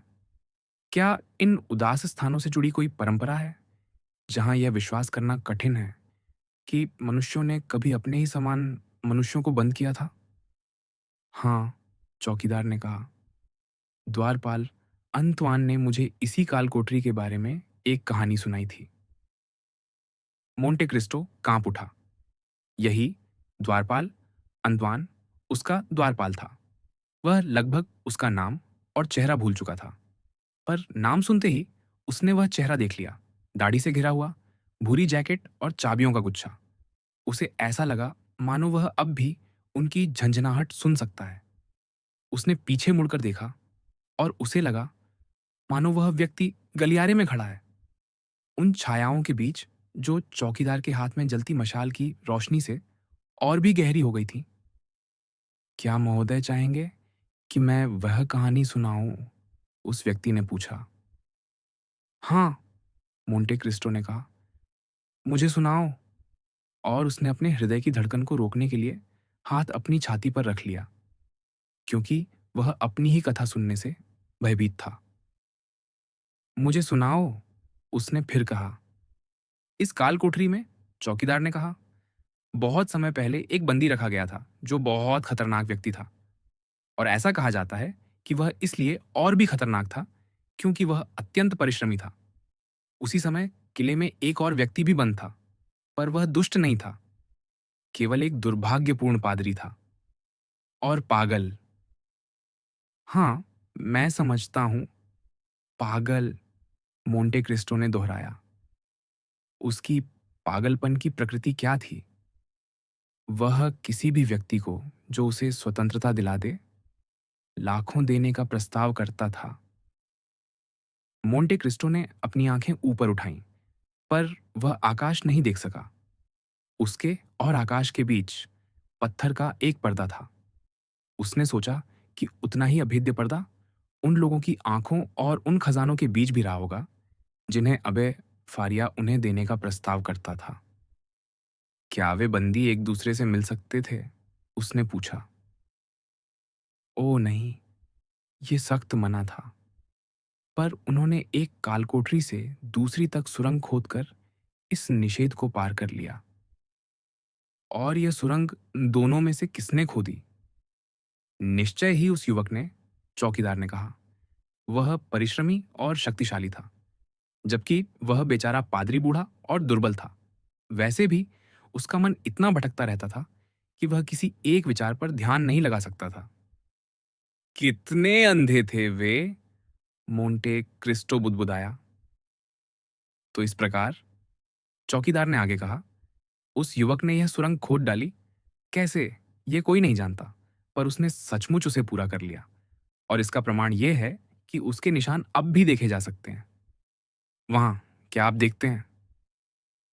और उसने अपनी मशाल दीवार की ओर उठा दी। हाँ, सचमुच, काउंट ने कहा। उसका स्वर भावना से भरकर रुद्ध हो गया। परिणाम यह हुआ कि दोनों बंदी एक दूसरे से बातचीत कर सकते थे, और कोई नहीं जानता कि कितने समय तक। फिर एक दिन वह बूढ़ा बीमार पड़ गया और मर गया। और क्या आप जानते हैं कि उस युवक ने क्या किया? उसने अपनी कथा को रोकते हुए कहा। बताओ। उसने मृत व्यक्ति के शरीर को उठा लिया, उसे अपने ही बिस्तर पर इस प्रकार रख दिया कि उसका चेहरा दीवार की ओर हो। फिर वह खाली काल कोठरी में लौट गया, छेद को बंद कर दिया और मृत व्यक्ति के कफन में स्वयं को लपेट लिया। क्या आप ऐसी बात की कल्पना कर सकते हैं? मोंटे क्रिस्टो ने अपनी आंखें बंद कर ली, और उसने फिर वही अनुभूति महसूस की जो उसने उस समय की थी जब वह खुरदुरा कपड़ा उसके चेहरे से रगड़ खा रहा था, जो अभी भी उस शव की ठंडक से भरा हुआ था। रक्षक आगे बोला। देखिए, यही उसकी योजना थी। उसने सोचा कि शातोदिफ में मृतकों को दफनाया जाता है, और क्योंकि उसे लगा कि बंदियों के लिए ताबूत पर खर्च नहीं किया जाएगा, उसने कल्पना की कि वह अपने कंधों से मिट्टी को हटाकर बाहर निकल जाएगा। पर दुर्भाग्य से द्वीप पर एक ऐसी प्रथा थी जिसने उसकी योजना को विफल कर दिया। मृतकों को दफनाया नहीं जाता था, बल्कि उनके पैरों में एक तोप का गोला बांध दिया जाता था और उन्हें समुद्र में फेंक दिया जाता था। और यही हुआ। हमारे उस व्यक्ति को गैलरी के ऊपर से पानी में फेंक दिया गया। अगले दिन उसके बिस्तर में असली शव मिला, और सब कुछ समझ में आ गया, क्योंकि दफनाने वाले लोगों ने एक बात बताई जिसे वे पहले स्वीकार करने का साहस नहीं कर पाए थे, कि जब शरीर को खाली स्थान में फेंका गया, उसी क्षण उन्होंने एक भयानक चीख सुनी जो तुरंत ही उस पानी के नीचे दब गई जिसमें उसे फेंका गया था। काउंट को सांस लेने में कठिनाई हो रही थी। उसके माथे से पसीना बह रहा था और उसका हृदय पीड़ा से जकड़ा हुआ था। नहीं, वह बुदबुदाया। नहीं, जो संदेह मैंने अनुभव किया था वह इस बात का संकेत था कि मैं भूलने लगा था, पर यहाँ हृदय फिर मेरा हो गया है और फिर प्रतिशोध की भूख महसूस कर रहा है। और उस बंदी के बारे में उसने पूछा, क्या उसके विषय में फिर कभी कुछ सुना गया? कभी नहीं, एक शब्द भी नहीं। देखिए, केवल 2 ही संभावनाएँ हैं। या तो वह सीधे गिर पड़ा और क्योंकि वह 50 फुट की ऊंचाई से गिर रहा था, वह तुरंत मर गया होगा। आपने कहा था कि उसके पैरों में तोप का गोला बांधा गया था। उस स्थिति में वह खड़ा ही गिरा होगा। या फिर वह खड़ा ही गिरा, चौकीदार ने आगे कहा। और उस स्थिति में उसके पैरों से बंधा भार उसे नीचे खींच ले गया होगा और वहीं वह रह गया बेचारा। क्या आपको उस पर दया आती है? अरे हाँ, यद्यपि वह अपने ही तत्व में था। आप ऐसा क्यों कहते हैं? अफवाह ये थी कि वह बेचारा कभी नौसेना का अधिकारी था, जिसे बोनापार्टवाद के कारण गिरफ्तार किया गया था। आह सत्य! काउंट बुदबुदाया। ईश्वर ने तुम्हें तरंगों और अग्नि के ऊपर तैरने के लिए बनाया है, तो वह बेचारा नाविक अब भी कुछ कथाकारों की स्मृति में जीवित है। वे चूल्हे के पास बैठकर उसकी भयानक कथा सुनाते हैं और उस क्षण पर कांप उठते हैं जब वह हवा में उछलकर समुद्र में समा गया था। क्या उन्हें कभी उसका नाम पता चला? उसने ऊंचे स्वर में पूछा। क्या? रक्षक ने कहा। ओह हाँ, उसे केवल संख्या 34 के नाम से जाना जाता था। विल्फोर, विल्फोर! मोंटे क्रिस्टो बुदबुदाया। यही वह नाम है जिसे तुमने अवश्य ही बार-बार अपने आप से कहा होगा, जब मेरा प्रेत तुम्हारी निद्राहीन रातों में तुम्हें सताता था। क्या महोदय यात्रा जारी रखना चाहेंगे? चौकीदार ने पूछा। हाँ, और मैं विशेष रूप से उस बेचारे पादरी का कक्ष देखना चाहूंगा। आह, संख्या 27? हाँ, संख्या 27। उसे ऐसा लगा मानो वह अब भी अबे फारिया की आवाज सुन सकता है जब उसने उसका नाम पूछा था और पादरी ने दीवार के उस पार से यही संख्या पुकारकर उत्तर दिया था। आइए। रुको, मोंटे क्रिस्टो ने कहा। मुझे इस काल कोठरी के प्रत्येक कोने पर एक अंतिम दृष्टि डाल लेने दो। ठीक ही है, मार्गदर्शक ने कहा। मैं दूसरी की चाबी लाना भूल गया, तो जाकर ले आओ। मैं मशाल यहीं छोड़ देता हूं। नहीं, उसे साथ ले जाओ। पर आपको यहां अंधेरे में रहना पड़ेगा। मैं अंधेरे में देख सकता हूं। अरे, ठीक उसी की तरह। किसकी तरह? संख्या 34। कहते हैं वह अंधेरे का इतना अभ्यस्त हो गया था कि अपनी कोठरी के सबसे अंधेरे कोने में भी एक सुई देख सकता था। उसे वहां तक पहुंचने में 10 वर्ष लगे थे। काउंट बुदबुदाया जब मार्गदर्शक मशाल लेकर चला गया। काउंट ठीक कह रहा था। अंधेरे में कुछ ही क्षण बिताने के बाद वह सब कुछ वैसे ही देखने लगा जैसे पूर्ण प्रकाश में। तब उसने अपने चारों ओर देखा और वास्तव में अपनी कालकोठरी को पहचान लिया। हाँ, उसने कहा, यह वही पत्थर है जिस पर मैं बैठा करता था। यह दीवार पर मेरे कंधों का निशान है, जहां उनका चिन्ह पड़ गया था। यह मेरे माथे से बहते रक्त का चिन्ह है, उस दिन का जब मैंने अपना सिर दीवार से टकराकर अपने प्राण लेने का प्रयास किया था। ओह, ये अंक! मुझे याद है। मैंने इन्हें एक दिन बनाया था जब मैं अपने पिता की आयु की गणना कर रहा था, यह जानने के लिए कि क्या मैं उन्हें जीवित पाऊंगा, और मर्सिडीज की आयु, ये जानने के लिए कि क्या मैं उसे स्वतंत्र पाऊंगा। उन गणनाओं के बाद एक क्षण के लिए मुझे आशा हुई थी। मैंने भूख और विश्वासघात की गणना नहीं की थी। एक कड़वी हंसी उसके होठों से निकल गई, मानो स्वप्न में उसने अभी-अभी अपने पिता को कब्र तक ले जाते और मर्सिडीज को वेदी की ओर जाते देखा था। दूर की दीवार पर एक लेख ने उसका ध्यान खींचा। वह अब भी श्वेत था और हरे पत्थरों पर स्पष्ट दिखाई देता था। हे मेरे ईश्वर! उसने पढ़ा। मुझे भूलने मत देना। हाँ, हाँ, उसने कहा। मेरे अंतिम वर्षों में यही मेरी एकमात्र प्रार्थना थी। मैं अब स्वतंत्रता नहीं मांगता था। मैं स्मृति मांगता था और मुझे भय था कि कहीं मैं पागल होकर सब भूल न जाऊं। मेरे ईश्वर, आपने मेरी स्मृति को सुरक्षित रखा और मैंने कुछ भी नहीं भुलाया। धन्यवाद, ईश्वर, धन्यवाद। उसी क्षण मशाल का प्रकाश दीवारों पर झलकने लगा। मार्गदर्शक लौट आया था। मोंटे क्रिस्टो उससे मिलने आगे बढ़ा। मेरे पीछे आइए, उस व्यक्ति ने कहा, और बिना फिर से दिन के प्रकाश में लौटे वह उसे एक भूमिगत मार्ग से ले गया जो दूसरी प्रवेश द्वार तक जाता था। यहां भी मोंटे क्रिस्टो असंख्य विचारों से भर गया। सबसे पहले उसकी दृष्टि दीवार पर बनी उस रेखा पर पड़ी जिससे अबे फारिया घंटे गिना करते थे। फिर वह बिस्तर के अवशेष थे जिस पर वह बेचारा बंदी मरा था। यह दृश्य देखते ही अपनी काल कोठरी में अनुभव की गई पीड़ा के स्थान पर उसके हृदय में एक मधुर और कोमल भावना, कृतज्ञता की भावना भर गई और उसकी आंखों से दो आंसू बह निकले। यहीं, मार्गदर्शक ने कहा, उस पागल पादरी को रखा गया था और यह वह स्थान है जहां से वह युवक उससे मिलने आया करता था। और उसने मोंटे क्रिस्टो को उस सुरंग का द्वार दिखाया जो इस ओर से खुला छोड़ दिया गया था। पत्थरों के रंग से, वह आगे बोला, एक विद्वान ने अनुमान लगाया कि वे लगभग 10 वर्षों तक एक दूसरे से संपर्क में रहे होंगे। बेचारे लोग, वे 10 वर्ष कितने दुखद रहे होंगे।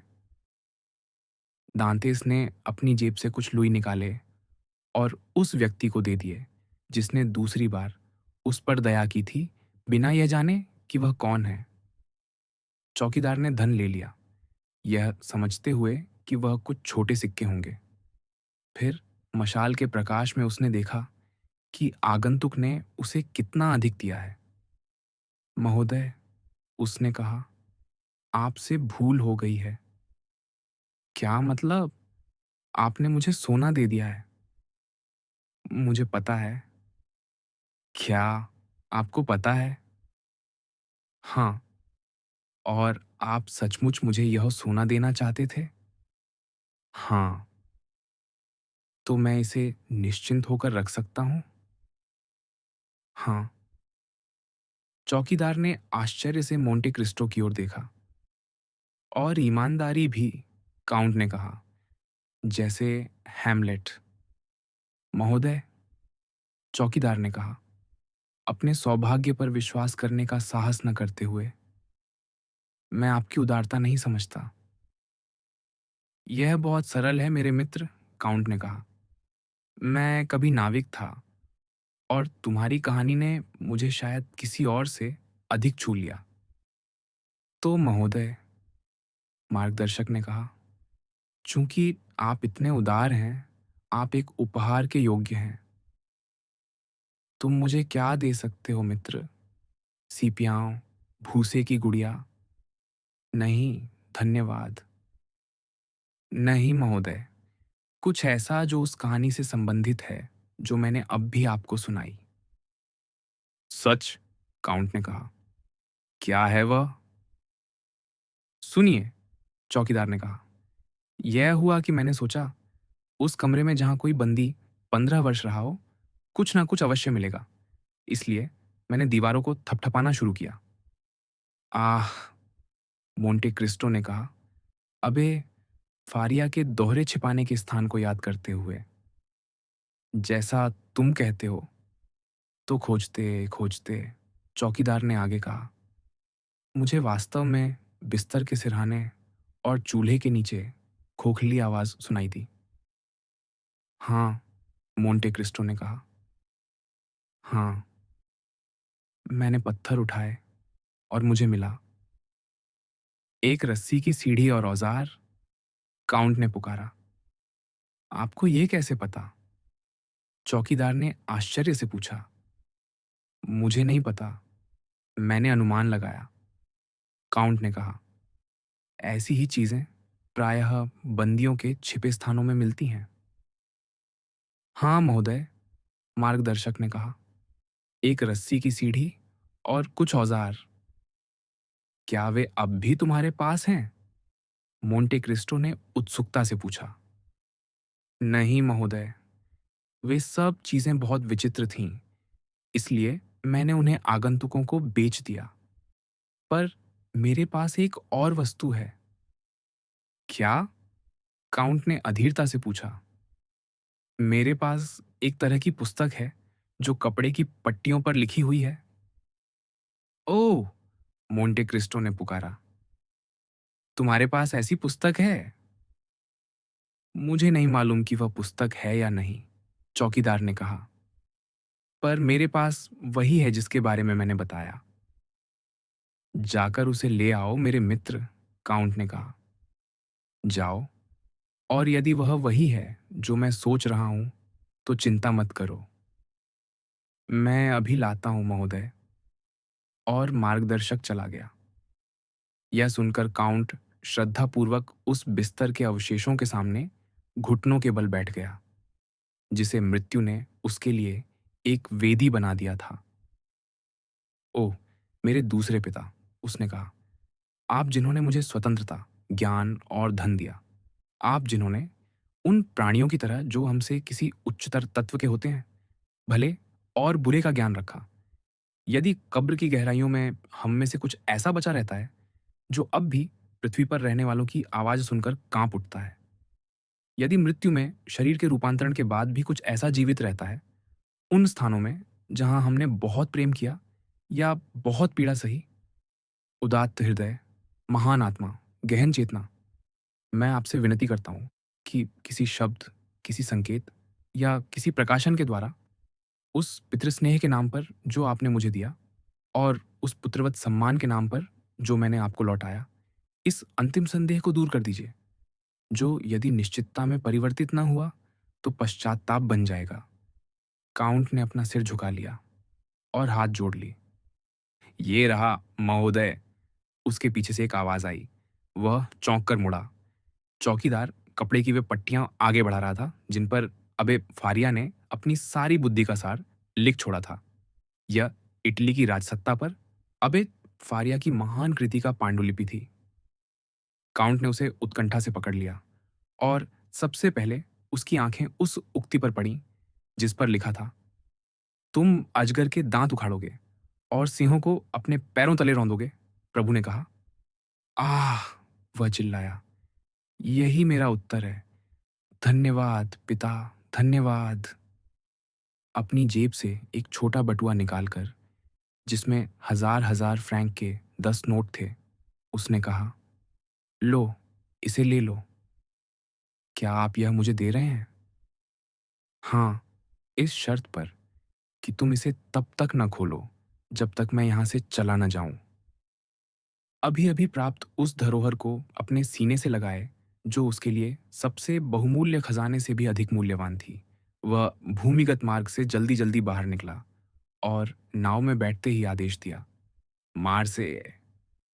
जैसे ही नाव दूर हुई उसने उस गंभीर किले की ओर देखा और कहा, विपत्ति उन पर जो मुझे उस भयानक स्थान में बंद कर गए थे, और उन पर भी जिन्होंने यह भूल गए कि मैं वहां कैद था।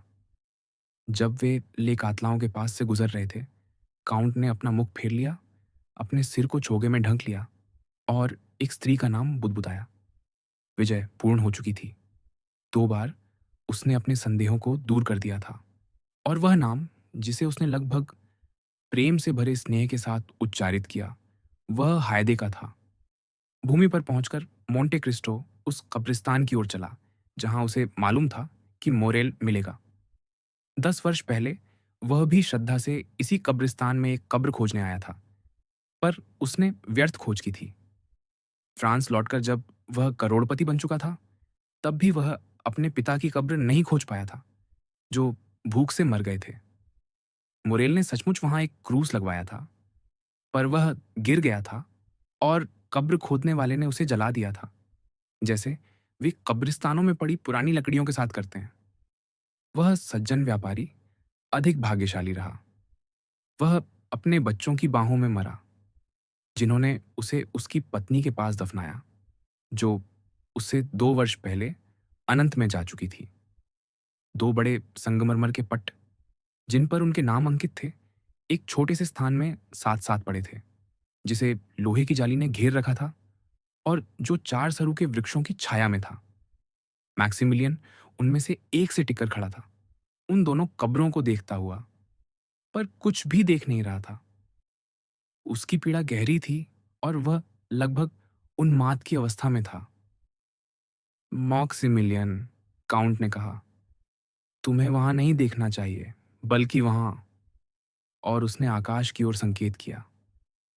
मृतक हमारे चारों ओर हैं, मुरेल ने कहा। क्या आपने स्वयं मुझे यह नहीं बताया था जब आप मुझे पेरिस से दूर ले जा रहे थे? मैक्सिमिलियन, काउंट ने कहा, यात्रा के समय तुमने मुझसे कहा था कि मार्सेय में कुछ दिनों के लिए रुकना चाहते हो। क्या अब भी तुम्हारी यही इच्छा है? अब मैं कुछ नहीं चाहता, काउंट, पर मुझे लगता है कि मैं यहाँ कहीं और की अपेक्षा कम अप्रसन्नता के साथ प्रतीक्षा कर सकूंगा। तो यह अच्छा है, मैक्सिमिलियन, क्योंकि मैं तुम्हें छोड़कर जा रहा हूं, पर तुम्हारा सम्मान का वचन अपने साथ ले जा रहा हूं। क्या ऐसा नहीं? ओह, मैं उसे भूल जाऊंगा, काउंट, मोरेल ने कहा। मैं उसे भूल जाऊंगा। नहीं, तुम नहीं भूलोगे, क्योंकि सबसे पहले तुम सम्मान के मनुष्य हो, मोरेल, क्योंकि तुमने शपथ ली है और तुम्हें फिर शपथ लेनी होगी। कृपया, काउंट, मुझ पर दया कीजिए। मैं बहुत दुखी हूं। मैं एक ऐसे मनुष्य को जानता था जो तुमसे भी अधिक दुखी था, मोरेल। असंभव। हाय, मोंटे क्रिस्टो ने कहा, हमारी दयनीय जाति इस बात पर गर्व कर सकती है कि प्रत्येक मनुष्य अपने को उस दूसरे दुर्भाग्यशाली से अधिक दुखी समझता है जो उसके पास बैठकर रो रहा होता है। उस मनुष्य से अधिक दुखी क्या हो सकता है जिसने संसार में केवल वही वस्तु खो दी हो जिसे वह प्रेम करता था और चाहता था? सुनो, मोरेल, मोंटे क्रिस्टो ने कहा, और एक क्षण के लिए उस बात पर ध्यान दो जो मैं तुम्हें बताने जा रहा हूं। मैं एक ऐसे मनुष्य को जानता था जिसने तुम्हारी तरह अपने समस्त सुख की आशा एक स्त्री में रख दी थी। वह युवा था और उसका एक वृद्ध पिता था जिससे वह प्रेम करता था, और एक मंगेतर थी जिसे वह पूछता था। वह उससे विवाह करने वाला था कि अचानक भाग्य के उन मोड़ों में से एक जो हमें ईश्वर के अस्तित्व पर संदेह करा दे। यदि ईश्वर बाद में स्वयं यह सिद्ध करके प्रकट ना हो कि सब कुछ उसके लिए हमें अपनी अनंत एकता की ओर ले जाने का साधन है। अचानक एक ऐसे मोड़ ने उसकी स्वतंत्रता, उसकी मंगेतर और वह भविष्य छीन लिया जिसका वह स्वप्न देखता था और जिसे वह अपना समझता था। अंधा होकर वह केवल वर्तमान को ही पढ़ सकता था और उसे एक कालकोठरी की गहराइयों में फेंक दिया। ओह हाँ, मुरेल ने कहा, पर लोग कालकोठरियों से बाहर आ जाते हैं, एक सप्ताह या एक महीने या एक वर्ष के बाद। वह वहां 14 वर्ष रहा, मुरेल, काउंट ने युवा के कंधे पर हाथ रखते हुए कहा। मैक्सिमिलियन कांप उठा। 14 वर्ष, वह बुदबुदाया। 14 वर्ष, काउंट ने दोहराया। और उन 14 वर्षों में उसके भी अनेक निराशा के क्षण थे। वह भी तुम्हारी तरह, मोरेल, स्वयं को सबसे अधिक दुर्भाग्यशाली समझकर आत्महत्या करना चाहता था। और, मोरेल ने पूछा, और अंतिम क्षण में ईश्वर ने उसे मानवीय माध्यम से अपने को प्रकट किया, क्योंकि अब ईश्वर चमत्कार नहीं करता। संभव है कि प्रारंभ में, क्योंकि आंसुओं से धुंधली हुई आंखों को पूरी तरह साफ होने में समय लगता है, उसने प्रभु की अनंत दया को न समझा हो, पर वह धैर्यवान रहा और प्रतीक्षा करता रहा। एक दिन वह चमत्कार की तरह अपनी कब्र से निकल आया, परिवर्तित, धनी, शक्तिशाली, लगभग देवता के समान। उसका पहला विचार अपने पिता के लिए था, पर उसका पिता मर चुका था। मेरा पिता भी मर चुका है, मुरेल ने कहा। हाँ, पर वह तुम्हारी बाहों में मरा, प्रिय, सुखी, सम्मानित, समृद्ध और दीर्घायु। उस मनुष्य का पिता निर्धन, निराश और ईश्वर पर संदेह करते हुए मरा। और जब उसके पुत्र ने उसकी मृत्यु के 10 वर्ष बाद उसकी कब्र खोजी, तब वह भी लुप्त हो चुकी थी और कोई उसे यह नहीं बता सका यहाँ वह हृदय सो रहा है जिसने तुमसे इतना प्रेम किया था। ओह, मुरेल ने कहा, तो एक पुत्र के रूप में वह तुमसे अधिक दुर्भाग्यशाली था। मुरेल, वह अपने पिता की कब्र भी नहीं जानता था। हाँ, मुरेल ने कहा, पर उसके पास वह स्त्री तो थी जिसे वह प्रेम करता था। तुम भूल कर रहे हो मुरेल, वह स्त्री, क्या वह मर गई थी? माक्सिमिलियन ने पुकारा। उससे भी बुरा, वह अविश्वासी हो गई थी और उसने अपने मंगेतर के अत्याचारियों में से एक से विवाह कर लिया था। इसलिए तुम देखते हो, मोरेल, वह मनुष्य तुमसे भी अधिक दुर्भाग्यशाली था। और क्या ईश्वर ने उसे सांत्वना दी? मोरेल ने पूछा। कम से कम उसे शांति तो दी होगी, और शायद एक दिन वह अभी भी सुखी हो सकता है। वह आशा करता है, मैक्सिमिलियन। युवक ने सिर झुका लिया और कुछ क्षण के मौन के बाद कहा, आपको मेरा वचन है, पर याद रखिए। और उसने मोंटे क्रिस्टो की ओर अपना हाथ बढ़ाया। 5 अक्टूबर को, मोरेल, मैं तुम्हारी प्रतीक्षा मोंटे क्रिस्टो के द्वीप पर करूंगा। 4 तारीख को बस्तियां के बंदरगाह में एक नौका तुम्हारी प्रतीक्षा करेगी। उस नौका का नाम यूरस होगा। तुम कप्तान को अपना नाम बताना और वह तुम्हें मेरे पास ले आएगा। ये तय रहा, है ना, मॉक्सिमिलियन? तय रहा, काउंट। और मैं वैसा ही करूंगा जैसा हमने निश्चित किया है। पर याद रखिए कि 5 अक्टूबर को, बालक, जो अभी नहीं जानता कि मनुष्य के वचन का क्या अर्थ होता है, मैं तुम्हें 20 बार कह चुका हूं कि उस दिन यदि तुम अब भी मरना चाहो तो मैं तुम्हारी सहायता करूंगा। अब विदा। क्या आप मुझे छोड़कर जा रहे हैं? हाँ, मुझे इटली में काम है। मैं तुम्हें अकेला छोड़ रहा हूं, अपने दुआ के साथ अकेला, उस शक्तिशाली गरुड़ के साथ अकेला, जिसे प्रभु अपने चुने हुए लोगों को अपने चरणों तक ले जाने के लिए भेजता है। गानीमीत की कथा कोई दंत कथा नहीं है, मॉक्सिमिलियन, बल्कि एक रूपक है। आप कब जा रहे हैं? अभी। बाप पोत मेरी प्रतीक्षा कर रहा है और 1 घंटे में मैं बहुत दूर जा चुका हूँगा। क्या तुम मेरे साथ बंदरगाह तक चलोगे? मैं पूरी तरह आपके आदेश में हूँ, काउंट। मुझे गले लगाओ। मोरेल काउंट के साथ बंदरगाह तक चला गया। पहले ही उस काली नली से धुएं का विशाल गुच्छा निकलकर आकाश की ओर उठ रहा था। थोड़ी ही देर बाद नाव चल पड़ी और 1 घंटे बाद, जैसा मोंटे क्रिस्टो ने कहा था, वही धुएं की लकीर केवल दूर पूर्वी क्षितिज पर दिखाई देती थी, जिसे रात की पहली छायाएं अंधकारमय कर रही थीं। पेप्पिनो। उसी समय जब काउंट का भावपोत कैप मोर्जियो के पीछे ओझल हो रहा था, फ्लोरेंस से रोम जाने वाले डाक मार्ग पर यात्रा कर रहा एक व्यक्ति अभी अभी छोटे से नगर आक्वापेंदेंते से निकला था। यात्रा का कुछ भाग पैदल तय करते हुए वह बहुत सा रास्ता बिना किसी संदेह को आकर्षित किए पार कर गया। फ्रॉक कोट में, या यूं कहें कि यात्रा से घिस चुके एक ओवरकोट में, पर उस पर सिला हुआ लीजन ऑन ऑफ ऑनर का फीता अब भी चमकदार और उज्जवल दिखाई दे रहा था। वह व्यक्ति स्पष्टतः फ्रांसीसी था, न केवल अपने वस्त्र और अपने पदक से, बल्कि उस उच्चारण से भी जिसमें वह डाक घोड़ों के सारथी से बात कर रहा था।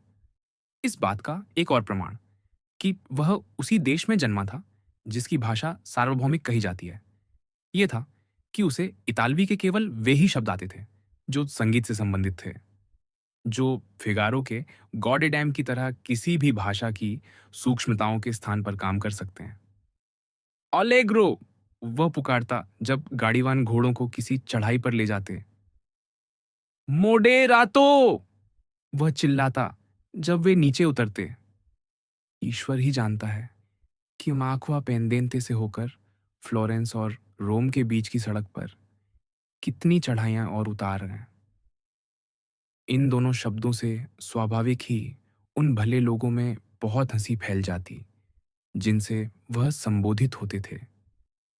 अनंत नगर के निकट पहुंचकर, अर्थात लास्तोर्ता पर पहुंचते ही, जहां से रोम की झलक मिल जाती है, उस यात्री ने वह उत्सुकता नहीं दिखाई जो प्रत्येक विदेशी को अपनी सीट से उठने के लिए विवश करती है, ताकि वह प्रसिद्ध सेंट पीटर के गुंबद को देख सके, जो किसी भी अन्य चीज से पहले दिखाई देता है।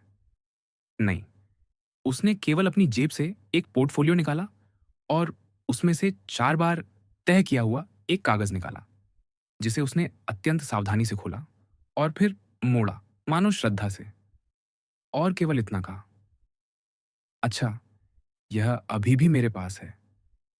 गाड़ी पोर्ता देल पोपोलो से भीतर आई, बाई यमत मुड़ी और होटल दे लॉन्ड्रे के सामने रुक गई। हमारे पुराने मित्र सिग्नोर पास्त्रिनी ने दरवाजे पर टोपी हाथ में लेकर उस यात्री का स्वागत किया। यात्री उतरा, अच्छे भोजन का आदेश दिया और थॉमसन एंड फ्रेंच नामक संस्था का पता पूछा, जो तुरंत उसे बता दिया गया, क्योंकि वह संस्था रोम की सबसे प्रसिद्ध संस्थाओं में से एक थी। उसका कार्यालय सेंट पीटर के पास विया देई बानकी में था। रोम में जैसे अन्य स्थानों में डाक गाड़ी का आगमन एक घटना होता है। मारियुस और ग्राक्की के 10 युवा वंशज नंगे पांव और कोहनियों पर छेद लिए, पर एक हाथ कमर पर और दूसरा बांह चित्रवत सिर के ऊपर मोड़े हुए। यात्री डाकगाड़ी और घोड़ों को देख रहे थे। इन विशिष्ट रोमी लड़कों के साथ पापल राज्य के लगभग 50 निकम्मे लोग भी आ मिले थे। उन लोगों में से जो टाइबर नदी में, जब उसमें पानी होता है, सैंट एंजेलो के पुल से थूककर पानी में गोल गोल लहरें बनाते रहते हैं। अब चूंकि रोम के ये लड़के और गली के बच्चे पेरिस के बच्चों के विपरीत हर भाषा समझ लेते हैं, विशेषकर फ्रांसीसी, उन्होंने यात्री को कमरे मांगते, भोजन का आदेश देते और अंत में थॉमसन एंड फ्रेंच का पता पूछते हुए सुन लिया।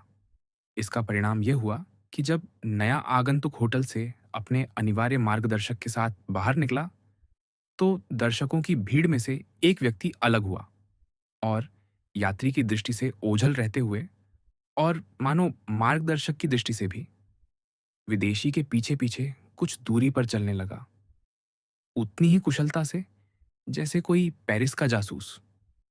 वह व्यक्ति थॉमसन एंड फ्रेंच के पास पहुंचने के लिए इतना उतावला था कि उसने घोड़ों को जोते जाने की प्रतीक्षा भी नहीं की।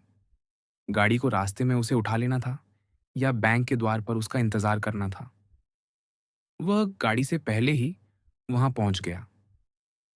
फ्रांसीसी भीतर गया, अपने मार्गदर्शक को प्रतीक्षा कक्ष में छोड़ते हुए, जहां वह तुरंत उन 2-3 व्यापारियों से बातचीत करने लगा जिनका कोई व्यापार नहीं होता, या यदि आप चाहें तो हजारों व्यापार होते हैं, जो रोम में बैंकों, गिरजाघरों, खंडहरों, संग्रहालयों या रंगमंचों के द्वारों पर मंडराते रहते हैं। उसी समय वह व्यक्ति भी भीतर गया जो होटल पर दर्शकों के समूह से अलग हुआ था। फ्रांसीसी ने सामने के कार्यालय की खिड़की पर घंटी बजाई और पहले कक्ष में प्रवेश कर गया। उसकी छाया भी उसके पीछे चली आई। क्या यही थॉमसन एंड फ्रेंच हैं? उस विदेशी ने पूछा। एक प्रकार का नौकर उठा, पहले कक्ष के गंभीर संरक्षक, एक विश्वस्त लिपिक के संकेत पर। मैं किस नाम से सूचना दूं? नौकर ने पूछा, विदेशी के आगे आगे चलने की तैयारी करते हुए। बारोन डांगलार, यात्री ने उत्तर दिया। मेरे साथ आइए, नौकर ने कहा। एक द्वार खुला, नौकर और बारोन उसके भीतर गायब हो गए। वह व्यक्ति जो डांगलार के पीछे आया था, प्रतीक्षा करने के लिए एक बेंच पर बैठ गया। लिपिक लगभग 5 मिनट तक लिखता रहा। इस समय तक वह बैठा हुआ व्यक्ति बिल्कुल स्थिर और मौन रहा। फिर लिपिक की कलम कागज पर चलना बंद हो गई।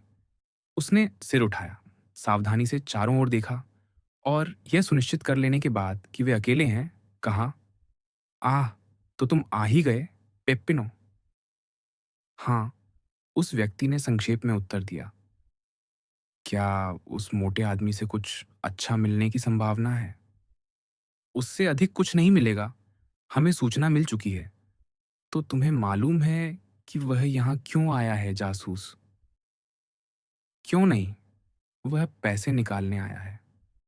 बस हमें यह नहीं पता कि कितने।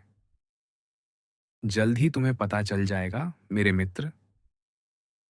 अच्छा, पर उस दिन की तरह मुझे गलत सूचना मत देना। क्या मतलब? तुम किसकी बात कर रहे हो? क्या उस अंग्रेज की जिसने कुछ दिन पहले 3000 IQ लेकर प्रस्थान किया था? नहीं, उसके पास सचमुच 3000 IQ थे और हमें वे मिल गए। मैं उस रूसी राजकुमार की बात कर रहा हूं। उसका क्या? तुमने कहा था 30,000 लीवर और हमें केवल 22,000 मिले। तुमने शायद ठीक से खोजा नहीं। लुइजी वाम्पा ने स्वयं तलाशी ली थी। तो फिर या तो उसने अपने आरण चुका दिए होंगे, एक रूसी, या फिर उसने धन खर्च कर दिया होगा। संभव है, उसने कहा। यह निश्चित है, पर मुझे अपनी जगह पर जाना होगा। नहीं तो वह फ्रांसीसी अपना काम पूरा कर लेगा, इससे पहले कि मैं ठीक-ठीक राशि का पता लगा सकूं। पेपिनो ने सिर हिलाया और जेब से एक माला निकालकर कोई प्रार्थना बुदबुदाने लगा, जबकि लिपिक उसी द्वार से भीतर चला गया जो अभी-अभी नौकर और बैरन के लिए खुला था। 10 मिनट बाद वह चौड़ी मुस्कान के साथ लौट आया। तो? पेपिनो ने पूछा। तैयार रहो, यह तो राजाओं जैसी रकम है। 5 या 6 मिलियन, मेरा ख्याल है। हाँ, तुम्हें यह संख्या कैसे पता? एक बिल के बदले, जिस पर मोंटे क्रिस्टो के काउंट के हस्ताक्षर हैं। तुम काउंट को जानते हो? रोम, वेनिस और वियना में मान्य। बिल्कुल, लिपिक ने कहा। तुम्हें इतनी जानकारी कैसे है? मैंने तुम्हें बताया था कि हमें पहले से सूचना मिल चुकी है। तो फिर तुम मेरे पास क्यों आए? यह निश्चित करने के लिए कि यही हमारा आदमी है। वही है। 5 मिलियन अच्छी रकम है ना पेपिनो? हाँ, हमारे हिस्से में तो कभी इतनी नहीं आएगी। कम से कम कुछ टुकड़े तो मिलेंगे, पेपिनो ने दार्शनिक भाव से कहा। चुप, वह आ रहा है। लिपिक ने अपनी कलम उठा ली और पेपिनो ने अपनी माला। जब द्वार खुला, एक लिख रहा था और दूसरा प्रार्थना कर रहा था। डांगलार प्रकट हुआ, बहुत प्रसन्न दिखाई देता हुआ, और उसके साथ बैंकर था जो उसे द्वार तक छोड़ने आया था। जैसा तय था, डांगलार के लिए आने वाली गाड़ी थॉमसन एंड फ्रेंच के भवन के सामने खड़ी थी। मार्गदर्शक ने द्वार खोला। एक चिचेरोने बहुत उपयोगी प्राणी होता है, जिसे हर प्रकार के काम में लगाया जा सकता है। डांगलार 20 वर्ष के युवक की फुर्ती से गाड़ी में कूदकर बैठ गया। मार्गदर्शक ने द्वार बंद किया और कोचवान के पास जा बैठा। पेपिनो पीछे की सीट पर चढ़ गया। क्या महामहिम सेंट पीटर को देखना चाहेंगे? मार्गदर्शक ने पूछा। क्यों? बैरन ने उत्तर दिया। क्योंकि उसे देखने के लिए। मैं रोम कुछ देखने नहीं आया, डांगलार ने ऊंचे स्वर में कहा। फिर लालच भरी मुस्कान के साथ धीरे से बोला, मैं छूने आया हूं। और उसने अर्थपूर्ण ढंग से अपने पोर्टफोलियो को छुआ, जिसमें उसने अभी अभी एक पत्र रखा था। तो महामहिम जा रहे हैं? होटल कासा पास्त्रीनी, मार्गदर्शक ने कोचवान से कहा, और गाड़ी रेस की गाड़ी की तरह तेजी से चल पड़ी। 10 मिनट बाद बैरन अपने कमरों में लौट चुका था और पेपिनो होटल के सामने की लंबी बेंच पर बैठ गया। उससे पहले उसने उन मारियुस और ग्राक्की के वंशजों में से एक लड़के से कुछ फुसफुसाकर कहा था, जिनका उल्लेख हमने इस अध्याय के आरंभ में किया था। वह लड़का जितनी तेजी से उसके पैर उसे ले जा सकते थे, कैपिटोल की ओर दौड़ पड़ा। डांगलर थका हुआ, संतुष्ट और नींद से भरा था। वह बिस्तर पर गया, अपनी जेब की पुस्तक तकिए के नीचे रखी और सो गया। पर पेपिनो के पास बहुत समय था। उसने कुछ कुलियों के साथ मुर्रा खेला, 3 AQ हार गया और सांत्वना में और भी ये तो कि एक सुराही पी ली। अगले दिन डांगलार देर से जागा, यद्यपि वह जल्दी सो गया था। पिछली 5 या 6 रातों से उसने बहुत कम या बिल्कुल भी नींद नहीं ली थी। उसने भरपूर नाश्ता किया और जैसा कि उसने कहा था, अनंतनगर की सुंदरता देखने की उसमें कोई विशेष इच्छा नहीं थी, इसलिए उसने दोपहर के लिए अपने डाक घोड़ों को तैयार करने का आदेश दिया। पर डांगलार ने पुलिस की औपचारिकताओं और डाक प्रमुख की आलस्य का हिसाब नहीं लगाया था। घोड़े केवल 2 बजे आए और मार्गदर्शक पासपोर्ट पर मुहर लगवाकर 3 बजे लौटा। इन सारी तैयारियों ने सिग्नोर पास्त्रीनी के द्वार पर दर्शकों की अच्छी खासी भीड़ खड़ी कर दी और उनमें ग्राक्की और मारियुस के वंशजों की कमी नहीं थी। बैरन इन निकम्मों के समूहों के बीच विजयी भाव से चलता हुआ गया, जो उसे महामहिम कहकर संबोधित कर रहे थे, ताकि उसे एक बायो को मिल सके। डांगलार, जो जैसा हम जानते हैं, बहुत लोकतांत्रिक व्यक्ति था, अब तक बैरन कहलाने से ही संतुष्ट रहा था और उसे अभी तक महामहिम नहीं कहा गया था। यह उपाधि उसे बहुत प्रिय लगी और उसने भीड़ की ओर कुछ पाउल फेंक दिए। जो थोड़े और मिल जाए तो उसे राजकीय महामहिम घोषित करने को भी तैयार थी। कौन सा मार्ग? सारथी ने इतालवी में पूछा। अंकोना की ओर, बैरन ने उत्तर दिया। सिग्नोर पास्त्रीनी ने प्रश्न और उत्तर का अनुवाद किया और गाड़ी सरपट दौड़ पड़ी। डांगलार का इरादा वेनिस जाने का था और वहां अपनी संपत्ति का एक भाग निकालने का, फिर वेनिस से वियना जाने का, जहां वह शेष धन निकाल लेगा। उसके बाद उसकी योजना वियना में बसने की थी, क्योंकि उसे बताया गया था कि वह नगर बहुत सी सुख सुविधाएं प्रदान करता है। रोमन मैदान में वे 3 लीग ही आगे बढ़े थे कि रात उतरने लगी। डांगलार को यह एहसास नहीं हुआ था कि वे इतनी देर से निकल रहे हैं, अन्यथा वह रोम में ही रुक जाता। उसने सारथी से पूछा कि अगले नगर तक पहुंचने में कितना समय लगेगा। नॉन कापिस्को, उस व्यक्ति ने उत्तर दिया। डांगलार ने सिर हिलाया, मानो कह रहा हो, ठीक है, और गाड़ी आगे बढ़ती रही। मैं पहले डाक स्थान पर रुक सकता हूं, डांगलार ने सोचा। उसे अब भी उस सुख का कुछ अंश महसूस हो रहा था जो उसने पिछले दिन अनुभव किया था और जिसने उसे इतनी अच्छी नींद दी थी। वह दोहरी स्प्रिंगों वाली एक मजबूत अंग्रेजी गाड़ी में आराम से बैठा था। उसे अनुभव हो रहा था कि 2 शक्तिशाली घोड़े उसे सरपट आगे खींच रहे हैं और वह जानता था कि अगला पड़ाव 7 लीग दूर है। जब कोई बैंकर हो और उसने सफलतापूर्वक दिवालिया घोषित कर दिया हो, तो और क्या चाहिए? 10 मिनट तक उसने अपनी पत्नी के बारे में सोचा, जो अभी भी पेरिस में थी, और अगले 10 मिनट उसने अपनी बेटी के बारे में सोचा, जो मैडमोआजेल दारमिली के साथ संसार भर में घूम रही थी। फिर उसने अपने लेनदारों के बारे में और इस बारे में विचार किया कि वह उनके धन को कैसे खर्च करेगा। और जब सोचने के लिए कुछ शेष नहीं रहा, तो उसने आंखें बंद कर लीं और सो गया। समय समय पर जब गाड़ी किसी ऐसे झटके से हिलती जो बाकी से अधिक कठोर होता, डांगलार क्षण भर के लिए आंखें खोल देता और स्वयं को उसी वेग से उसी रोमन मैदान में आगे बढ़ता पाता, उन टूटे हुए जल सेतुओं के बीच से, जो ऐसे प्रतीत होते मानो दौड़ते दौड़ते पत्थर के दैत्य बनकर जम गए हों।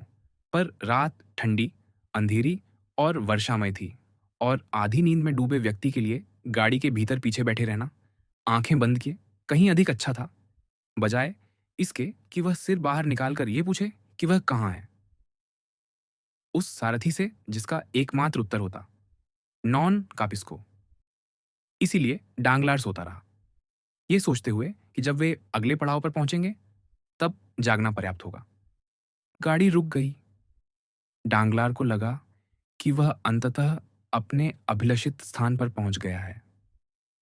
उसने आंखें खोलीं और शीशे से बाहर देखा, यह अपेक्षा करते हुए कि वह किसी नगर के बीचों बीच होगा या कम से कम किसी गांव में।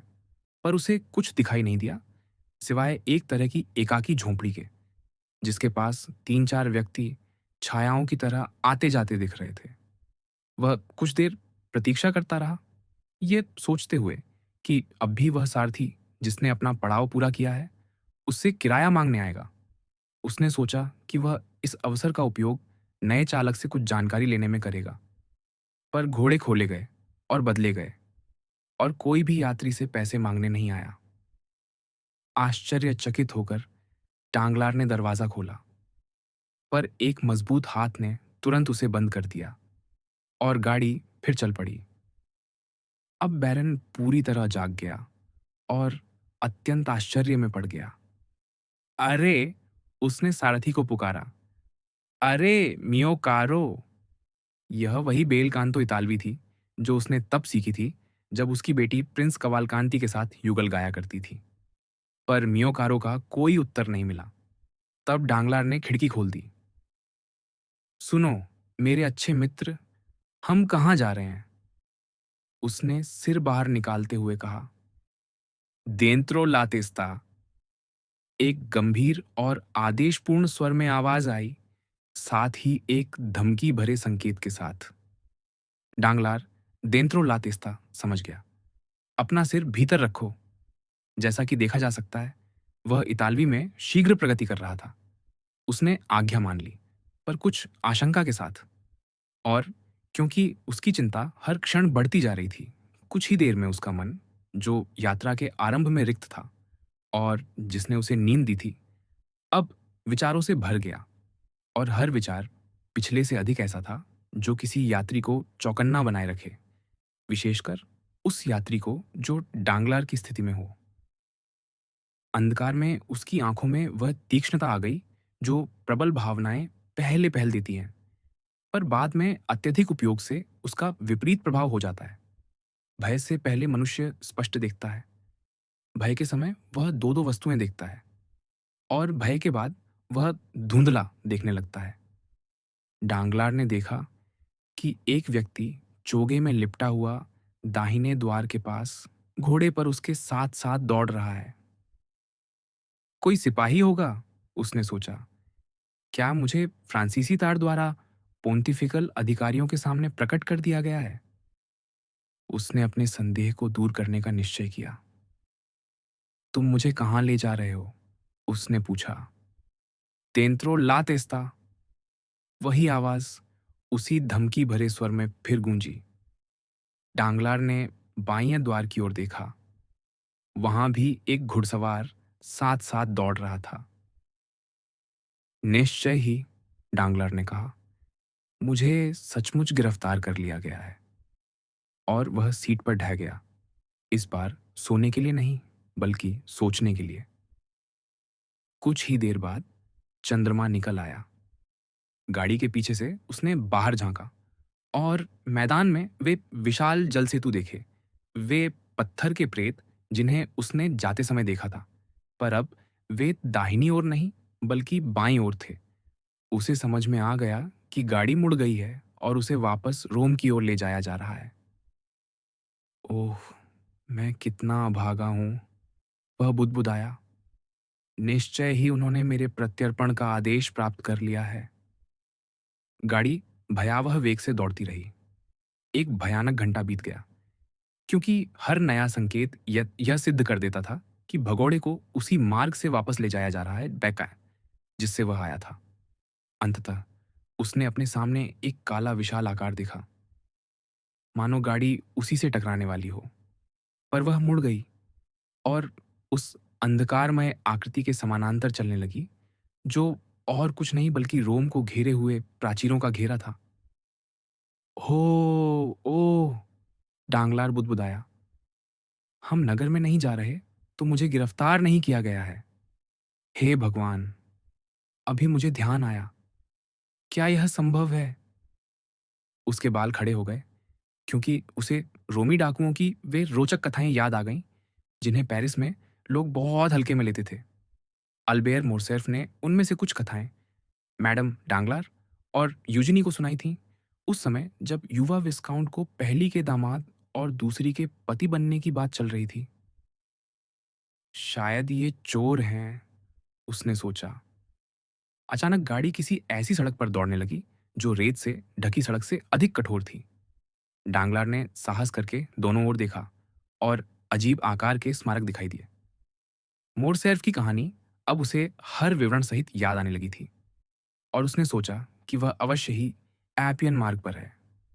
गाड़ी के बाएं ओर एक प्रकार की धंसी हुई जगह में एक गोलाकार गड्ढा दिखाई दे रहा था। वह काराकल्ला का सर्कस था। दाहिने द्वार के पास दौड़ते हुए व्यक्ति के एक शब्द पर गाड़ी रुक गई। उसी समय बाएं द्वार खुला और एक आवाज ने आदेश दिया, स्कैन दी। डांगलार बिना विरोध के उतर गया। वह अब भी इतालवी बोल नहीं सकता था, पर अब वह भाषा समझने लगा था। लगभग मृतप्राय अवस्था में उसने चारों ओर देखा। वह 4 व्यक्तियों से घिरा हुआ था, सारथी को छोड़कर। दीक्वा, उन 4 में से एक ने कहा, और उस छोटे मार्ग से नीचे उतर गया जो एपियन मार्ग से रोमन मैदान की उन अनियमित टीलों के बीच जाता था। डांगलार बिना बहस किए उसके पीछे चल पड़ा और उसे पीछे मुड़कर देखने की आवश्यकता भी नहीं पड़ी कि बाकी 3 भी उसके पीछे आ रहे हैं। पर उसे लगा कि वे लोग रास्ते में लगभग बराबर दूरी पर प्रहरी की तरह रुकते जा रहे हैं। लगभग 10 मिनट चलने के बाद, जिनमें डांगलार ने अपने मार्गदर्शक से एक भी शब्द नहीं कहा, वह अपने आप को एक छोटी सी पहाड़ी और एक ऊंची झाड़ी के बीच खड़ा पाया।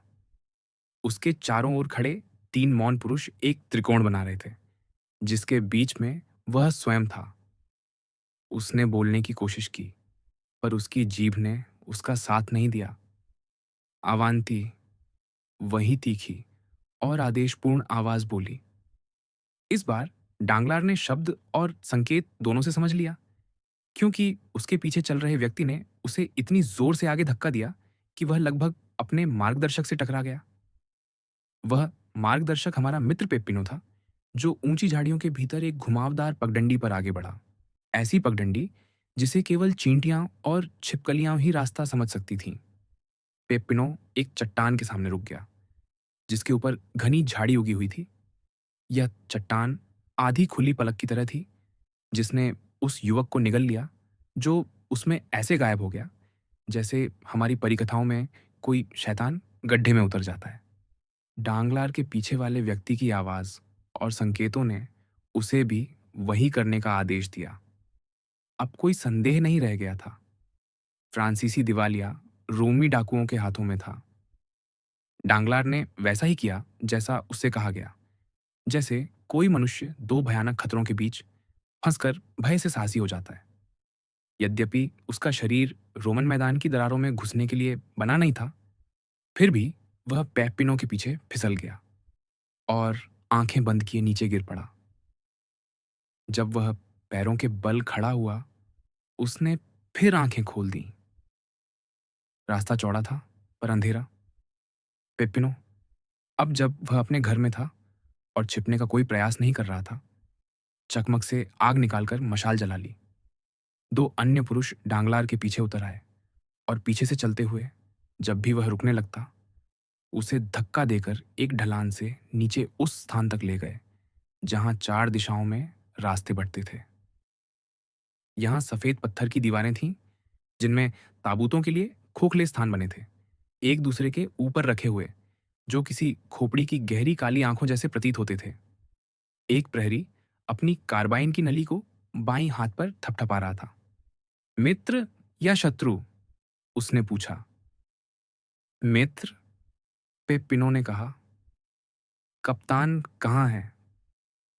वहां, प्रहरी ने अपने कंधे के ऊपर संकेत करते हुए कहा, जहां चट्टान में खोदा गया एक बड़ा सा कक्ष था, जिसकी रोशनी चौड़े मेहराबी खुलों से गलियारे में फैल रही थी। अच्छा शिकार, कप्तान, बहुत अच्छा शिकार, पेप्पिनो ने इतालवी में कहा, डांगलार के फ्रॉक कोट के कॉलर को पकड़कर उसे उस द्वार जैसे खुले स्थान की ओर खींचते हुए, जिससे उस कक्ष में प्रवेश किया जा सकता था, जहां कप्तान ने अपना निवास बना रखा था।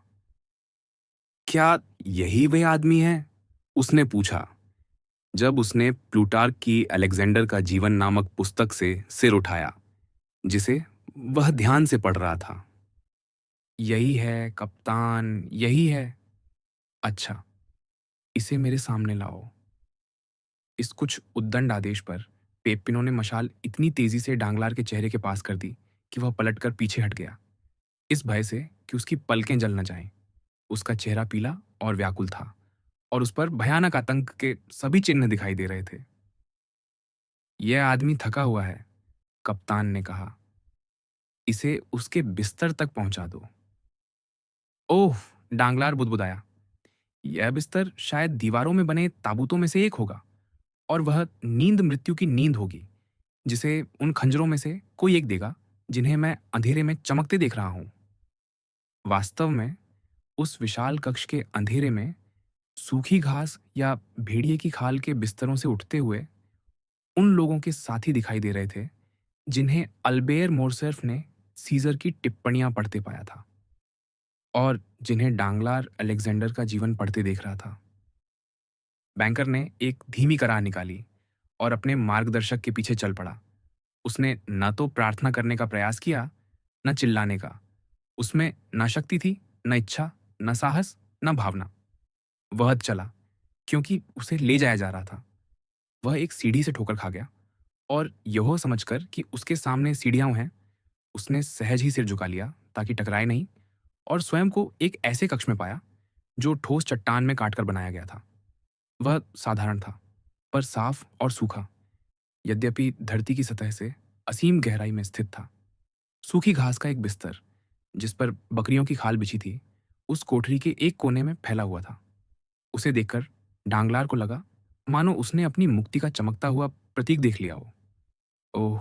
ईश्वर का धन्यवाद, वह बुदबुदाया। यह सचमुच एक बिस्तर है। पिछले 1 घंटे में यह दूसरी बार था जब उसने ईश्वर का नाम लिया था। ऐसी बात जो पिछले 10 वर्षों में उसके साथ नहीं हुई थी। एको, मार्गदर्शक ने कहा, और डांगलार को कोठरी में धकेलकर उसने द्वार बंद कर दिया। कुंडी खड़की और डांगलार कैदी बन गया। वैसे भी यदि ताला न भी होता, तो भी सेंट पीटर को किसी स्वर्गदूत के मार्गदर्शन में ही उस सेना के बीच से निकलना पड़ता जो सेंट सेबास्टियन की कटकॉम्स की रक्षा कर रही थी, अपने नेता के चारों ओर डेरा डाले हुए, जिसमें पाठक निश्चय ही प्रसिद्ध लुइजी वाम्पा को पहचान चुका होगा। डांगलार ने वास्तव में उस डाकू को पहचान लिया था, यद्यपि जब मोरसेफ ने फ्रांस में उसका परिचय कराने की कोशिश की थी, तब वह उसके अस्तित्व पर विश्वास नहीं करना चाहता था। उसने न केवल उसे पहचाना, बल्कि उस कोठरी को भी पहचाना जिसमें मोरसेफ को बंद किया गया था और जो संभवतः विदेशियों के लिए सुरक्षित एक निवास थी। ये स्मृतियां, जिन्हें संयोग से डांगलार कुछ प्रसन्नता के साथ याद कर रहा था, उसके मन में कुछ शांति ले आईं। चूंकि उन्होंने उसे तुरंत नहीं मारा था, इसलिए डाकुओं का इरादा उसे मारने का नहीं था। उन्होंने उसे लूटने के लिए पकड़ा था और चूंकि उसके पास केवल कुछ लुई थे, इसलिए उससे फिरौती ली जाएगी। उसे याद आया कि मोरसेफ से लगभग 4000 एक्यू की मांग की गई थी और क्योंकि वह स्वयं को मोरसेफ से कहीं अधिक महत्वपूर्ण समझता था, उसने अपने मन में अपनी कीमत 8000 एक्यू तय कर ली और 8000 एक्यू का अर्थ था 48,000 लीवर। उसके पास तब भी लगभग 50,50,000 फ्रांक बच जाते। उस धन से वह कहीं भी काम चला सकता था। इस प्रकार लगभग निश्चिंत होकर कि वह इस साहसिक घटना से जीवित निकल जाएगा, विशेषकर इसलिए कि 5,50,000 लीवर की फिरौती पर कभी किसी को बंदी बनाकर नहीं रखा गया था, डांगलार अपने बिस्तर पर लेट गया और 2-3 बार करवट बदलने के बाद उतनी ही शांति से सो गया जितनी उस नायक को थी जिसकी कथा लुइजी वाम्पा पढ़ रहा था। लुइजी वाम्पा का भोजन सूची। हर नींद उस नींद को छोड़कर जिससे डांगलार डर रहा था, अंततः जागने पर समाप्त होती है। डांगलार जाग गया। एक पेरिसवासी जो रेशमी पर्दों, दीवारों पर मखमली सजावट और उस सुगंध का आदी हो जो चिमनी में रखी लकड़ी से उठती है या साटन से ढकी छत से लौट कर आती है, उसके लिए चूने पत्थर की गुफा में जागना अत्यंत भद्दे स्वप्न जैसा प्रतीत होना चाहिए। जब उसने बकरियों की खाल से बने पर्दों को छुआ, तो डांगलार को अवश्य लगा होगा कि वह सामोयेद या लैप लोगों के बारे में कोई स्वप्न देख रहा है। पर ऐसी परिस्थितियों में सबसे जिद्दी संदेह को निश्चितता बनने में एक क्षण से अधिक नहीं लगता।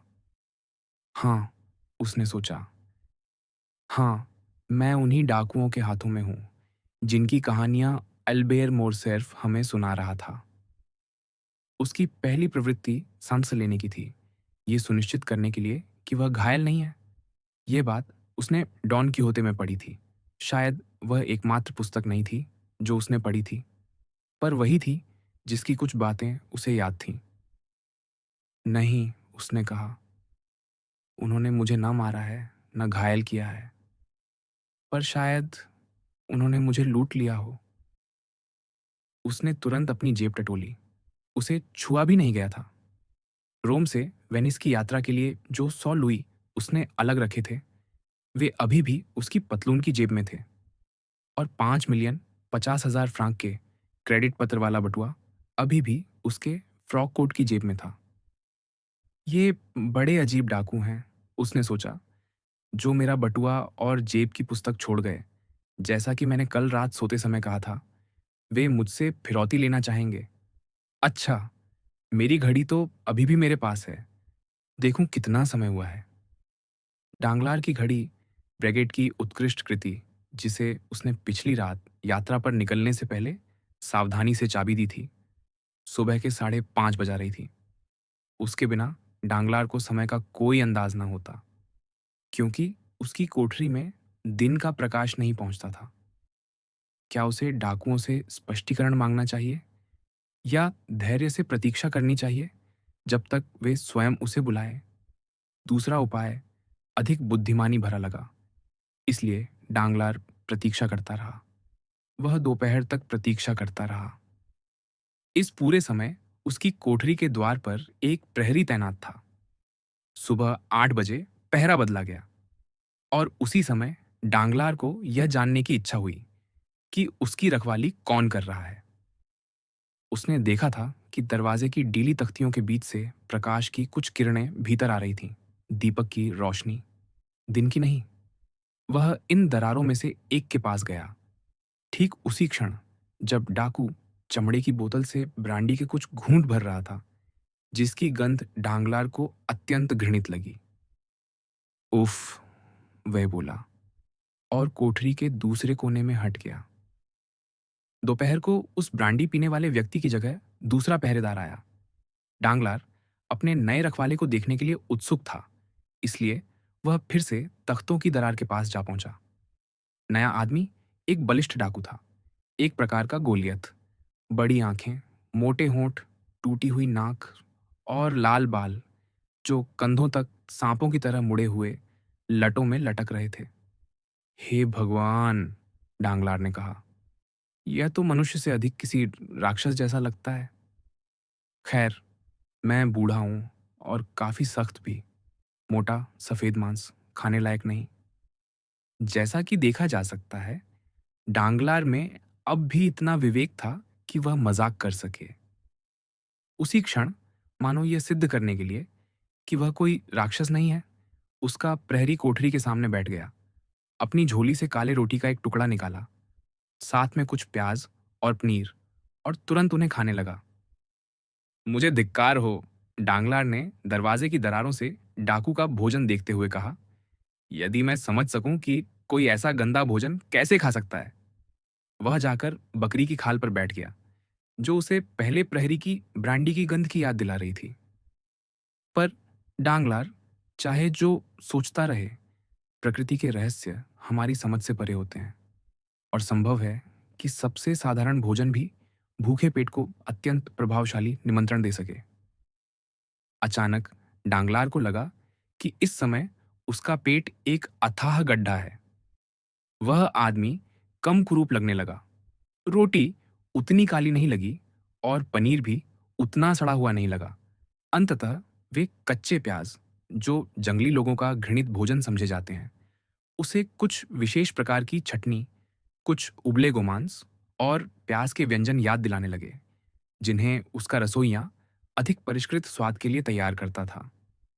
जब डांगलार उससे कहता, मोन्सियूर देनेजो, आज हमें थोड़ा साधारण घरेलू भोजन दीजिए, वह उठा और दरवाजे पर दस्तक देने लगा। डाकू ने सिर उठाया।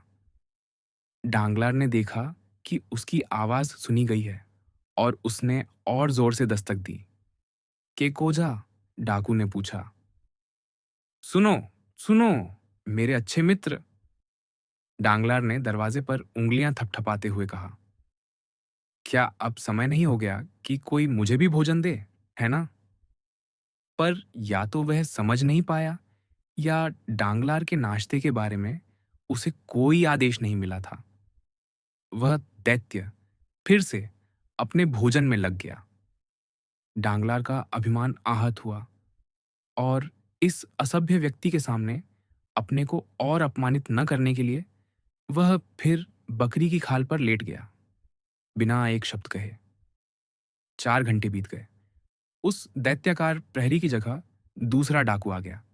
डांगलार, जो भयानक पेट दर्द से पीड़ित था, धीरे से उठा, दरवाजे की दरार से झांका और अपने मार्गदर्शक का बुद्धिमान चेहरा पहचान लिया। वह सचमुच पेप्पिनो था, जो अपनी पहरेदारी का आनंद लेने की पूरी तैयारी कर रहा था। वह दरवाजे के सामने बैठ गया और अपनी टांगों के बीच मिट्टी का एक बर्तन रख दिया, जिसमें सुअर की चर्बी में तले हुए चने थे, गर्म और सुगंध से भरे हुए। इन चनों के साथ पेप्पिनो ने वेल्लित्री के अंगूरों की एक छोटी टोकरी और ऑर्वियतो की शराब की एक बोतल भी रख दी।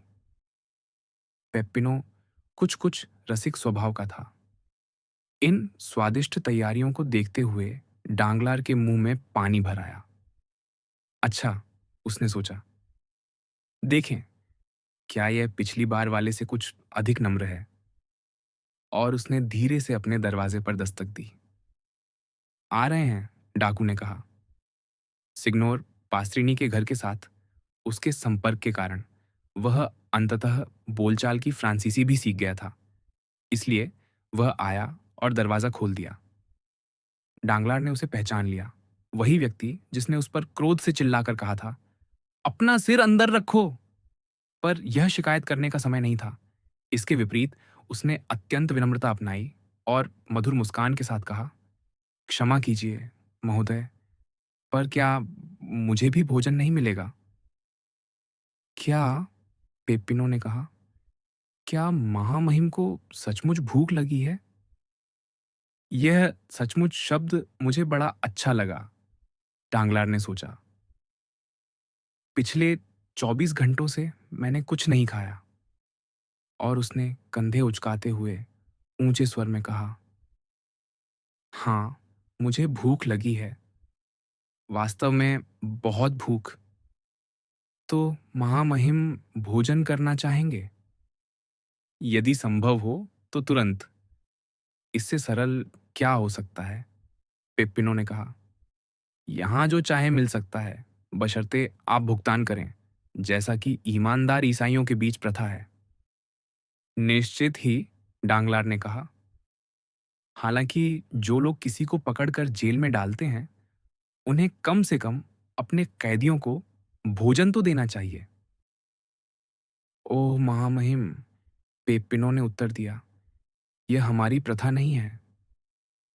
या कोई तर्क नहीं, डांगलार ने हंसते हुए कहा, यह आशा करते हुए कि वह अपने रखवाले को प्रसन्न कर सकेगा। पर मुझे इसी से संतोष करना होगा। अब मुझे कुछ खाने को दो। अभी महामहिम, आपकी क्या इच्छा है? और पेप्पिनो ने अपना बर्तन जमीन पर रख दिया ताकि उसकी भाप सीधे डांगलार की नाक तक पहुंचे। आदेश दीजिए। क्या यहाँ रसोई भी है? बैंकर ने पूछा। क्या? रसोई? यहाँ तो सबसे उत्तम रसोइयाँ हैं। और रसोइये? उत्कृष्ट रसोइये। तो फिर मुर्गा, मछली या मांस, कुछ भी चलेगा, बस मैं खा सकूं। जैसा महामहिम चाहे। क्या हम एक मुर्गा मंगाएं? हाँ, एक मुर्गा। पेप्पिनो सीधा खड़ा हुआ और जितना जोर से हो सकता था चिल्लाया, महामहिम के लिए एक मुर्गा। उसकी आवाज अभी भी मेहराबों के नीचे गूंज ही रही थी कि एक युवक प्रकट हुआ, सुंदर, पतला और आधा नग्न, जैसे प्राचीन काल का कोई मछली ढोने वाला। वह अपने सिर पर संतुलित चांदी की थाली में मुर्गा लेकर आया। यह तो बिल्कुल कैफेत पारी जैसा है, डांगलार बुदबुदाया। लीजिए महामहिम, पेप्पिनो ने कहा, युवा डाकू से मुर्गा लेकर उसे उस कीड़ों से खाई हुई मेज पर रखते हुए, जो एक स्टूल और बकरी की खाल वाले बिस्तर के साथ उस कोठरी का पूरा फर्नीचर था। डांगलार ने चाकू और कांटा मांगा। लीजिए महामहिम, पेप्पिनो ने कहा, उसे एक छोटा गोल नोक वाला चाकू और बॉक्सवुड का कांटा देते हुए। डांगलार ने एक हाथ में चाकू और दूसरे में कांटा लिया और मुर्गे को काटने लगा। क्षमा कीजिए महामहिम, पेप्पिनो ने कहा, बैंकर के कंधे पर हाथ रखते हुए। यहाँ खाने से पहले भुगतान करना पड़ता है। ग्राहक जब जाता है तब शायद प्रसन्न न हो। ओह, समझ गया, डांगलार ने सोचा। यह पेरिस जैसा नहीं है और शायद ये मुझे लूटने वाले हैं। पर चलो, शान से काम करें। मुझे हमेशा बताया गया है कि इटली में जीवन कितना सस्ता है। रोम में एक मुर्गा 1200 से अधिक का नहीं होगा। लो, उसने कहा और एक लुई पेप्पिनो की ओर उछाल दिया। पेप्पिनो ने लुई उठा लिया और डांगलार फिर मुर्गे को काटने लगा। एक क्षण महामहिम, पेप्पिनो ने उठते हुए कहा। महामहिम, अभी भी मुझ पर कुछ देनदार हैं। क्या मैंने नहीं कहा था कि ये मुझे लूटेंगे? डांगलार बुदबुदाया। पर इस लूट को सहने का निश्चय करते हुए उसने पूछा, तो इस दुबले बूढ़े मुर्गे के लिए मुझे और कितना देना है? महामहिम ने अभी एक लुई अग्रिम दिया है। एक लुई अग्रिम एक मुर्गे के लिए? हाँ बिल्कुल। अरे, तुम मजाक कर रहे हो महामहिम। पर अभी 4999 लुई और बाकी हैं। डांगलार इस विशाल मजाक को सुनकर आंखें फाड़कर उसे देखने लगा। आहा, बहुत मजेदार, वह बुदबुदाया। सचमुच बहुत मजेदार। वह फिर मुर्गा काटने ही वाला था कि पेप्पिनो ने उसके दाएं हाथ को अपने बाएं हाथ से पकड़ लिया और दूसरा हाथ आगे बढ़ाते हुए कहा, आइए। तुम सचमुच मजाक नहीं कर रहे? डांगलार ने पूछा। हम कभी मजाक नहीं करते महामहिम, पेप्पिनो ने क्वेकर जैसी गंभीरता से कहा। क्या? इस मुर्गे के लिए 1 लाख फ्रांक? महामहिम, आपको विश्वास नहीं होगा कि इन अभागी गुफाओं में मुर्गियां पालना कितना कठिन है। अरे अरे, डांगलार ने कहा, मुझे यह बहुत मनोरंजक लग रहा है, सचमुच बहुत मजेदार। पर चूंकि मुझे भूख लगी है, मुझे खाने दो। लो, ये तुम्हारे लिए एक और लुई है मेरे मित्र। तो अब केवल 4998 लुई बाकी रहेंगे। पेप्पिनो ने उसी शांत भाव से कहा। यदि हम धैर्य रखें तो अंत में वहां पहुंच ही जाएंगे। अब सुनो, डांगलार ने कहा, इस लगातार मजाक से घृणा करते हुए। जहां तक इसका सवाल है, कभी नहीं। भाड़ में जाओ, तुम नहीं जानते कि तुम किससे बात कर रहे हो। पेप्पिनो ने संकेत किया और वह युवक आगे बढ़ा और मुर्गा झपट कर उठा ले गया। डांगलार बकरी की खाल वाले बिस्तर पर गिर पड़ा और पेप्पिनो ने दरवाजा बंद कर दिया। फिर वापस जाकर अपने चने खाने लगा। डांगलार देख नहीं सकता था कि पेप्पिनो क्या कर रहा है, पर डाकू के दांतों की खटर पटर से कैदी को उसके काम का पूरा अंदाज हो गया। ये बिल्कुल स्पष्ट था कि वह खा रहा था और बहुत शोर से खा रहा था, जैसे कोई बदतमीज लड़का। दरिंदा, डांगलार ने कहा। पेप्पिनो ने सुनने का ढोंग भी नहीं किया। बिना मुड़े वह बड़ी शांति से खाता रहा। डांगलार का पेट मानो दानायड़ों के घड़े की तरह छेदों से भरा था। उसे विश्वास ही नहीं हो रहा था कि वह कभी इसे भर पाएगा। फिर भी वह आधे घंटे तक सहता रहा। यद्यपि यह कहना अधिक सही होगा कि वह आधा घंटा उसे एक शताब्दी जैसा लगा। फिर वह उठकर दरवाजे के पास गया। आओ महोदय, उसने कहा, मुझे इस तरह और मत तड़पाओ। सीधे सीधे बता दो कि तुम मुझसे क्या चाहते हो। पर महामहिम, क्यों ना आप ये बताइए कि आपको हमसे क्या चाहिए। आदेश दीजिए, हम उन्हें पूरा करेंगे। अच्छा, पहले दरवाजा खोलो। पेप्पिनो ने दरवाजा खोल दिया। मैं चाहता हूं, डांगलार ने कहा, ईश्वर की कसम, मैं खाना चाहता हूं। आपको भूख लगी है, जैसा कि तुम भली भांति जानते हो। महामहिम, क्या खाना चाहेंगे? सूखी रोटी का एक टुकड़ा, क्योंकि इन अभागी गुफाओं में मुर्गा तो अमूल्य है। रोटी, बहुत अच्छा, पेप्पिनो ने कहा। फिर उसने पुकारा, अरे, यहां कुछ रोटी लाओ। एक लड़का एक छोटी रोटी लेकर आया। लीजिए, पेप्पिनो ने कहा। कितना? डांगलार ने पूछा। 4,998 लुई। आपके पास 2 लुई का उद्धार है। क्या? एक रोटी का टुकड़ा 1 लाख फ्रांक का? 1 लाख, पेप्पिनो ने कहा। पर यही कीमत तुमने मुझसे मुर्गे के लिए भी मांगी थी। हम यहां अलग अलग दाम की सूची नहीं रखते, केवल एक निश्चित मूल्य है। चाहे आप बहुत खाएं या थोड़ा, 10 व्यंजन मांगे या केवल एक, रकम वही रहती है। फिर वही मजाक, मेरे अच्छे मित्र, मैं कहता हूं, यह निरर्थक है, हास्यास्पद है। क्यों ना साफ साफ कह दो कि तुम चाहते हो मैं भूख से मर जाऊं, यह जल्दी होगा। नहीं महामहिम, आत्महत्या तो आप स्वयं करना चाहते हैं। भुगतान कीजिए और भोजन कीजिए। मैं किससे भुगतान करूं, तुम भयानक प्राणी, डांगलार ने झुंझलाकर कहा।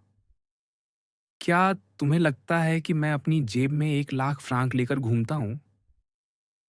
आपकी जेब में 5,50,000 फ्रांक हैं महामहिम, पेप्पिनो ने कहा। यह 100 मुर्गों के बराबर है, प्रत्येक 1 लाख फ्रांक का, और आधे मुर्गे के बराबर 50,000 का। डांगलार कांप उठा और उसकी आंखों से पर्दा हट गया। यह अभी भी मजाक था, पर अब वह उसे समझ गया। बल्कि सच तो यह है कि उसे यह कुछ क्षण पहले की अपेक्षा अधिक तीखा लगा। अच्छा, अच्छा, उसने कहा, यदि मैं तुम्हें वे 1 लाख फ्रांक दे दूं, तो क्या कम से कम तुम मुझे शांति से खाने दोगे? निश्चित ही, पेपिनो ने कहा। पर मैं उन्हें तुम्हें दूं कैसे? डांगलार ने अधिक सहज सांस लेते हुए पूछा। इससे आसान कुछ नहीं।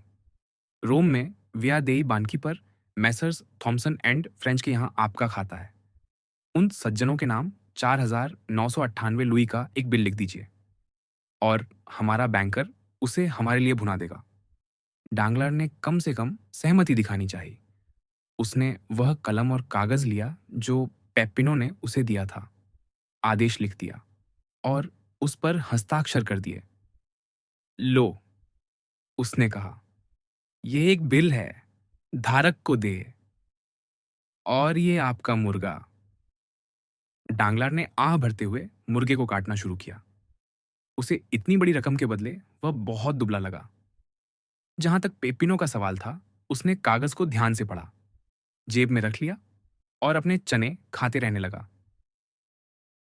क्षमा। अगले दिन डांगलार को फिर भूख लगी। इस गुफा की हवा सचमुच भूख को बढ़ा देती थी, पर कैदी ने सोचा कि आज उसे कोई अतिरिक्त खर्च नहीं करना पड़ेगा। वह स्वभाव से किफायती व्यक्ति था, इसलिए उसने अपने मुर्गे का आधा हिस्सा और रोटी का एक टुकड़ा कोठरी के कोने में छिपा रखा था। पर जैसे ही उसने उन्हें खा लिया, उसे प्यास लग गई। इस बात का उसने पहले ध्यान नहीं किया था। वह अपनी प्यास से लड़ता रहा, जब तक कि उसकी सूखी जीभ तालू से चिपकने नहीं लगी। अंततः उस जलन को सहन न कर पाने पर उसने पुकारा। पहरेदार ने दरवाजा खोला। वह नया चेहरा था। डांगलार को लगा कि किसी परिचित व्यक्ति से बात करना बेहतर होगा, इसलिए उसने पेप्पिनो को बुलाया। मैं उपस्थित हूं महामहिम, डाकू ने तुरंत आते हुए कहा, जो बैंकर को एक शुभ संकेत लगा। आप क्या चाहते हैं? कुछ पीने को, कैदी ने कहा। महामहिम, आप जानते हैं कि रोम के आसपास के प्रदेश में शराब अत्यंत महंगी है। तो मुझे पानी दे दो, डांगलार ने वार टालने की कोशिश करते हुए कहा। ओह महामहिम, पानी तो शराब से भी दुर्लभ है। सूखा बहुत पड़ा है। समझ गया, डांगलार ने कहा। लगता है कि हम फिर वही आरंभ करने वाले हैं। वह मुस्कुरा रहा था ताकि मजाक का आभास दे सके, पर उसके माथे पर पसीना चमक रहा था। अच्छा मेरे मित्र, उसने आगे कहा, जब पेपिनो ने कोई उत्तर नहीं दिया, मैं तुमसे एक गिलास शराब मांग रहा हूं, क्या तुम मना करोगे? मैंने पहले ही महामहिम से कहा है कि हम यहाँ गिलास या खुदरा में नहीं बेचते, पेपिनो ने उत्तर दिया। तो ठीक है, मुझे एक बोतल दे दो। कौन सी? सबसे सस्ती। दोनों की कीमत समान है। कितनी? 25,000 फ्रांक प्रति बोतल। मुझे बता दो, डांगलार ने ऐसी कटुता से कहा जिसे मानव स्वर के पैमाने पर केवल हरपागोन ही पहचान सकता था। मुझे बता दो कि तुम मुझे जिंदा खाल उतारना चाहते हो। टुकड़े टुकड़े कर खाने से वह जल्दी होगा। शायद मालिक की यही इच्छा हो, पेप्पिनो ने कहा। मालिक कौन है? वही जिसके पास आपको परसों ले जाया गया था। वह कहाँ है? यहीं। मुझे उससे मिलाओ। यह आसान है। एक क्षण बाद लुइजी वाम्पा डांगलार के सामने खड़ा था। क्या आपने मुझे बुलाया? उसने अपने कैदी से पूछा। क्या आप उन लोगों के नेता हैं जिन्होंने मुझे यहाँ लाया, महोदय?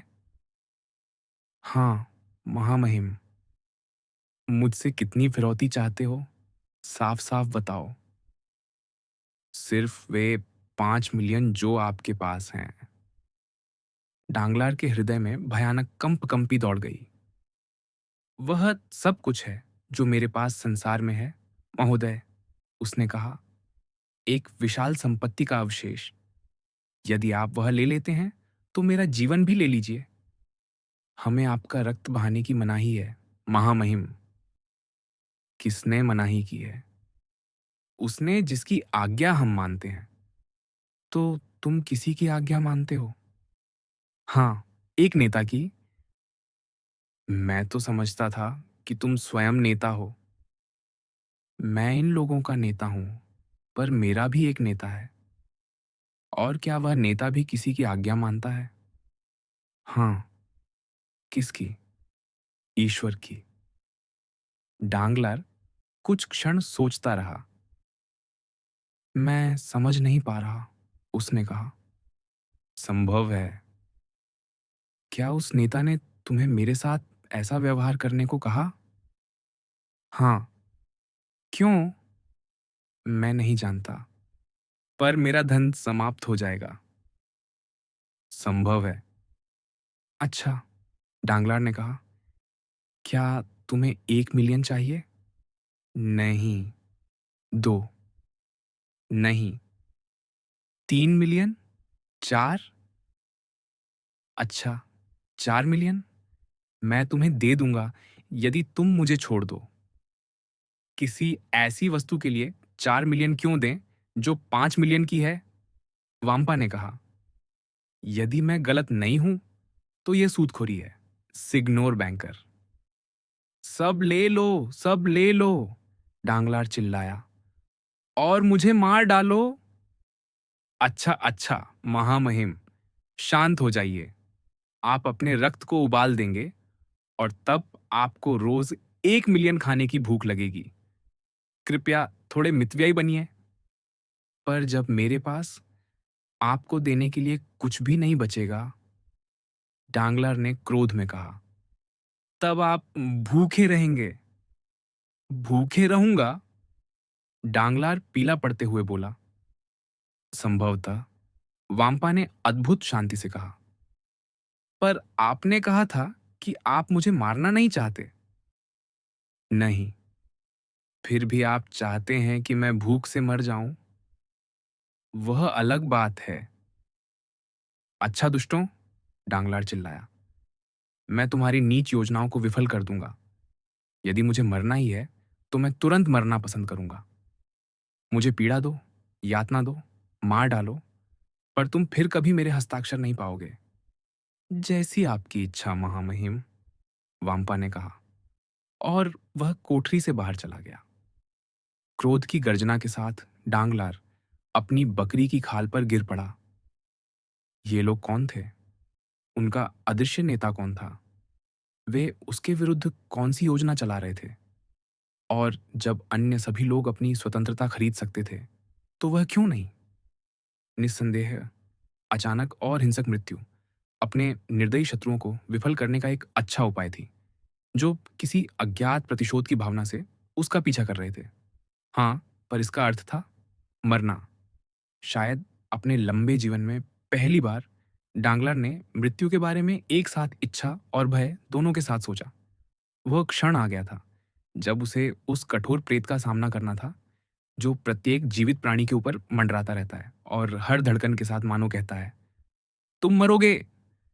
डांगलार उन जंगली पशुओं की तरह था जो पहले शिकार से उत्तेजित हो जाते हैं, फिर निराशा में धकेल दिए जाते हैं और कभी-कभी उसी निराशा में भाग निकलने में सफल हो जाते हैं। डांगलार भी भाग निकलने के बारे में सोच रहा था, पर दीवारें ठोस चट्टान की थीं और कोठरी के एकमात्र द्वार के सामने एक आदमी बैठा पड़ रहा था। उसके पीछे अन्य लोगों की आकृतियां दिखाई दे रही थीं, जो राइफलों के साथ इधर-उधर आ जा रहे थे। उसका यह निश्चय कि वह हस्ताक्षर नहीं करेगा 2 दिनों तक बना रहा। उसके बाद उसने भोजन मांगा और 1 मिलियन देने की पेशकश की। उसे शानदार भोजन दिया गया और उसका मिलियन ले लिया गया। उसके बाद उस दुर्भाग्यशाली कैदी का जीवन लगातार झुकते जाने का जीवन बन गया। उसने इतना कष्ट सहा था कि अब वह और कष्ट सहना नहीं चाहता था और हर मांग के आगे झुक जाता था। 12 दिन बाद एक दोपहर जब वह उसी तरह भोजन कर चुका था, जैसे वह अपने धनवान दिनों में करता था, उसने हिसाब लगाया और पाया कि उसने धारक को देय इतने बिलों पर हस्ताक्षर कर दिए हैं कि उसके पास केवल 50,000 फ्रांक शेष रह गए हैं। इस खोज पर उसकी प्रतिक्रिया विचित्र थी। 5 मिलियन छोड़ देने के बाद वह इन अंतिम 50,000 फ्रांक को बचाने का प्रयास करने लगा। इन 50,000 फ्रैंक को छोड़ने की अपेक्षा उसने अभाव का जीवन सहने का निश्चय किया। उसके मन में आशा की कुछ किरणें थीं, जो लगभग पागलपन के समान थीं। वह लंबे समय से ईश्वर को भूल चुका था, पर अब उसे केवल इतना याद आया कि ईश्वर ने कभी-कभी चमत्कार भी किए हैं, कि यह गुफा ढह सकती है, कि पोंतिफिकल काराबिनियरी इस अभागे आश्रय को खोज सकते हैं और उसकी सहायता को आ सकते हैं। और तब उसके पास ये 50,000 फ्रांक बचे रहेंगे और इतने से मनुष्य भूख से नहीं मरता। उसने ईश्वर से प्रार्थना की कि उसे ये 50,000 फ्रांक रखने दे और प्रार्थना करते समय वह रो पड़ा। 3 दिन बीत गए जिनमें ईश्वर का नाम, यदि उसके हृदय में नहीं, तो कम से कम उसके होठों पर लगातार था। समय-समय पर उसे उन्माद के ऐसे क्षण आते जिनमें उसे लगता कि वह खिड़की से एक दयनीय कमरे को देख रहा है, जहां एक वृद्ध व्यक्ति तिनकों की खाट पर मर रहा है। वह वृद्ध भी भूख से मर रहा था। चौथे दिन वह मनुष्य नहीं रहा, बल्कि जीवित शव बन गया। उसने धरती से अपने पिछले भोजन के सबसे छोटे टुकड़े तक खोदकर निकाल लिए और उस चटाई को भी चबाने लगा जो जमीन पर बिछी थी। फिर उसने पेप्पिनो से विनती की, जैसे कोई अपने संरक्षक देवदूत से विनती करता है कि उसे कुछ भोजन दे दे। उसने रोटी के एक कौर के लिए उसे 1,000 फ्रांक देने की पेशकश की। पर पेप्पिनो ने उत्तर नहीं दिया। 5वें दिन वह घिसटता हुआ कोठरी के द्वार तक पहुंचा। क्या तुम ईसाई नहीं हो? उसने घुटनों के बल गिरते हुए कहा। क्या तुम ईश्वर के सामने अपने भाई को मार डालना चाहते हो? ओह! मेरे पुराने मित्रों, मेरे पुराने मित्रों, वह बुदबुदाया और वह मुंह के बल भूमि पर गिर पड़ा। फिर निराशा से उठते हुए वह चिल्लाया, नेता, नेता, मैं यहां हूं। वामपा ने अचानक प्रकट होते हुए कहा, अब क्या चाहते हो? मेरा शेष सोना ले लो, डांगलार हकलाते हुए बोला, अपनी जेब की पुस्तक बढ़ाते हुए। और मुझे यहां इसी गुफा में जीने दो। मैं स्वतंत्रता नहीं मांगता, केवल जीना चाहता हूं। तो क्या तुम सचमुच कष्ट में हो? वामपा ने पूछा। ओह हाँ, मैं भयंकर कष्ट में हूं। पर ऐसे लोग भी हैं जिन्होंने तुमसे अधिक कष्ट सहा है। मैं विश्वास नहीं कर सकता। ये सत्य है। वे जो भूख से मरे। डांगलार को उस वृद्ध का स्मरण हुआ जिसे उसने अपने भ्रमों में अपनी खिड़की से देखा था, जो अपने बिस्तर पर कराहते हुए मर रहा था। उसने अपना माथा जमीन पर पटकते हुए कराह कर कहा, यह सत्य है। ऐसे लोग हैं जिन्होंने मुझसे अधिक कष्ट सहा है, पर वे कम से कम शहीद थे। क्या तुम सचमुच पश्चाताप करते हो? एक गंभीर और गहरी आवाज ने पूछा, जिससे डांगलार के सिर के बाल खड़े हो गए। उसकी दुर्बल आंखें अंधेरे में देखने का प्रयास करने लगीं और डाकू के पीछे उसने एक व्यक्ति को देखा जो चोगे में लिपटा था और पत्थर के स्तंभ की छाया में आधा छिपा हुआ था। मुझे किस बात का पश्चाताप करना चाहिए? डांगलार हकलाया। उस बुराई का जो तुमने की है, वही आवाज बोली। ओह हाँ, मैं पश्चाताप करता हूँ, सचमुच करता हूँ। डांगलार चिल्लाया और अपनी कृश मुट्ठी से अपनी छाती पीटने लगा। तब मैं तुम्हें क्षमा करता हूँ, उस व्यक्ति ने कहा, अपना चोगा फेंकते हुए और प्रकाश में आगे बढ़ते हुए। मोंटे क्रिस्टो के काउंट, डांगलार ने कहा, भय के कारण वह भूख और दुर्दशा से भी अधिक पीला पड़ गया। तुम भूल कर रहे हो, मैं मोंटे क्रिस्टो का काउंट नहीं हूं। तो तुम कौन हो? मैं वही हूं जिसे तुमने बेच दिया, धोखा दिया और अपमानित किया। मैं वही हूं जिसकी मंगेतर को तुमने पतित किया। मैं वही हूं जिस पर तुमने धन पाने के लिए पैर रखा।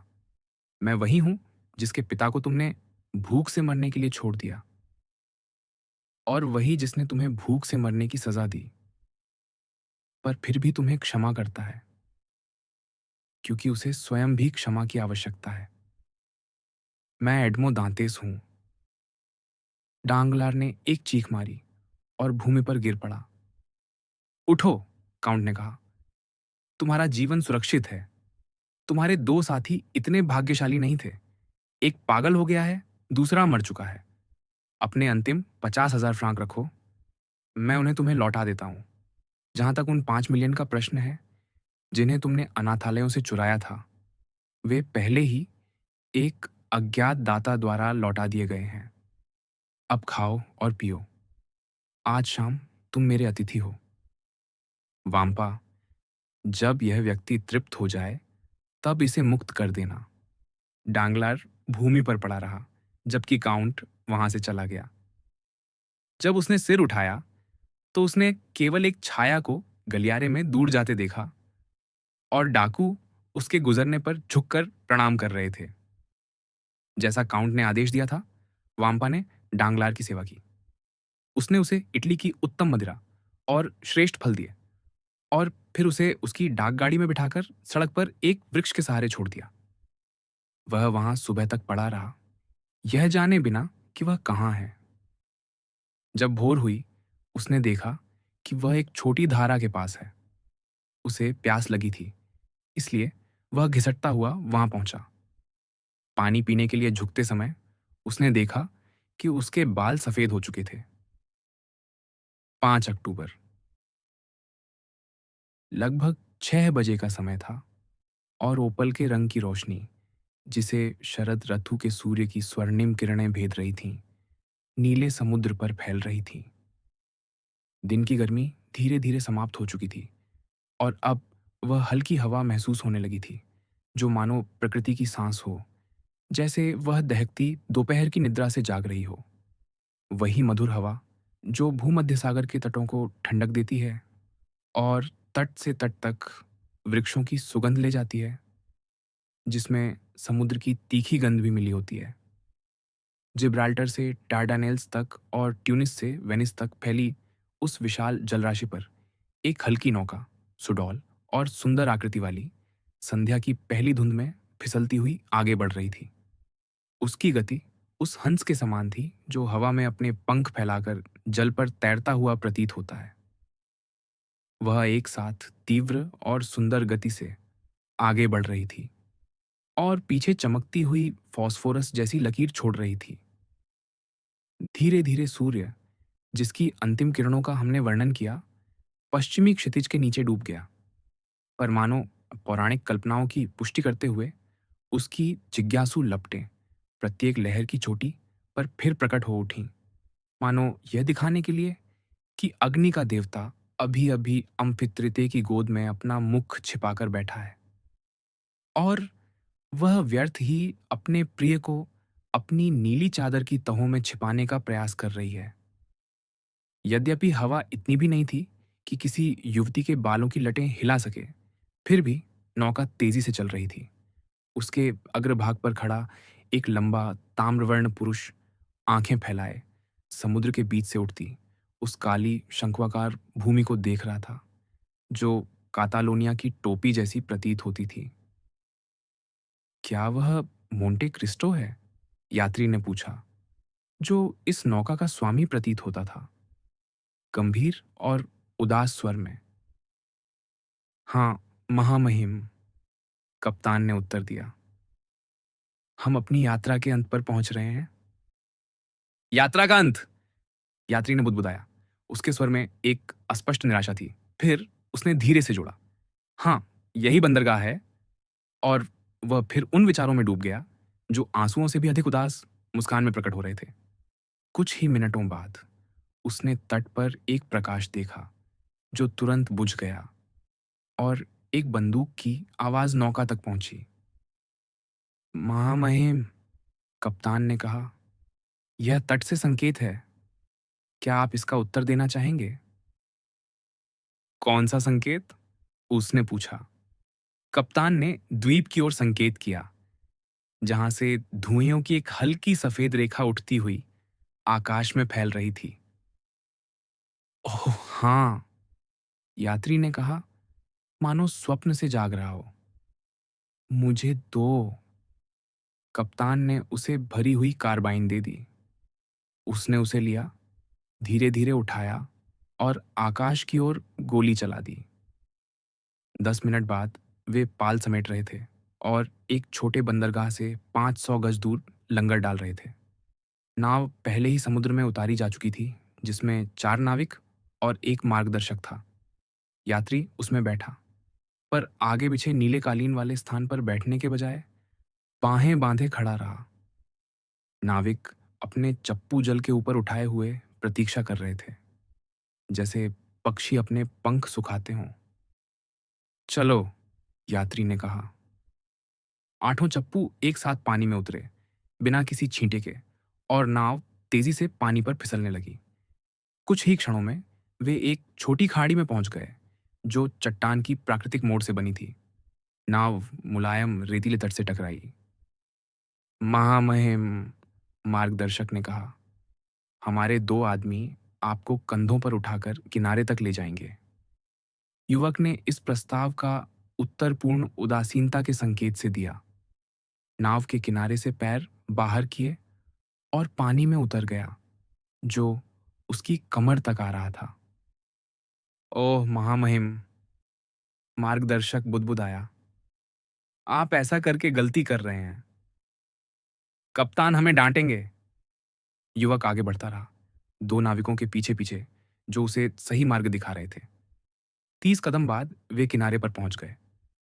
उसने सूखी भूमि पर अपने पैरों से पानी झटका और उस रास्ते को खोजने के लिए चारों ओर देखा, जिसे शायद उसे बताया जाता, क्योंकि चारों ओर घोर अंधेरा था। जैसे ही वह सिर घुमा रहा था, किसी ने उसके कंधे पर हाथ रखा और वह कांप उठा जब उसने एक आवाज सुनी, "नमस्कार, मैक्सिमिलियन, तुम समय पर आए हो। धन्यवाद। आप हैं काउंट," युवक ने उत्साह से कहा और दोनों हाथों से मोंटे क्रिस्टो का हाथ पकड़ लिया। "हाँ, जैसा कि तुम देख रहे हो, मैं भी तुम्हारी तरह समय का पाबंद हूँ, पर तुम पूरी तरह भीग गए हो, मेरे प्रिय मित्र। तुम्हें कपड़े बदलने होंगे, जैसा कि कैलिप्सो टेलीमैका से कहा करती थी। आओ, मैंने तुम्हारे लिए कमरे तैयार कर रखे हैं, जहाँ तुम थकान और ठंड दोनों भूल जाओगे।" मोंटे क्रिस्टो ने देखा कि मोरेल चारों ओर देख रहा है। वह प्रतीक्षा करता रहा। वास्तव में युवक को आश्चर्य हो रहा था कि जिन लोगों ने उसे यहाँ लाया था, उन्होंने उससे कुछ नहीं कहा। उसने उन्हें भुगतान भी नहीं किया था और फिर भी वे चले गए थे। वह तो छोटी नाव में चप्पूओं की आवाज भी सुन सकता था, जो उन्हें वापस जहाज की ओर ले जा रही थी। "अरे, तुम अपने नाविकों को खोज रहे हो?" काउंट ने कहा। "हाँ, अवश्य। वे बिना कुछ लिए ही चले गए। इसकी चिंता मत करो, मैक्सिमिलियन," मोंटे क्रिस्टो ने हंसते हुए कहा। "मेरी नौसेना से समझौता है, इसलिए मेरे द्वीप तक आने का कोई शुल्क नहीं लगता। सभ्य देशों की भाषा में कहें तो मैं खाता खुला ग्राहक हूँ।" मोरेल ने आश्चर्य से उसकी ओर देखा। "काउंट," उसने कहा, "आप पेरिस वाले जैसे नहीं लगते।" "क्यों?" "क्योंकि यहाँ आप हंसते हैं।" मोंटे क्रिस्टो का चेहरा तुरंत गंभीर हो गया। "तुम ठीक कहते हो कि मुझे मेरी वास्तविकता याद दिलाओ," उसने कहा। "तुम्हें फिर देखकर मुझे प्रसन्नता हुई और मैं भूल गया कि हर प्रसन्नता क्षणिक होती है।" "ओह नहीं, नहीं, काउंट," मुरेल ने फिर उसके हाथ दोनों हाथों से पकड़ते हुए कहा। "कृपया हंसिए, प्रसन्न रहिए और अपनी उदासीनता से मुझे यह दिखाइए कि जीवन केवल उन लोगों के लिए बोझ है जो पीड़ा सहते हैं। ओह! आप उदार हैं, आप दयालु हैं, आप भले हैं, मेरे मित्र, और आप केवल मुझे साहस देने के लिए प्रसन्न होने का अभिनय करते हैं।" "तुम गलत हो, मोरेल," मोंटे क्रिस्टो ने कहा। "मैं सचमुच प्रसन्न था। तो आपने मुझे भूल दिया, यह और भी अच्छा है। तुम क्या कहना चाहते हो?" "क्योंकि मेरे प्रिय मित्र, मैं आपसे वही कहता हूँ जो अखाड़े में प्रवेश करते समय कोई ग्लैडिएटर महान सम्राट से कहता है। जो मरने जा रहे हैं, वे आपको प्रणाम करते हैं। तो तुम सांत्वना नहीं पाए?" मोंटे क्रिस्टो ने एक विचित्र दृष्टि से पूछा। "ओह! क्या आपको सचमुच लगा कि मैं पा सकता था?" मुरेल ने उत्तर दिया। उसके स्वर में स्पष्ट उलाहना था। "सुनो," काउंट ने कहा, "और ध्यान से सुनो जो मैं कहने जा रहा हूँ। तुम यह नहीं समझते कि मैं कोई साधारण बकवादी हूँ, कोई खड़खड़ाहट करने वाला खिलौना जो केवल एक कर्कश और निरर्थक ध्वनि निकालता है। जब मैंने तुमसे पूछा कि क्या तुम सांत्वना पा चुके हो, तब मैं तुमसे उस मनुष्य की तरह बोल रहा था जिसके लिए मानव हृदय में कोई रहस्य नहीं है। तो मोरेल, आओ, तुम्हारे हृदय की गहराइयों को परखें। क्या अभी भी वही पीड़ा की तीव्र अधीरता है जो शरीर को ऐसे उछाल देती है जैसे किसी शेर को मच्छर ने काट लिया हो?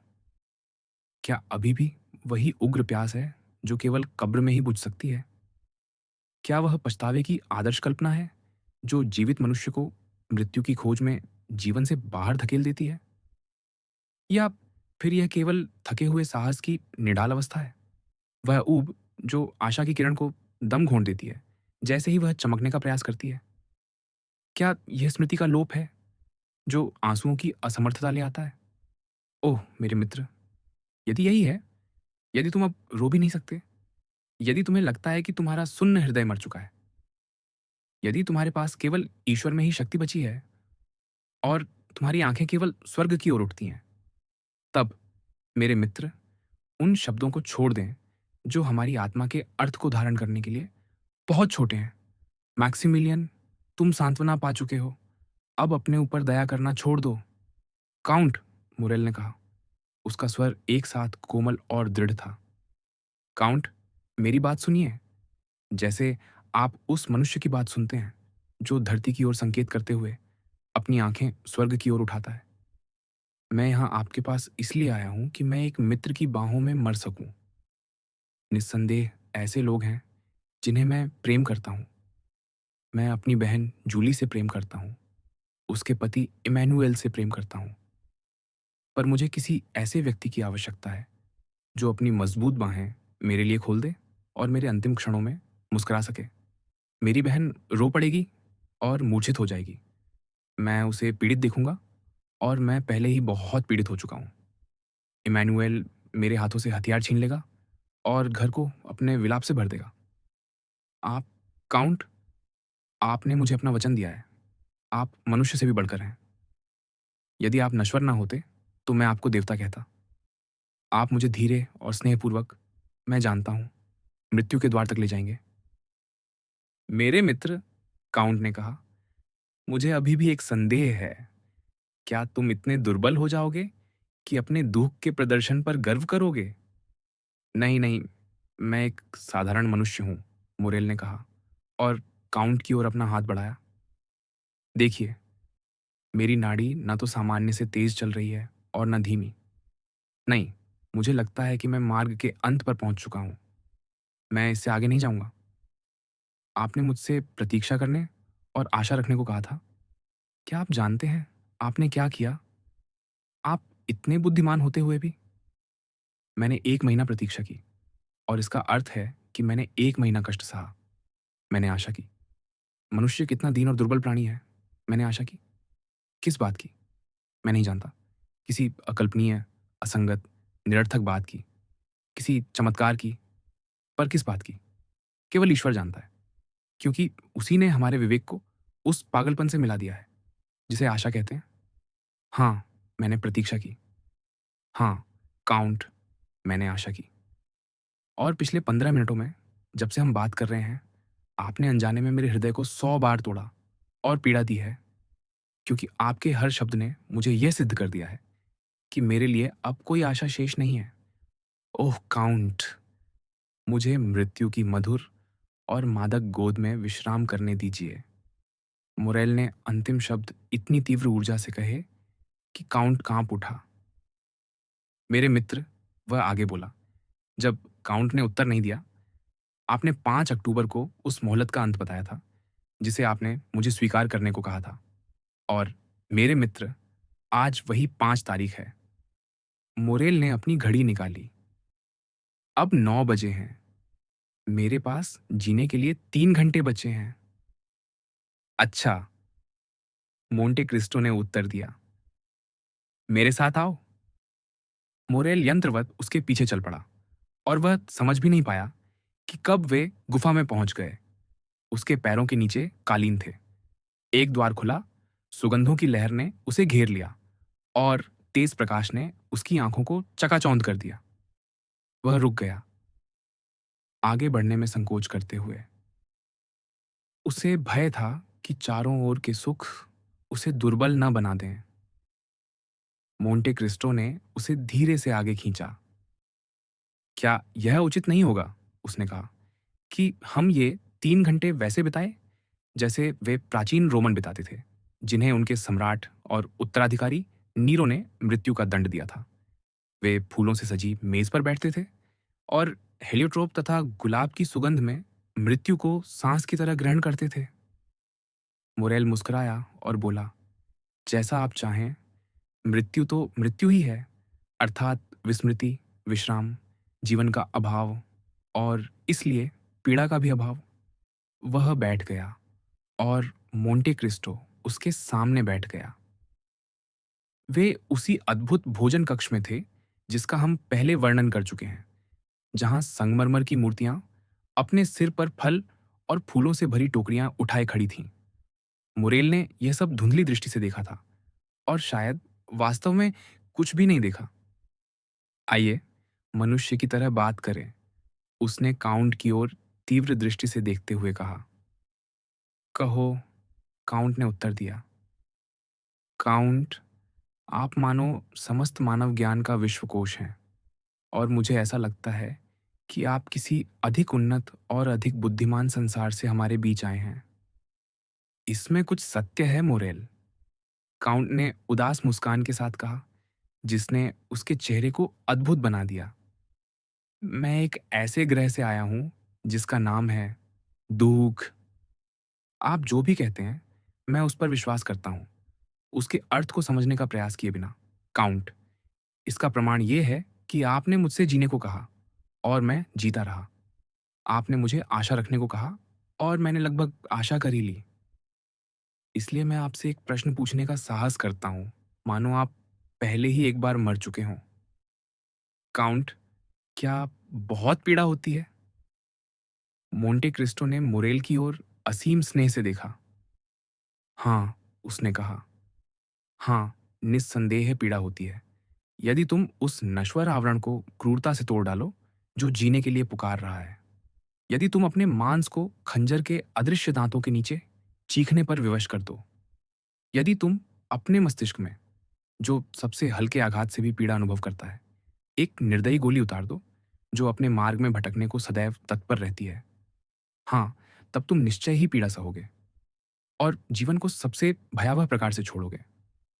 ऐसी निराशाजनक यातना में कि तुम्हें लगेगा कि इतनी कीमत देकर प्राप्त विश्राम से तो मृत्यु ही बेहतर थी। मैं समझ गया, मुरेल ने कहा। मृत्यु के भी अपने सुख और पीड़ा के रहस्य होते हैं, जैसे जीवन के होते हैं। केवल यह जानने की बात है कि वे क्या हैं। ठीक कहा, मैक्सिमिलियन, तुमने बिल्कुल सही बात पकड़ी है। मृत्यु इस पर निर्भर करती है कि हम उसके साथ अच्छे संबंध रखते हैं या बुरे। या तो एक मित्र होती है जो हमें किसी धाय माँ की तरह धीरे धीरे झुलाती है, या फिर एक शत्रु होती है जो शरीर और आत्मा को निर्दयता से चीर डालती है। एक दिन जब हमारा संसार और 1000 वर्ष जी चुका होगा, जब मनुष्य प्रकृति की सभी विनाशकारी शक्तियों पर अधिकार कर लेंगे और उन्हें मानव जाति के सामूहिक कल्याण के लिए लगा देंगे, और जब, जैसा तुमने अभी कहा, मनुष्य मृत्यु के रहस्यों को सीख लेंगे, तब मृत्यु उतनी ही मधुर और मादक होगी जितनी किसी प्रेमिका की बाहों में सोना। और आप, काउंट, यदि आप मरना चाहते, तो क्या आप इस प्रकार मरना जानते? मैं जानता। मुरेल ने हाथ बढ़ाया। अब मैं समझ गया, उसने कहा। आप मुझे इस उजाड़ द्वीप पर, समुद्र के बीच, इस भूमिगत महल में, एक ऐसी कब्र में जिसे कोई फराव भी ईर्ष्या से देखे, क्यों लाए हैं? ये इसलिए कि आप मुझसे प्रेम करते हैं, है ना? काउंट, आप मुझसे इतना प्रेम करते हैं कि मुझे वैसी ही मृत्यु देना चाहते हैं जिसका आपने अभी उल्लेख किया। ऐसी मृत्यु जिसमें पीड़ा ना हो, ऐसी मृत्यु जिसमें मैं अपने होंठों पर वैलेंटीन का नाम और अपने हाथ में आपका हाथ लिए प्राण त्याग सकूं। तुम सही हो, मोरेल, काउंट ने सरलता से कहा। मैं भी इसे इसी प्रकार देखता हूं। धन्यवाद। ये विचार कि कल से मुझे अब पीड़ा नहीं होगी, मेरे हृदय के लिए मरहम जैसा है। क्या ऐसी कोई चीज नहीं जिसे तुम छोड़ते हुए याद करोगे? मोंटे क्रिस्टो ने पूछा। नहीं, मोरेल ने उत्तर दिया। मुझे भी नहीं, काउंट ने गहरी भावना से पूछा। मोरेल रुक गया। उसकी स्वच्छ आंख अचानक धुंधली हो गई, फिर पहले से भी अधिक चमक उठी। एक बड़ा आंसू उससे निकलकर उसके गाल पर चांदी की रेखा छोड़ गया। क्या? काउंट ने कहा। धरती पर ऐसी कोई चीज है जिसे छोड़ने का तुम्हें पछतावा होगा, फिर भी तुम मरना चाहते हो? ओह, मैं आपसे विनती करता हूं, मुरेल ने धीमे स्वर में कहा। एक शब्द भी नहीं, काउंट, मेरी पीड़ा को और मत बढ़ाइए। काउंट को भय हुआ कि मोरेल दुर्बल पड़ रहा है, और इस विचार ने उसके मन में वही भयानक संदेह फिर जगा दिया जो कभी शातोदिफ में उस पर छाया था। मैं इस मनुष्य को उसका सुख लौटाने में लगा हूं, उसने सोचा। मैं मानता हूँ कि यह प्रतिपूर्ति उस तराजू के दूसरे पलड़े में डाला गया भार है, जिसमें मैंने बुराई रखी थी। अब यदि मैं गलत हूँ और यह मनुष्य इतना दुखी नहीं है कि उसे सुख का अधिकार हो, तो मेरे साथ क्या होगा? मैं जो बुराई का प्रायश्चित केवल भलाई करके ही कर सकता हूँ। मेरी बात सुनो, मोरेल, उसने कहा। तुम्हारा दुःख अत्यंत गहरा है, यह मैं देख सकता हूँ। पर तुम ईश्वर में विश्वास करते हो। शायद तुम अपनी आत्मा के उद्धार को जोखिम में नहीं डालना चाहोगे। मोरेल ने उदास मुस्कान के साथ कहा, काउंट, आप जानते हैं कि मैं अतिशयोक्ति नहीं करता, पर मैं शपथ लेता हूँ, मेरी आत्मा अब मेरी नहीं रही।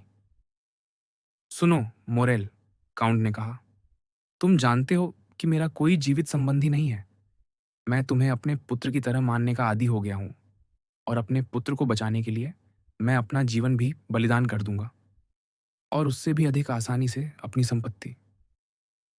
आपका क्या अर्थ है? मेरा अर्थ है, मोरेल, कि तुम जीवन इसलिए छोड़ना चाहते हो क्योंकि तुम जीवन के उन सभी सुखों को नहीं जानते जो अत्यंत धनी लोगों को मिलते हैं। मोरेल, मेरे पास लगभग 100 मिलियन है। वे सब तुम्हारे हो सकते हैं। इतने धन से तुम जो चाहो कर सकते हो। क्या तुम महत्वाकांक्षी हो? हर मार्ग तुम्हारे लिए खुला है। संसार को हिला दो, उसे बदल दो, कोई भी पागलपन करो।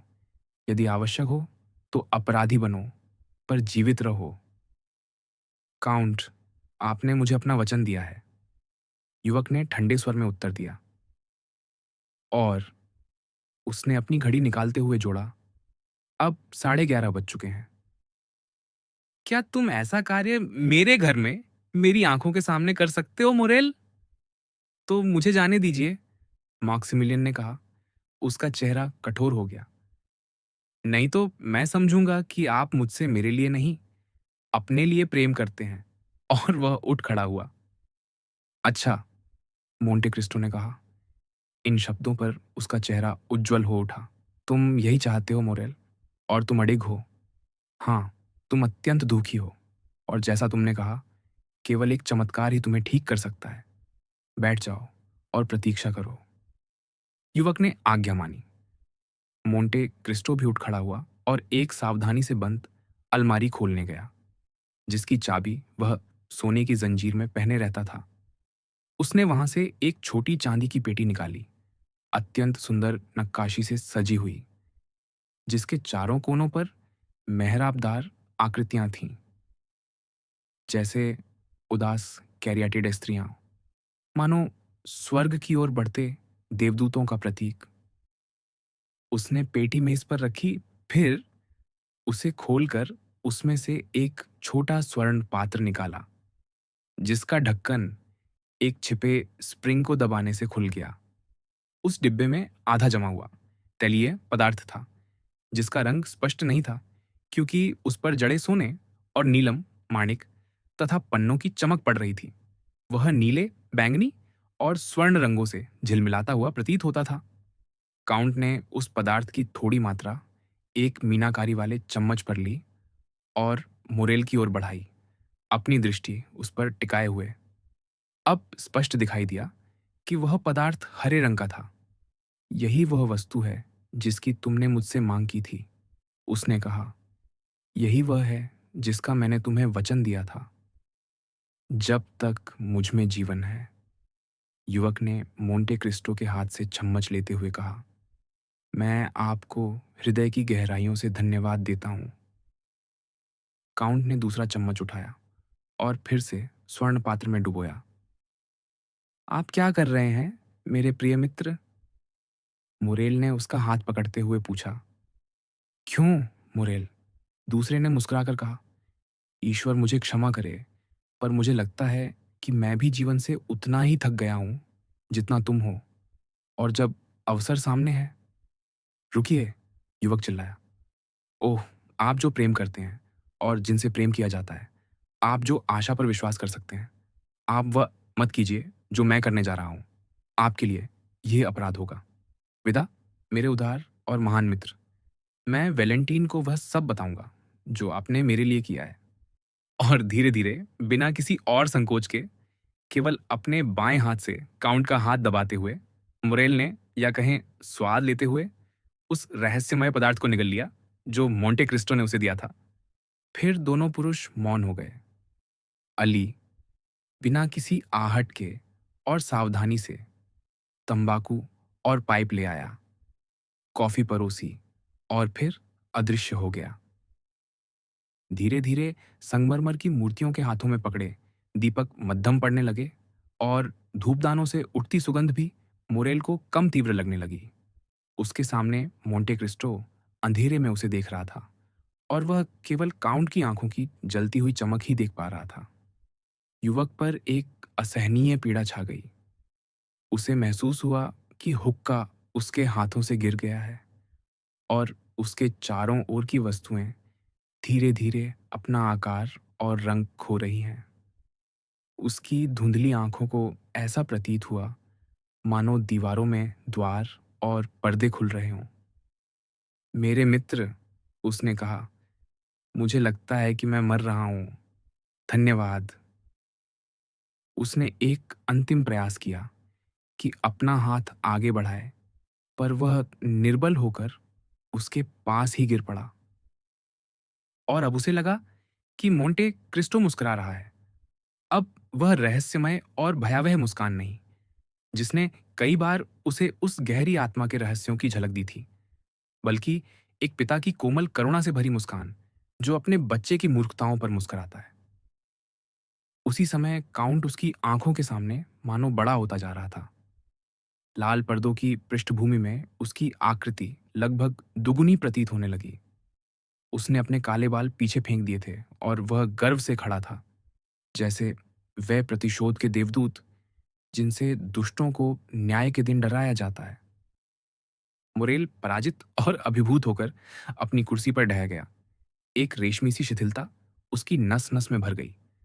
उसका मन जैसे नए विचारों से भरने लगा, जैसे किसी कैलिडोस्कोप में नया चित्र उभर आता है। पीछे झुककर, हाँफते और उत्तेजित होकर, उसे अपने भीतर कुछ भी जीवित नहीं लगा सिवाय इस स्वप्न के। उसे ऐसा लगा मानो वह सीधे उस अस्पष्ट उन्माद में उतर रहा हो जो उस दूसरे अज्ञात से पहले आता है, जिसे मृत्यु कहते हैं। एक बार फिर उसने काउंट का हाथ पकड़ने के लिए हाथ बढ़ाने का प्रयास किया, पर इस बार उसका हाथ हिल भी न सका। उसने अंतिम विदा कहने की कोशिश की, पर उसकी जीभ उसके मुंह में ऐसे भारी हो गई जैसे किसी समाधि के द्वार पर रखा पत्थर। वह कितनी भी कोशिश करता, अपनी म्लान आंखें खुली नहीं रख पाता। फिर भी उनकी बंद पलकों के पीछे एक आकृति थी जिसे वह अंधेरे के बावजूद पहचान रहा था। वह काउंट था, जिसने अभी अभी द्वार खोला था। उसी क्षण बगल के कक्ष से, या कहें एक अद्भुत महल से, प्रकाश का प्रचंड विस्फोट उस कक्ष में भर गया जहां मुरेल अपनी कोमल मृत्यु पीड़ा में डूब रहा था। और फिर उस दूसरे कक्ष की देहरी पर, दोनों कमरों के बीच, उसने एक स्त्री को देखा जिसकी सुंदरता अद्भुत थी। पीली और मधुर मुस्कान लिए वह ऐसी प्रतीत हो रही थी जैसे दया का कोई देवदूत प्रतिशोध के देवदूत को हटाने आया हो।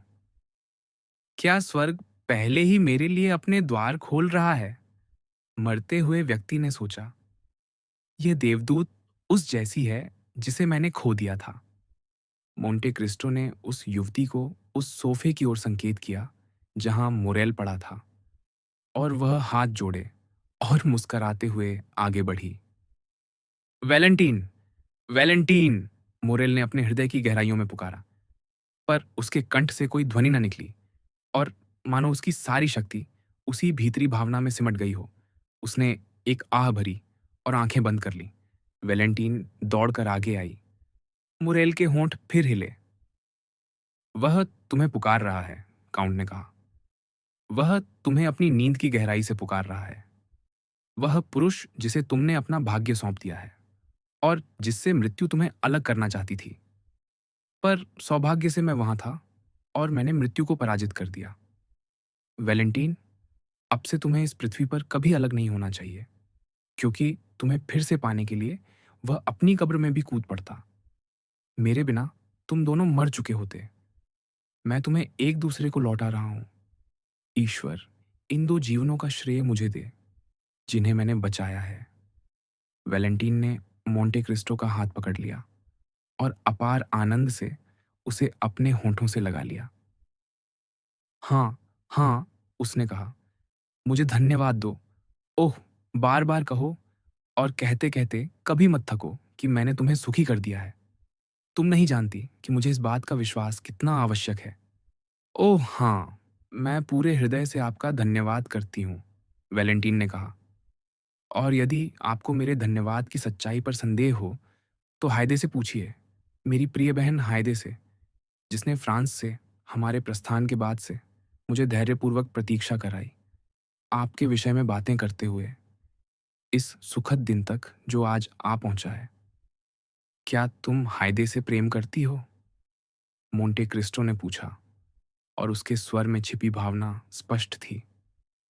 ओह हाँ, पूरे हृदय से। तो वैलेंटीन, मेरी बात सुनो, काउंट ने कहा। मुझे तुमसे एक निवेदन करना है। मुझसे? हे ईश्वर, क्या मैं इतनी भाग्यशाली हूं? तुमने हायदे को अपनी बहन कहा। वैलेंटीन, उसे सचमुच अपनी बहन बना लो। जो कुछ तुम समझती हो कि तुम मुझ पर ऋणी हो, वह सब उसे दे दो।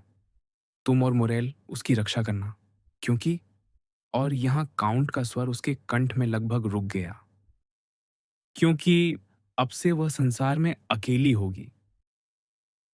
संसार में अकेली? काउंट के पीछे से एक आवाज आई। क्यों? मोंटे क्रिस्टो मुड़ा और उसने हायदे को देखा, पीली और बर्फ सी ठंडी, जो उसे अविश्वास से देख रही थी। क्योंकि मेरी बच्ची, कल से तुम स्वतंत्र हो जाओगी, उसने उत्तर दिया।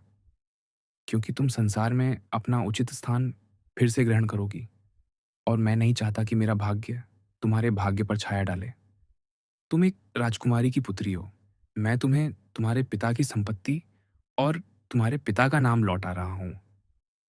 हायदे का चेहरा एकदम पीला पड़ गया। उसने अपने पारदर्शी हाथ ऐसे खोल दिए जैसे कोई कन्या अपनी आत्मा ईश्वर को सौंपते हुए प्रार्थना करती हो, और आंसुओं से कठोर हो चुके स्वर में बोली, तो मेरे स्वामी, आप मुझे छोड़ रहे हैं? हायदे, हायदे, तुम युवा और सुंदर हो।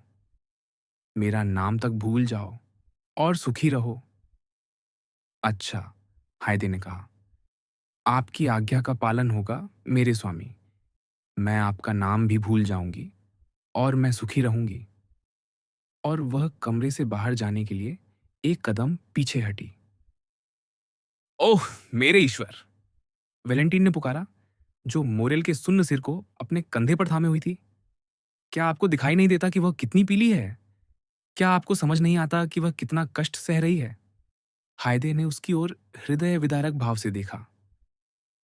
आप कैसे अपेक्षा करती हैं कि वह मुझे समझे, मेरी बहन? वह मेरे स्वामी हैं और मैं उनकी दासी। उन्हें कुछ भी ना देखने का अधिकार है। काउंट उस स्वर को सुनकर कांप उठा, जिसने उसके अस्तित्व की सबसे गहरी तंतुओं को छू लिया था। उसकी आंखें युवती की आंखों से मिलीं, पर वह उनमें देख नहीं सका। हे भगवान! हे भगवान! उसने कहा, क्या वह सच हो सकता है जिसका संकेत तुमने मुझे दिया था? हायदे, क्या तुम सचमुच मुझे छोड़कर न जाने में प्रसन्न होगी? मैं युवा हूं, उसने धीरे से उत्तर दिया। मुझे जीवन से प्रेम है, जिसे आपने हमेशा मेरे लिए इतना सुखद बनाया है। मुझे मरना अच्छा नहीं लगेगा।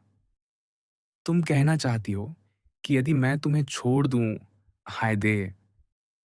हाँ, मेरे स्वामी, मैं मर जाऊंगी। तो क्या तुम मुझसे प्रेम करती हो? ओह वैलेंटीन, वह मुझसे पूछते हैं कि क्या मैं उनसे प्रेम करती हूँ। उन्हें बताओ, क्या तुम मैक्सिमिलियन से प्रेम करती हो? काउंट ने अनुभव किया कि उसका वक्ष फैल रहा है और उसका हृदय भर रहा है। उसने अपनी बाहें फैला दी और हायदे एक चीख के साथ उनमें गिर पड़ी। ओह हाँ, ओह हाँ, मैं आपसे प्रेम करती हूँ, उसने कहा। मैं आपसे वैसे प्रेम करती हूँ जैसे कोई पिता से करता है, भाई से करता है, पति से करता है। मैं आपसे वैसे प्रेम करती हूँ जैसे जीवन से और जैसे ईश्वर से प्रेम किया जाता है, क्योंकि मेरे लिए आप सृष्टि के सबसे सुंदर, सबसे श्रेष्ठ और सबसे महान प्राणी हैं। तो जैसा तुम चाहो वैसा ही हो, मेरी मधुर देवदूत, काउंट ने कहा। ईश्वर, जिसने मुझे मेरे शत्रुओं के विरुद्ध उठाया और मुझे विजय दी, वही ईश्वर मैं देख रहा हूं। नहीं चाहता कि मेरी विजय का अंत उस पश्चाताप में हो। मैं स्वयं को दंड देना चाहता था, पर ईश्वर मुझे क्षमा करना चाहता है। इसलिए मुझसे प्रेम करो, हायदे। कौन जानता है, शायद तुम्हारा प्रेम मुझे वह सब भूलने में सहायता करे जिसे मुझे भूलना चाहिए। आप क्या कह रहे हैं मेरे स्वामी? युवती ने पूछा। मैं कह रहा हूं कि तुम्हारे एक शब्द ने, हायदे, मुझे 20 वर्षों की बुद्धिमत्ता से भी अधिक प्रकाश दिया है। इस संसार में अब मेरे पास केवल तुम हो, हायदे। तुम्हारे माध्यम से ही मैं जीवन से जुड़ा हूं। तुम्हारे माध्यम से मैं पीड़ा सह सकता हूं और तुम्हारे माध्यम से मैं सुखी हो सकता हूं।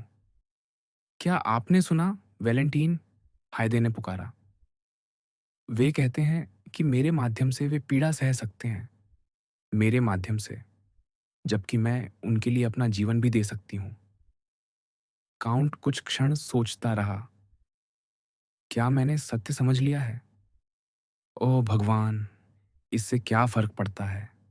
पुरस्कार हो या दंड, मैं अपना भाग्य स्वीकार करता हूँ। आओ, हायदे, आओ। और युवती की कमर में बांह डालकर उसने वैलेंटीन का हाथ दबाया और वहां से चला गया। लगभग 1 घंटा बीत गया। उस समय तक वैलेंटीन मोरेल के पास बैठी भारी सांस लेती हुई और उसे निहारती रही, बोलने में असमर्थ। अंततः उसने महसूस किया कि उसका हृदय धड़क रहा है। उसके होठों से एक अत्यंत हल्की सांस निकली और युवक का पूरा शरीर उस हल्के कंपन से हिल गया जो जीवन के लौटने का संकेत देता है। अंत में उसकी आंखें खुली, यद्यपि पहले वे शून्य में देख रही थीं। फिर दृष्टि लौटी, स्पष्ट और सच्ची, और उसके साथ भावना भी लौटी, और भावना के साथ पीड़ा। ओह! उसने निराश स्वर में कराहते हुए कहा, मैं अभी भी जीवित हूं। काउंट ने मुझे धोखा दिया। और उसका हाथ मेज पर रखे एक चाकू की ओर बढ़ा। मेरे मित्र, वैलेंटीन ने अपनी अजेय मुस्कान के साथ कहा, जागो और मेरी ओर देखो। मुरेल ने एक तीखी चीख मारी और उन्माद से भरा, संदेह में डूबा, मानो किसी स्वर्गीय दर्शन से चकाचौंध हो गया हो, वह दोनों घुटनों पर गिर पड़ा। अगले दिन सूर्योदय की पहली किरणों के साथ मुरेल और वैलेंटीन तट पर बाहों में बाहें डाले टहल रहे थे। वैलेंटीन उसे बता रही थी कि किस प्रकार मोंटे क्रिस्टो उसके कमरे में आया था, कैसे उसने उसे सब कुछ बता दिया था, कैसे उसने अपराधी को उजागर कराया, और अंत में कैसे उसने चमत्कारिक रूप से उसे मृत्यु से बचा लिया, जबकि सबको यह विश्वास हो गया था कि वह मर चुकी है। उन्होंने गुफा का द्वार खुला पाया और बाहर निकल आए। सुबह के नीले आकाश में अंतिम तारे अभी भी चमक रहे थे, और चट्टानों के एक समूह की आधी रोशनी में मुरेल ने एक व्यक्ति को खड़ा देखा जो उनके पास आने के संकेत की प्रतीक्षा कर रहा था। उसने उसे वैलेंटीन को दिखाया। ओह, वह याकोबो है, उसने कहा, उसे अपने पास आने का संकेत करते हुए। यॉट का कप्तान। क्या तुम्हारे पास हमें बताने के लिए कुछ है? मुरेल ने पूछा।